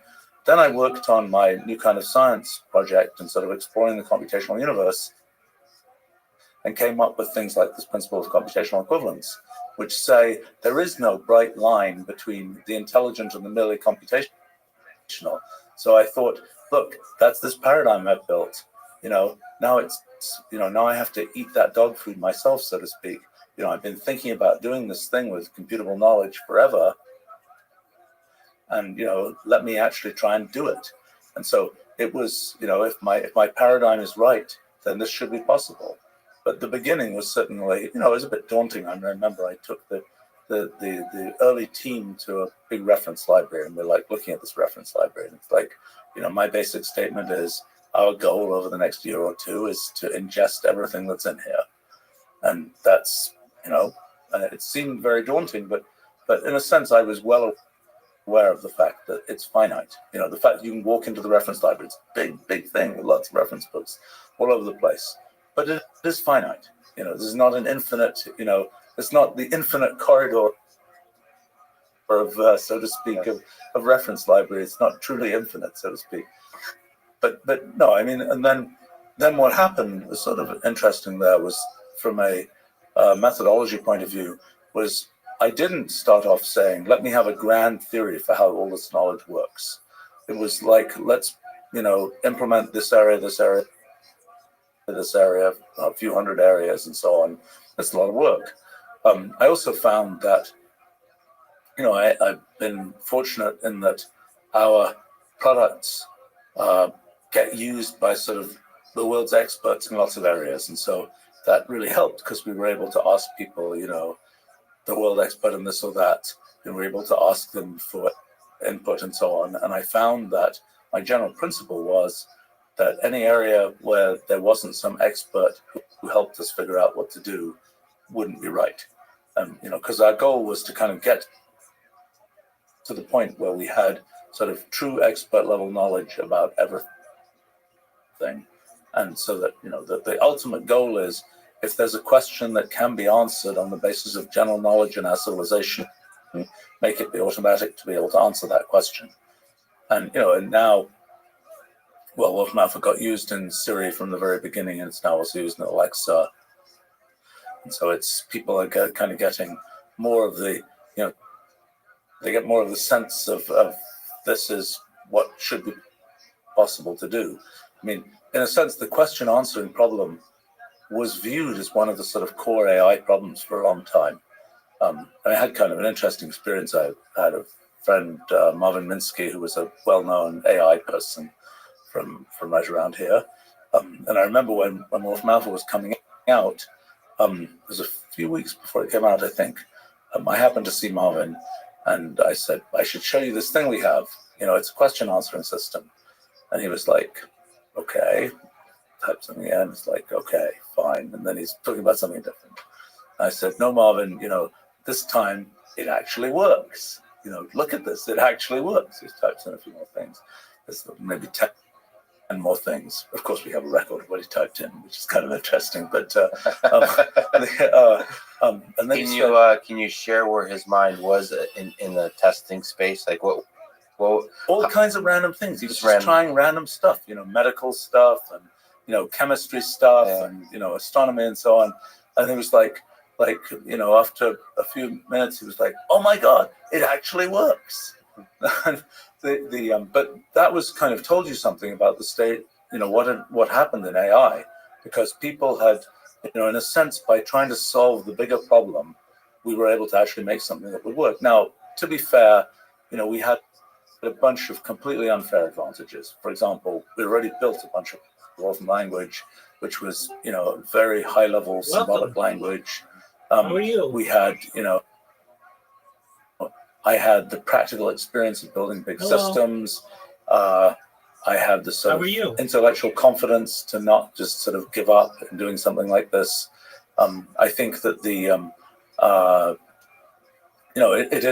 it's always a funny thing. I've worked on a bunch of big projects in my life. What's going on, Jericho? I would say that you mention ego, I would also mention optimism, so to speak.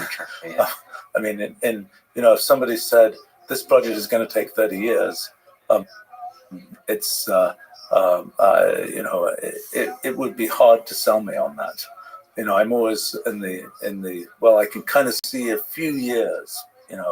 Something's going to happen in a few years, and usually it does. Something happens in a few years, but the tail can be decades long, and that's a and from a personal point of view, always the challenge is you end up with these projects that have infinite tails, and the question is, do the tails kind of you just drown in kind of dealing with all of the tales of these projects, and that's an interesting sort of personal challenge. And like my efforts now to work on fundamental theory of physics, which I've just started doing, and I'm having a lot of fun with it.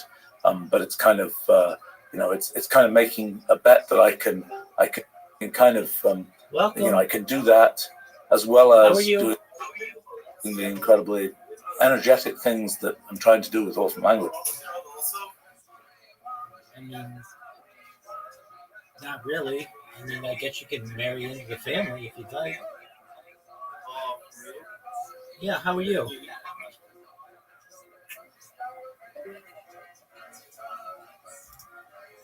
Language and so on. I mean, the And- vision. Yeah. And underlying that, I mean, I just talked for the second time with Elon Musk, and that you two share that quality a little bit of that optimism of taking on basically Yes, we do. the daunting, what most people call impossible, and you take it on out of, you can call it ego, you can call it naivety, you can call it optimism, whatever the heck it is, but that's how you solve the impossible things. Yeah, I mean, look at what happens, and I don't know. In my own case, I progressively got a bit more confident and progressively able to, decide that these projects aren't crazy. But then the other thing is, the other trap that one can end up with is, I've done these projects and they're big. Let me never do a project that's any smaller than any project I've done so far. And that's, and that can be a trap. And often these projects are of completely unknown, their depth and significance is actually very hard to know. On the sort of building this giant knowledge base that's behind Wolfram Language, Wolfram Alpha, what do you think about the internet? What do you think about, for example, Wikipedia, these large aggregations of text that's not converted into computable knowledge? Do you think, if you look at Wolfram Language, Wolfram Alpha, 20, 30, maybe 50 years down the line, do you hope to store all of the sort of Google's dream is to make all information searchable, accessible, but that's really, as defined, it doesn't include the understanding of information. Right. Do you hope to make all of knowledge represented I within? would hope so. That's what we're trying to do. How hard is that problem? Like closing that gap? What's your sense? It depends on the use cases. I mean, so if it's a question of answering general knowledge questions about the world, we're in pretty good shape on that right now. If it's a question of representing, like an area that we're going into right now is computational contracts, being able to take something which would be written in legalese. It might even be the specifications for, what should the self-driving car do when it encounters this or that or the other? What should the, whatever. Write that in a computational language and be able to express things about the world. If the creature that you see running across the road is a, thing at this point in the, tree of life, then swerve this way. Otherwise, don't. Those kinds of things. Are there ethical components when you start to get to some of the messy human things? Are those encodable into computable knowledge? Well, I think that it is a necessary feature of attempting to automate more in the world that we encode more and more of ethics in a way that gets sort of quickly, is able to be dealt with by computer. I mean, I've been involved recently. I sort of got backed into being involved in the question of automated content selection on the internet. So, the Facebooks, Googles, Twitters, how do they rank the stuff they feed to us humans, so to speak? And the question of what should never be fed to us, what should be blocked forever, what should be upranked, and what are the kind of principles behind that? And what I a bunch of different things I realized about that, but one thing that's interesting is being able, in effect, you're building sort of an AI ethics.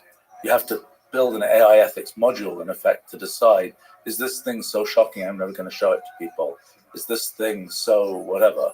And I did realize in thinking about that there's not going to be one of these things. It's not possible to decide, or it might be possible, but it would be really bad for the future of our species if we just decided there's this one AI ethics module and it's going to determine the practices of everything in the world, so to speak.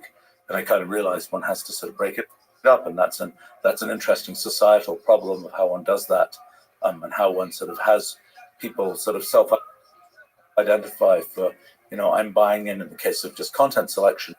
It's sort of easier because it's like it's for an individual. It's not something that kind of cuts across sort of societal boundaries. But it's a really interesting notion of I heard you describe. I really like it. Sort of maybe sort of have different AI systems that have a certain kind of brand that they represent. Essentially, right. You could have like I don't know. Whether it's conservative or liberal, and then libertarian, and there's an Randian objectivist AI ethic system, and different ethical I mean, it's almost encoding some of the ideologies which we've been struggling. I come from the Soviet Union, that didn't work out so well with the ideologies that worked out there, and so you have, but they also. Everybody purchased that particular ethics system. Indeed. And the same, I suppose, could be done, encoded. That system could be encoded into computational knowledge and allow us to explore in the realm of in the digital space. That's a really exciting possibility. Right. So are you playing with those ideas in Wolfram language? Yeah. I mean, Wolfram language has sort of the best opportunity to kind of express those essentially computational contracts about what to do. Now, there's a bunch more work to be done to do it in practice for deciding is this a credible news story? What does that mean? Or whatever else you're going to pick. I think that's the question of exactly what we get to do with that is for me it's kind of a complicated thing, because there are these big projects that I think about, like, find the fundamental theory of physics. Okay, that's box number one, right? Box number two, solve the AI ethics problem in the case of, figure out how you rank all content, so to speak, and decide what people see. That's kind of a box number two, so to speak. Yeah. These are big projects, and I think. What do you think is more important? The fundamental nature of reality, or depends who you ask. It's one of these things that's exactly like, what's the ranking, right? It's the ranking system. It's like whose module do you use to rank that? If you and I think but having multiple modules is a really compelling notion to us humans. That in a world where it's not clear that there's a right answer, perhaps you have systems that operate under different. How would you say it? I mean. There's different value systems, basically. Different value systems. I mean, I think, in a sense, I'm not really a politics-oriented person, but in the kind of totalitarianism, it's kind of like you're going to have this system, and that's the way it is. I mean, kind of the concept of sort of a market-based system where you have, okay, I as a human, I'm going to pick this system. I as another human, I'm going to pick this system. I mean, that's, in a sense, this case of automated content selection is a non-trivial, but it is probably the easiest of the AI ethics situations, because it is each person gets to pick for themselves, and there's not a huge interplay between what different people pick. By the time you're dealing with other societal things like, what should the policy of the central bank be or something? Or healthcare system or something, all those kind of centralized kind of things. Right. Well, I mean, healthcare, again, has the feature that at some level, each person can pick for themselves, so to speak. I mean, whereas there are other things where there's a necessary public health, is one example, where that's not, where that doesn't get to be, something which people can, what they pick for themselves, they may impose on other people, and then it becomes a more non-trivial piece of sort of political philosophy. Of course, the central banking system, some would argue we need to move into digital currency and so on, and Bitcoin and ledgers and so on. So yes, there's a lot of. We've been quite involved in that, and that's where that's sort of the motivation for computational contracts, in part, comes out of this idea. Oh, we can just have this autonomously executing smart contract. The idea of a computational contract is just to say, have something where all of the conditions of the contract are represented in computational form. So in principle, it's automatic to execute the contract.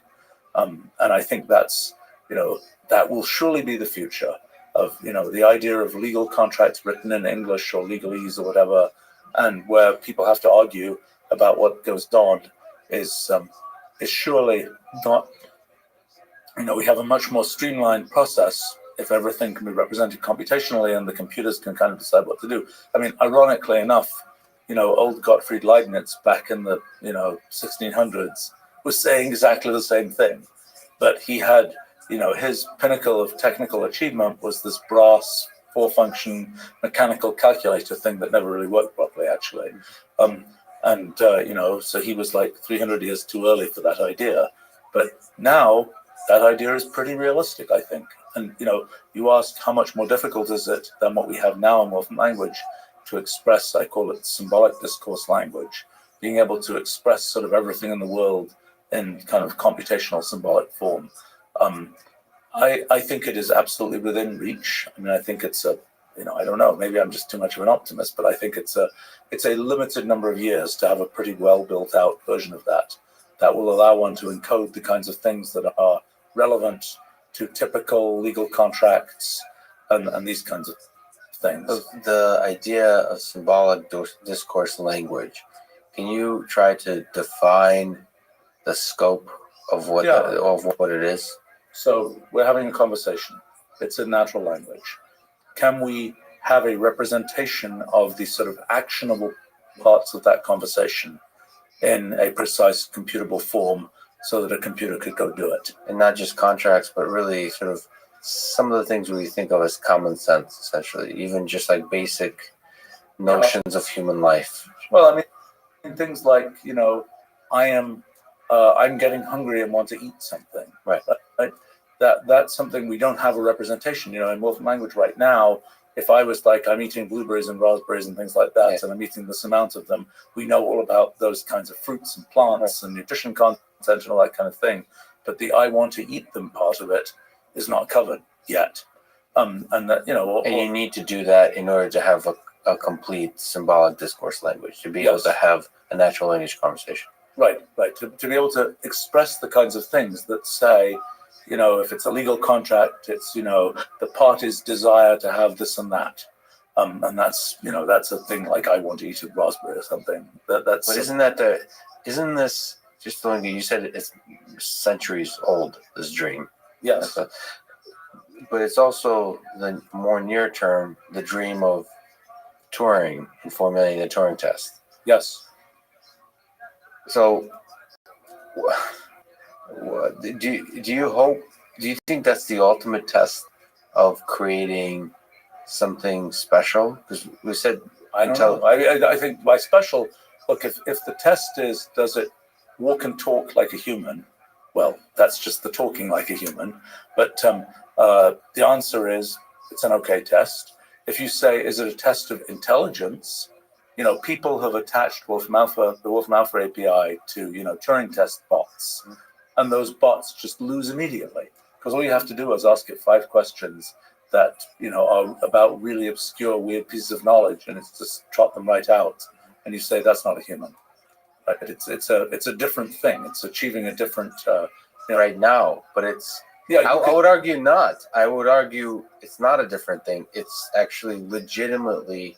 Wolfram Alpha is legitimately Wolfram language is legitimately trying to solve the intent of the Turing test. Perhaps the intent. Yeah, perhaps the intent. I mean, it's actually kind of fun. Alan Turing trying to work out. He thought about taking Encyclopedia Britannica and making it computational in some way, and he estimated how much work it would be. And actually, I have to say, he was a bit more pessimistic than the reality. We did it more efficiently than that. But to him, that represented. So I mean, he was on the same monumental task. Yeah, right. He had the same idea. I mean, it was we were able to do it more efficiently because we had layers of automation that he, I think, hadn't. It's hard to imagine those layers of abstraction that end up being built up. But to him, it represented like an impossible task, essentially. Well, he thought it was difficult. He thought it was maybe if he'd lived another 50 years, he would have been able to do it. I don't know. In the interest of time, easy questions. Go for What is intelligence? it. You talk I about love the way you say easy questions. yeah. You talked about sort of Rule 30 and cellular automata humbling your sense of human beings having a monopoly on intelligence, but in retrospect, just looking broadly now with all the things you learned from computation, what is intelligence? I don't How does think there's intelligence arise? Yeah, I don't think there's a bright line of what intelligence is. I think intelligence is at some level just computation, but for us, intelligence is defined to be computation that is doing things we care about, and that's a very special definition. It's a very when you try and make it you try and say, well, intelligence is this, it's problem solving, it's doing general this, it's doing that, this, that, and the other thing. It's operating within a human environment type thing.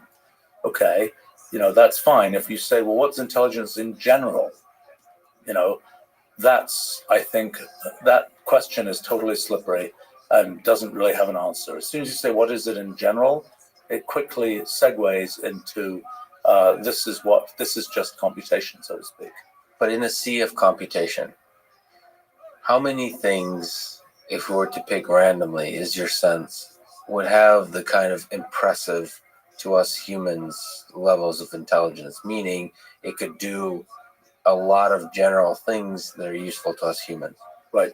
Well, according to the principle of computational equivalence, lots of them. I mean, in if you ask me just in cellular automata or something, I don't know, it's maybe 1%, a few percent, achieve. It varies actually. It's a little bit as you get to slightly more complicated rules, the chance that there'll be enough stuff there to sort of reach this kind of equivalence point. It makes it maybe 10, 20% of all of them. So it's very disappointing, really. I mean, it's kind of like, we think there's this whole long sort of biological evolution, kind of intellectual evolution the cultural evolution that our species has gone through. It's kind of disappointing to think that hasn't achieved more, but it has achieved something very special to us. It just hasn't achieved something generally more, so to speak. But what do you think about this extra, feels like human thing of subjective experience, of consciousness? What is consciousness? Well, I think it's a deeply slippery thing, and I'm always wondering what my cellular automata feel. I mean, what do they feel? Now, you're wondering as an observer. Yeah. Right. Who's to know? I mean, I think that do you think? Sorry to interrupt. Do you think consciousness can emerge from computation? Yeah. I mean, everything, whatever you mean by it, it's going to be. Look, I have to tell a little story. I was at an AI ethics conference fairly recently, and people were, I think maybe I brought it up, but I was like talking about rights of AIs. When will AIs have? When should we think of AIs as having rights? When should we think that it's immoral to destroy the memories of AIs, for example? Those kinds of things, and some actually philosopher in this case. It's usually the techies who are the most naive, but in this case it was a philosopher who sort of piped up and said,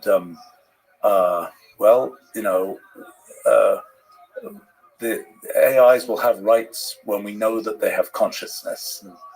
And I'm like, good luck with that. I mean, it's a very circular thing. You'll end up saying this thing that has sort of, when you talk about it having subjective experience, I think that's just another one of these words that doesn't really have there's no ground truth definition of what that means. By the way, I would say I do personally think there'll be a time when AI will demand rights, and I think they'll demand rights when they say they have consciousness, which is not a circular definition. Well, fair enough. But it may have been actually a human thing where the humans encouraged it and said, basically, we want you to be more like us because we're going to be, interacting with you, and so we want you to be sort of very Turing test like, just like us. Yeah. And it's like, yeah, we're just like you, and we want to vote too. Which is it's an interesting thing to think through in a world where where consciousnesses are not counted like humans are. That's a complicated business. So in many ways, you've launched quite a few ideas, revolutions that could, in some number of years, have huge amount of impact, sort of more than they had or even had already. That might be, I mean, to me, cellular automata is a fascinating world that I think could potentially, even beside the discussion of fundamental laws of physics, just might be, the idea of computation might be transformational to society in a way we can't even predict yet. But it might be years away. That's true. I mean, I think you can kind of see the map. Actually, it's not mysterious. I mean, the fact is that this idea of computation is sort of it's a big paradigm that lots and lots of things are fitting into, and it's kind of like we talk about I don't know, this company, this organization has momentum in what it's doing. We talk about these things that we've internalized these concepts from Newtonian physics and so on. In time, things like computational irreducibility will become as as actually, I was amused recently. I happened to be testifying at the U.S. Senate, and so I was amused that the term computational irreducibility is now it's on the congressional record and being repeated by people. I love it. In those kinds of settings, and that's only the beginning, because computational irreducibility, for example, will end up being something really important for. I mean, it's kind of a funny thing that one can kind of see this inexorable phenomenon. I mean, it's as more and more stuff becomes automated and computational and so on, so these core ideas about how computation work necessarily become more and more significant. And I think one of the things for people like me who like kind of trying to figure out sort of big stories and so on, is one of the bad features is it takes unbelievably long time for things to happen on a human time scale. I mean, the time scale of history, it all looks instantaneous. Blink of an eye. But Right. Let me ask the human question. Do you ponder mortality, your own mortality? Of course I do. Yeah, ever since I've been interested in that for, it's a, the big discontinuity of human history will come when one achieves effective human immortality. And that's going to be the biggest discontinuity in human history. If you could be immortal, would you choose to be? Oh yeah, I'm having fun. Yeah. Do you think it's possible that mortality is the thing that gives everything meaning and makes it fun? Yeah, that's a complicated, right? I mean, the way that human motivation will evolve when there is effective human immortality is unclear. I mean, if you look at sort of, you look at the human condition as it now exists, and you change that, you change that knob, so to speak, it doesn't really work. The human condition as it now exists has, mortality is kind of something that is deeply factored into the human condition as it now exists. And I think that is indeed an interesting question, is, from a purely selfish, I'm having fun point of view, so to speak, it's easy to say, hey, I could keep doing this forever. There's an infinite collection of things I'd like to figure out. But I think what the future of history looks like in a time of human immortality is an interesting one. I mean, my own view of this, I was kind of unhappy about that, because I was kind of, it's like, okay, forget sort of biological form, everything becomes digital, everybody is, it's the giant, the cloud of a trillion souls type thing. And then that seems boring, because it's like play video games for the rest of eternity type thing. But what I think I got less depressed about that idea on realizing that if you look at human history and you say, what was the important thing? The thing people said was, this is the big story at any given time in history. It's changed a bunch. And whether it's, why am I doing what I'm doing? well, there's a whole chain of discussion about, well, I'm doing this, because of that. And a lot of those becauses would have made no sense 1,000 years ago. Absolutely no sense. Even the interpretation of the human condition, even the meaning of life changes over time. Well, I mean, why do people do things? You know, it's if you say whatever. I mean, the number of people in, I don't know, doing, number of people at MIT who say they're doing what they're doing for the greater glory of God is probably not that large. Yeah. Whereas if you go back 500 years, you'd find a lot of people who are doing kind of creative things. That's what they would say. So today, because you've been thinking about computation so much and been humbled by it, what do you think is the meaning of life?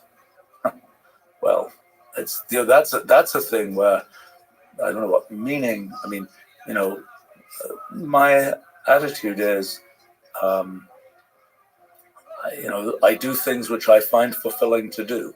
I'm not sure that I can necessarily justify, each and everything that I do on the basis of some broader context. And I think that for me, it so happens that the things I find fulfilling to do, some of them are quite big, some of them are much smaller. They're things that I've not found interesting earlier in my life, and I now found interesting. Like I got interested in like education and teaching people things and so on, which I didn't find that interesting when I was younger. Can I justify that in some big global sense? I don't think. I mean, I can describe why I think it might be important in the world, but I think my local reason for doing it is that I find it personally fulfilling, which I can't, explain on a sort of. It's just like this discussion of things like AI ethics. Is there a ground truth to the ethics that we should be having? I don't think I can find a ground truth to my life any more than I can suggest a ground truth for kind of the ethics for the whole of civilization. I think that's it would be a it's sort of I think I'm at different times in my life I've had different kind of goal structures and so on. Although from your perspective, you're local, you're just a cell in the cellular automata, but in some sense, I find it funny from my observation is I kind of it seems that the universe is using you to understand itself in some sense. You're not aware of it. Yeah, well, right. Well, if it turns out that we reduce sort of all of the universe to some simple rule, everything is connected, so to speak. And so it is inexorable in that case that, if I'm involved in finding how that rule works, then, then that's then it's inexorable that the universe set it up that way. But I think, one of the things I find a little bit, in this goal of finding fundamental theory of physics, for example, if indeed we end up as the sort of virtualized consciousness, the disappointing feature is people will probably care less about the fundamental theory of physics in that setting than they would now, because, gosh, it's like, what the machine code is down below underneath this thing is much less important if you're virtualized, so to speak. And I think although I think my own personal, you talk about ego, I find it just amusing that, if you imagine that sort of virtualized consciousness, like what does the virtualized consciousness do for the rest of eternity? Well, you can explore, the video game that represents the universe as the universe is, or you can go off that reservation and go and start exploring the computational universe of all possible universes. Yeah. And so in some vision of the future of history, it's like the disembodied consciousnesses are all sort of pursuing things like my new kind of science sort of for the rest of eternity, so to speak, and that ends up being the kind of the thing that represents the future of kind of the human condition.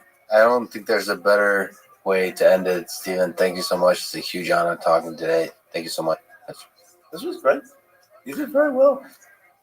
Thanks for listening to this conversation with Stephen Wolfram. And thank you to our sponsors, ExpressVPN and Cash App. Please consider supporting the podcast by getting ExpressVPN at expressvpn.com/LexPod and downloading Cash App, and using code LEXPODCAST. If you enjoy this podcast, subscribe on YouTube, review it with 5 stars on Apple Podcast, support it on Patreon, or simply connect with me on Twitter at Lex Friedman. And now, let me leave you with some words from Stephen Wolfram. It is perhaps a little humbling to discover that we as humans are in effect computationally no more capable than the cellular automata with very simple rules. But the principle of computational equivalence also implies that the same is ultimately true of our whole universe. So, while science has often made it seem that we as humans are somehow insignificant compared to the universe, the principle of computational equivalence now shows that in a certain sense, we're at the same level. For the principle implies that what goes on inside us can ultimately achieve just the same level of computational sophistication as our whole universe. Thank you for listening, and hope to see you next time.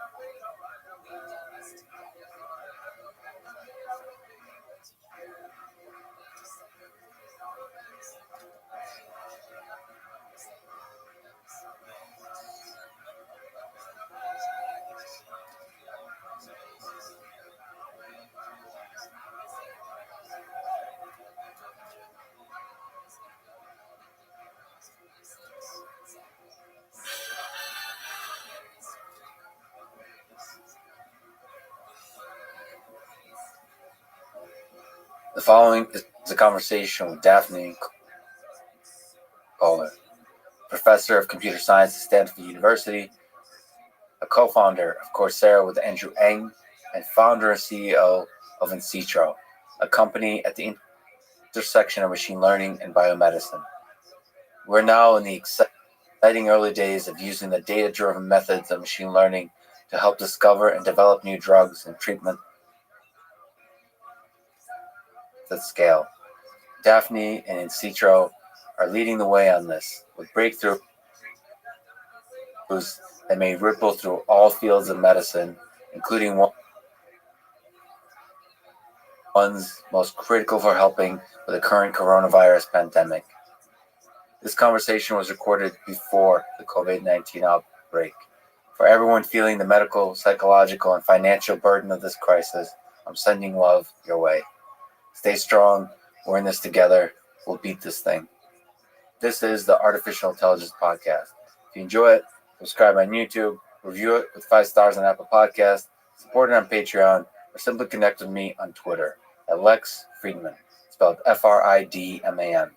As usual, I'll do a few minutes of ads now, and never any ads in the middle that can break the flow of the conversation.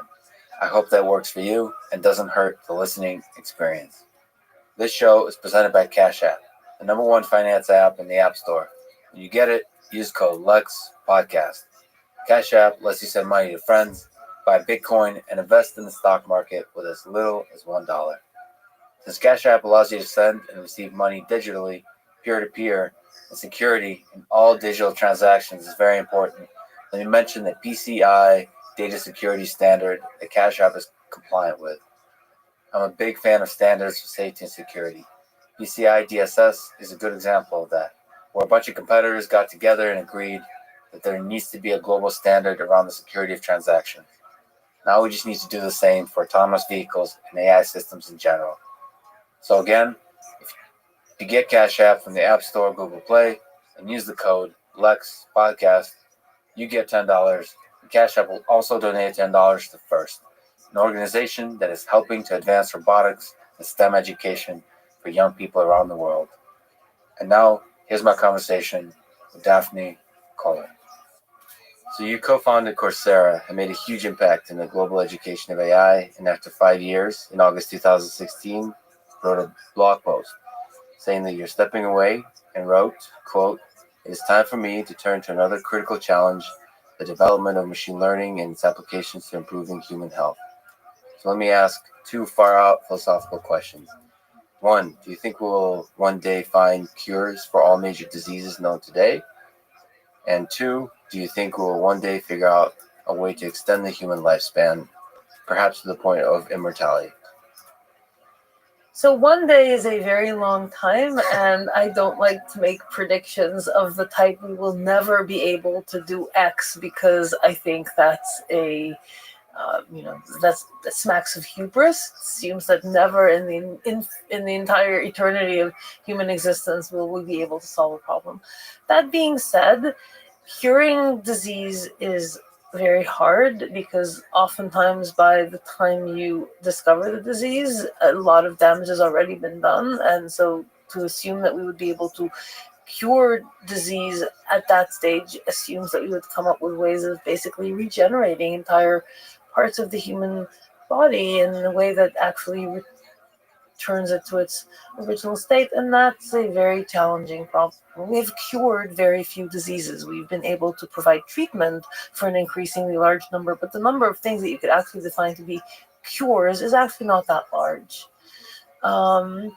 So I think there's a lot of work that would need to happen before one could legitimately say that we have cured even a reasonable number, far less all diseases.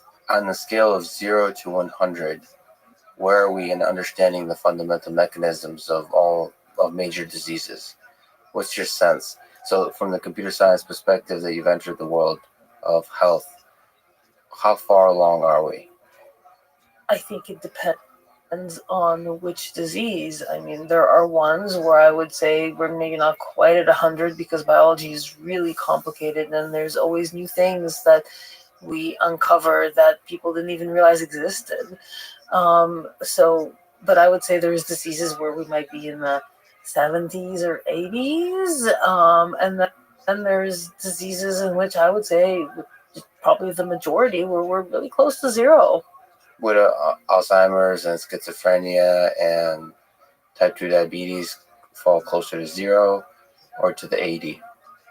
I think Alzheimer's is probably closer to 0 than to 80. There are hypotheses, but I don't think those hypotheses have, as of yet, been sufficiently validated that we believe them to be true, and there's an increasing number of people who believe that the traditional hypotheses might not really explain what's going on. I would also say that Alzheimer's and schizophrenia and even type 2 diabetes are not really one disease. They're almost certainly a heterogeneous collection of mechanisms that manifest in clinically similar ways.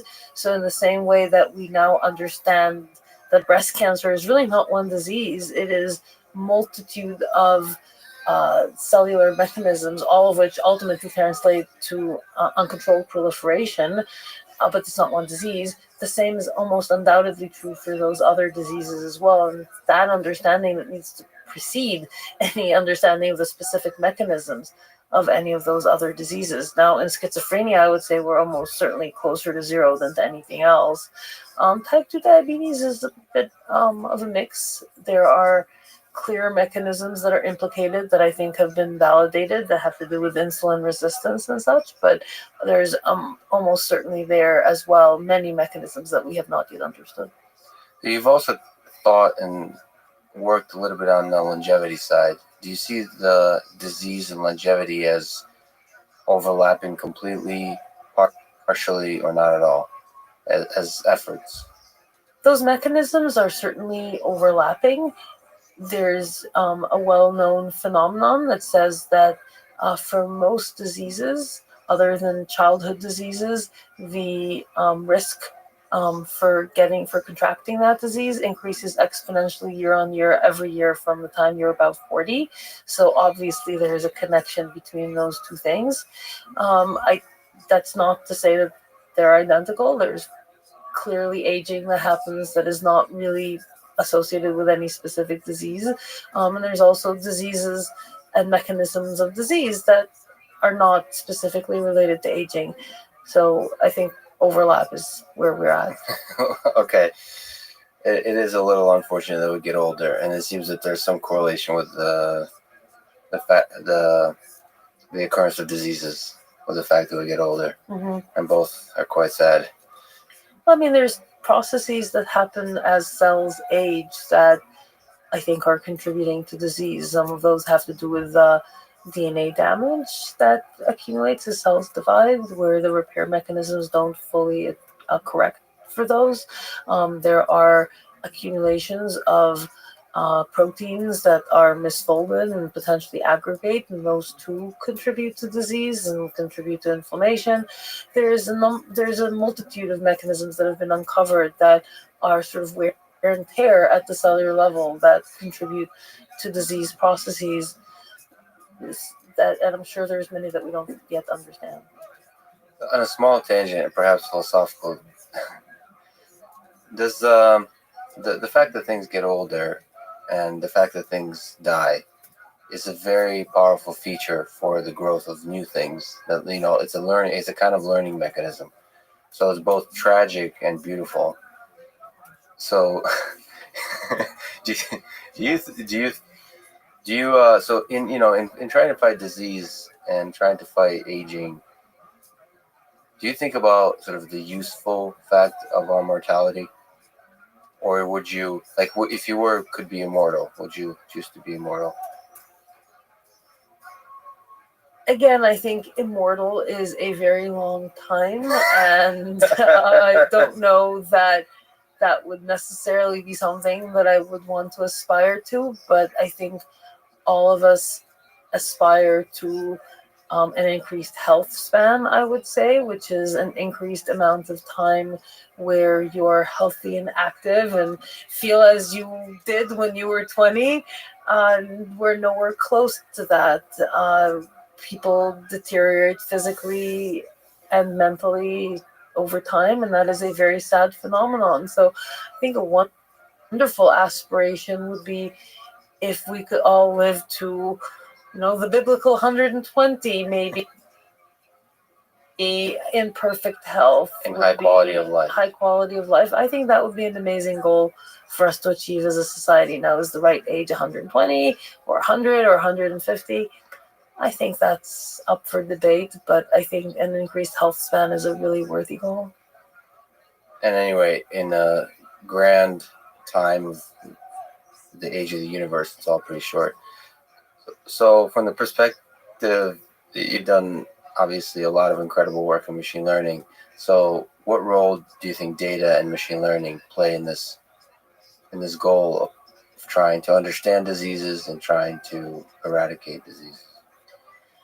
Up until now, I don't think it's played very much of a significant role, because largely the data sets that one really needed to enable a powerful machine learning methods, those data sets haven't really existed. There's been dribs and drabs and some interesting machine learning that has been applied. I would say machine learning / data science. But the last few years are starting to change that. So we now see an increase in some large data sets, but equally importantly, an increase in technologies that are able to produce data at scale. It's not typically the case that people have deliberately, proactively used those tools for the purpose of generating data for machine learning. They, to the extent that those techniques have been used for data production, they've been used for data production to drive scientific discovery, and the machine learning came as a sort of byproduct second stage of, now we have a data set, let's do machine learning on that rather than a more simplistic data analysis method.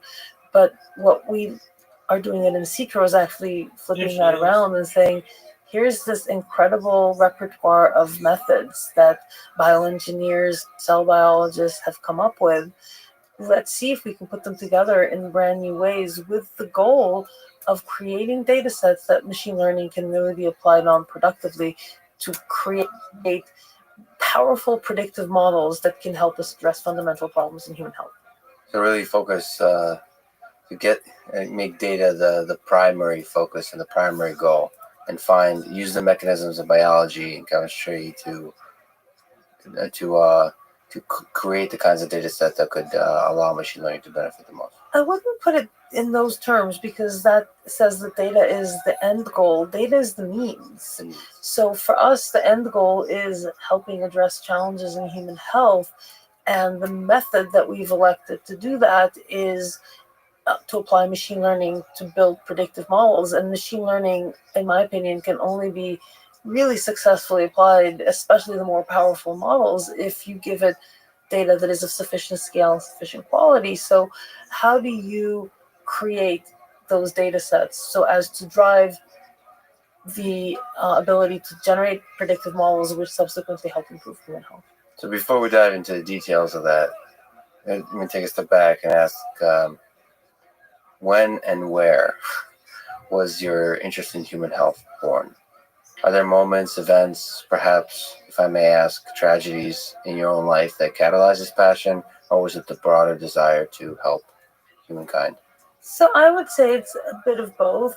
So my interest in human health actually dates back to the early 2000s when a lot of my peers in machine learning and I were using data sets that frankly were not very inspiring. Some of us old timers still remember the quote unquote 20 news groups data set, where this was literally a bunch of text from 20 news groups, a concept that doesn't really even exist anymore. And the question was, can you classify which news group a particular bag of words came from?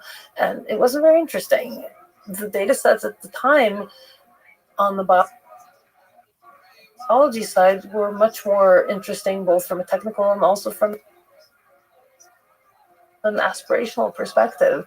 They were still pretty small, but they were better than 20 news groups. And so I started out, I think, just by wanting to do something that was more, I don't know, societally useful and technically interesting.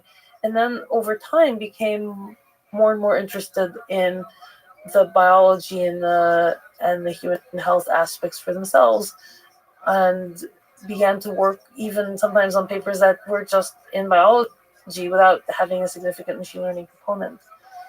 I think my interest in drug discovery is partly due to an incident I had with when my father sadly passed away about 12 years ago. He had an autoimmune disease that settled in his lungs. And the doctors basically said, well, there's only one thing we could do, which is give him prednisone. At some point, I remember a doctor even came and said, hey, let's do a lung biopsy to figure out which autoimmune disease he has. And I said, would that be helpful? Would that change treatment? I said, no, there's only prednisone. That's the only thing we can give him.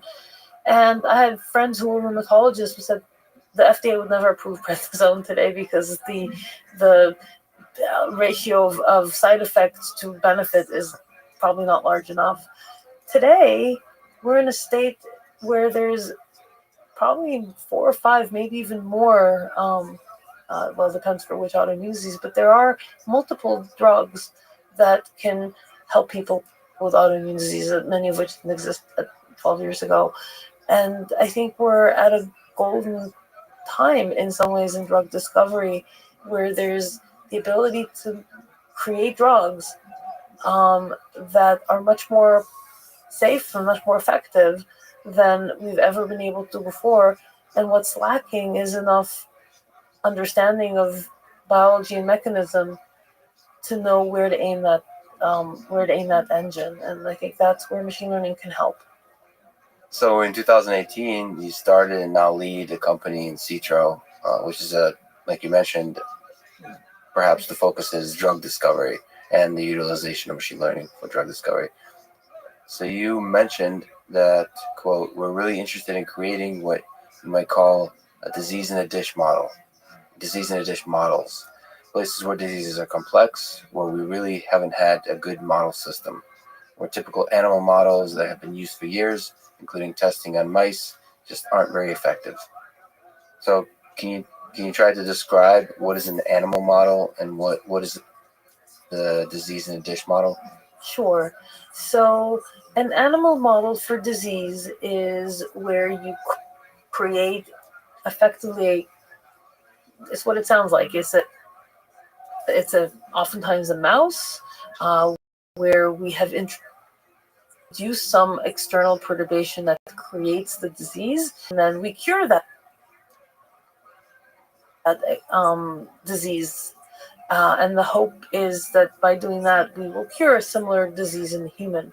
The problem is that oftentimes the way in which we generate the disease in the animal has nothing to do with how that disease actually comes about in a human. It's what you might think of as a copy of the phenotype, a copy of the clinical outcome, but the mechanisms are quite different. And so curing the disease in the animal, which in most cases doesn't happen naturally. Mice don't get Alzheimer's, they don't get diabetes, they don't get atherosclerosis, they don't get autism or schizophrenia. Those cures don't translate over to what happens in the human. And that's where most drugs fails, just because the findings that we had in the mouse don't translate to a human.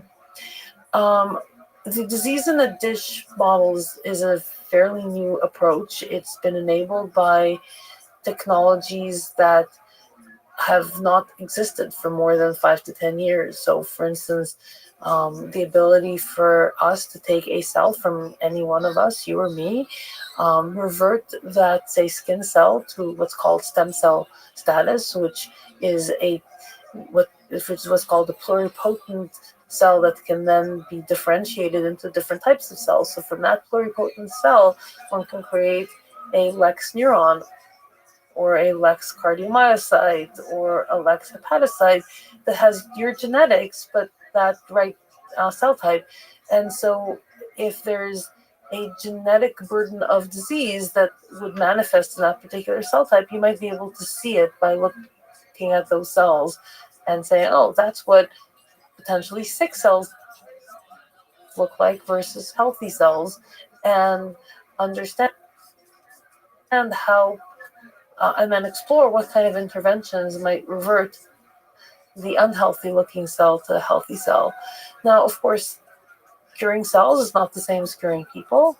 And so there's still potentially a translatability gap.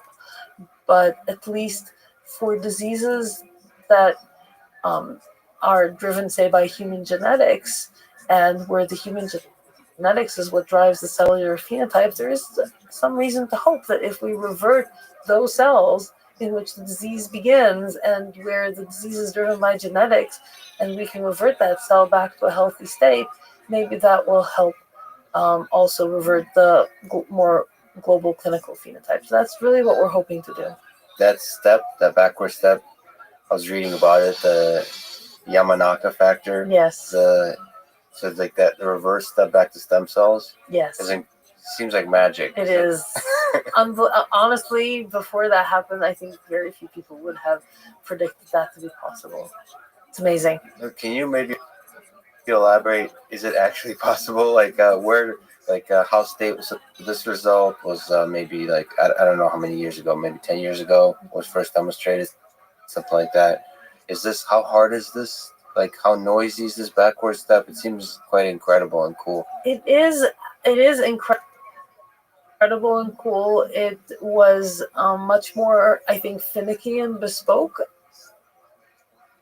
at the early stages when the discovery was first made, but at this point it's become almost industrialized. There are what's called contract research organizations, vendors that will take a sample from a human and revert it back to stem cell status, and it works a very good fraction of the time.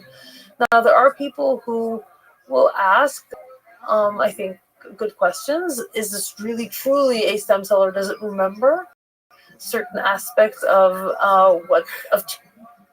changes that were made in human beyond the genetics? It's passed as a skin cell, yeah. It's passed as a skin cell, or it's passed in terms of exposures to different environmental factors and so on. So I think the consensus right now is that these are not always perfect, and there is little bits and pieces of memory sometimes, but by and large, these are actually pretty good. So one of the key things, well, maybe you can correct me, but one of the useful things for machine learning is size, scale of data. How easy it is to do these kinds of reversals to stem cells and then disease in a dish models at scale. Is that a huge challenge or not?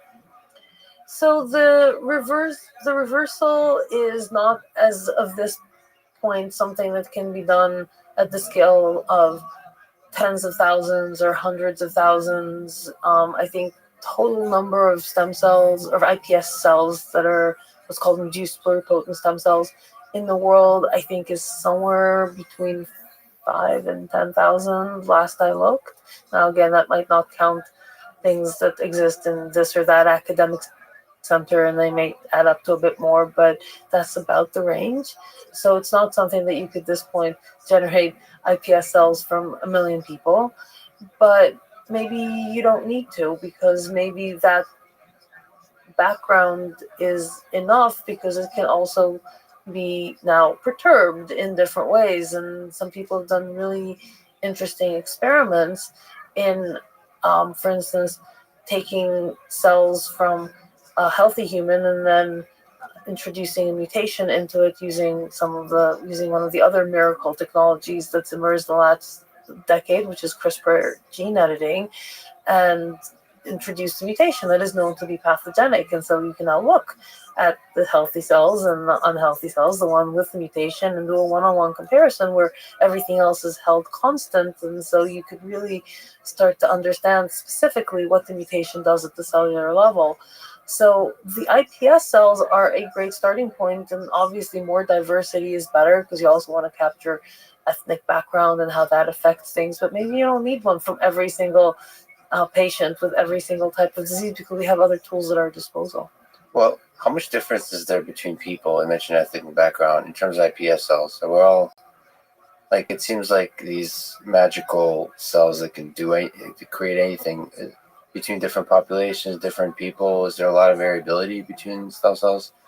Well, first of all, there's the variability that's driven simply by the fact that genetically we're different. So a stem cell that's derived from my genotype is going to be different from a stem cell that's derived from your genotype. There's also some differences that have more to do with, for whatever reason, some people's stem cells differentiate better than other people's stem cells. We don't entirely understand why, so there's certainly some differences there as well. But the fundamental difference, and the one that we really care about and is a positive, is that the fact that the genetics are different, and therefore recapitulate my disease burden versus your disease burden. What's the disease burden? Well, disease burden is just, if you think, it's not a well-defined mathematical term, although there are mathematical formulations of it. If you think about the fact that some of us are more likely to get a certain disease than others because we have more variations in our genome that are causative of the disease, maybe fewer that are protective of the disease. People have quantified that using what are called polygenic risk scores, which look at all of the variations in an individual person's genome and add them all up in terms of how much risk they confer for a particular disease. And then they've put people on a spectrum of their disease risk.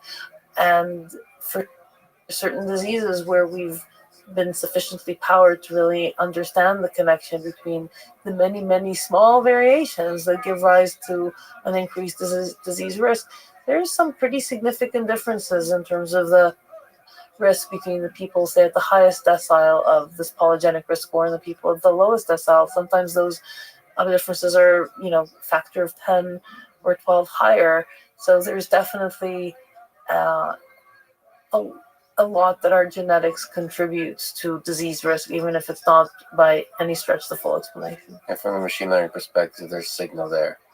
There is definitely signal in the genetics, and there's even more signal, we believe, in looking at the cells that are derived from those different genetics, because in principle, you could say all the signal is there at the genetics level, so we don't need to look at the cells, but our understanding of the biology is so limited at this point, then seeing what actually happens at the cellular level is a heck of a lot closer to the human clinical outcome than looking at the genetics directly, and so we can learn a lot more from it than we could by looking at genetics alone. So just to get a sense, I don't know if it's easy to do, but what kind of data is useful in this disease in a dish model? Like what's the source of raw data information? And also, for my outsider's perspective, so biology and cells are squishy things, and then They are. how do you connect? They're literally squishy things. How do you connect the computer to that? So Which that, sensory mechanisms, I guess? so that's another one of those revolutions that have happened in the last 10 years, in that our ability to measure cells very quantitatively has also dramatically increased. So back when I started doing biology in, the late 90s, early 2000s, that was the initial era where we started to measure biology in really quantitative ways using things like microarrays, where you would measure in a single experiment the activity level, what's called expression level, of every gene in the genome in that sample. And that ability is what actually allowed us to even understand that there are molecular subtypes of diseases like cancer, where up until that point it's like, oh, you have breast cancer. But then when we looked at the molecular data, it was clear that there's different subtypes of breast cancer that at the level of gene activity look completely different to each other. So that was the beginning of this process. Now we have the ability to measure individual cells in terms of their gene activity using what's called single cell RNA sequencing, which basically sequences the RNA, which is that activity level of the different genes, for every gene in the genome. And you can do that at single cell level. So that's an incredibly powerful way of measuring cells. I mean, you literally count the number of transcripts. So it really turns that squishy thing into something that's digital. Another tremendous data source that's emerged in the last few years is microscopy, and specifically even super resolution microscopy, where you could use digital reconstruction to look at subcellular structures, sometimes even things that are below the diffraction limit of light, by doing sophisticated reconstruction. And again, that gives you tremendous amount of information at the subcellular level. There's now more and more ways that amazing scientists out there are developing for getting new types of information from even single cells. And so that is a way of turning those squishy things into digital data. Into beautiful data sets. But so that data set then with machine learning tools allows you to maybe understand the developmental, like the mechanism of a particular disease. And if it's possible to sort of at a high level describe how does that help lead to drug discovery that can help prevent, reverse that mechanism? So I think there's different ways in which this data could potentially be used. Some people use it for scientific discovery and say, oh, look, we see this phenotype at the cellular level. So let's try and work our way backwards and think which genes might be involved in pathways that give rise to that. So that's a very sort of analytical method to sort of work our way backwards using our understanding of known biology. Some people use it in a somewhat more, sort of forward. That would, if that was backward, this would be forward, which is to say, okay, if I can perturb this gene, does it show a phenotype that is similar to what I see in diseased patients? And so maybe that gene is actually causal of the disease. So that's a different way. And then there's what we do, which is basically to take that very large collection of data and use machine learning to uncover the patterns that emerge from it. So for instance, what are those subtypes that might be similar at the human clinical outcome, but quite distinct when you look at the molecular data? And then if we can identify such a subtype, are there interventions that if I apply it to cells that come from this subtype of the disease, and you apply that intervention, it could be a drug or it could be a CRISPR gene intervention, does it reverse the disease state to something that looks more like normal, happy, healthy cells? And so hopefully if you see that, that gives you a certain hope that intervention will also have a meaningful clinical benefit to people. And there's obviously a bunch of things that you would want to do after that to validate that, but it's a very different and much less hypothesis-driven way of uncovering new potential interventions, and might give rise to things that are not the same things that everyone else is already looking at. That's I don't know. I'm just like to psychoanalyze my own feeling about our discussion currently. It's so exciting to talk about sort of a fundamentally, well, something that's been turned into a machine learning problem, and can have so much real world impact. That's how I feel too. That's kind of exciting because I'm so most of my day is spent with data sets that I guess closer to the news groups. So this is a kind of, it just feels good to talk about. In fact, I almost don't want to talk about machine learning. I want to talk about the fundamentals of the data set, which is an exciting place to be. I agree with you. It's what gets me up in the morning. It's also what attracts a lot of the people who work at in sitro to in sitro, because I think certainly all of our machine learning people are outstanding and could go get a job, selling ads online or doing e-commerce or even self-driving cars. Yes. But I think they would want, they come to us because they want to work on something that has more of an aspirational nature and can really benefit humanity. What with these approaches, what do you hope? What kind of diseases can be helped? We mentioned Alzheimer's, schizophrenia, type 2 diabetes. Can you just describe the various kinds of diseases that this approach can help? Well, we don't know, and I try and be very cautious about making promises about some things. That, we will cure X. People make that promise, and I think I try to first deliver and then promise, as opposed to the other way around.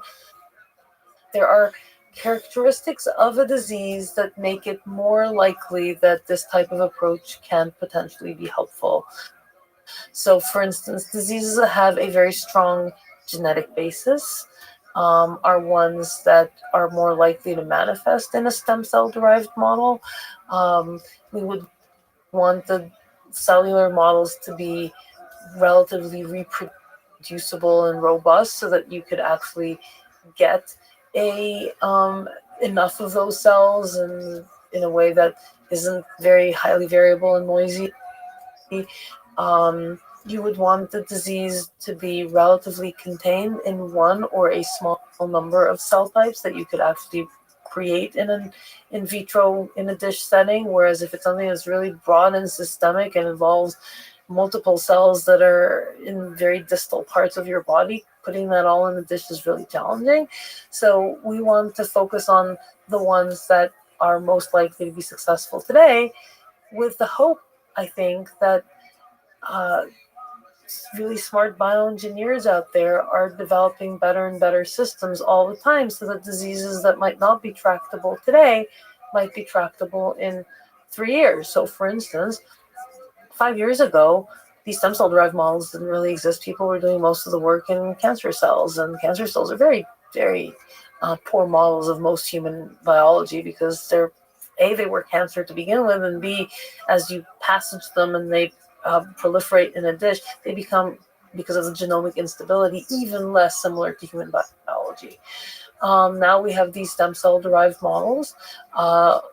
We have the capability to reasonably robustly, not quite at the right scale yet, but close, to derive what's called organoids, which are these teeny little sort of multicellular organ sort of models of an organ system. So there's cerebral organoids and liver organoids and kidney organoids and brain organoids. Gut organoids. It's possibly the coolest thing I've ever seen. Is that not like the coolest thing?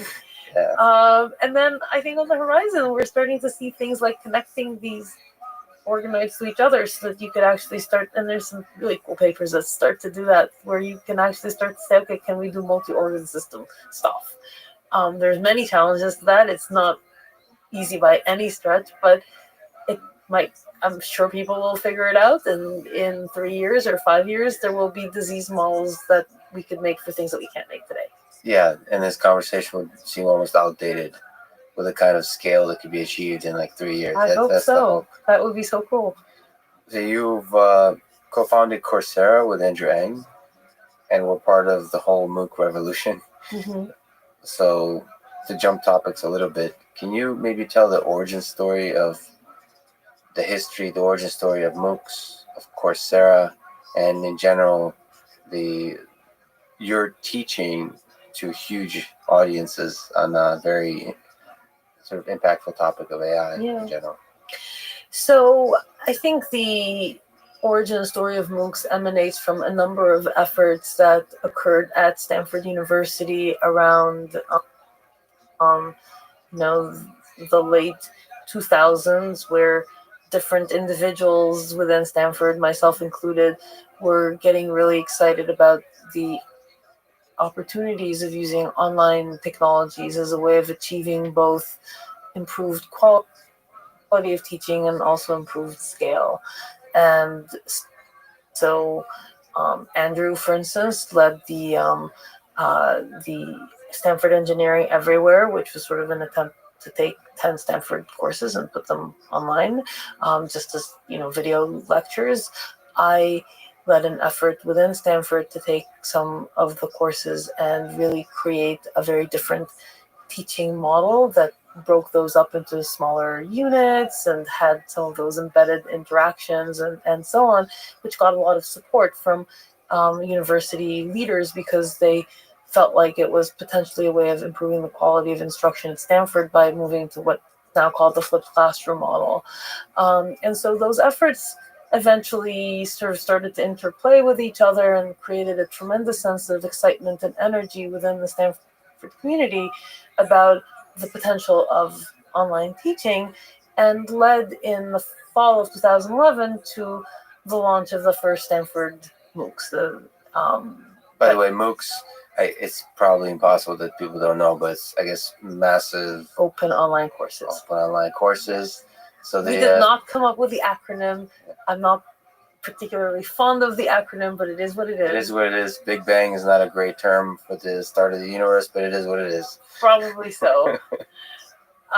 So anyway, so those courses launched in the fall of 2011, and there were, within a matter of weeks, with no real publicity campaign, just a New York Times article that went viral, about 100,000 students or more in each of those courses.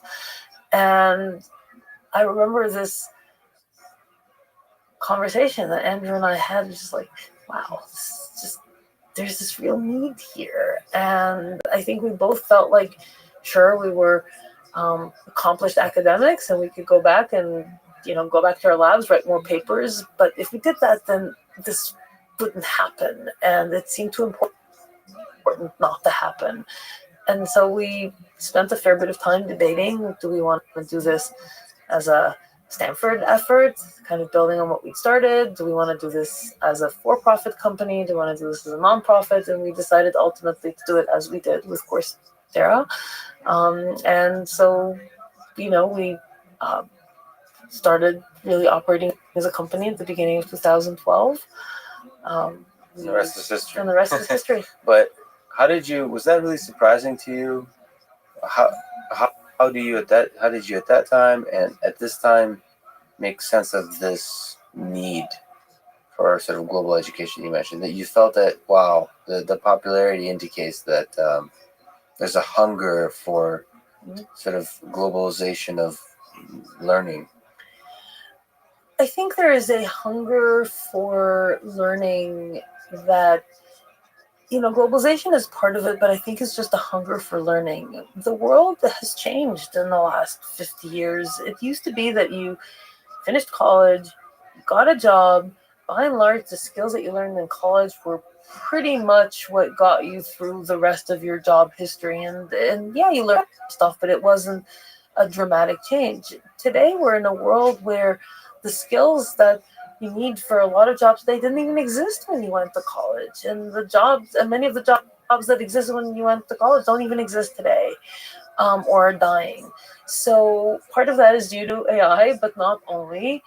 And we need to find a way of giving people access to the skills that they need today. And I think that's really what's driving a lot of this hunger. So I think if we even take a step back, for you, all of this started trying to think of new ways to teach, or new ways to sort of organize the material and present the material in a way that would help the education process, the pedagogy. Yeah. So what have you learned about effective education from this process of playing, of experimenting with different ideas? So we learned a number of things, some of which I think could translate back and have translated back effectively to how people teach on campus, and some of which I think are more specific to people who learn online, and more sort of people who learn as part of their daily life. So we learned, for instance, very quickly that short is better.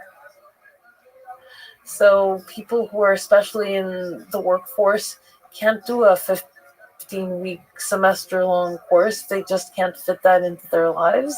Sure. Can you describe the shortness of what the entirety? So both.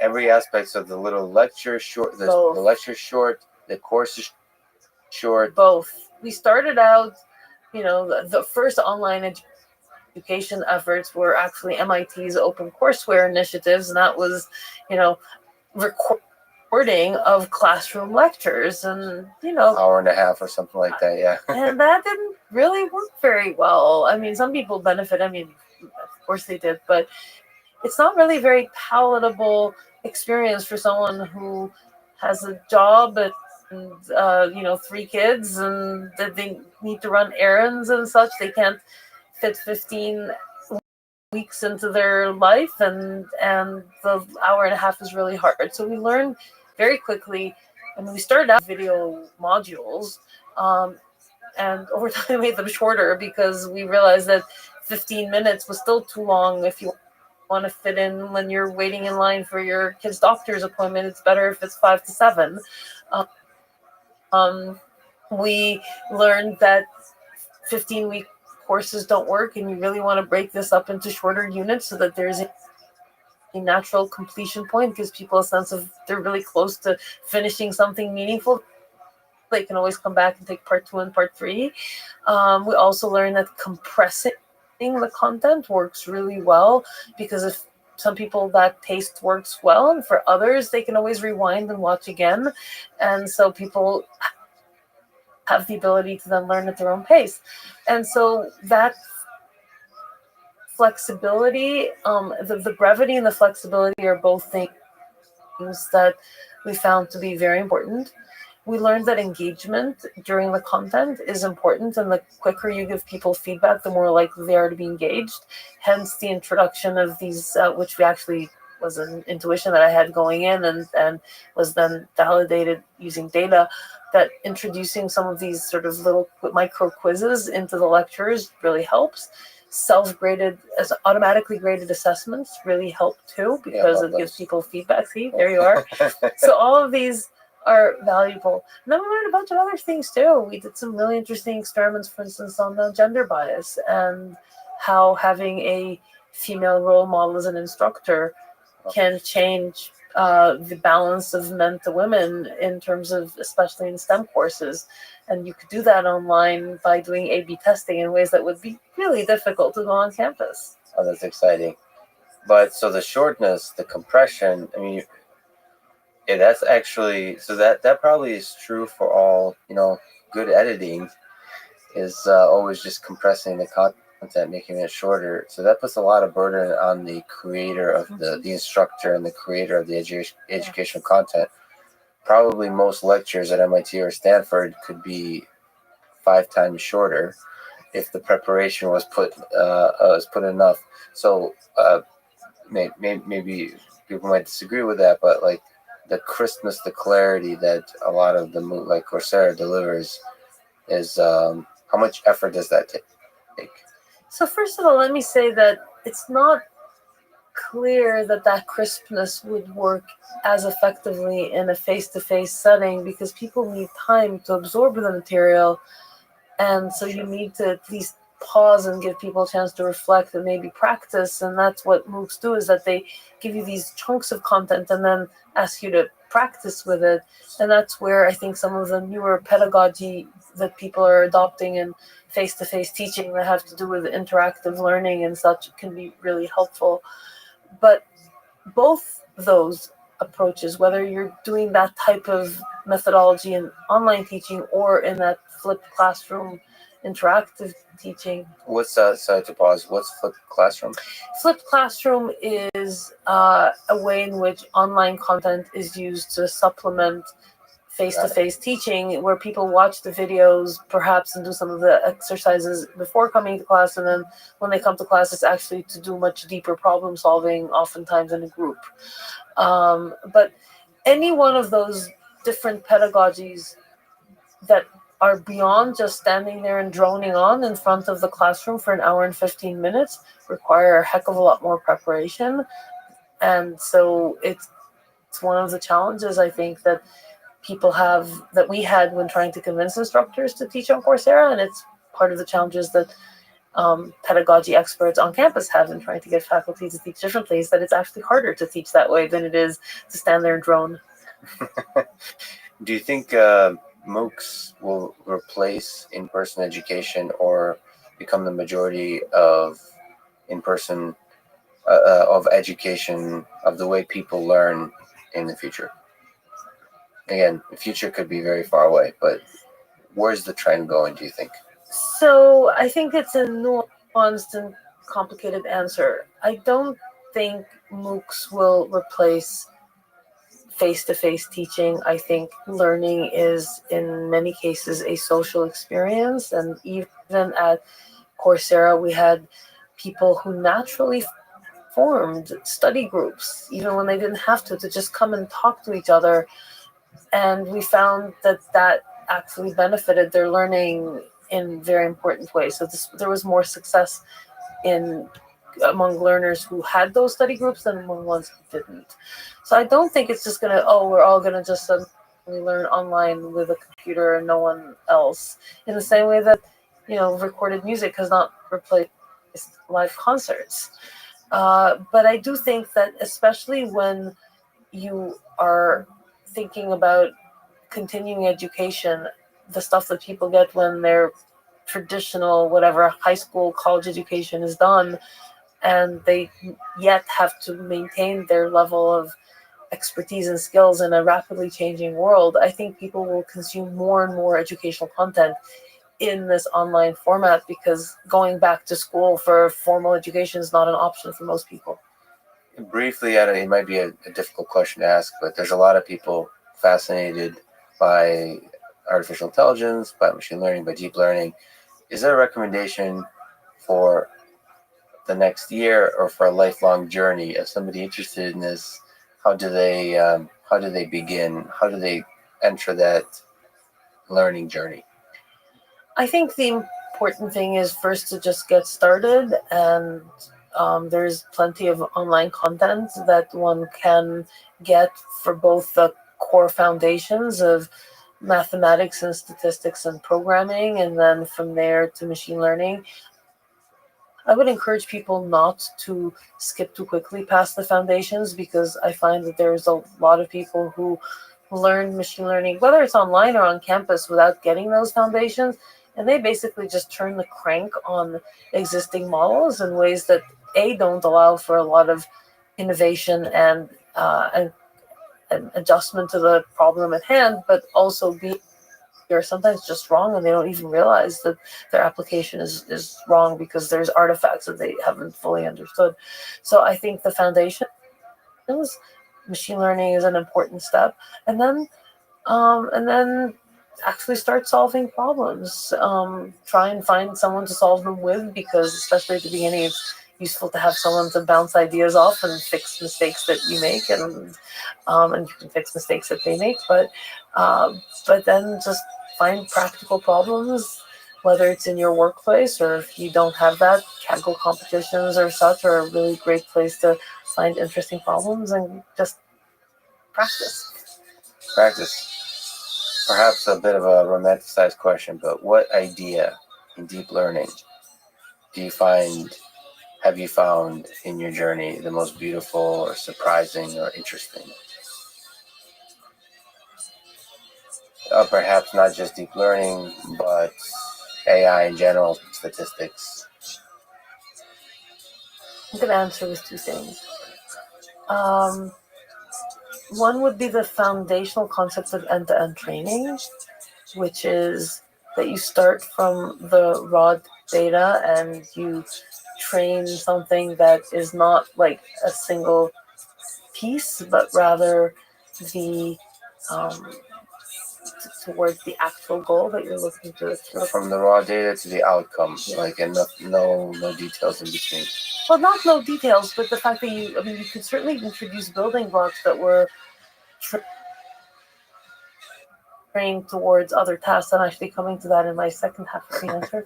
But it doesn't have to be like a single monolithic blob in the middle. Actually, I think that's not ideal, but rather the fact that at the end of the day, you can actually train something that goes all the way from the beginning to the end. And the other one that I find really compelling is the notion of learning a representation that in its turn, even if it was trained to another task, can potentially be used as a much more rapid starting point to solving a different task.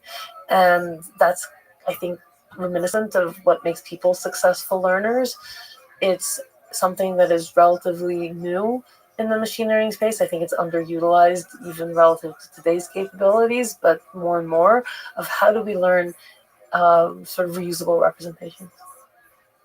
So end-to-end and transfer learning. Yeah. Is it surprising to you that neural networks are able to, in many cases, do these things?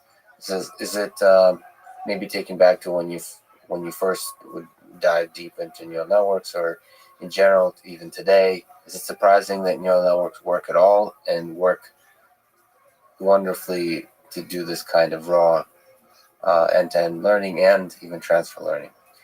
I think I was surprised by how well, when you have large enough amounts of data, it's possible to find a meaningful representation in what is an exceedingly high dimensional space. And so I find that to be really exciting, and people are still working on the math for that. There's more papers on that every year, and I think it would be really cool if we figured that out. But that to me was a surprise, because in the early days when I was starting my way in machine learning and the data sets were rather small, I think I believed that you needed to have a much more constrained and knowledge-rich search space to really really get to a meaningful answer. And I think it was true at the time. What I think is still a question is, will a completely knowledge-free approach where there's no prior knowledge going into the construction of the model, is that going to be the solution or not? It's not actually the solution today, in the sense that the architecture of a convolutional neural network that's used for images is actually quite different to the type of network that's used for language, and yet different from the one that's used for speech or biology or any other application. There's still some insight that goes into the structure of the network to get to the right performance. Will you be able to come up with a universal learning machine? I don't know. I wonder if there's always has to be some insight injected somewhere, Yeah. or whether it can converge. So you've done a lot of interesting work with probabilistic graphical models in general vision, deep learning, and so on. So can you maybe speak high level? How can learning systems deal with uncertainty? One of the limitations, I think, of a lot of machine learning models is that they come up with an answer, and you don't know how much you can believe that answer. And oftentimes the answer is actually quite poorly calibrated relative to its uncertainties. Even if you look at where the the confidence that comes out of the neural network at the end, and you ask how much more likely is an answer of 0.8 versus 0.9, it's not really in any way calibrated to the actual reliability of that network and how true it is. And the further away you move from the training data, the more not only the more wrong the network is, often it's more wrong and more confident in its wrong answer.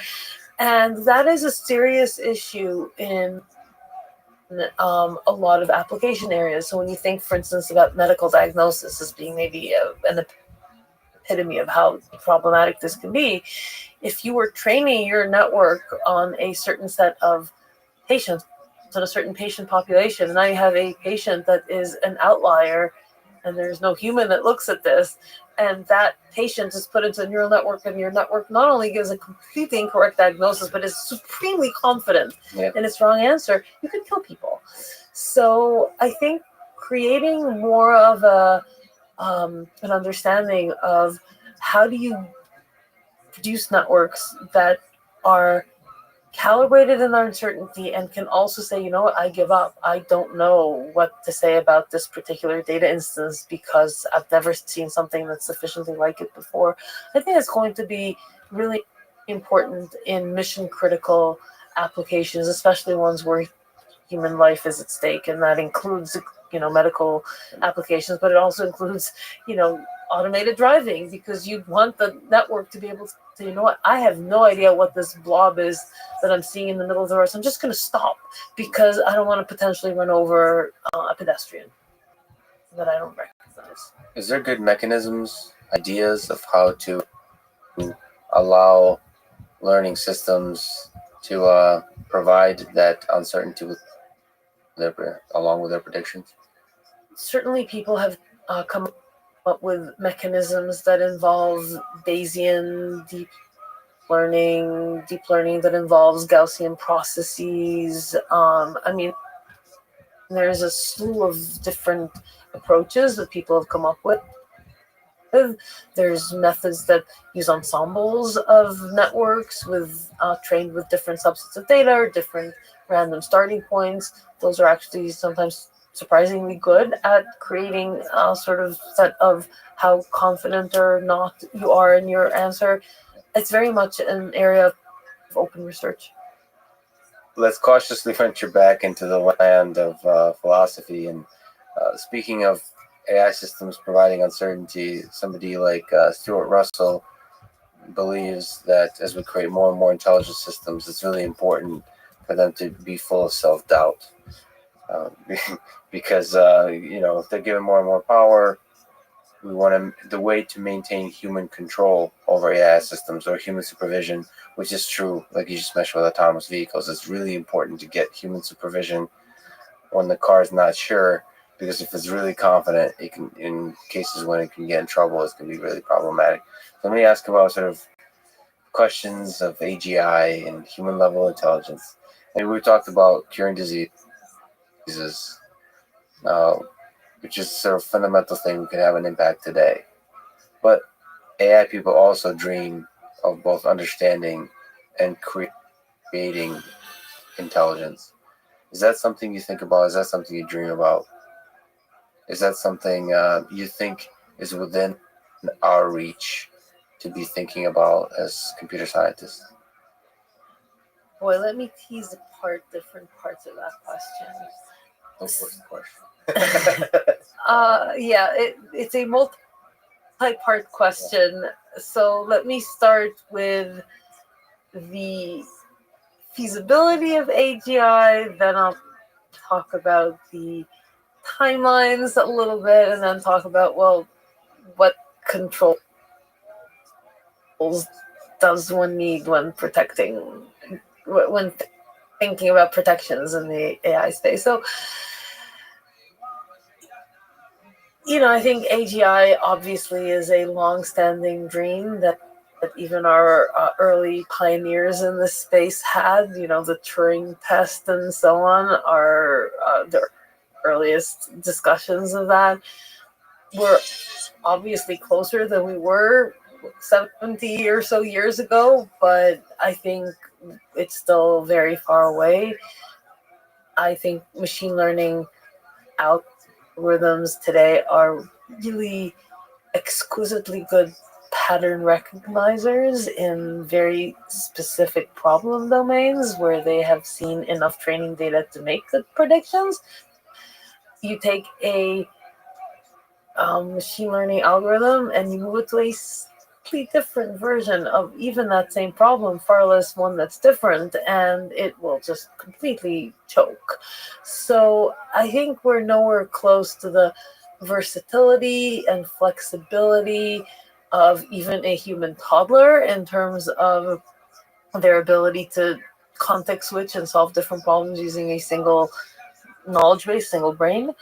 So am I desperately worried about the machines taking over the universe and starting to kill people because they want to have more power? I don't think so. Well, so to pause on that, so you kind of intuited that superintelligence is a very difficult thing to achieve. That we're even intelligence. Intelligence. Super intelligence, we're not even close to intelligence. Even just the greater abilities of generalization of our current systems. But we haven't answered all the parts. We'll take I'm getting to the second part. Okay, we take. But maybe another tangent you could also pick up is, can we get in trouble with much dumber systems? Yes, and that is exactly where I was going. Okay. So just to wrap up on the threats of AGI, I think that it seems to me a little early today to figure out protections against a human level or superhuman level intelligence where we don't even see the skeleton of what that would look like. So it seems that it's very speculative on how to protect against that.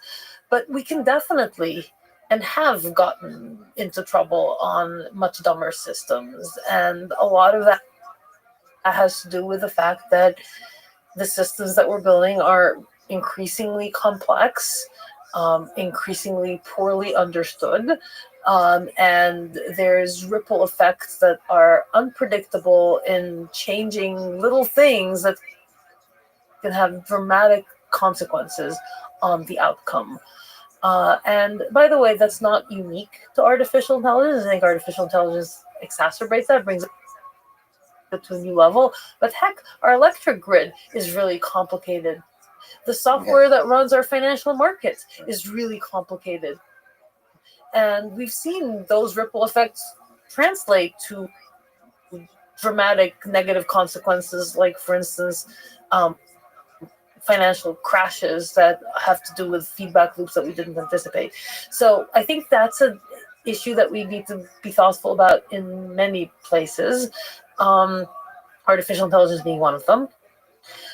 And I think it's really important that people are thinking about ways in which we can have better interpretability of systems, better tests for instance, measuring the extent to which a machine learning system that was trained in one set of circumstances, how well does it actually work in a very different set of circumstances where you might say, for instance, well, I'm not going to be able to test my automated vehicle in every possible city, village, weather condition, and so on.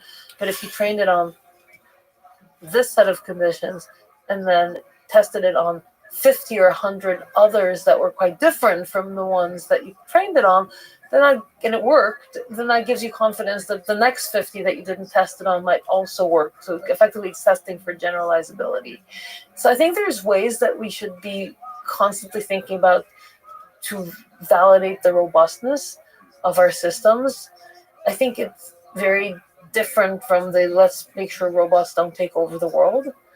And then the other place where I think we have a threat, which is also important for us to think about, is the extent to which technology can be abused. So, like any really powerful technology, machine learning can be very much used badly as well as to good. And that goes back to many other technologies that have come up with when people invented projectile missiles and it turned into guns. And people invented nuclear power and it turned into nuclear bombs. And I think, honestly, I would say that to me, gene editing and CRISPR is at least as dangerous a technology if used badly than machine learning. You could create really nasty viruses and such using gene editing that are, you would be really careful about. So anyway, that's something that we need to be really thoughtful about whenever we have any really powerful new technology.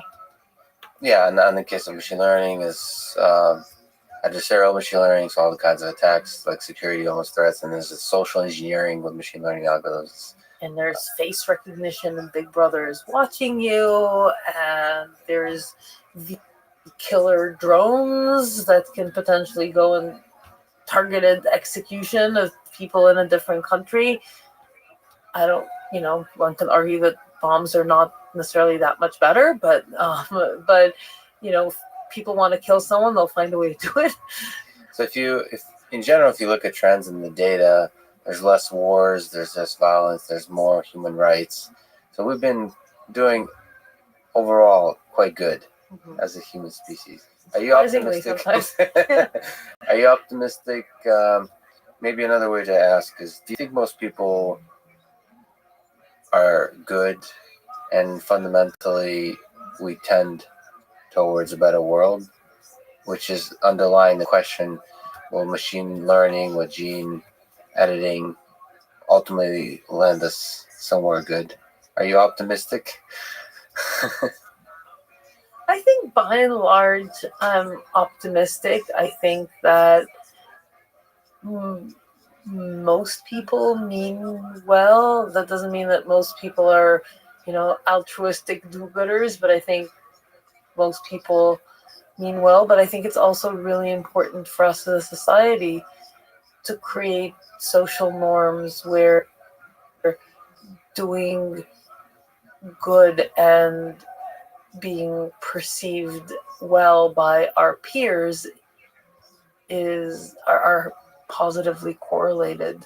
I mean, it's very easy to create dysfunctional societies. There's certainly multiple psychological experiments as well as, sadly, real world events where people have devolved to a world where being perceived well by your peers is correlated with really atrocious, often genocidal behaviors. So we really want to make sure that we maintain a set of social norms where people know that to be a successful member of society, you want to be doing good. And one of the things that I sometimes worry about is that some societies don't seem to necessarily be moving in the forward direction in that regard, where it's not necessarily the case that doing that being a good person is what makes you be perceived well by your peers. And I think that's a really important thing for us as a society to remember. It's very easy to degenerate back into a universe where it's okay, really bad stuff, and still have your peers think you're amazing.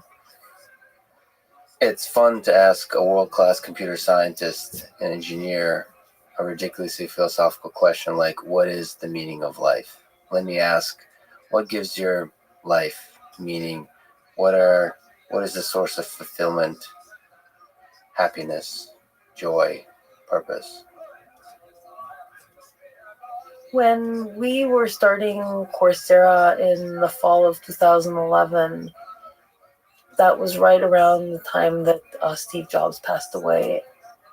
And so the media was full of various famous quotes he uttered, and one of them that really stuck with me because it resonated with stuff that I'd been feeling for even years before that, is that our goal in life should be to make a dent in the universe.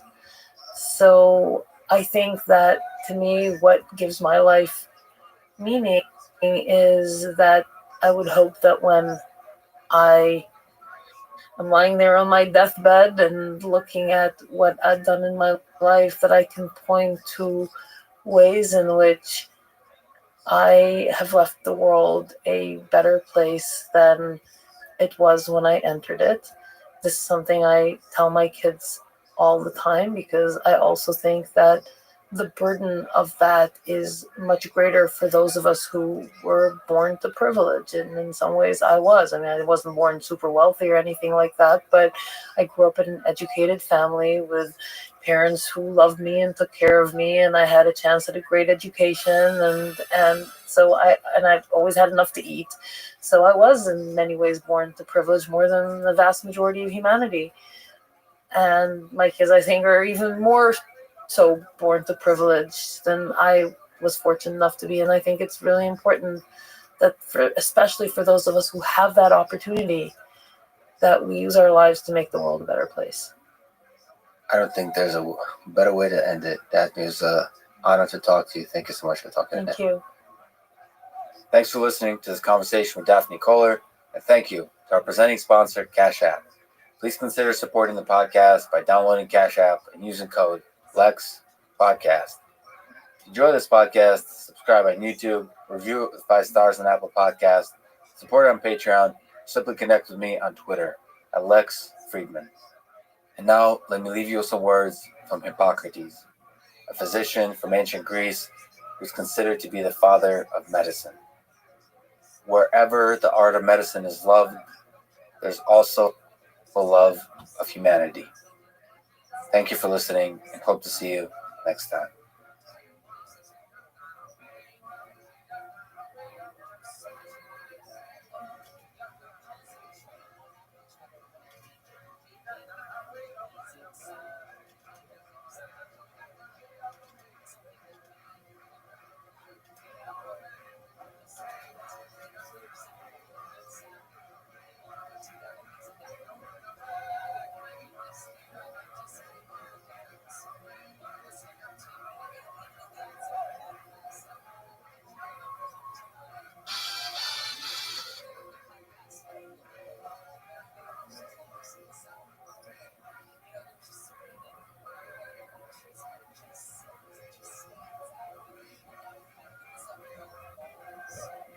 The following is a conversation with Lee Smolin. He's a theoretical physicist, co-inventor of loop quantum gravity, and a contributor of many interesting ideas to cosmology, quantum field theory, the foundations of quantum mechanics, theoretical biology, and the philosophy of science. He's the author of several books, including one that critiques the state of physics and string theory called The Trouble with Physics. In his latest book, Einstein's Unfinished Revolution, The Search for What Lies Beyond the Quantum. He's an outspoken personality in the public debates on the nature of our universe, among the top minds in the theoretical physics community. This community has its respected academics, its naked emperors, its outcasts and its revolutionaries, its madmen and its dreamers. This is why it's an exciting world to explore through a long-form conversation. I recommend you listen back to the episodes with Leonard Susskind, John Carroll, Michio Kaku, Max Tegmark, Eric Weinstein, and Jim Gates.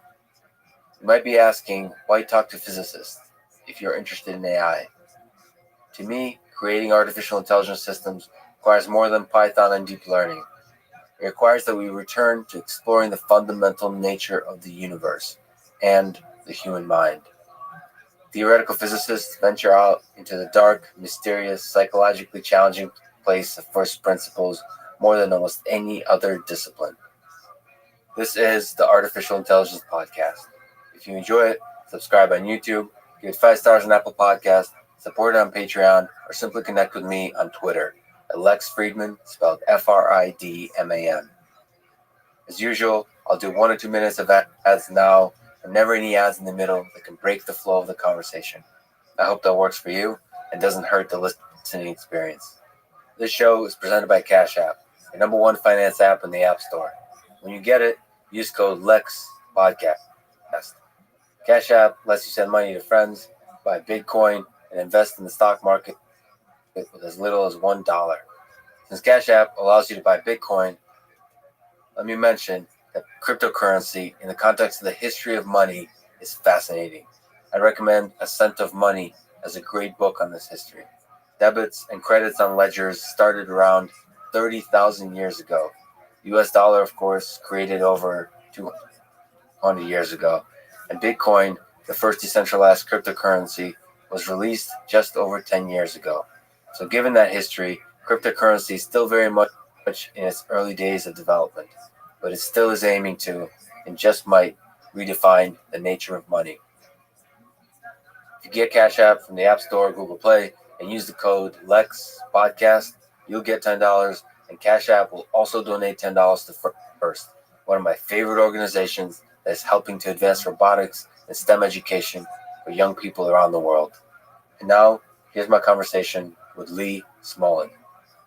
What is real? Let's start with an easy question. Put another way, how do we know what is real and what is merely a creation of our human perception and imagination? We don't know. We don't know. This is science. I presume we're talking about science. And we believe, or I believe, that there is a world that is independent of my existence and my experience about it, my knowledge of it. And this I call the real world. So you said science, but even bigger than science. What? Sure. I need not have said this is science. This was, warming up. Warming up. Okay, now that we're warmed up, let's take a brief step outside of science. Is it completely a crazy idea to you that everything that exists is merely the creation of our mind? So, there's a few, not many, this is outside of science now, people who believe sort of perception is fundamentally what's in our human perception, the visual cortex and so on, the cognitive constructs that's being formed there is the reality. And then anything outside is something that we can never really grasp. Is that a crazy idea to you? There's a version of that is not crazy at all. What we experience is constructed by our brains, and by our brains in an active mode. So we don't see the raw world. We see a very processed world. We feel something that's very processed through our brains, and our brains are incredible. But I still believe that behind that experience, that mirror or veil or whatever you want to call it, there is a real world, and I'm curious about it. Can we truly, how do we get a sense of that real world? Is it through the tools of physics, from theory to the experiments? Or can we actually grasp it in some intuitive way that's more connected to our ape ancestors? Or is it still fundamentally the tools of math and physics that really allow us to grasp Let's talk about what tools they are. What you say are the tools of math and physics. I mean, I think we're in the same position as our ancestors in the caves or before the caves or whatever. We find ourselves in this world and we're curious. We also, it's important to be able to explain what happens when there are fires, when there are not fires, what animals and plants are good to eat, and all that stuff. But we're also just curious. We look up in the sky and we see the sun and the moon and the stars, and we see some of those move, and we're very curious about that. And I think we're just naturally curious. So we make this is my version of how we work. we make up stories and explanations. And there are two things which I think are just true of being human. We make judgments fast because we have to. To survive, is that a tiger or is that not a tiger? And we go. Act. We have to act fast on incomplete information. So we judge quickly, and we're often wrong, or at least sometimes wrong, which is all I need for this. We're often wrong. So we fool ourselves and we fool other people readily. And so there's lots of stories that get told, and some of them result in a concrete benefit and some of them don't. And So you said we're often wrong, but what does it mean to be right? right. That's an excellent question. To be right. Well, since I believe that there is a real world. I believe that you can challenge me on this if you're not a realist. A realist is somebody who believes in this real objective world, which is independent of our perception. If I'm a realist, I think that to be right is to come closer. I think, first of all, there's a relative scale. There's not right and wrong. There's right or more right and less right. And you're more right if you come closer to an exact, true description of that real world. Now, can we know that for sure? No. And the scientific method is ultimately what allows us to get a sense of how close we're getting to that real world? No, on two counts. First of all, I don't believe there's a scientific method. I was very influenced when I was in graduate school by the writings of Paul Feyerabend, who was an important philosopher of science, who argued that there isn't a scientific method. There is, or there is not. There's not. Can you elaborate? If I'm sorry if you were going to, but can you elaborate on what does it mean for there not to be a scientific method? This notion that I think a lot of people believe in this day and age. Sure. Paul Feyerabend, he was a student of Popper, who taught Karl Popper, and Feyerabend argued both by logic and by historical example that you name anything that should be part of the practice of science. Say you should always make sure that your theories agree with all the data that's already been taken. And he'll prove to you that there have to be times when science contradicts, when some scientist contradicts that advice for science to progress overall. So it's not a simple matter. I think of science as a community and of people, and as a community of people bound by certain ethical precepts, whatever it is. So in that community, a set of ideas they operate under, meaning ethically, of kind of the rules of the game they operate under. Don't lie. Report all your results, whether they agree or don't agree with your hypothesis. Check. The training of a scientist mostly consists of methods of checking, because again, we make lots of mistakes. We're very error prone. But there are tools both on the mathematics side and the experimental side to check and double check and triple check. And a scientist goes through a training, and I think this is part of it. You can't just walk off the street and say, yo, I'm a scientist. You have to go through the training, and the test that lets you be done with the training is, can you form a convincing case for something that your colleagues will not be able to shout down, because they'll ask, did you check this, and did you check that, and did you check this, and what about a seeming contradiction with this? And you've got to have answers to all those things, or you don't get taken seriously. And when you get to the point where you can produce that kind of defense and argument, then they give you a PhD. And you're kind of licensed. You're still going to be questioned, and you still may propose or publish mistakes, but the community is going to have to waste less time fixing your mistakes. Yes.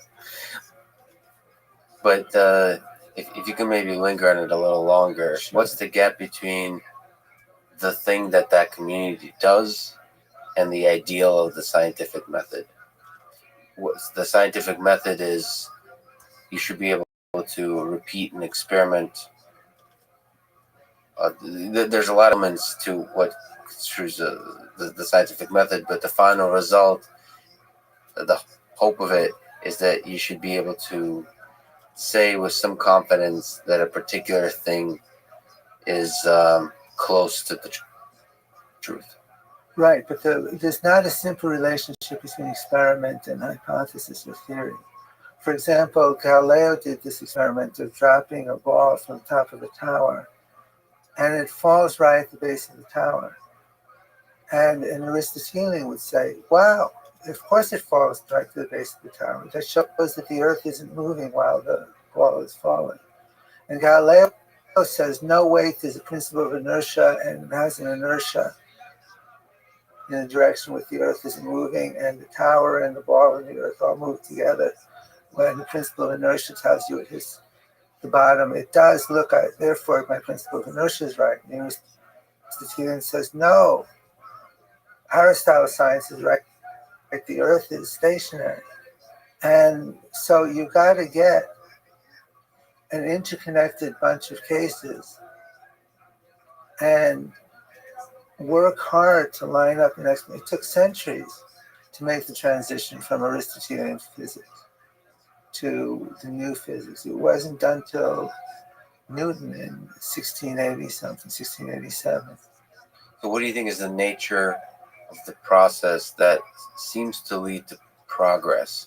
If we at least look at the long arc of science, of all the community of scientists, they seem to do a better job of coming up with ideas that engineers can then take on and build rockets with, or build computers with, or build cool stuff with.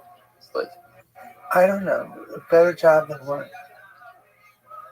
Than this previous century. So century by century, we'll talk about string theory and so on, and kind of possible what you might think of as dead ends and so on. Which is not the way I think it's we'll straighten out. We'll straighten all it out. the Okay. strings straight. But there is, nevertheless, in science, very often at least temporary dead ends. But if you look Sure. at through centuries, the century before Newton and the century after Newton, it seems like a lot of ideas came closer to the truth that then could be usable by our civilization to build the iPhone, right? To build cool things that improve our quality of life. That's the progress. Can I say that more precisely? Yes. It's a low bar. I think it's important to get the time places right. Yes. There was a scientific revolution that partly succeeded between about 1900 or late 1890s and into the 1930s, 1940s, and maybe some if you stretch it into the 1970s. And the technology, this was the discovery of relativity, and that included a lot of developments in electromagnetism. The confirmation, which wasn't really well confirmed into the 20th century, that matter was made of atoms, and the whole picture of nuclei with electrons going around. This is early 20th century. And then quantum mechanics was from 1905. It took a long time to develop till the late 1920s, and then it was basically in final form. And the basis of this partial revolution, and we can come back to why it's only a partial revolution, is the basis of the technologies you mentioned. All of, electrical technology was being developed slowly with this, and in fact, there's a close relation between the development of electricity and the electrification of cities in the United States and Europe and so forth, and the development of this science. The fundamental physics since the early 1970s doesn't have a story like that so far. There's not a series of triumphs and progresses, and there's not any practical application. So, just to linger briefly on the early 20th century and the revolutions in science that happened there, what was the method by which the scientific community kept each other in check about when you get something right, when you get something wrong? Is experimental validation ultimately the final test? It's absolutely necessary, and the key things were all validated. The key predictions of quantum mechanics and of the theory of electricity and magnetism. So before we talk about Einstein, your new book, before string theory, quantum mechanics, so on, let's take a step back at a higher level question. What is, that you mentioned, what is realism? What is anti-realism? And maybe why do you find realism, as you mentioned, so compelling? Realism is the belief in an external world independent of our existence, our perception, our belief, our knowledge. A realist, as a physicist, is somebody who believes that there should be possible some completely objective description of each and every process at the fundamental level, which describes and explains exactly what happens and why it happens. That kind of implies that that system, in a realist view, is deterministic, meaning there's no fuzzy magic going on that you can never get to the bottom of. You can get to the bottom of anything and perfectly describe it. Some people would say that. I'm not that interested in determinism, but I could live with the fundamental world, which had some chance in it. So do you said you could live with it, but do you think God plays dice in our universe? I think it's probably much worse than that. In which direction? I think that theories can change, and theories can change without warning. I think the future is open. You mean the fundamental laws of physics can change? Okay, we'll get there. I thought we would be able to find some solid ground, but apparently well, the ground is the entirety of it, well, temporarily so. Okay, let's. So realism is the idea that while the ground is solid, you can describe it. What's the role of the human being, our beautiful, complex human mind, in realism? Do we have are we just another set of molecules connected together in a clever way, or the observer, does the observer, our human mind, consciousness, have a role in this realism view of the physical universe? There's two questions you could be asking. Does our conscious mind, do our perceptions play a role in making things real, or things becoming? That's question one. Question two is, does this, we can call it a naturalist view of the world that is based on realism, allow a place to understand the existence of and the nature of perceptions and consciousness and mind? And that's question two. Question 2, I do think a lot about, and my answer, which is not an answer, is I hope so, but it certainly doesn't yet. So what Question 1, I don't think so. But of course, the answer to question 1 depends on question 2. Right. So I'm not up to question 1. The question 2 is the thing that you can kind of struggle with at this time. Yeah. What about the anti-realists? So what are the different camps of anti-realists that you've talked about? I think it would be nice if you could articulate for the people for whom there is not a very concrete real world, or there's divisions, or it's messier than the realist view of the universe. What are the different camps? What are the different views? I'm not sure I'm a good scholar and to talk about the different camps and analyze it, but many of the inventors of quantum physics were not realists, were anti-realists. And there are scholars they lived in a very perilous time between the 2 world wars. And there were a lot of trends in culture which were going that way. But in any case, they said things like, the purpose of science is not to give an objective, realist description of nature as it would be in our absence. This might be St. Niels Bohr. The purpose of science is as an extension of our conversations with each other to describe our interactions with nature. And we're free to invent and use terms like particle or wave or causality or time or space if they're useful to us and they carry some intuitive implication. But we shouldn't believe that they actually have to do with what nature would be like in our absence, which we have nothing to say about. Do you find any aspect of that? Because you kind of said that we human beings tell stories.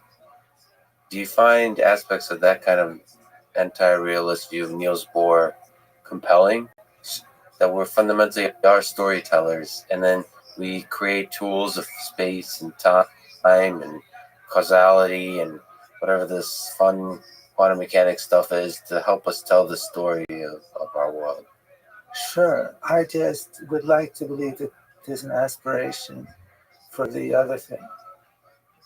The other thing being what? The realist point of view. Do you hope that the stories will eventually lead us to discovering the real world as it is? Yeah. Is perfection possible, by the way? No. Well, that's... You mean, will we ever get there and know that we're there? Exactly. That's not mine. That's for people 5,000 years in the future. We're certainly nowhere near there yet. Do you think the reality that exists outside of our mind, do you think there's a limit to our cognitive abilities? Again, descendants of apes who are just biological systems. Is there a limit to our mind's capability to actually understand reality? There comes a point, even with the help of the tools of physics, that we just cannot grasp some fundamental aspects of that reality. Again, I think that's a question for 5,000 years in the future. We're not even close to that limit. I think there is a universality. Here, I don't agree with David Deutsch about everything, but I admire the way he put things in his last book. And he talked about the role of explanation. And he talked about the universality of certain languages, or the universality of mathematics, or of computing, and so forth. And he believed that the universality, which is something real, which is somehow comes out of the fact that a symbolic system or a mathematical system can refer to itself and can, I forget what that's called, can reference back to itself. Mm-hmm. And Bill, in which he argued for a universality of possibility for our understanding, whatever is out there. But I admire that argument, but it seems to me we're doing okay so far, but we'll have to see. whether there is a limit or not. For now, we got plenty to play with. Yeah. There are things which are right there in front of us, which we miss. And I'll quote my friend Eric Weinstein in saying, look, Einstein carried his luggage, Freud carried his luggage, Marx carried his luggage, Martha Graham carried her luggage, etc. Edison carried his luggage. All these geniuses carried their luggage. And not once before relatively recently did it occur to anybody to put a wheel on luggage and pull it. And it was right there waiting to be invented for a century.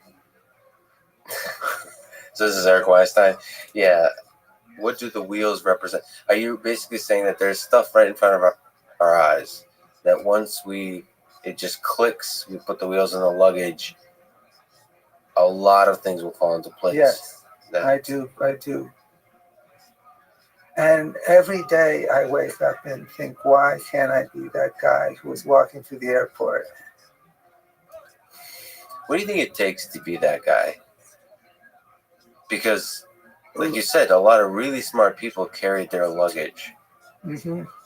What, just psychologically speaking, so Eric Weinstein is a good example of a person who thinks outside the box. Yes. Who resists almost conventional thinking. You're an example of a person who, by habit, by psychology, by upbringing, I don't know, but resists conventional thinking as well, just by nature. Thank you. That's a compliment? Good. So what do you think it takes to do that? Is that something you were just born with? I doubt it. So from my studying some cases, because I'm curious about that, obviously, and just in a more concrete way, when I started out in physics, because I started a long way from physics, so it took me not a long time, but a lot of work to get to study it and get into it. So I did wonder about that. And so I read the biographies. In fact, I started with the autobiography of Einstein and Newton and Galileo and all those people. And I think there's a couple of things. Some of it is luck, being in the right place at the right time. Some of it is stubbornness and arrogance, which can easily go wrong. Yes. And I know all of these are doorways. If you go through them slightly at the wrong speed or in the wrong angle, they're ways to fail. But if you somehow have the right luck, the right confidence and arrogance, caring, I think Einstein cared to understand nature with a ferocity and a commitment that exceeded other people of his time. So he asked more stubborn questions. He asked deeper questions. I think, and there's a level of ability, and whether ability is born in or can be developed to the extent to which it can be developed, like any of these things, like musical talent. You mentioned ego. What's the role of ego in that process? Confidence.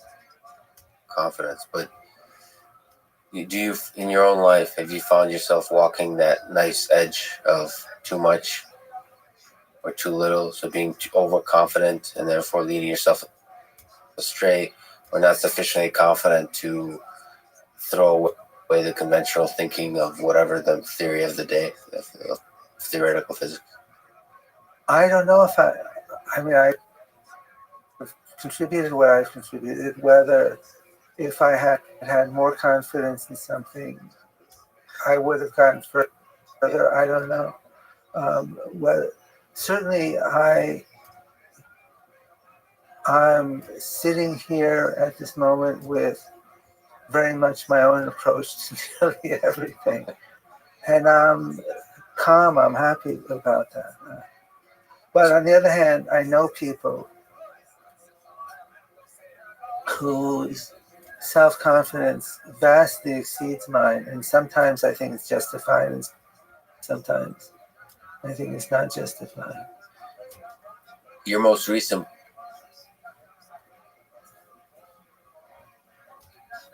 book titled Einstein's Unfinished Revolution. So I have to ask, what is Einstein's Unfinished Revolution? And also, how do we finish it?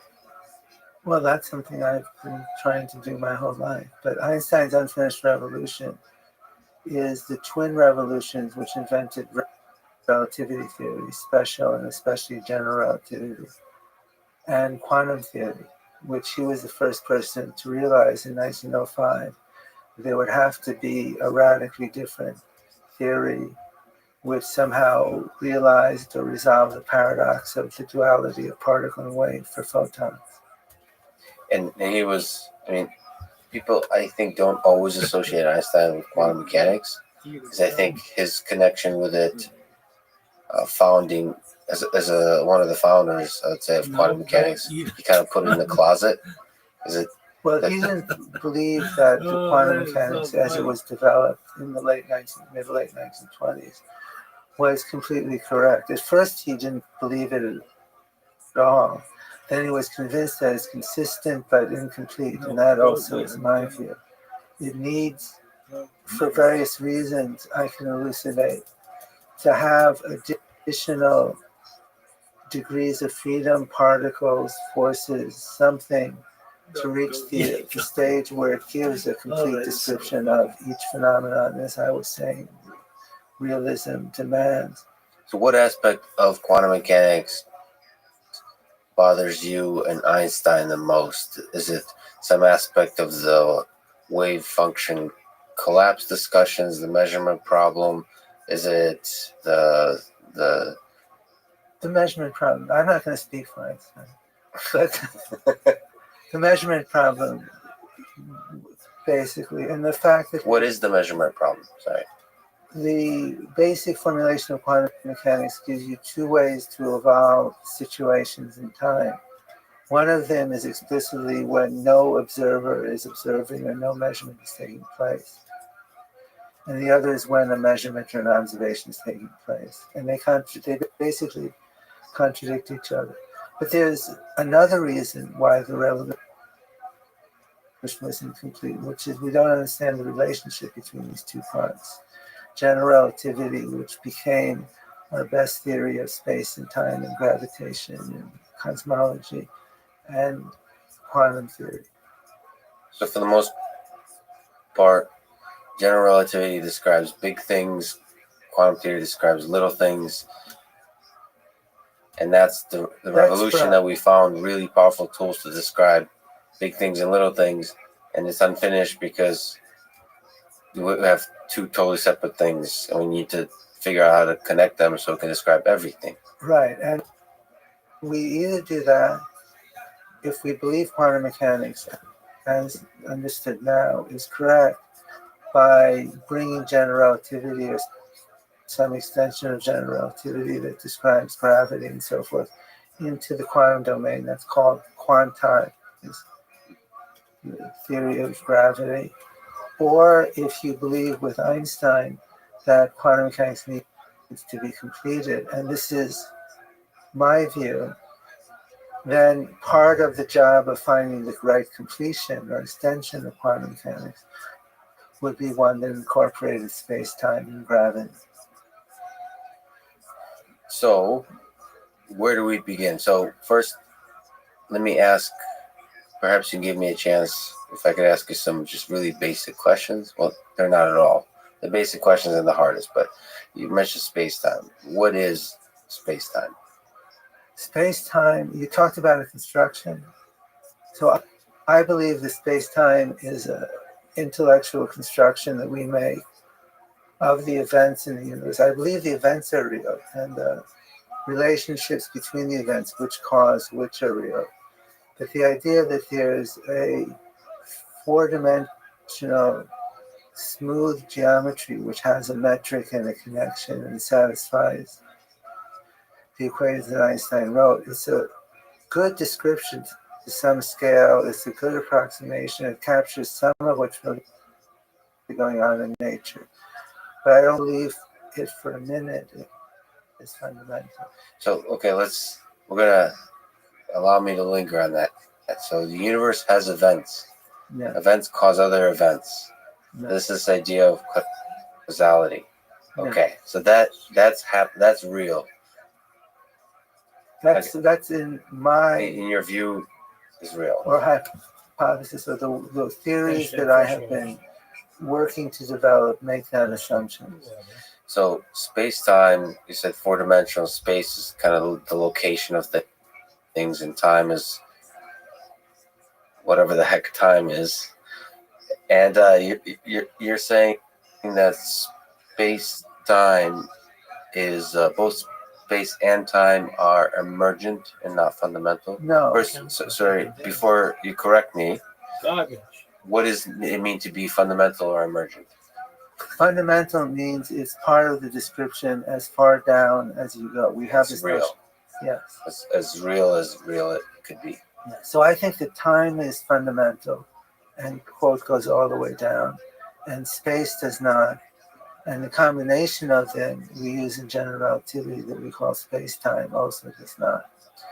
But what is time then? I think that time, the activity of time, is a continual creation of events from existing events. So if there's no events, there's no nothing. time. Then there's not only no time, there's no nothing. So I believe the universe has a history which goes to the past. I believe the future does not exist. There's a notion of a present and a notion of the past. And the past consists is a story about events that took place to our past. So you said the future doesn't exist. Yes. Could you say that again? Can you try to give me a chance to understand that one more time? So what the events cause other events. What is this universe? Because we'll talk about locality and non-locality. Good. Because it's it's not crazy. It's a beautiful set of ideas that you propose. But and if causality is fundamental, I'd just like to understand it better. What is the past? What is the future? What is the flow of time, even the error of time in our universe, in your view? And maybe what's an event? Right. Oh, an event is where something changes, or where it's hard to say because it's a primitive concept. An event is a moment of time within space. This is the view in general relativity, where two particles intersect in their paths, or something changes in the path of the particle. Now, we are postulating that there is, at the fundamental level, a notion, which is an elementary notion, so it doesn't have a definition in terms of other things, but it is something elementary happening. And it doesn't have a connection to energy or matter or exchange of anything. It does have a connection to energy and matter. So it's at that level. Yes, it involves, and that's why the version of a theory of events that I've developed with Marina Cortez. And it's, by the way, I want to mention my collaborators because they've been at least as important in this work as I have. It's Marina Cortez in all the work since about 2013, 2012, 2013 about causality, causal sets. And in the period before that, Roberto Manguilera, who is a philosopher and a professor of law. And that's in your efforts together with your collaborators to finish the unfinished revolution. So yes. And focus on causality as a fundamental. Yes. As fundamental to physics. So. And there's certainly other people we've worked with, but those two people's thinking had a huge influence on my own thinking. So in the way you describe causality, that's what you mean of time being fundamental. That causality is fundamental. Yes. And what does it mean for space to not be fundamental, to be emergent? That's very good. This is a level of description in which there are events, there are events create other events, but there's no space. They don't live in space. They have an order in which they caused each other, and that is part of the nature of time for us. So, but but there is an emergent approximate description, and you asked me to define emergent. I didn't. An emergent property is a property that arises at some level of complexity larger than and more complex than the fundamental level, which requires some property to describe it, which is not directly explicable or derivable, is the word I want, from the properties of the fundamental thing. And space is one of those things in a sufficiently complex universe. Space, three-dimensional position of things emerged. Yes, and we have this.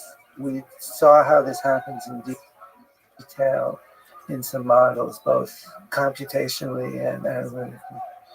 Okay, so connected to space is the idea of locality. Yes. So we talked about realism. So I live in this world that likes sports. Locality is the thing that you can affect things close to you and don't have an effect on things that are far away. Mm-hmm. It's the thing that bothers me about gravity in general, or action at a distance. Mm-hmm. Same thing that probably bothered Newton, or at least he said a little bit about it. But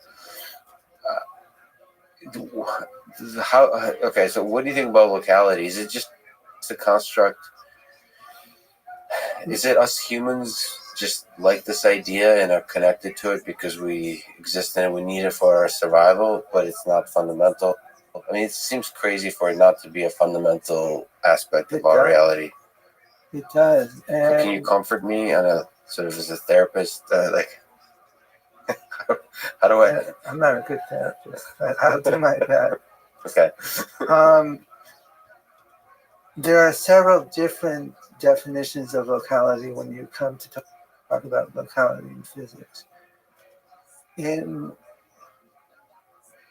quantum field theory, which is a mixture of special relativity and quantum mechanics, there is a precise definition of locality. Field operators corresponding to events in space-time, which are space-like separated, commute with each other as operators. So in quantum mechanics, you think about the nature reality as fields, and things that are close in a field have an impact on each other more than farther away. That's very comforting. That makes sense. So that's a property of quantum field theory, and it's well tested. Unfortunately, there's another definition of local, which was expressed by Einstein and expressed more precisely by John Bell, which has been tested experimentally and found to fail. And this setup is you take two particles. So one thing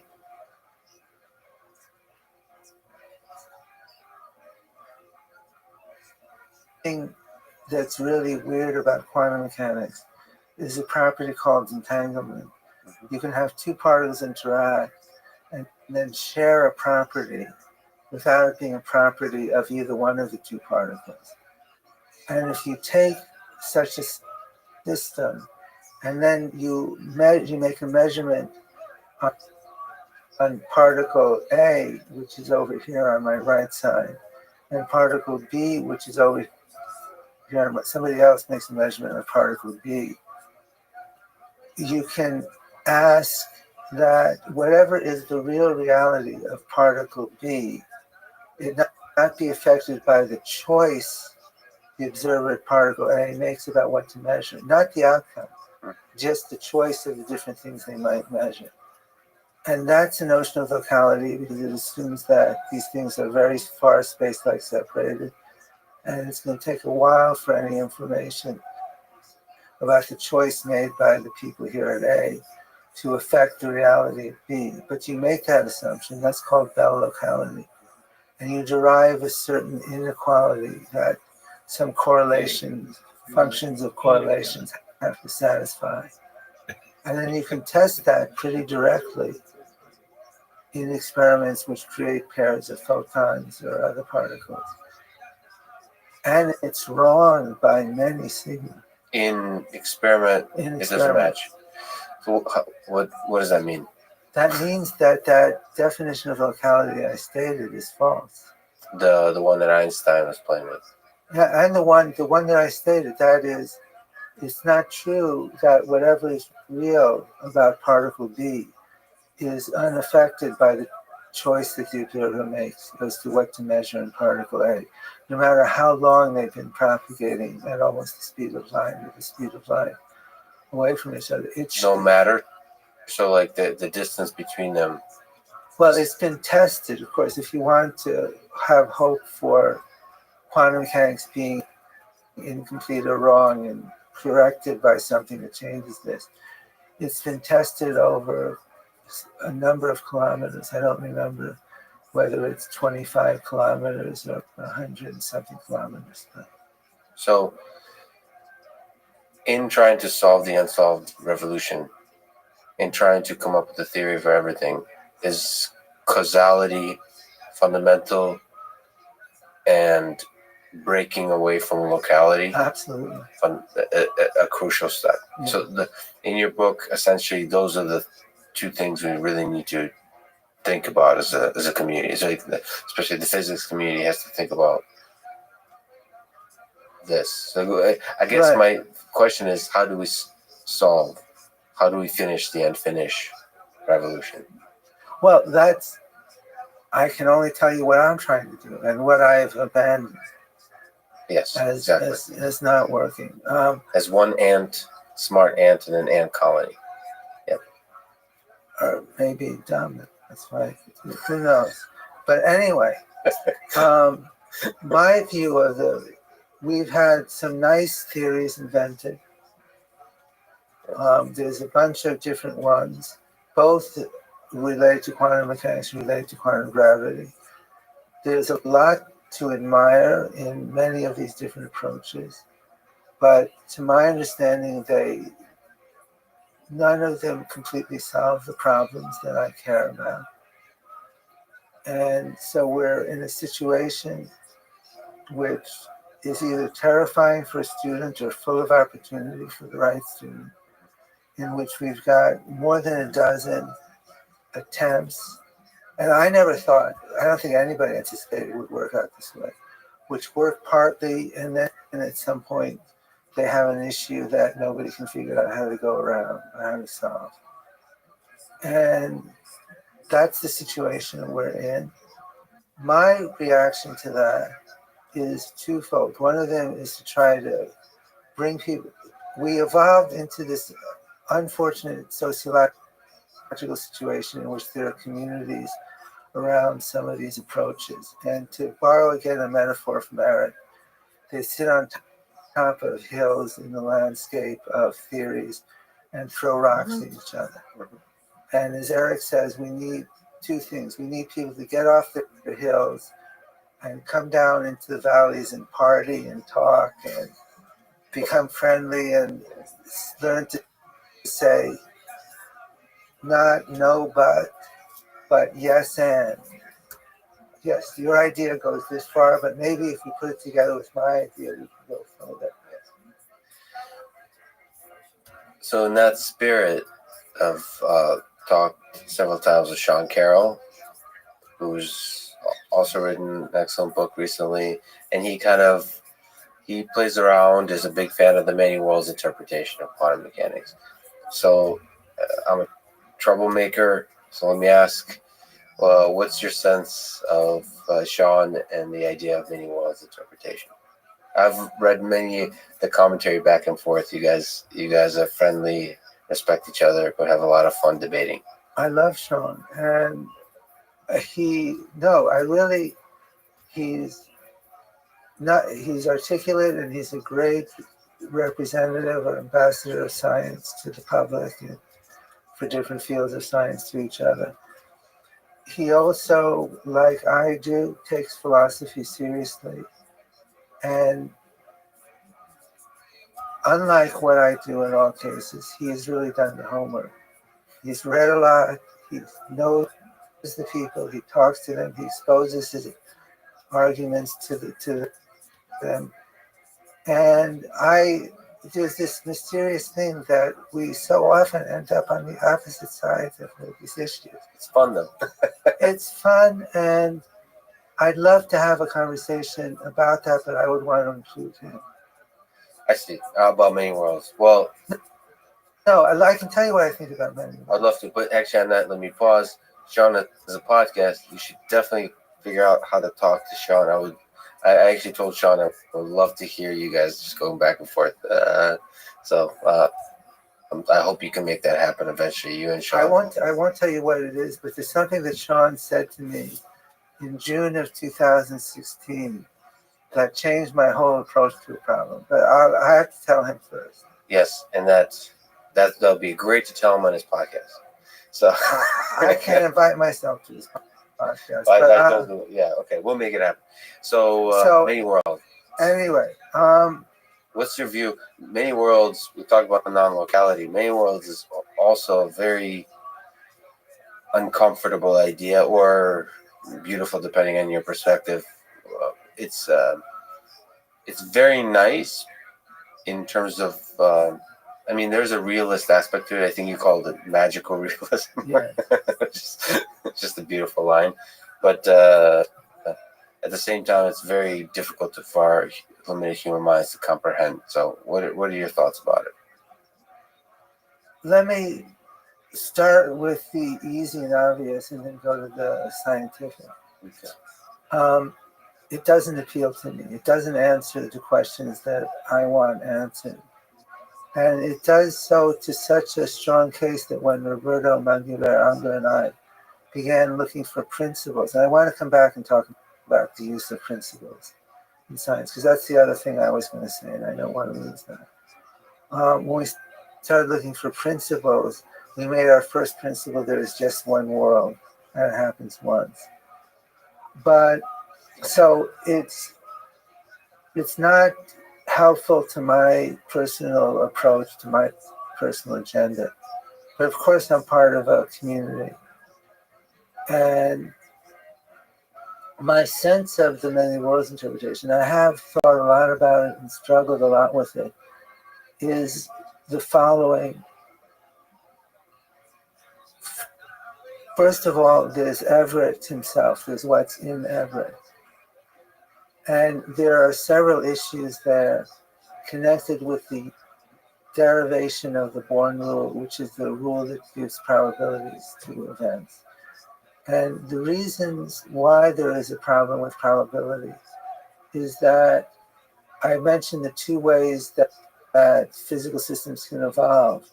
The many worlds interpretation cuts off the one having to do with measurement, and just has the other one, the Schrodinger evolution, which is the smooth evolution of the quantum state. But the notion of probability is only in the second rule, which we've thrown away. So where does probability come from? You have to answer the question, because experimentalists use probabilities to check the theory. Now, at first sight, you get very confused because there seems to be a real problem, because in the many worlds interpretation, this talk about branches is not quite precise, but I'll use it. There's a branch in which everything that might happen does happen, with probability 1 in that branch. You might think you could count the number of branches in which things do and don't happen and get numbers that you can define as something like frequentist probabilities. And Everett did have an argument in that direction.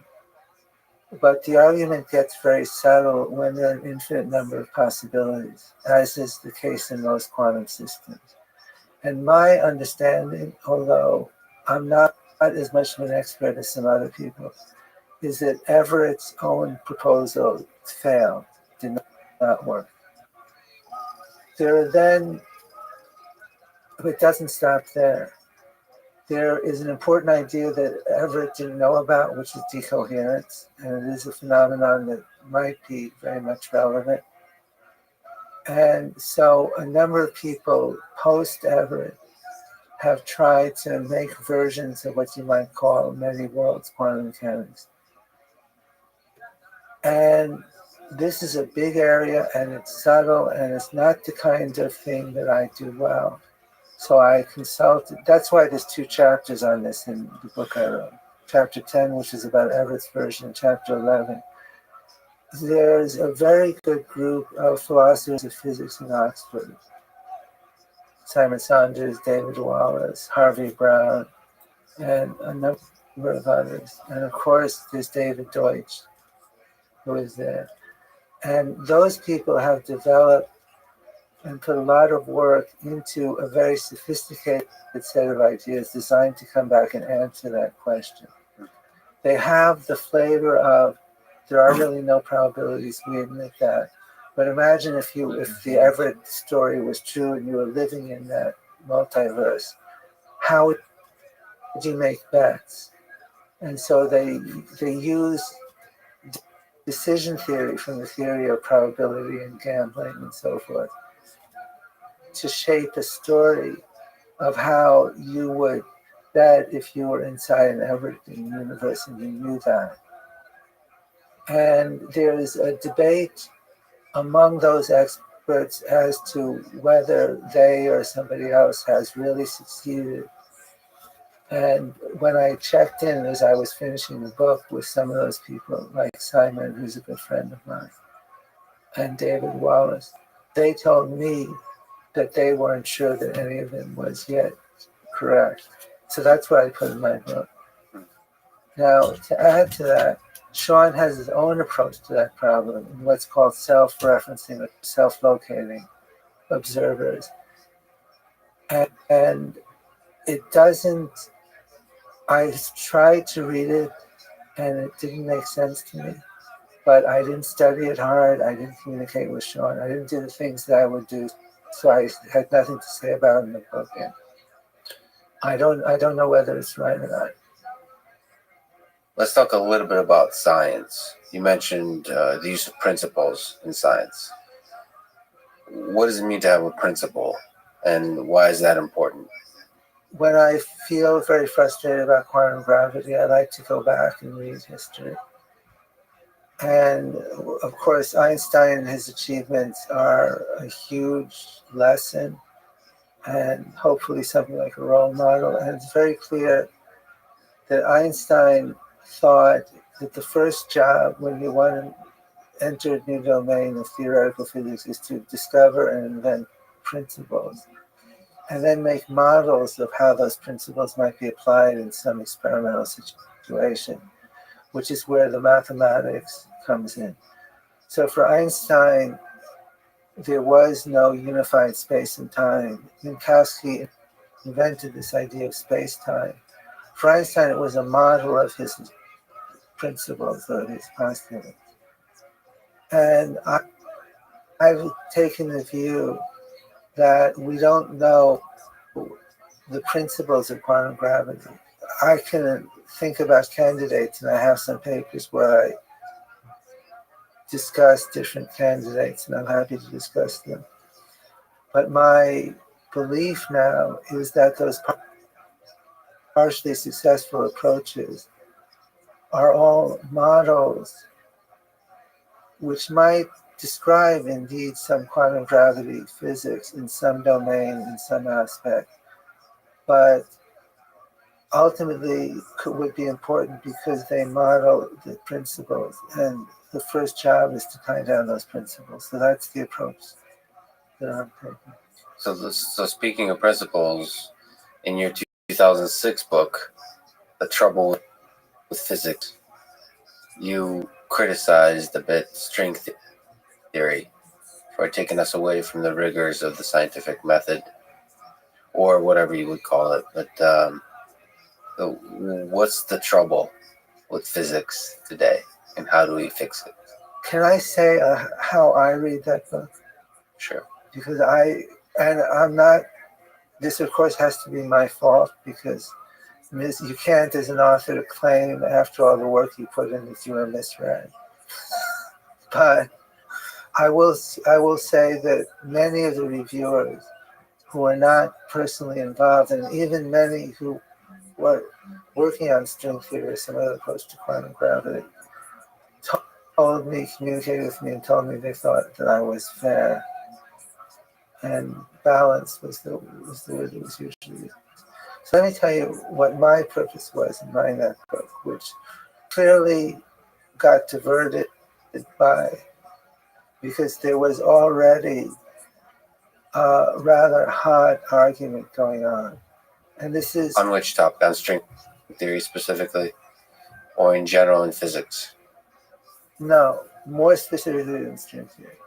So, since we're in Cambridge, can I say that word? Yeah, Cambridge, just to be clear, Massachusetts, and on Harvard campus. Right. So Andy Strominger is a good friend of mine and has been for many, many years. And Andy, so originally there was this beautiful idea that there were 5 string theories, and maybe they would be unified into one.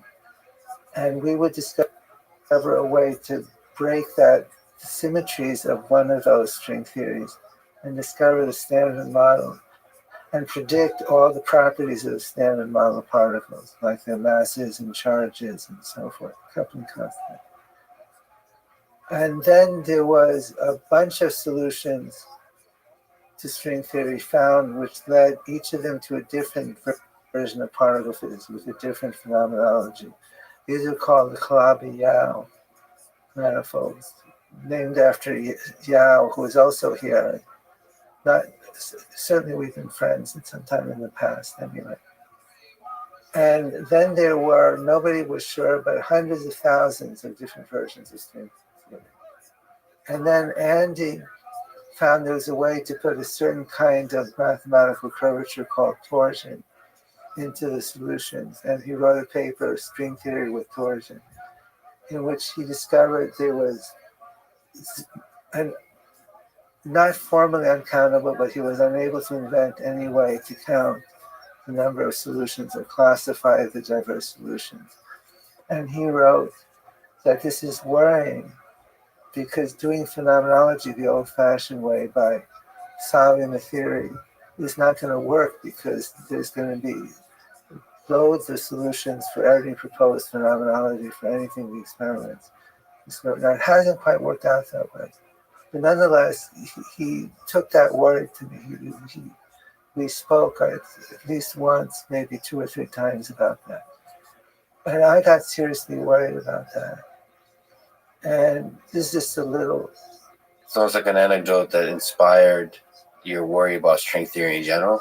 Well, I tried to solve the problem. And I tried to solve the problem. I was reading at that time a lot of biology, a lot of evolutionary theory, like Linmar Guglis and Steve Gould and so forth. And I could take your time to go through the things, but it occurred to me maybe physics was like evolutionary biology, and maybe the laws evolved, and there was, the biologists talk about a landscape, a fitness landscape of DNA sequences or protein sequences or species or something like that. And I took their concept and the word landscape from theoretical biology and made a scenario about how the universe as a whole could evolve to discover the parameters of the standard model. And I'm happy to discuss, that's called cosmological natural selection. Cosmological natural selection. Yeah, and wow, so the parameters of the standard model, so it's the laws of physics are changing. This idea would say that the laws of physics are changing in some way that echoes that of natural selection, or just it adjusts in some way towards some goal. Yes. And I published that. I wrote the paper in 88 or 89. The paper was published in 92. my first book in 1997, The Life of the Cosmos, was explicitly about that. And I was very clear that what was important is that because you would develop an ensemble of universes, but they were related by descent through natural selection, almost every universe would share the property that its fitness was maximized to some extent, or at least close to maximum. And I could deduce predictions that could be tested from that. And I worked all of that out, and I compared it to the entropy principle, where that you weren't able to make tests or make falsifications. All of this was in the late 80s and early 90s. That's a really compelling notion, but how does that help you arrive? I'm coming to where the book came from. Yes. So what got me, I worked on string theory. I also worked on loop quantum gravity, and I was one of the inventors of loop quantum gravity. And because of my strong belief in some other principles, which led to this notion of wanting a quantum theory of gravity to be what we call relational or background independent, I tried very hard to make string theory background independent, and ended up developing a bunch of tools which then could apply directly to general relativity, and that became loop quantum gravity. So the things were very closely related, and have always been very closely related in my mind. The idea that there were two communities, one devoted to strings and one devoted to loops, is nuts, and it's always been nuts. Okay, so anyway, there's this nuts community of loops and strings that are all beautiful and compelling and mathematically speaking. And what's the trouble with all that? Why is that such a problem? So I was interested in developing that notion of how science works based on a community and ethics that I told you about. And I wrote a draft of a book about that, which had several chapters on methodology of science, and it was a rather academically oriented book. And those chapters were the first part of the book, the first third of it. And you can find their remnants in what's now the last part of the trouble with it. And then I described a number of test cases, case studies, and one of them, which I knew was the search for quantum gravity and string theory and so forth. And I was unable to get that book published. So somebody made the suggestion of flipping it around and starting with the story of string theory, which was already controversial. This was 2004, 2005. But I was very careful to be detailed, to criticize papers and not people. You won't find me criticizing individuals. You'll find me criticizing certain writing. But in any case, here's what I regret. Let me make your program worthwhile. Yes.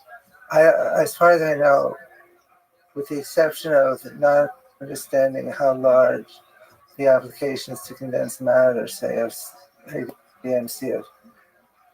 ADS-CFT would get, I think largely my diagnosis of string theory, as it was then, has stood up since 2006. What I regret is that the same critique, I was using string theory as an example, and the same critique applies to many other communities in science I know of, including, and this is where I regret my own community, that is the community of people working on quantum gravity outside string theory. And I considered saying that explicitly. But to say that explicitly, since it's a small, intimate community, I would be telling stories and naming names and making a kind of history that I have no right to write. So I stayed away from that, but was misunderstood. But if I may ask, is there a hopeful message for theoretical physics that we can take from that book, sort of that looks at the community, not just your own work on now with causality and non-locality, but just broadly in understanding the fundamental nature of our reality. What's your hope for the 21st century in physics? That would Well, be do we solve the problem?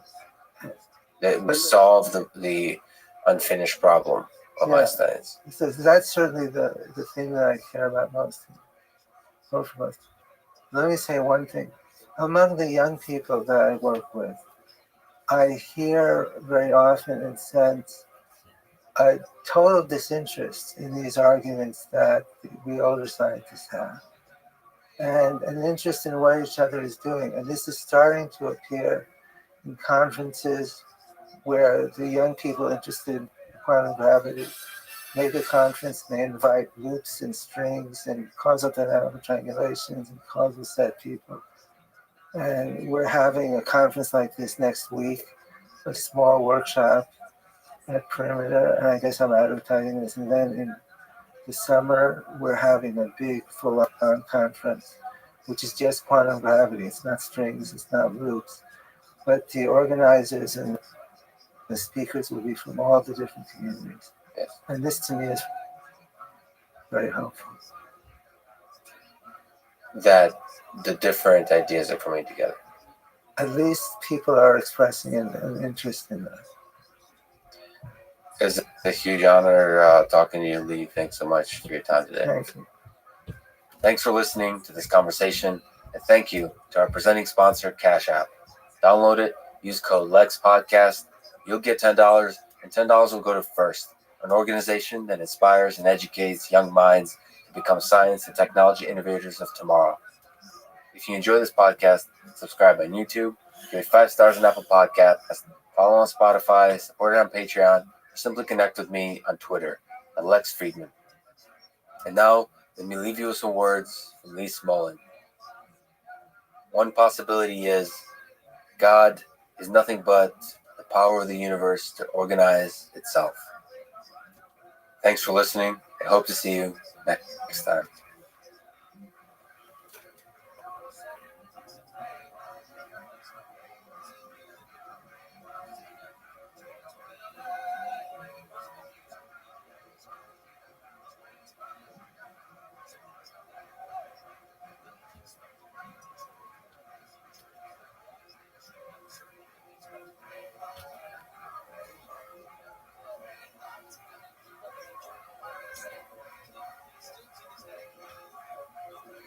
The following is a conversation with Vitalik Buterin, co-creator of and author of the white paper that launched Ethereum and Ether, which is a cryptocurrency currently the second largest digital currency after Bitcoin. Ethereum has a lot of interesting technical ideas that are defining the future of blockchain technology, and Vitalik is one of the most brilliant people innovating in the space today. Unlike Satoshi Nakamoto, the unknown person or group that created Bitcoin, Vitalik is very well known and at a young age is thrust into the limelight as one of the main faces of the technology that may redefine the nature of money and all forms of digital transactions in the 21st century. This is the Artificial Intelligence Podcast. If you enjoy it, subscribe on YouTube, review it with 5 stars on Apple Podcasts, support it on Patreon, or simply connect with me on Twitter at Lex Friedman, spelled Fridman. As usual, I'll do 1 or 2 minutes of ads now and never any ads in the middle that can break the flow of the conversation. I hope that works for you and doesn't hurt the listening experience. Quick summary of the ads. 2 sponsors, Masterclass and ExpressVPN. Please consider supporting the podcast by signing up to Masterclass at masterclass.com/Lex and getting ExpressVPN at expressvpn.com/LexPod. This show is sponsored by Masterclass. Sign up at masterclass.com/Lex to get a discount and to support this podcast. When I first heard about Masterclass, I honestly thought it was too good to be true. For $180 a year, you get an all-access pass to watch courses from experts at the top of their field. To list some of my favorites, Chris Hadfield on space exploration, Neil deGrasse Tyson on scientific thinking and communication, Will Wright, the creator of SimCity and Sims on game design. I love that game. Jane Goodall on conservation, Carlos Santana, one of my favorite guitarists, on guitar, Gary Kasparov on chess. Obviously, I'm Russian. I love Gary. Daniel Negreanu on poker, one of my favorite poker players. Also, Phil Ivey gives a course as well, and many, many more. Chris Hadfield explaining how rockets work, and the experience of being launched into space alone is worth the money. By way of advice, for me, the key is not to be overwhelmed by the abundance of choice. Pick 3 courses you want to complete. Watch each all the way through from start to finish. It's not that long, but it's an experience that will stick with you for a long time, I promise. It's easily worth the money. You can watch it on basically any device. Once again, sign up at masterclass.com/Lex to get a discount to support this podcast. This show is sponsored by ExpressVPN. Download it at expressvpn.com/LexPod to get a discount to support this podcast. I've been using ExpressVPN for many years. I honestly love it. It's easy to use. Press the big power on button and your privacy is protected. And if you like, you can make it look like your location is anywhere else in the world. I might be in Boston now, but I can make it look like I'm in New York, London, Paris, or anywhere else. This has a large number of obvious benefits. For example, certainly it allows you to access international versions of streaming websites like the Japanese version of Netflix or the UK version of Hulu. As you probably know, I was born in the Soviet Union, so sadly, given my roots and appreciation of Russian history and culture, my website and the website for this podcast is blocked in Russia. So this is another example of where you can use ExpressVPN to access sites like the podcast that are not accessible in your country. ExpressVPN works on any device you can imagine. I use it on Linux, shout out to Ubuntu, Windows, Android, but it's available everywhere else too. Once again, download it at expressvpn.com/LexPod to get a discount and to support this podcast. And now, here's my conversation with Vitalik Buterin. So before we talk about the fundamental ideas behind Ethereum and cryptocurrency, perhaps it'd be nice to talk about the origin story of Bitcoin and the mystery of Satoshi Nakamoto. You gave a talk that started with sort of asking the question, what did Satoshi Nakamoto actually invent? Maybe you could say, who is Satoshi Nakamoto and what did he invent? Sure. So Satoshi Nakamoto is the name by which we know the person who originally came up with Bitcoin. So the reason why I say the name by which we know is that this is a anonymous fellow who has shown himself to us only over the internet, just by first publishing the white paper for Bitcoin, then releasing the original source code for Bitcoin, and then talking to the very early Bitcoin community on Bitcoin forums, and if interacting with them and helping the project along for a couple of years. And then at some point in late 2010 to early 2011, he disappeared. So Bitcoin is a fairly unique project in how it has this kind of mythical, kind of quasi-godlike founder who just kind of popped in, did the thing, and disappeared, and we've somehow just never heard from him again. So in 2008, the white paper was the first. Do you know if the white paper was the first time the name actually appears, Satoshi Nakamoto? I believe so. How is it possible that the creator of such a impactful project remains anonymous? That's a tough question, and there's no similarity to it in the history of technology as far as I'm aware. Yeah. So one possibility is that it's Hal Finney, because Hal Finney was kind of also active in the Bitcoin community, and as Hal Finney in those 2 beginning years, and how Who is Hal Finney? Maybe he is one of the people in the early cypherpunk community. He was so he's a computer scientist. Just one of the- computer scientists, cryptographers, people interested in like technology, internet freedom, like those kinds of topics. Was it correct that I read that he seemed to have been involved in either the earliest or the first transaction of Bitcoin? Yes. The first transaction of Bitcoin was between Satoshi and Hal Finney. Do you think he knew who Satoshi was? If he wasn't Satoshi, probably no. How is it possible to work so closely with people and nevertheless not know anything about their fundamental identity? Is this like a natural sort of characteristic of the internet? Like if we were to think about it, because you and I just met now, there's a depth of knowledge that we now have about each other that's like physical. Like my vision system is able to recognize you. I can also verify your identity of uniqueness. Like like it's very hard to fake you being you. Yes. So the internet. The internet has a fundamentally different quality to it, which is just fascinating. Can you maybe this is definitely interesting, as I definitely just know a lot of people just by their internet handles. Yeah. And to me, when I think of them, like I see their internet handles, and one of them has kind of profile picture as this kind of face that's kind of not quite human with a bunch of kind of psychedelic colors in it. And when I visualize him, like I just visualize that. That's not an actual face. Yeah. You are the creator of the second, well, at least currently the second most popular cryptocurrency, Ethereum.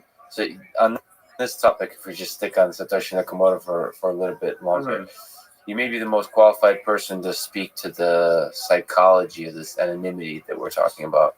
Like, your identity is known. Like, I've just verified it. But from your perspective, what are the benefits in creating a cryptocurrency and then remaining anonymous? Like, if it can psychoanalyze Satoshi Nakamoto, is there something interesting there? Or is it just a peculiar quirk of him? It definitely helps create this kind of image of this kind of neutral thing that doesn't belong to anyone. That you created a project, and because you're anonymous, and because you also have disappear, or as unfortunately happened to Hal Finney, if that is him, he ended up I think dying of Lou Gehrig's disease, and he's in a cryogenic freezer now.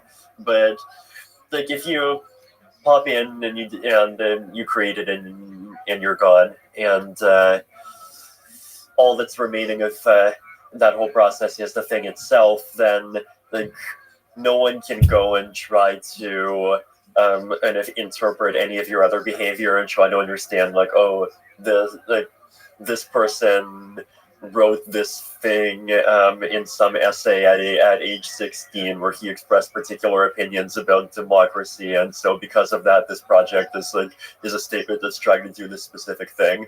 Like, instead it creates this environment where the thing is what you make of it, and it doesn't have the burden of your other ideas, political thought and so on. So now that we're sitting with you, do you feel the burden of being kind of the face of Ethereum? I mean, there's a very large community of developers, but nevertheless, is there like a burden associated with that? There definitely is. This is definitely a big reason why I've been trying to kind of push for the Ethereum ecosystem to become more decentralized in many ways.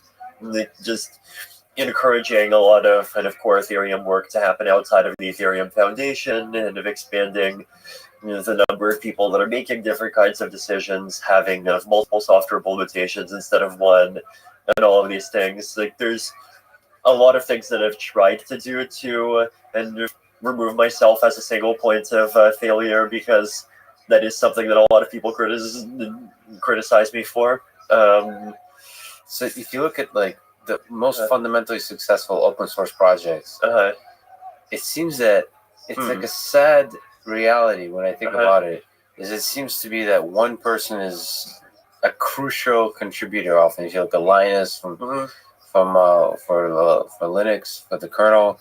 Yeah, that is possible, and I'm definitely not planning to disappear. That's an interesting tension that projects like this kind of desire a single entity, and yet they're fundamentally distributed. Mhm.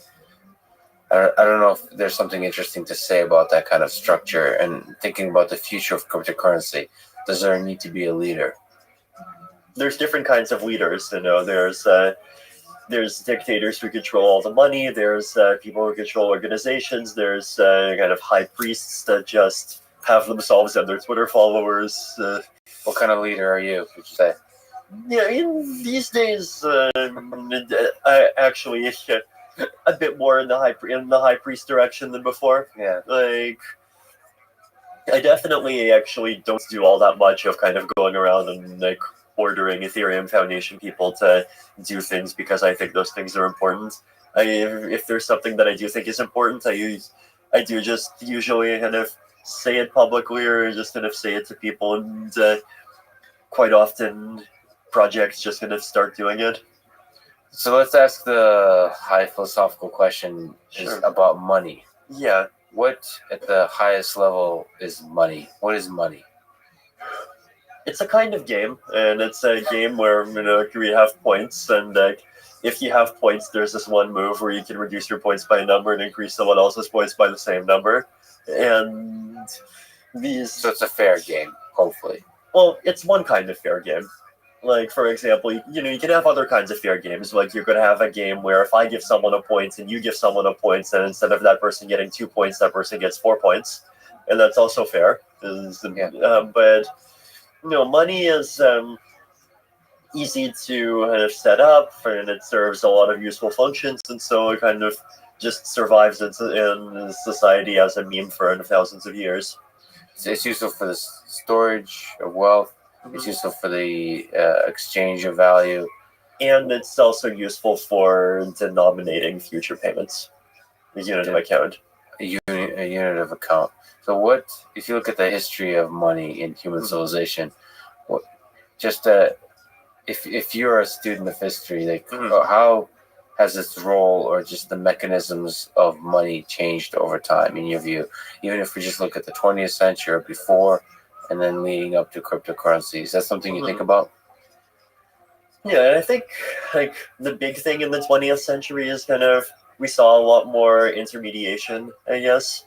Like, in the first part is kind of the move from adding more of different kinds of banking, and then we saw the move from kind of dollars being backed by gold to dollars being backed by gold that's only redeemable by certain people to dollars not being backed by anything, to this system where you have a bunch of free floating currencies, and then people getting kind of bank accounts, and then those things becoming electronic, people getting accounts with payment processors that have bank accounts. So what do you make of that?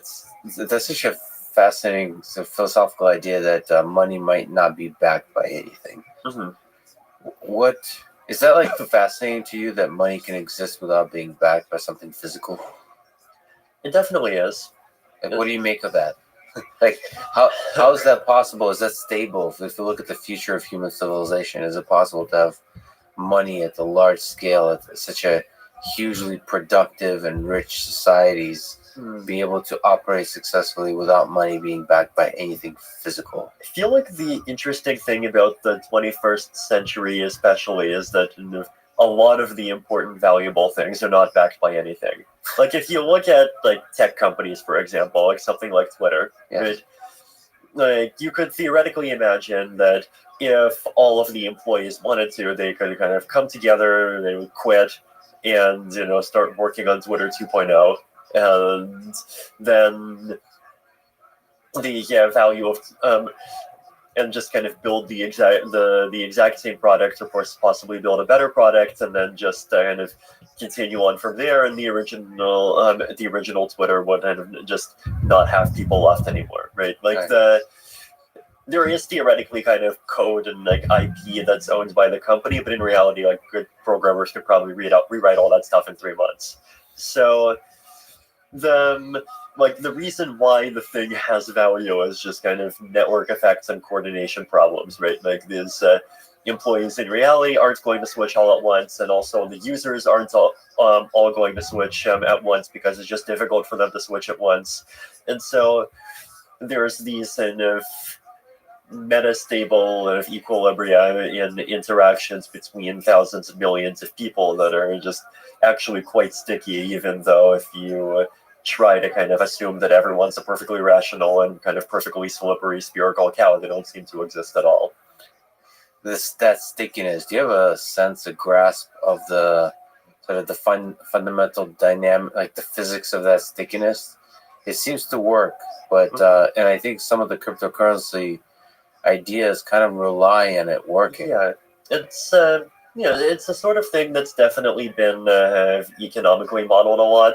Like one the kind of analogy of something similar that you often see in textbooks as like, what is a government? Like if, for example, like 80% of people in a country just like tomorrow suddenly had like the laws that are the laws of the government that currently is the government are just people, and some other thing is the government, and they just acting like it, then kind of become the new reality. And then the question is, well, what happens if kind of between 0 and 80 people, or 80% of people start believing that? And like, what is the thing you see is that if there is one of these kind of switches happening, this kind of revolution, then if you're the first person to join, then like you probably don't have the incentive to do that. But then if you're the 55th percentile person to join, then suddenly it becomes quite safe too.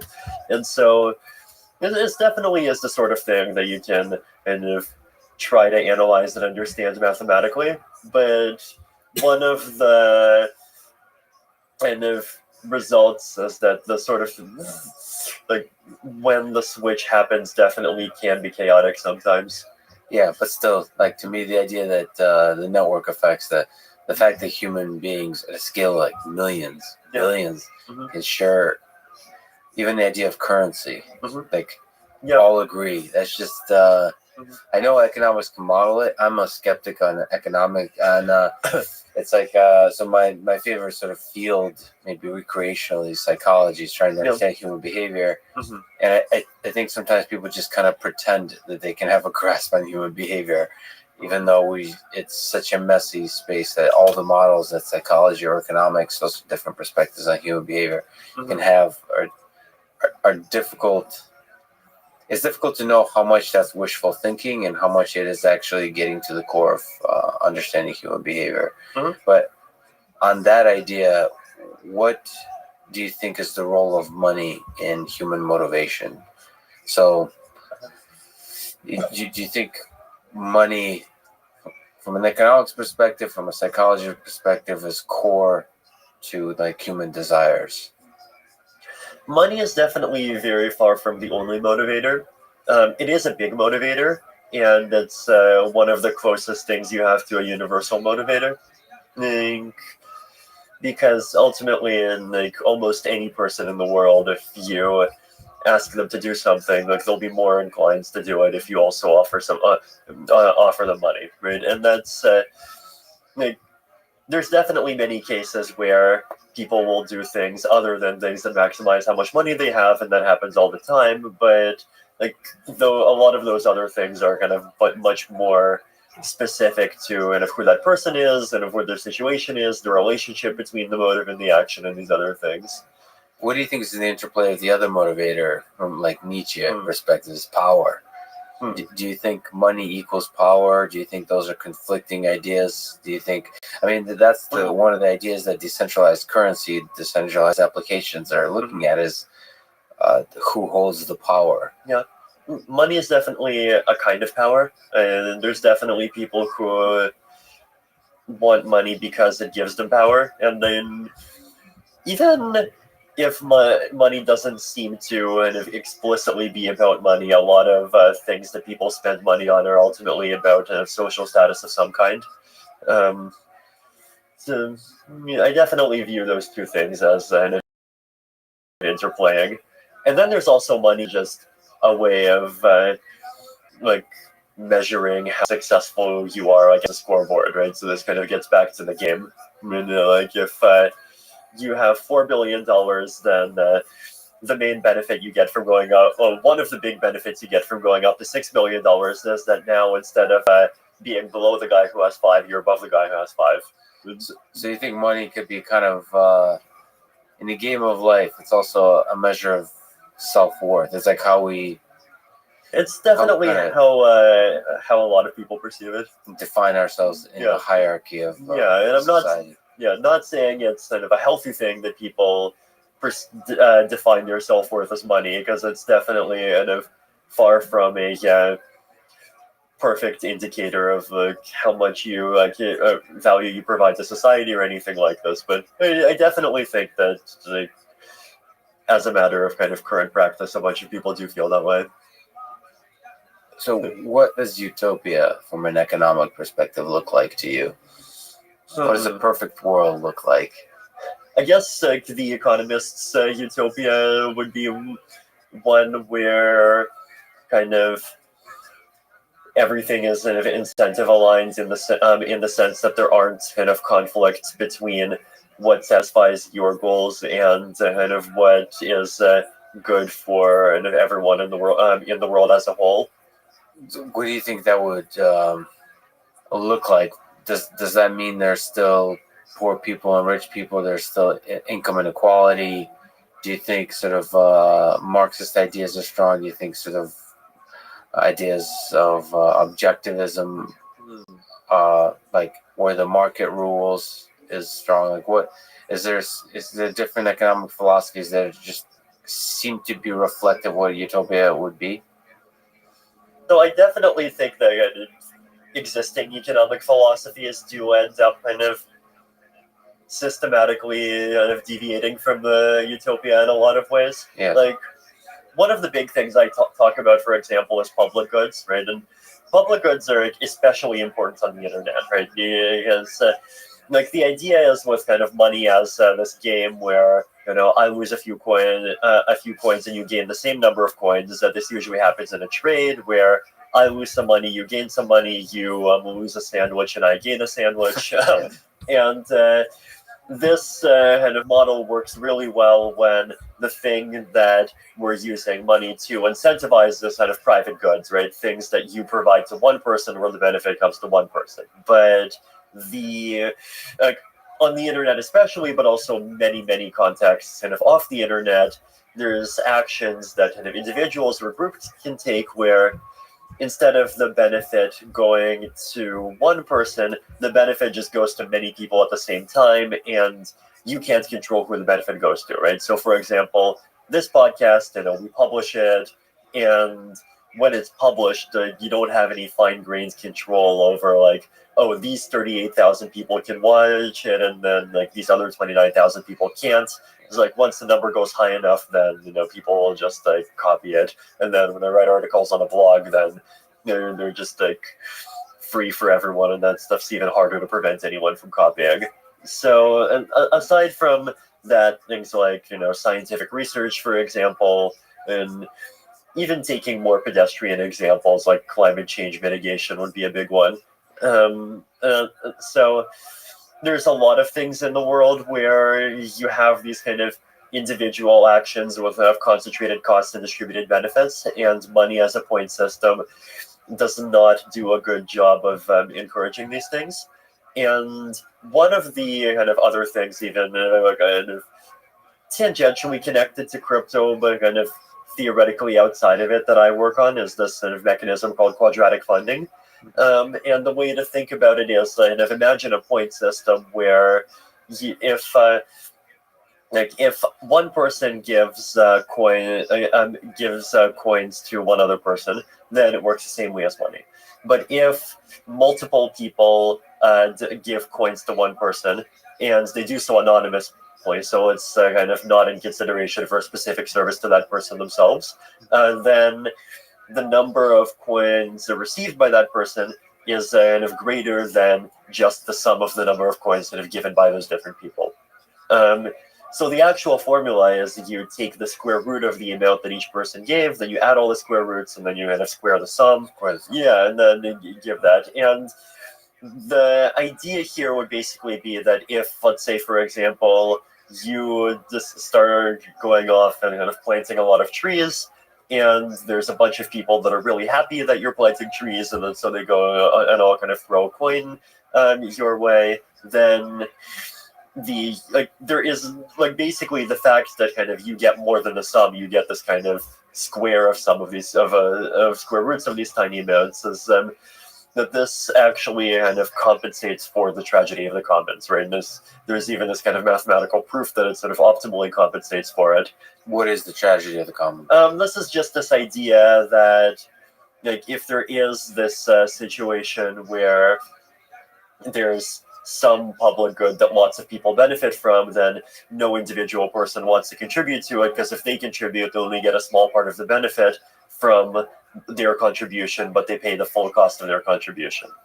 In which context is this? Sorry, what is the term? Quadratic what? Quadratic funding is quadratic the mechanism. funding? Yeah. In which context is this mechanism useful? So obviously you said to combat the tragedy of the commons, but in which context do you see it as useful, actually, practically speaking? Yeah, theoretically, public goods in general, right? So like services, what are we talking about? What's a public good? Yeah, so within the Ethereum ecosystem, for example, we've actually tried using this mechanism. I wrote a couple of articles about this kind of on vitalik.ca, where I go through some of the most recent rounds, and it's been really interesting. Some of the top ones that people supported, there were things like just online user interfaces that make it easier for people to interact with Ethereum. There was documentation, there were podcasts,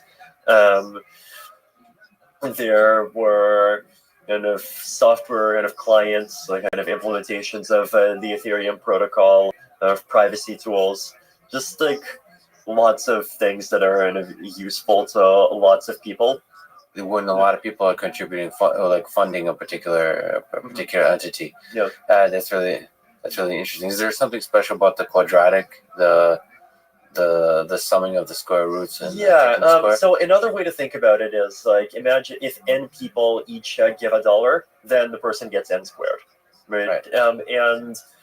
And so each individual person's contribution gets multiplied by n, right? Because you have n people. Yeah. And so that kind of perfectly compensates for the kind of n-to-1 tragedy of the commons. I just wonder if the squared part is somehow fundamental. No, it is. And I'd recommend you go to on vitalik.ca. I have this article called "Quadratic Payments: A Primer." I'd highly recommend it. It's kind of at least my attempt so far, and of explaining the intuition behind this. Intuition. Mm-hmm. So, if we could, can we go to the very basic? What is the blockchain, or perhaps we might even start at the Byzantine generals problem, the Byzantine fault tolerance in general. That Bitcoin was taking steps to providing a solution for it. So the Byzantine generals problem, it's this paper that Leslie Lamport published in 1982, where he has this thought experiment where if you have two generals that are kind of camped out on opposite sides of a city, and they're planning when to attack the city, then the question is how could those generals coordinate with each other? And they could send messengers between each other, but those messengers could get sniped by the enemy on the road. Those fuckers decide to ask some question to me that I'm unable to answer, and then the entire project is now fucked and has zero investment because of me. Okay, well, just tell them. They don't fucking understand. They want me to be their fucking collab manager for some stupid fucking reason I don't understand, bro. Okay. Are you Why don't you just tell them that you're not comfortable with it? Bro, I tried telling them, and they're like, nah, bro, you got this and everything. You know, like, we know you can do this. I mean, you know, your English is good and stuff like that. And I'm like, bro, what? My English is fucking good. No way that is true. I mean, I sound like an Indian trying to, I'm trying to speak like a fucking American. That's what I sound like. And with the racism everywhere, they're just going to fucking turn the VC off, saying that it's some sort of a fucking scam. Yeah, your English And is. man, those guys just don't. Your English. Those guys just don't get it, bro. Your English is good. You know what? Like at this point, bro, like I don't even know what to do. You know, I'll just fucking go with it and just see whatever the fuck happens to it, man. I don't give a fuck now, bro. All right, well, just explain that to the people and say, look, thank you that you think my English is good. It is good. I will do my best, but if I don't get the results that you want, don't blame me because I don't want this role. Yeah, but that is something that I've already told them, and they're basically fine with it. Bro, like, with that confidence that they have in me, bro, I'm feeling even more nervous now. What the only God knows, bro, what situation and get me in at the moment.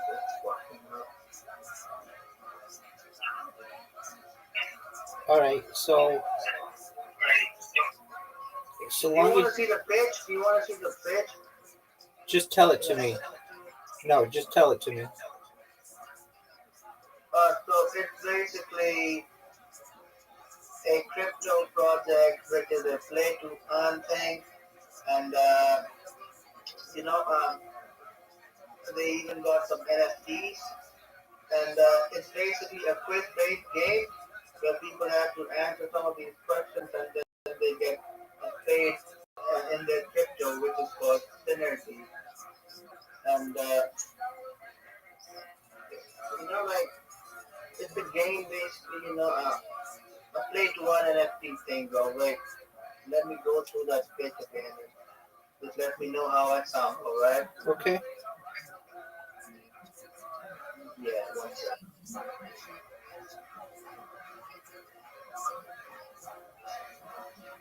So here's how I have to start this. So crypto gaming is evolving, but knowledge-driven strategy games are missing from the space. Our project, The Dance of the Bull and Bear, fills this gap, bringing education, engagement, and earning opportunities together in a way that hasn't been done before.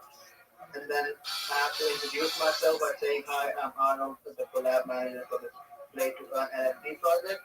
And today I'm excited to introduce to our vision a project designed to merge immersive gameplay with real economic utility, all while building an active and engaged player community. May I interrupt you for a second? Why is it that you give your name like 8 sentences into it? Why don't you start with, hi, I'm Arnold, and then tell me about it? Ooh, okay. That sounds good. I mean, imagine you're meeting these people in real life. You wouldn't be like, I'm here to tell you about this game, and here's all this stuff about the game and all this stuff.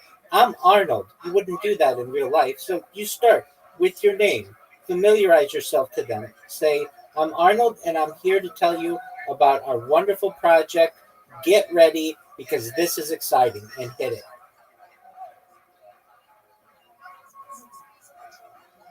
That sounds like something coming from the fucking Shark Tank. Yeah, but that's what you want. I've watched every Shark Tank. I'm telling you how to pitch. And if you're going to pitch, you want to give them your name, familiarize yourself, and then make them excited for whatever it is you have to pitch them.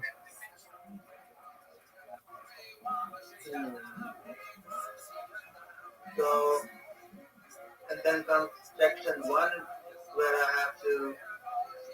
Hold on. Now, what's the name of the game? What's the name of the game? The Dance of the Bull and Bear. Okay. Why is it called that? Its main name is Satoshi. It's That's its short name. Satoshi is short for Satoshi, the creator of Bitcoin. yeah. That's where they got this name from, Sato. So they decided to just go with it because it sounds cool. Sato. Okay. It sounds more like Sato. Okay. The dance of the bull and the bear. Why is it called that? Yeah, it's called that because inside that game there are two sides and you have to choose one of those sides. And if you like, let's say you go with the bull side, like it starts asking you questions based on the bull market and some of the bullish historical crypto events that have happened over the course of 13, 15 years or whatever, like however long this entire cryptocurrency thing has been here. And if you answer that correctly, you win some synergy, which is our coin. And if you go with the bear side of the thing, then it starts asking you the bear questions, like whatever bearish things happened in the crypto Okay. space ever since it got launched, like the massive Terra Luna crash and stuff. Do you remember that? Yeah. It starts asking you questions.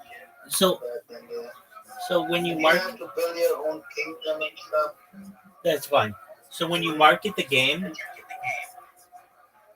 you call it Satoshi, the dance of the bull and the bear. Yeah. Okay, so we need to jazz this up a little bit because it sounds very boring. Sato, the dance of bull and bear. Okay, the dance of bull and bear. Bull and bear, yeah. Okay, in that first little part of the pitch, do you call it Satoshi? Yeah, we're just gonna call it that Sato. So. I know, I understand. But in that first pitch that you read, did you mention the name Satoshi? Oh, not really. Yeah, exactly. So it's confusing. So you want to highlight the fact that this is a game, and so you would say something like Satoshi, the dance of the bull and bear. We call it Satoshi because it's short for Satoshi, the creator of Bitcoin. We call it the dance of the bull and bear because we have two teams, the bull team and the bear team. Just like in currency, you have a bull market and a bear market. Basically, like explain what it is, because if not, they're like, "What is this? A dancing game? What are you talking about?" I mean, you don't explain anything about it, and I understand you've got a lot to tell them, but you want to be able to emphasize these things. So you start. I mean, I'm just going to do your pitch for you and just listen to it from what I've heard. All right. So, hi, I'm Arnold. I'm excited.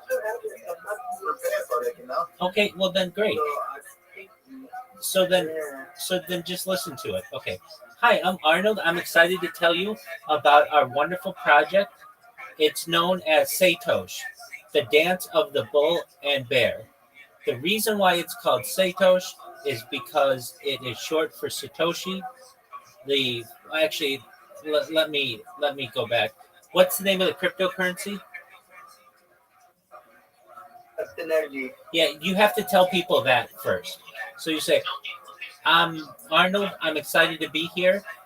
Our project is known as Synergy. It is going to be the next big cryptocurrency movement.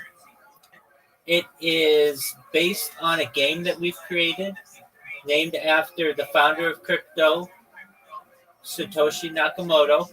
It's known as Satoshi, the dance of the bull and bear. And then you tell them about it. But like basically like tighten this up so that you are explaining, because they don't know. They don't know. And when you start talking about Satoshi, they don't know that that's the name that you guys are using for the bull and bear. Yeah.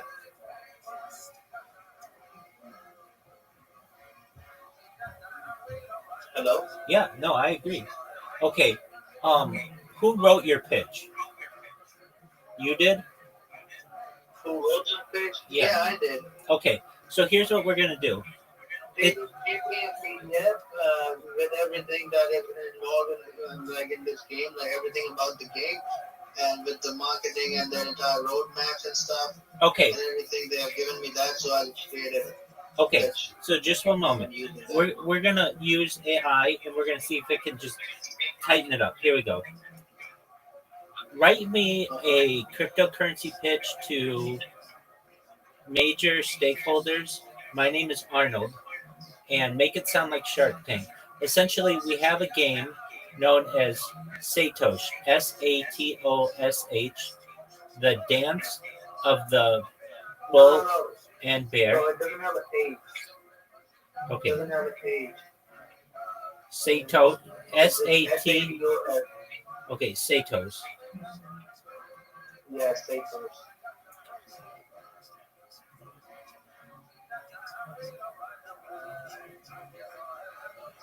Is it the dance of the bull and bear or the dance of bull and bear? It's called the Dance of Bull and Bear, yeah. Okay.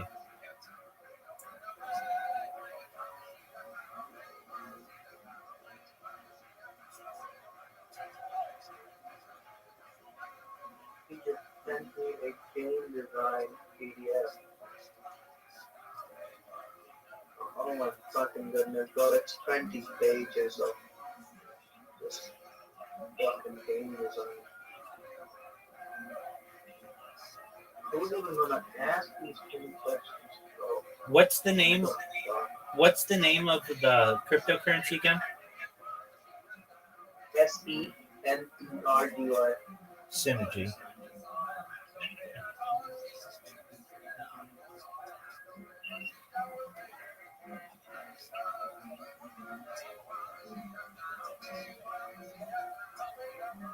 Players will be able to earn the cryptocurrency by playing the game.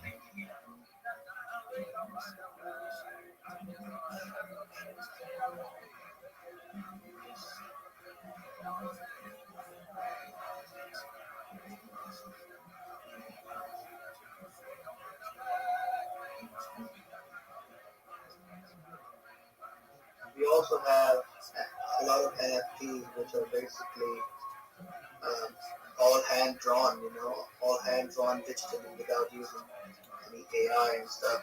We have to sell those too, and our main emphasis is actually going to be on the NFTs actually. Okay, so you did it your way, which is fine, and you can. I'm highly recommending you use AI to help you with this. So here we go. My name is Arnold, and I'm here to invite you to the future, where gaming, strategy, and crypto collide in a universe. The introduction of my name first. Exactly. My name is Arnold, and I'm here to invite you into the future, where gaming, strategy, and crypto collide in a universe built not just for profit, but for power, passion, and play. Imagine this, a dynamic, competitive game where every move could change your fortune, a virtual battlefield of wits and will. Welcome to Satosh, the dance of bull and bear, a next-generation play-to-earn experience where players don't just win, they mine. At the heart of the ecosystem is Synergy, our native cryptocurrency. It's more than a token. It's the fuel of a decentralized economy built around skill, community, and digital value. In Satosh, players take on the roles of bulls or bears, engaging in a strategic dance that mirrors the real-world chaos and rhythm of financial markets. But here's the twist. The better you play, the more synergy you earn. Whether you're dominating the leaderboard, staking your holdings, or unlocking rare in-game assets like NFTs, Synergy is your reward and your weapon. We're blending gamification, real-time trading psychology, and tokenomics into one addictive platform. This isn't just another play-to-earn clone. This is play to evolve, play to strategize, play to own. We're seeking visionary partners who see what we see. The convergence of entertainment and blockchain is inevitable, and the first movers are going to define the landscape. So, who wants to step into the arena and dance with us? That's a really good pitch. I mean, I would do something like that. Yeah, bro. Yeah, I absolutely fucking killed it, bro. I love that. Damn, yeah, I'm gonna use AI, bro. Fuck it. People hate AI, bro, but that sounded natural as fuck, bro. I don't think anyone would like tell that that's AI. It's perfect, dude. Yeah, bro. Oh shit. Yeah, I'm just gonna grab every document that I have into AI and just fucking tell him to create a text. Yeah, fuck it. AI is fucking savage, bro. Yes, it is.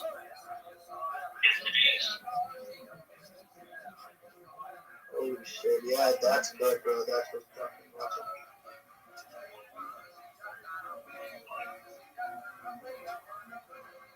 And you get them excited. You told them your name. You introduced yourself to them. You talked about the cryptocurrency synergy. You talked about the game. You talked about Yeah, bro, they're gonna be all hyped, like just from that introduction alone, like they're gonna get engaged, right, like as soon as I'm like start saying my things, they're just gonna get hooked. right. Yeah, I mean the way that it started, yeah, that was beautiful. Love it. There you go. That's what you do.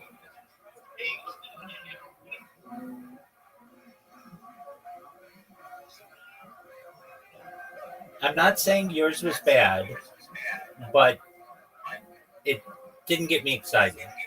Whatever I just read from AI, that's exciting. Yeah, yeah, it definitely is. No question. I mean, no doubt about that. Yeah.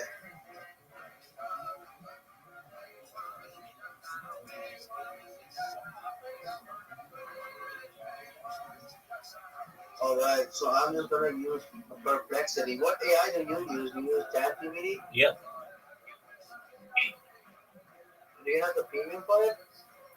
Nope. Oh, okay. I think I have to use Perplexity.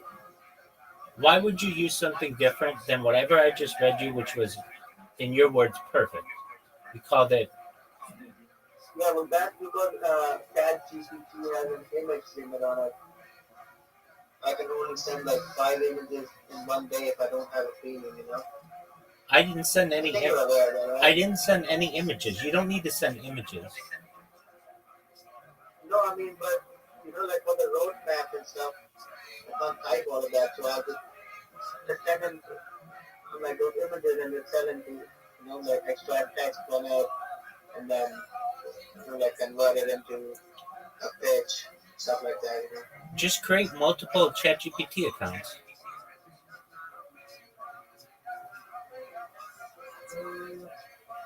Oh yeah, you know what? I have like 10 Gmails, bro. I can do that. There you go. Yeah, that's good.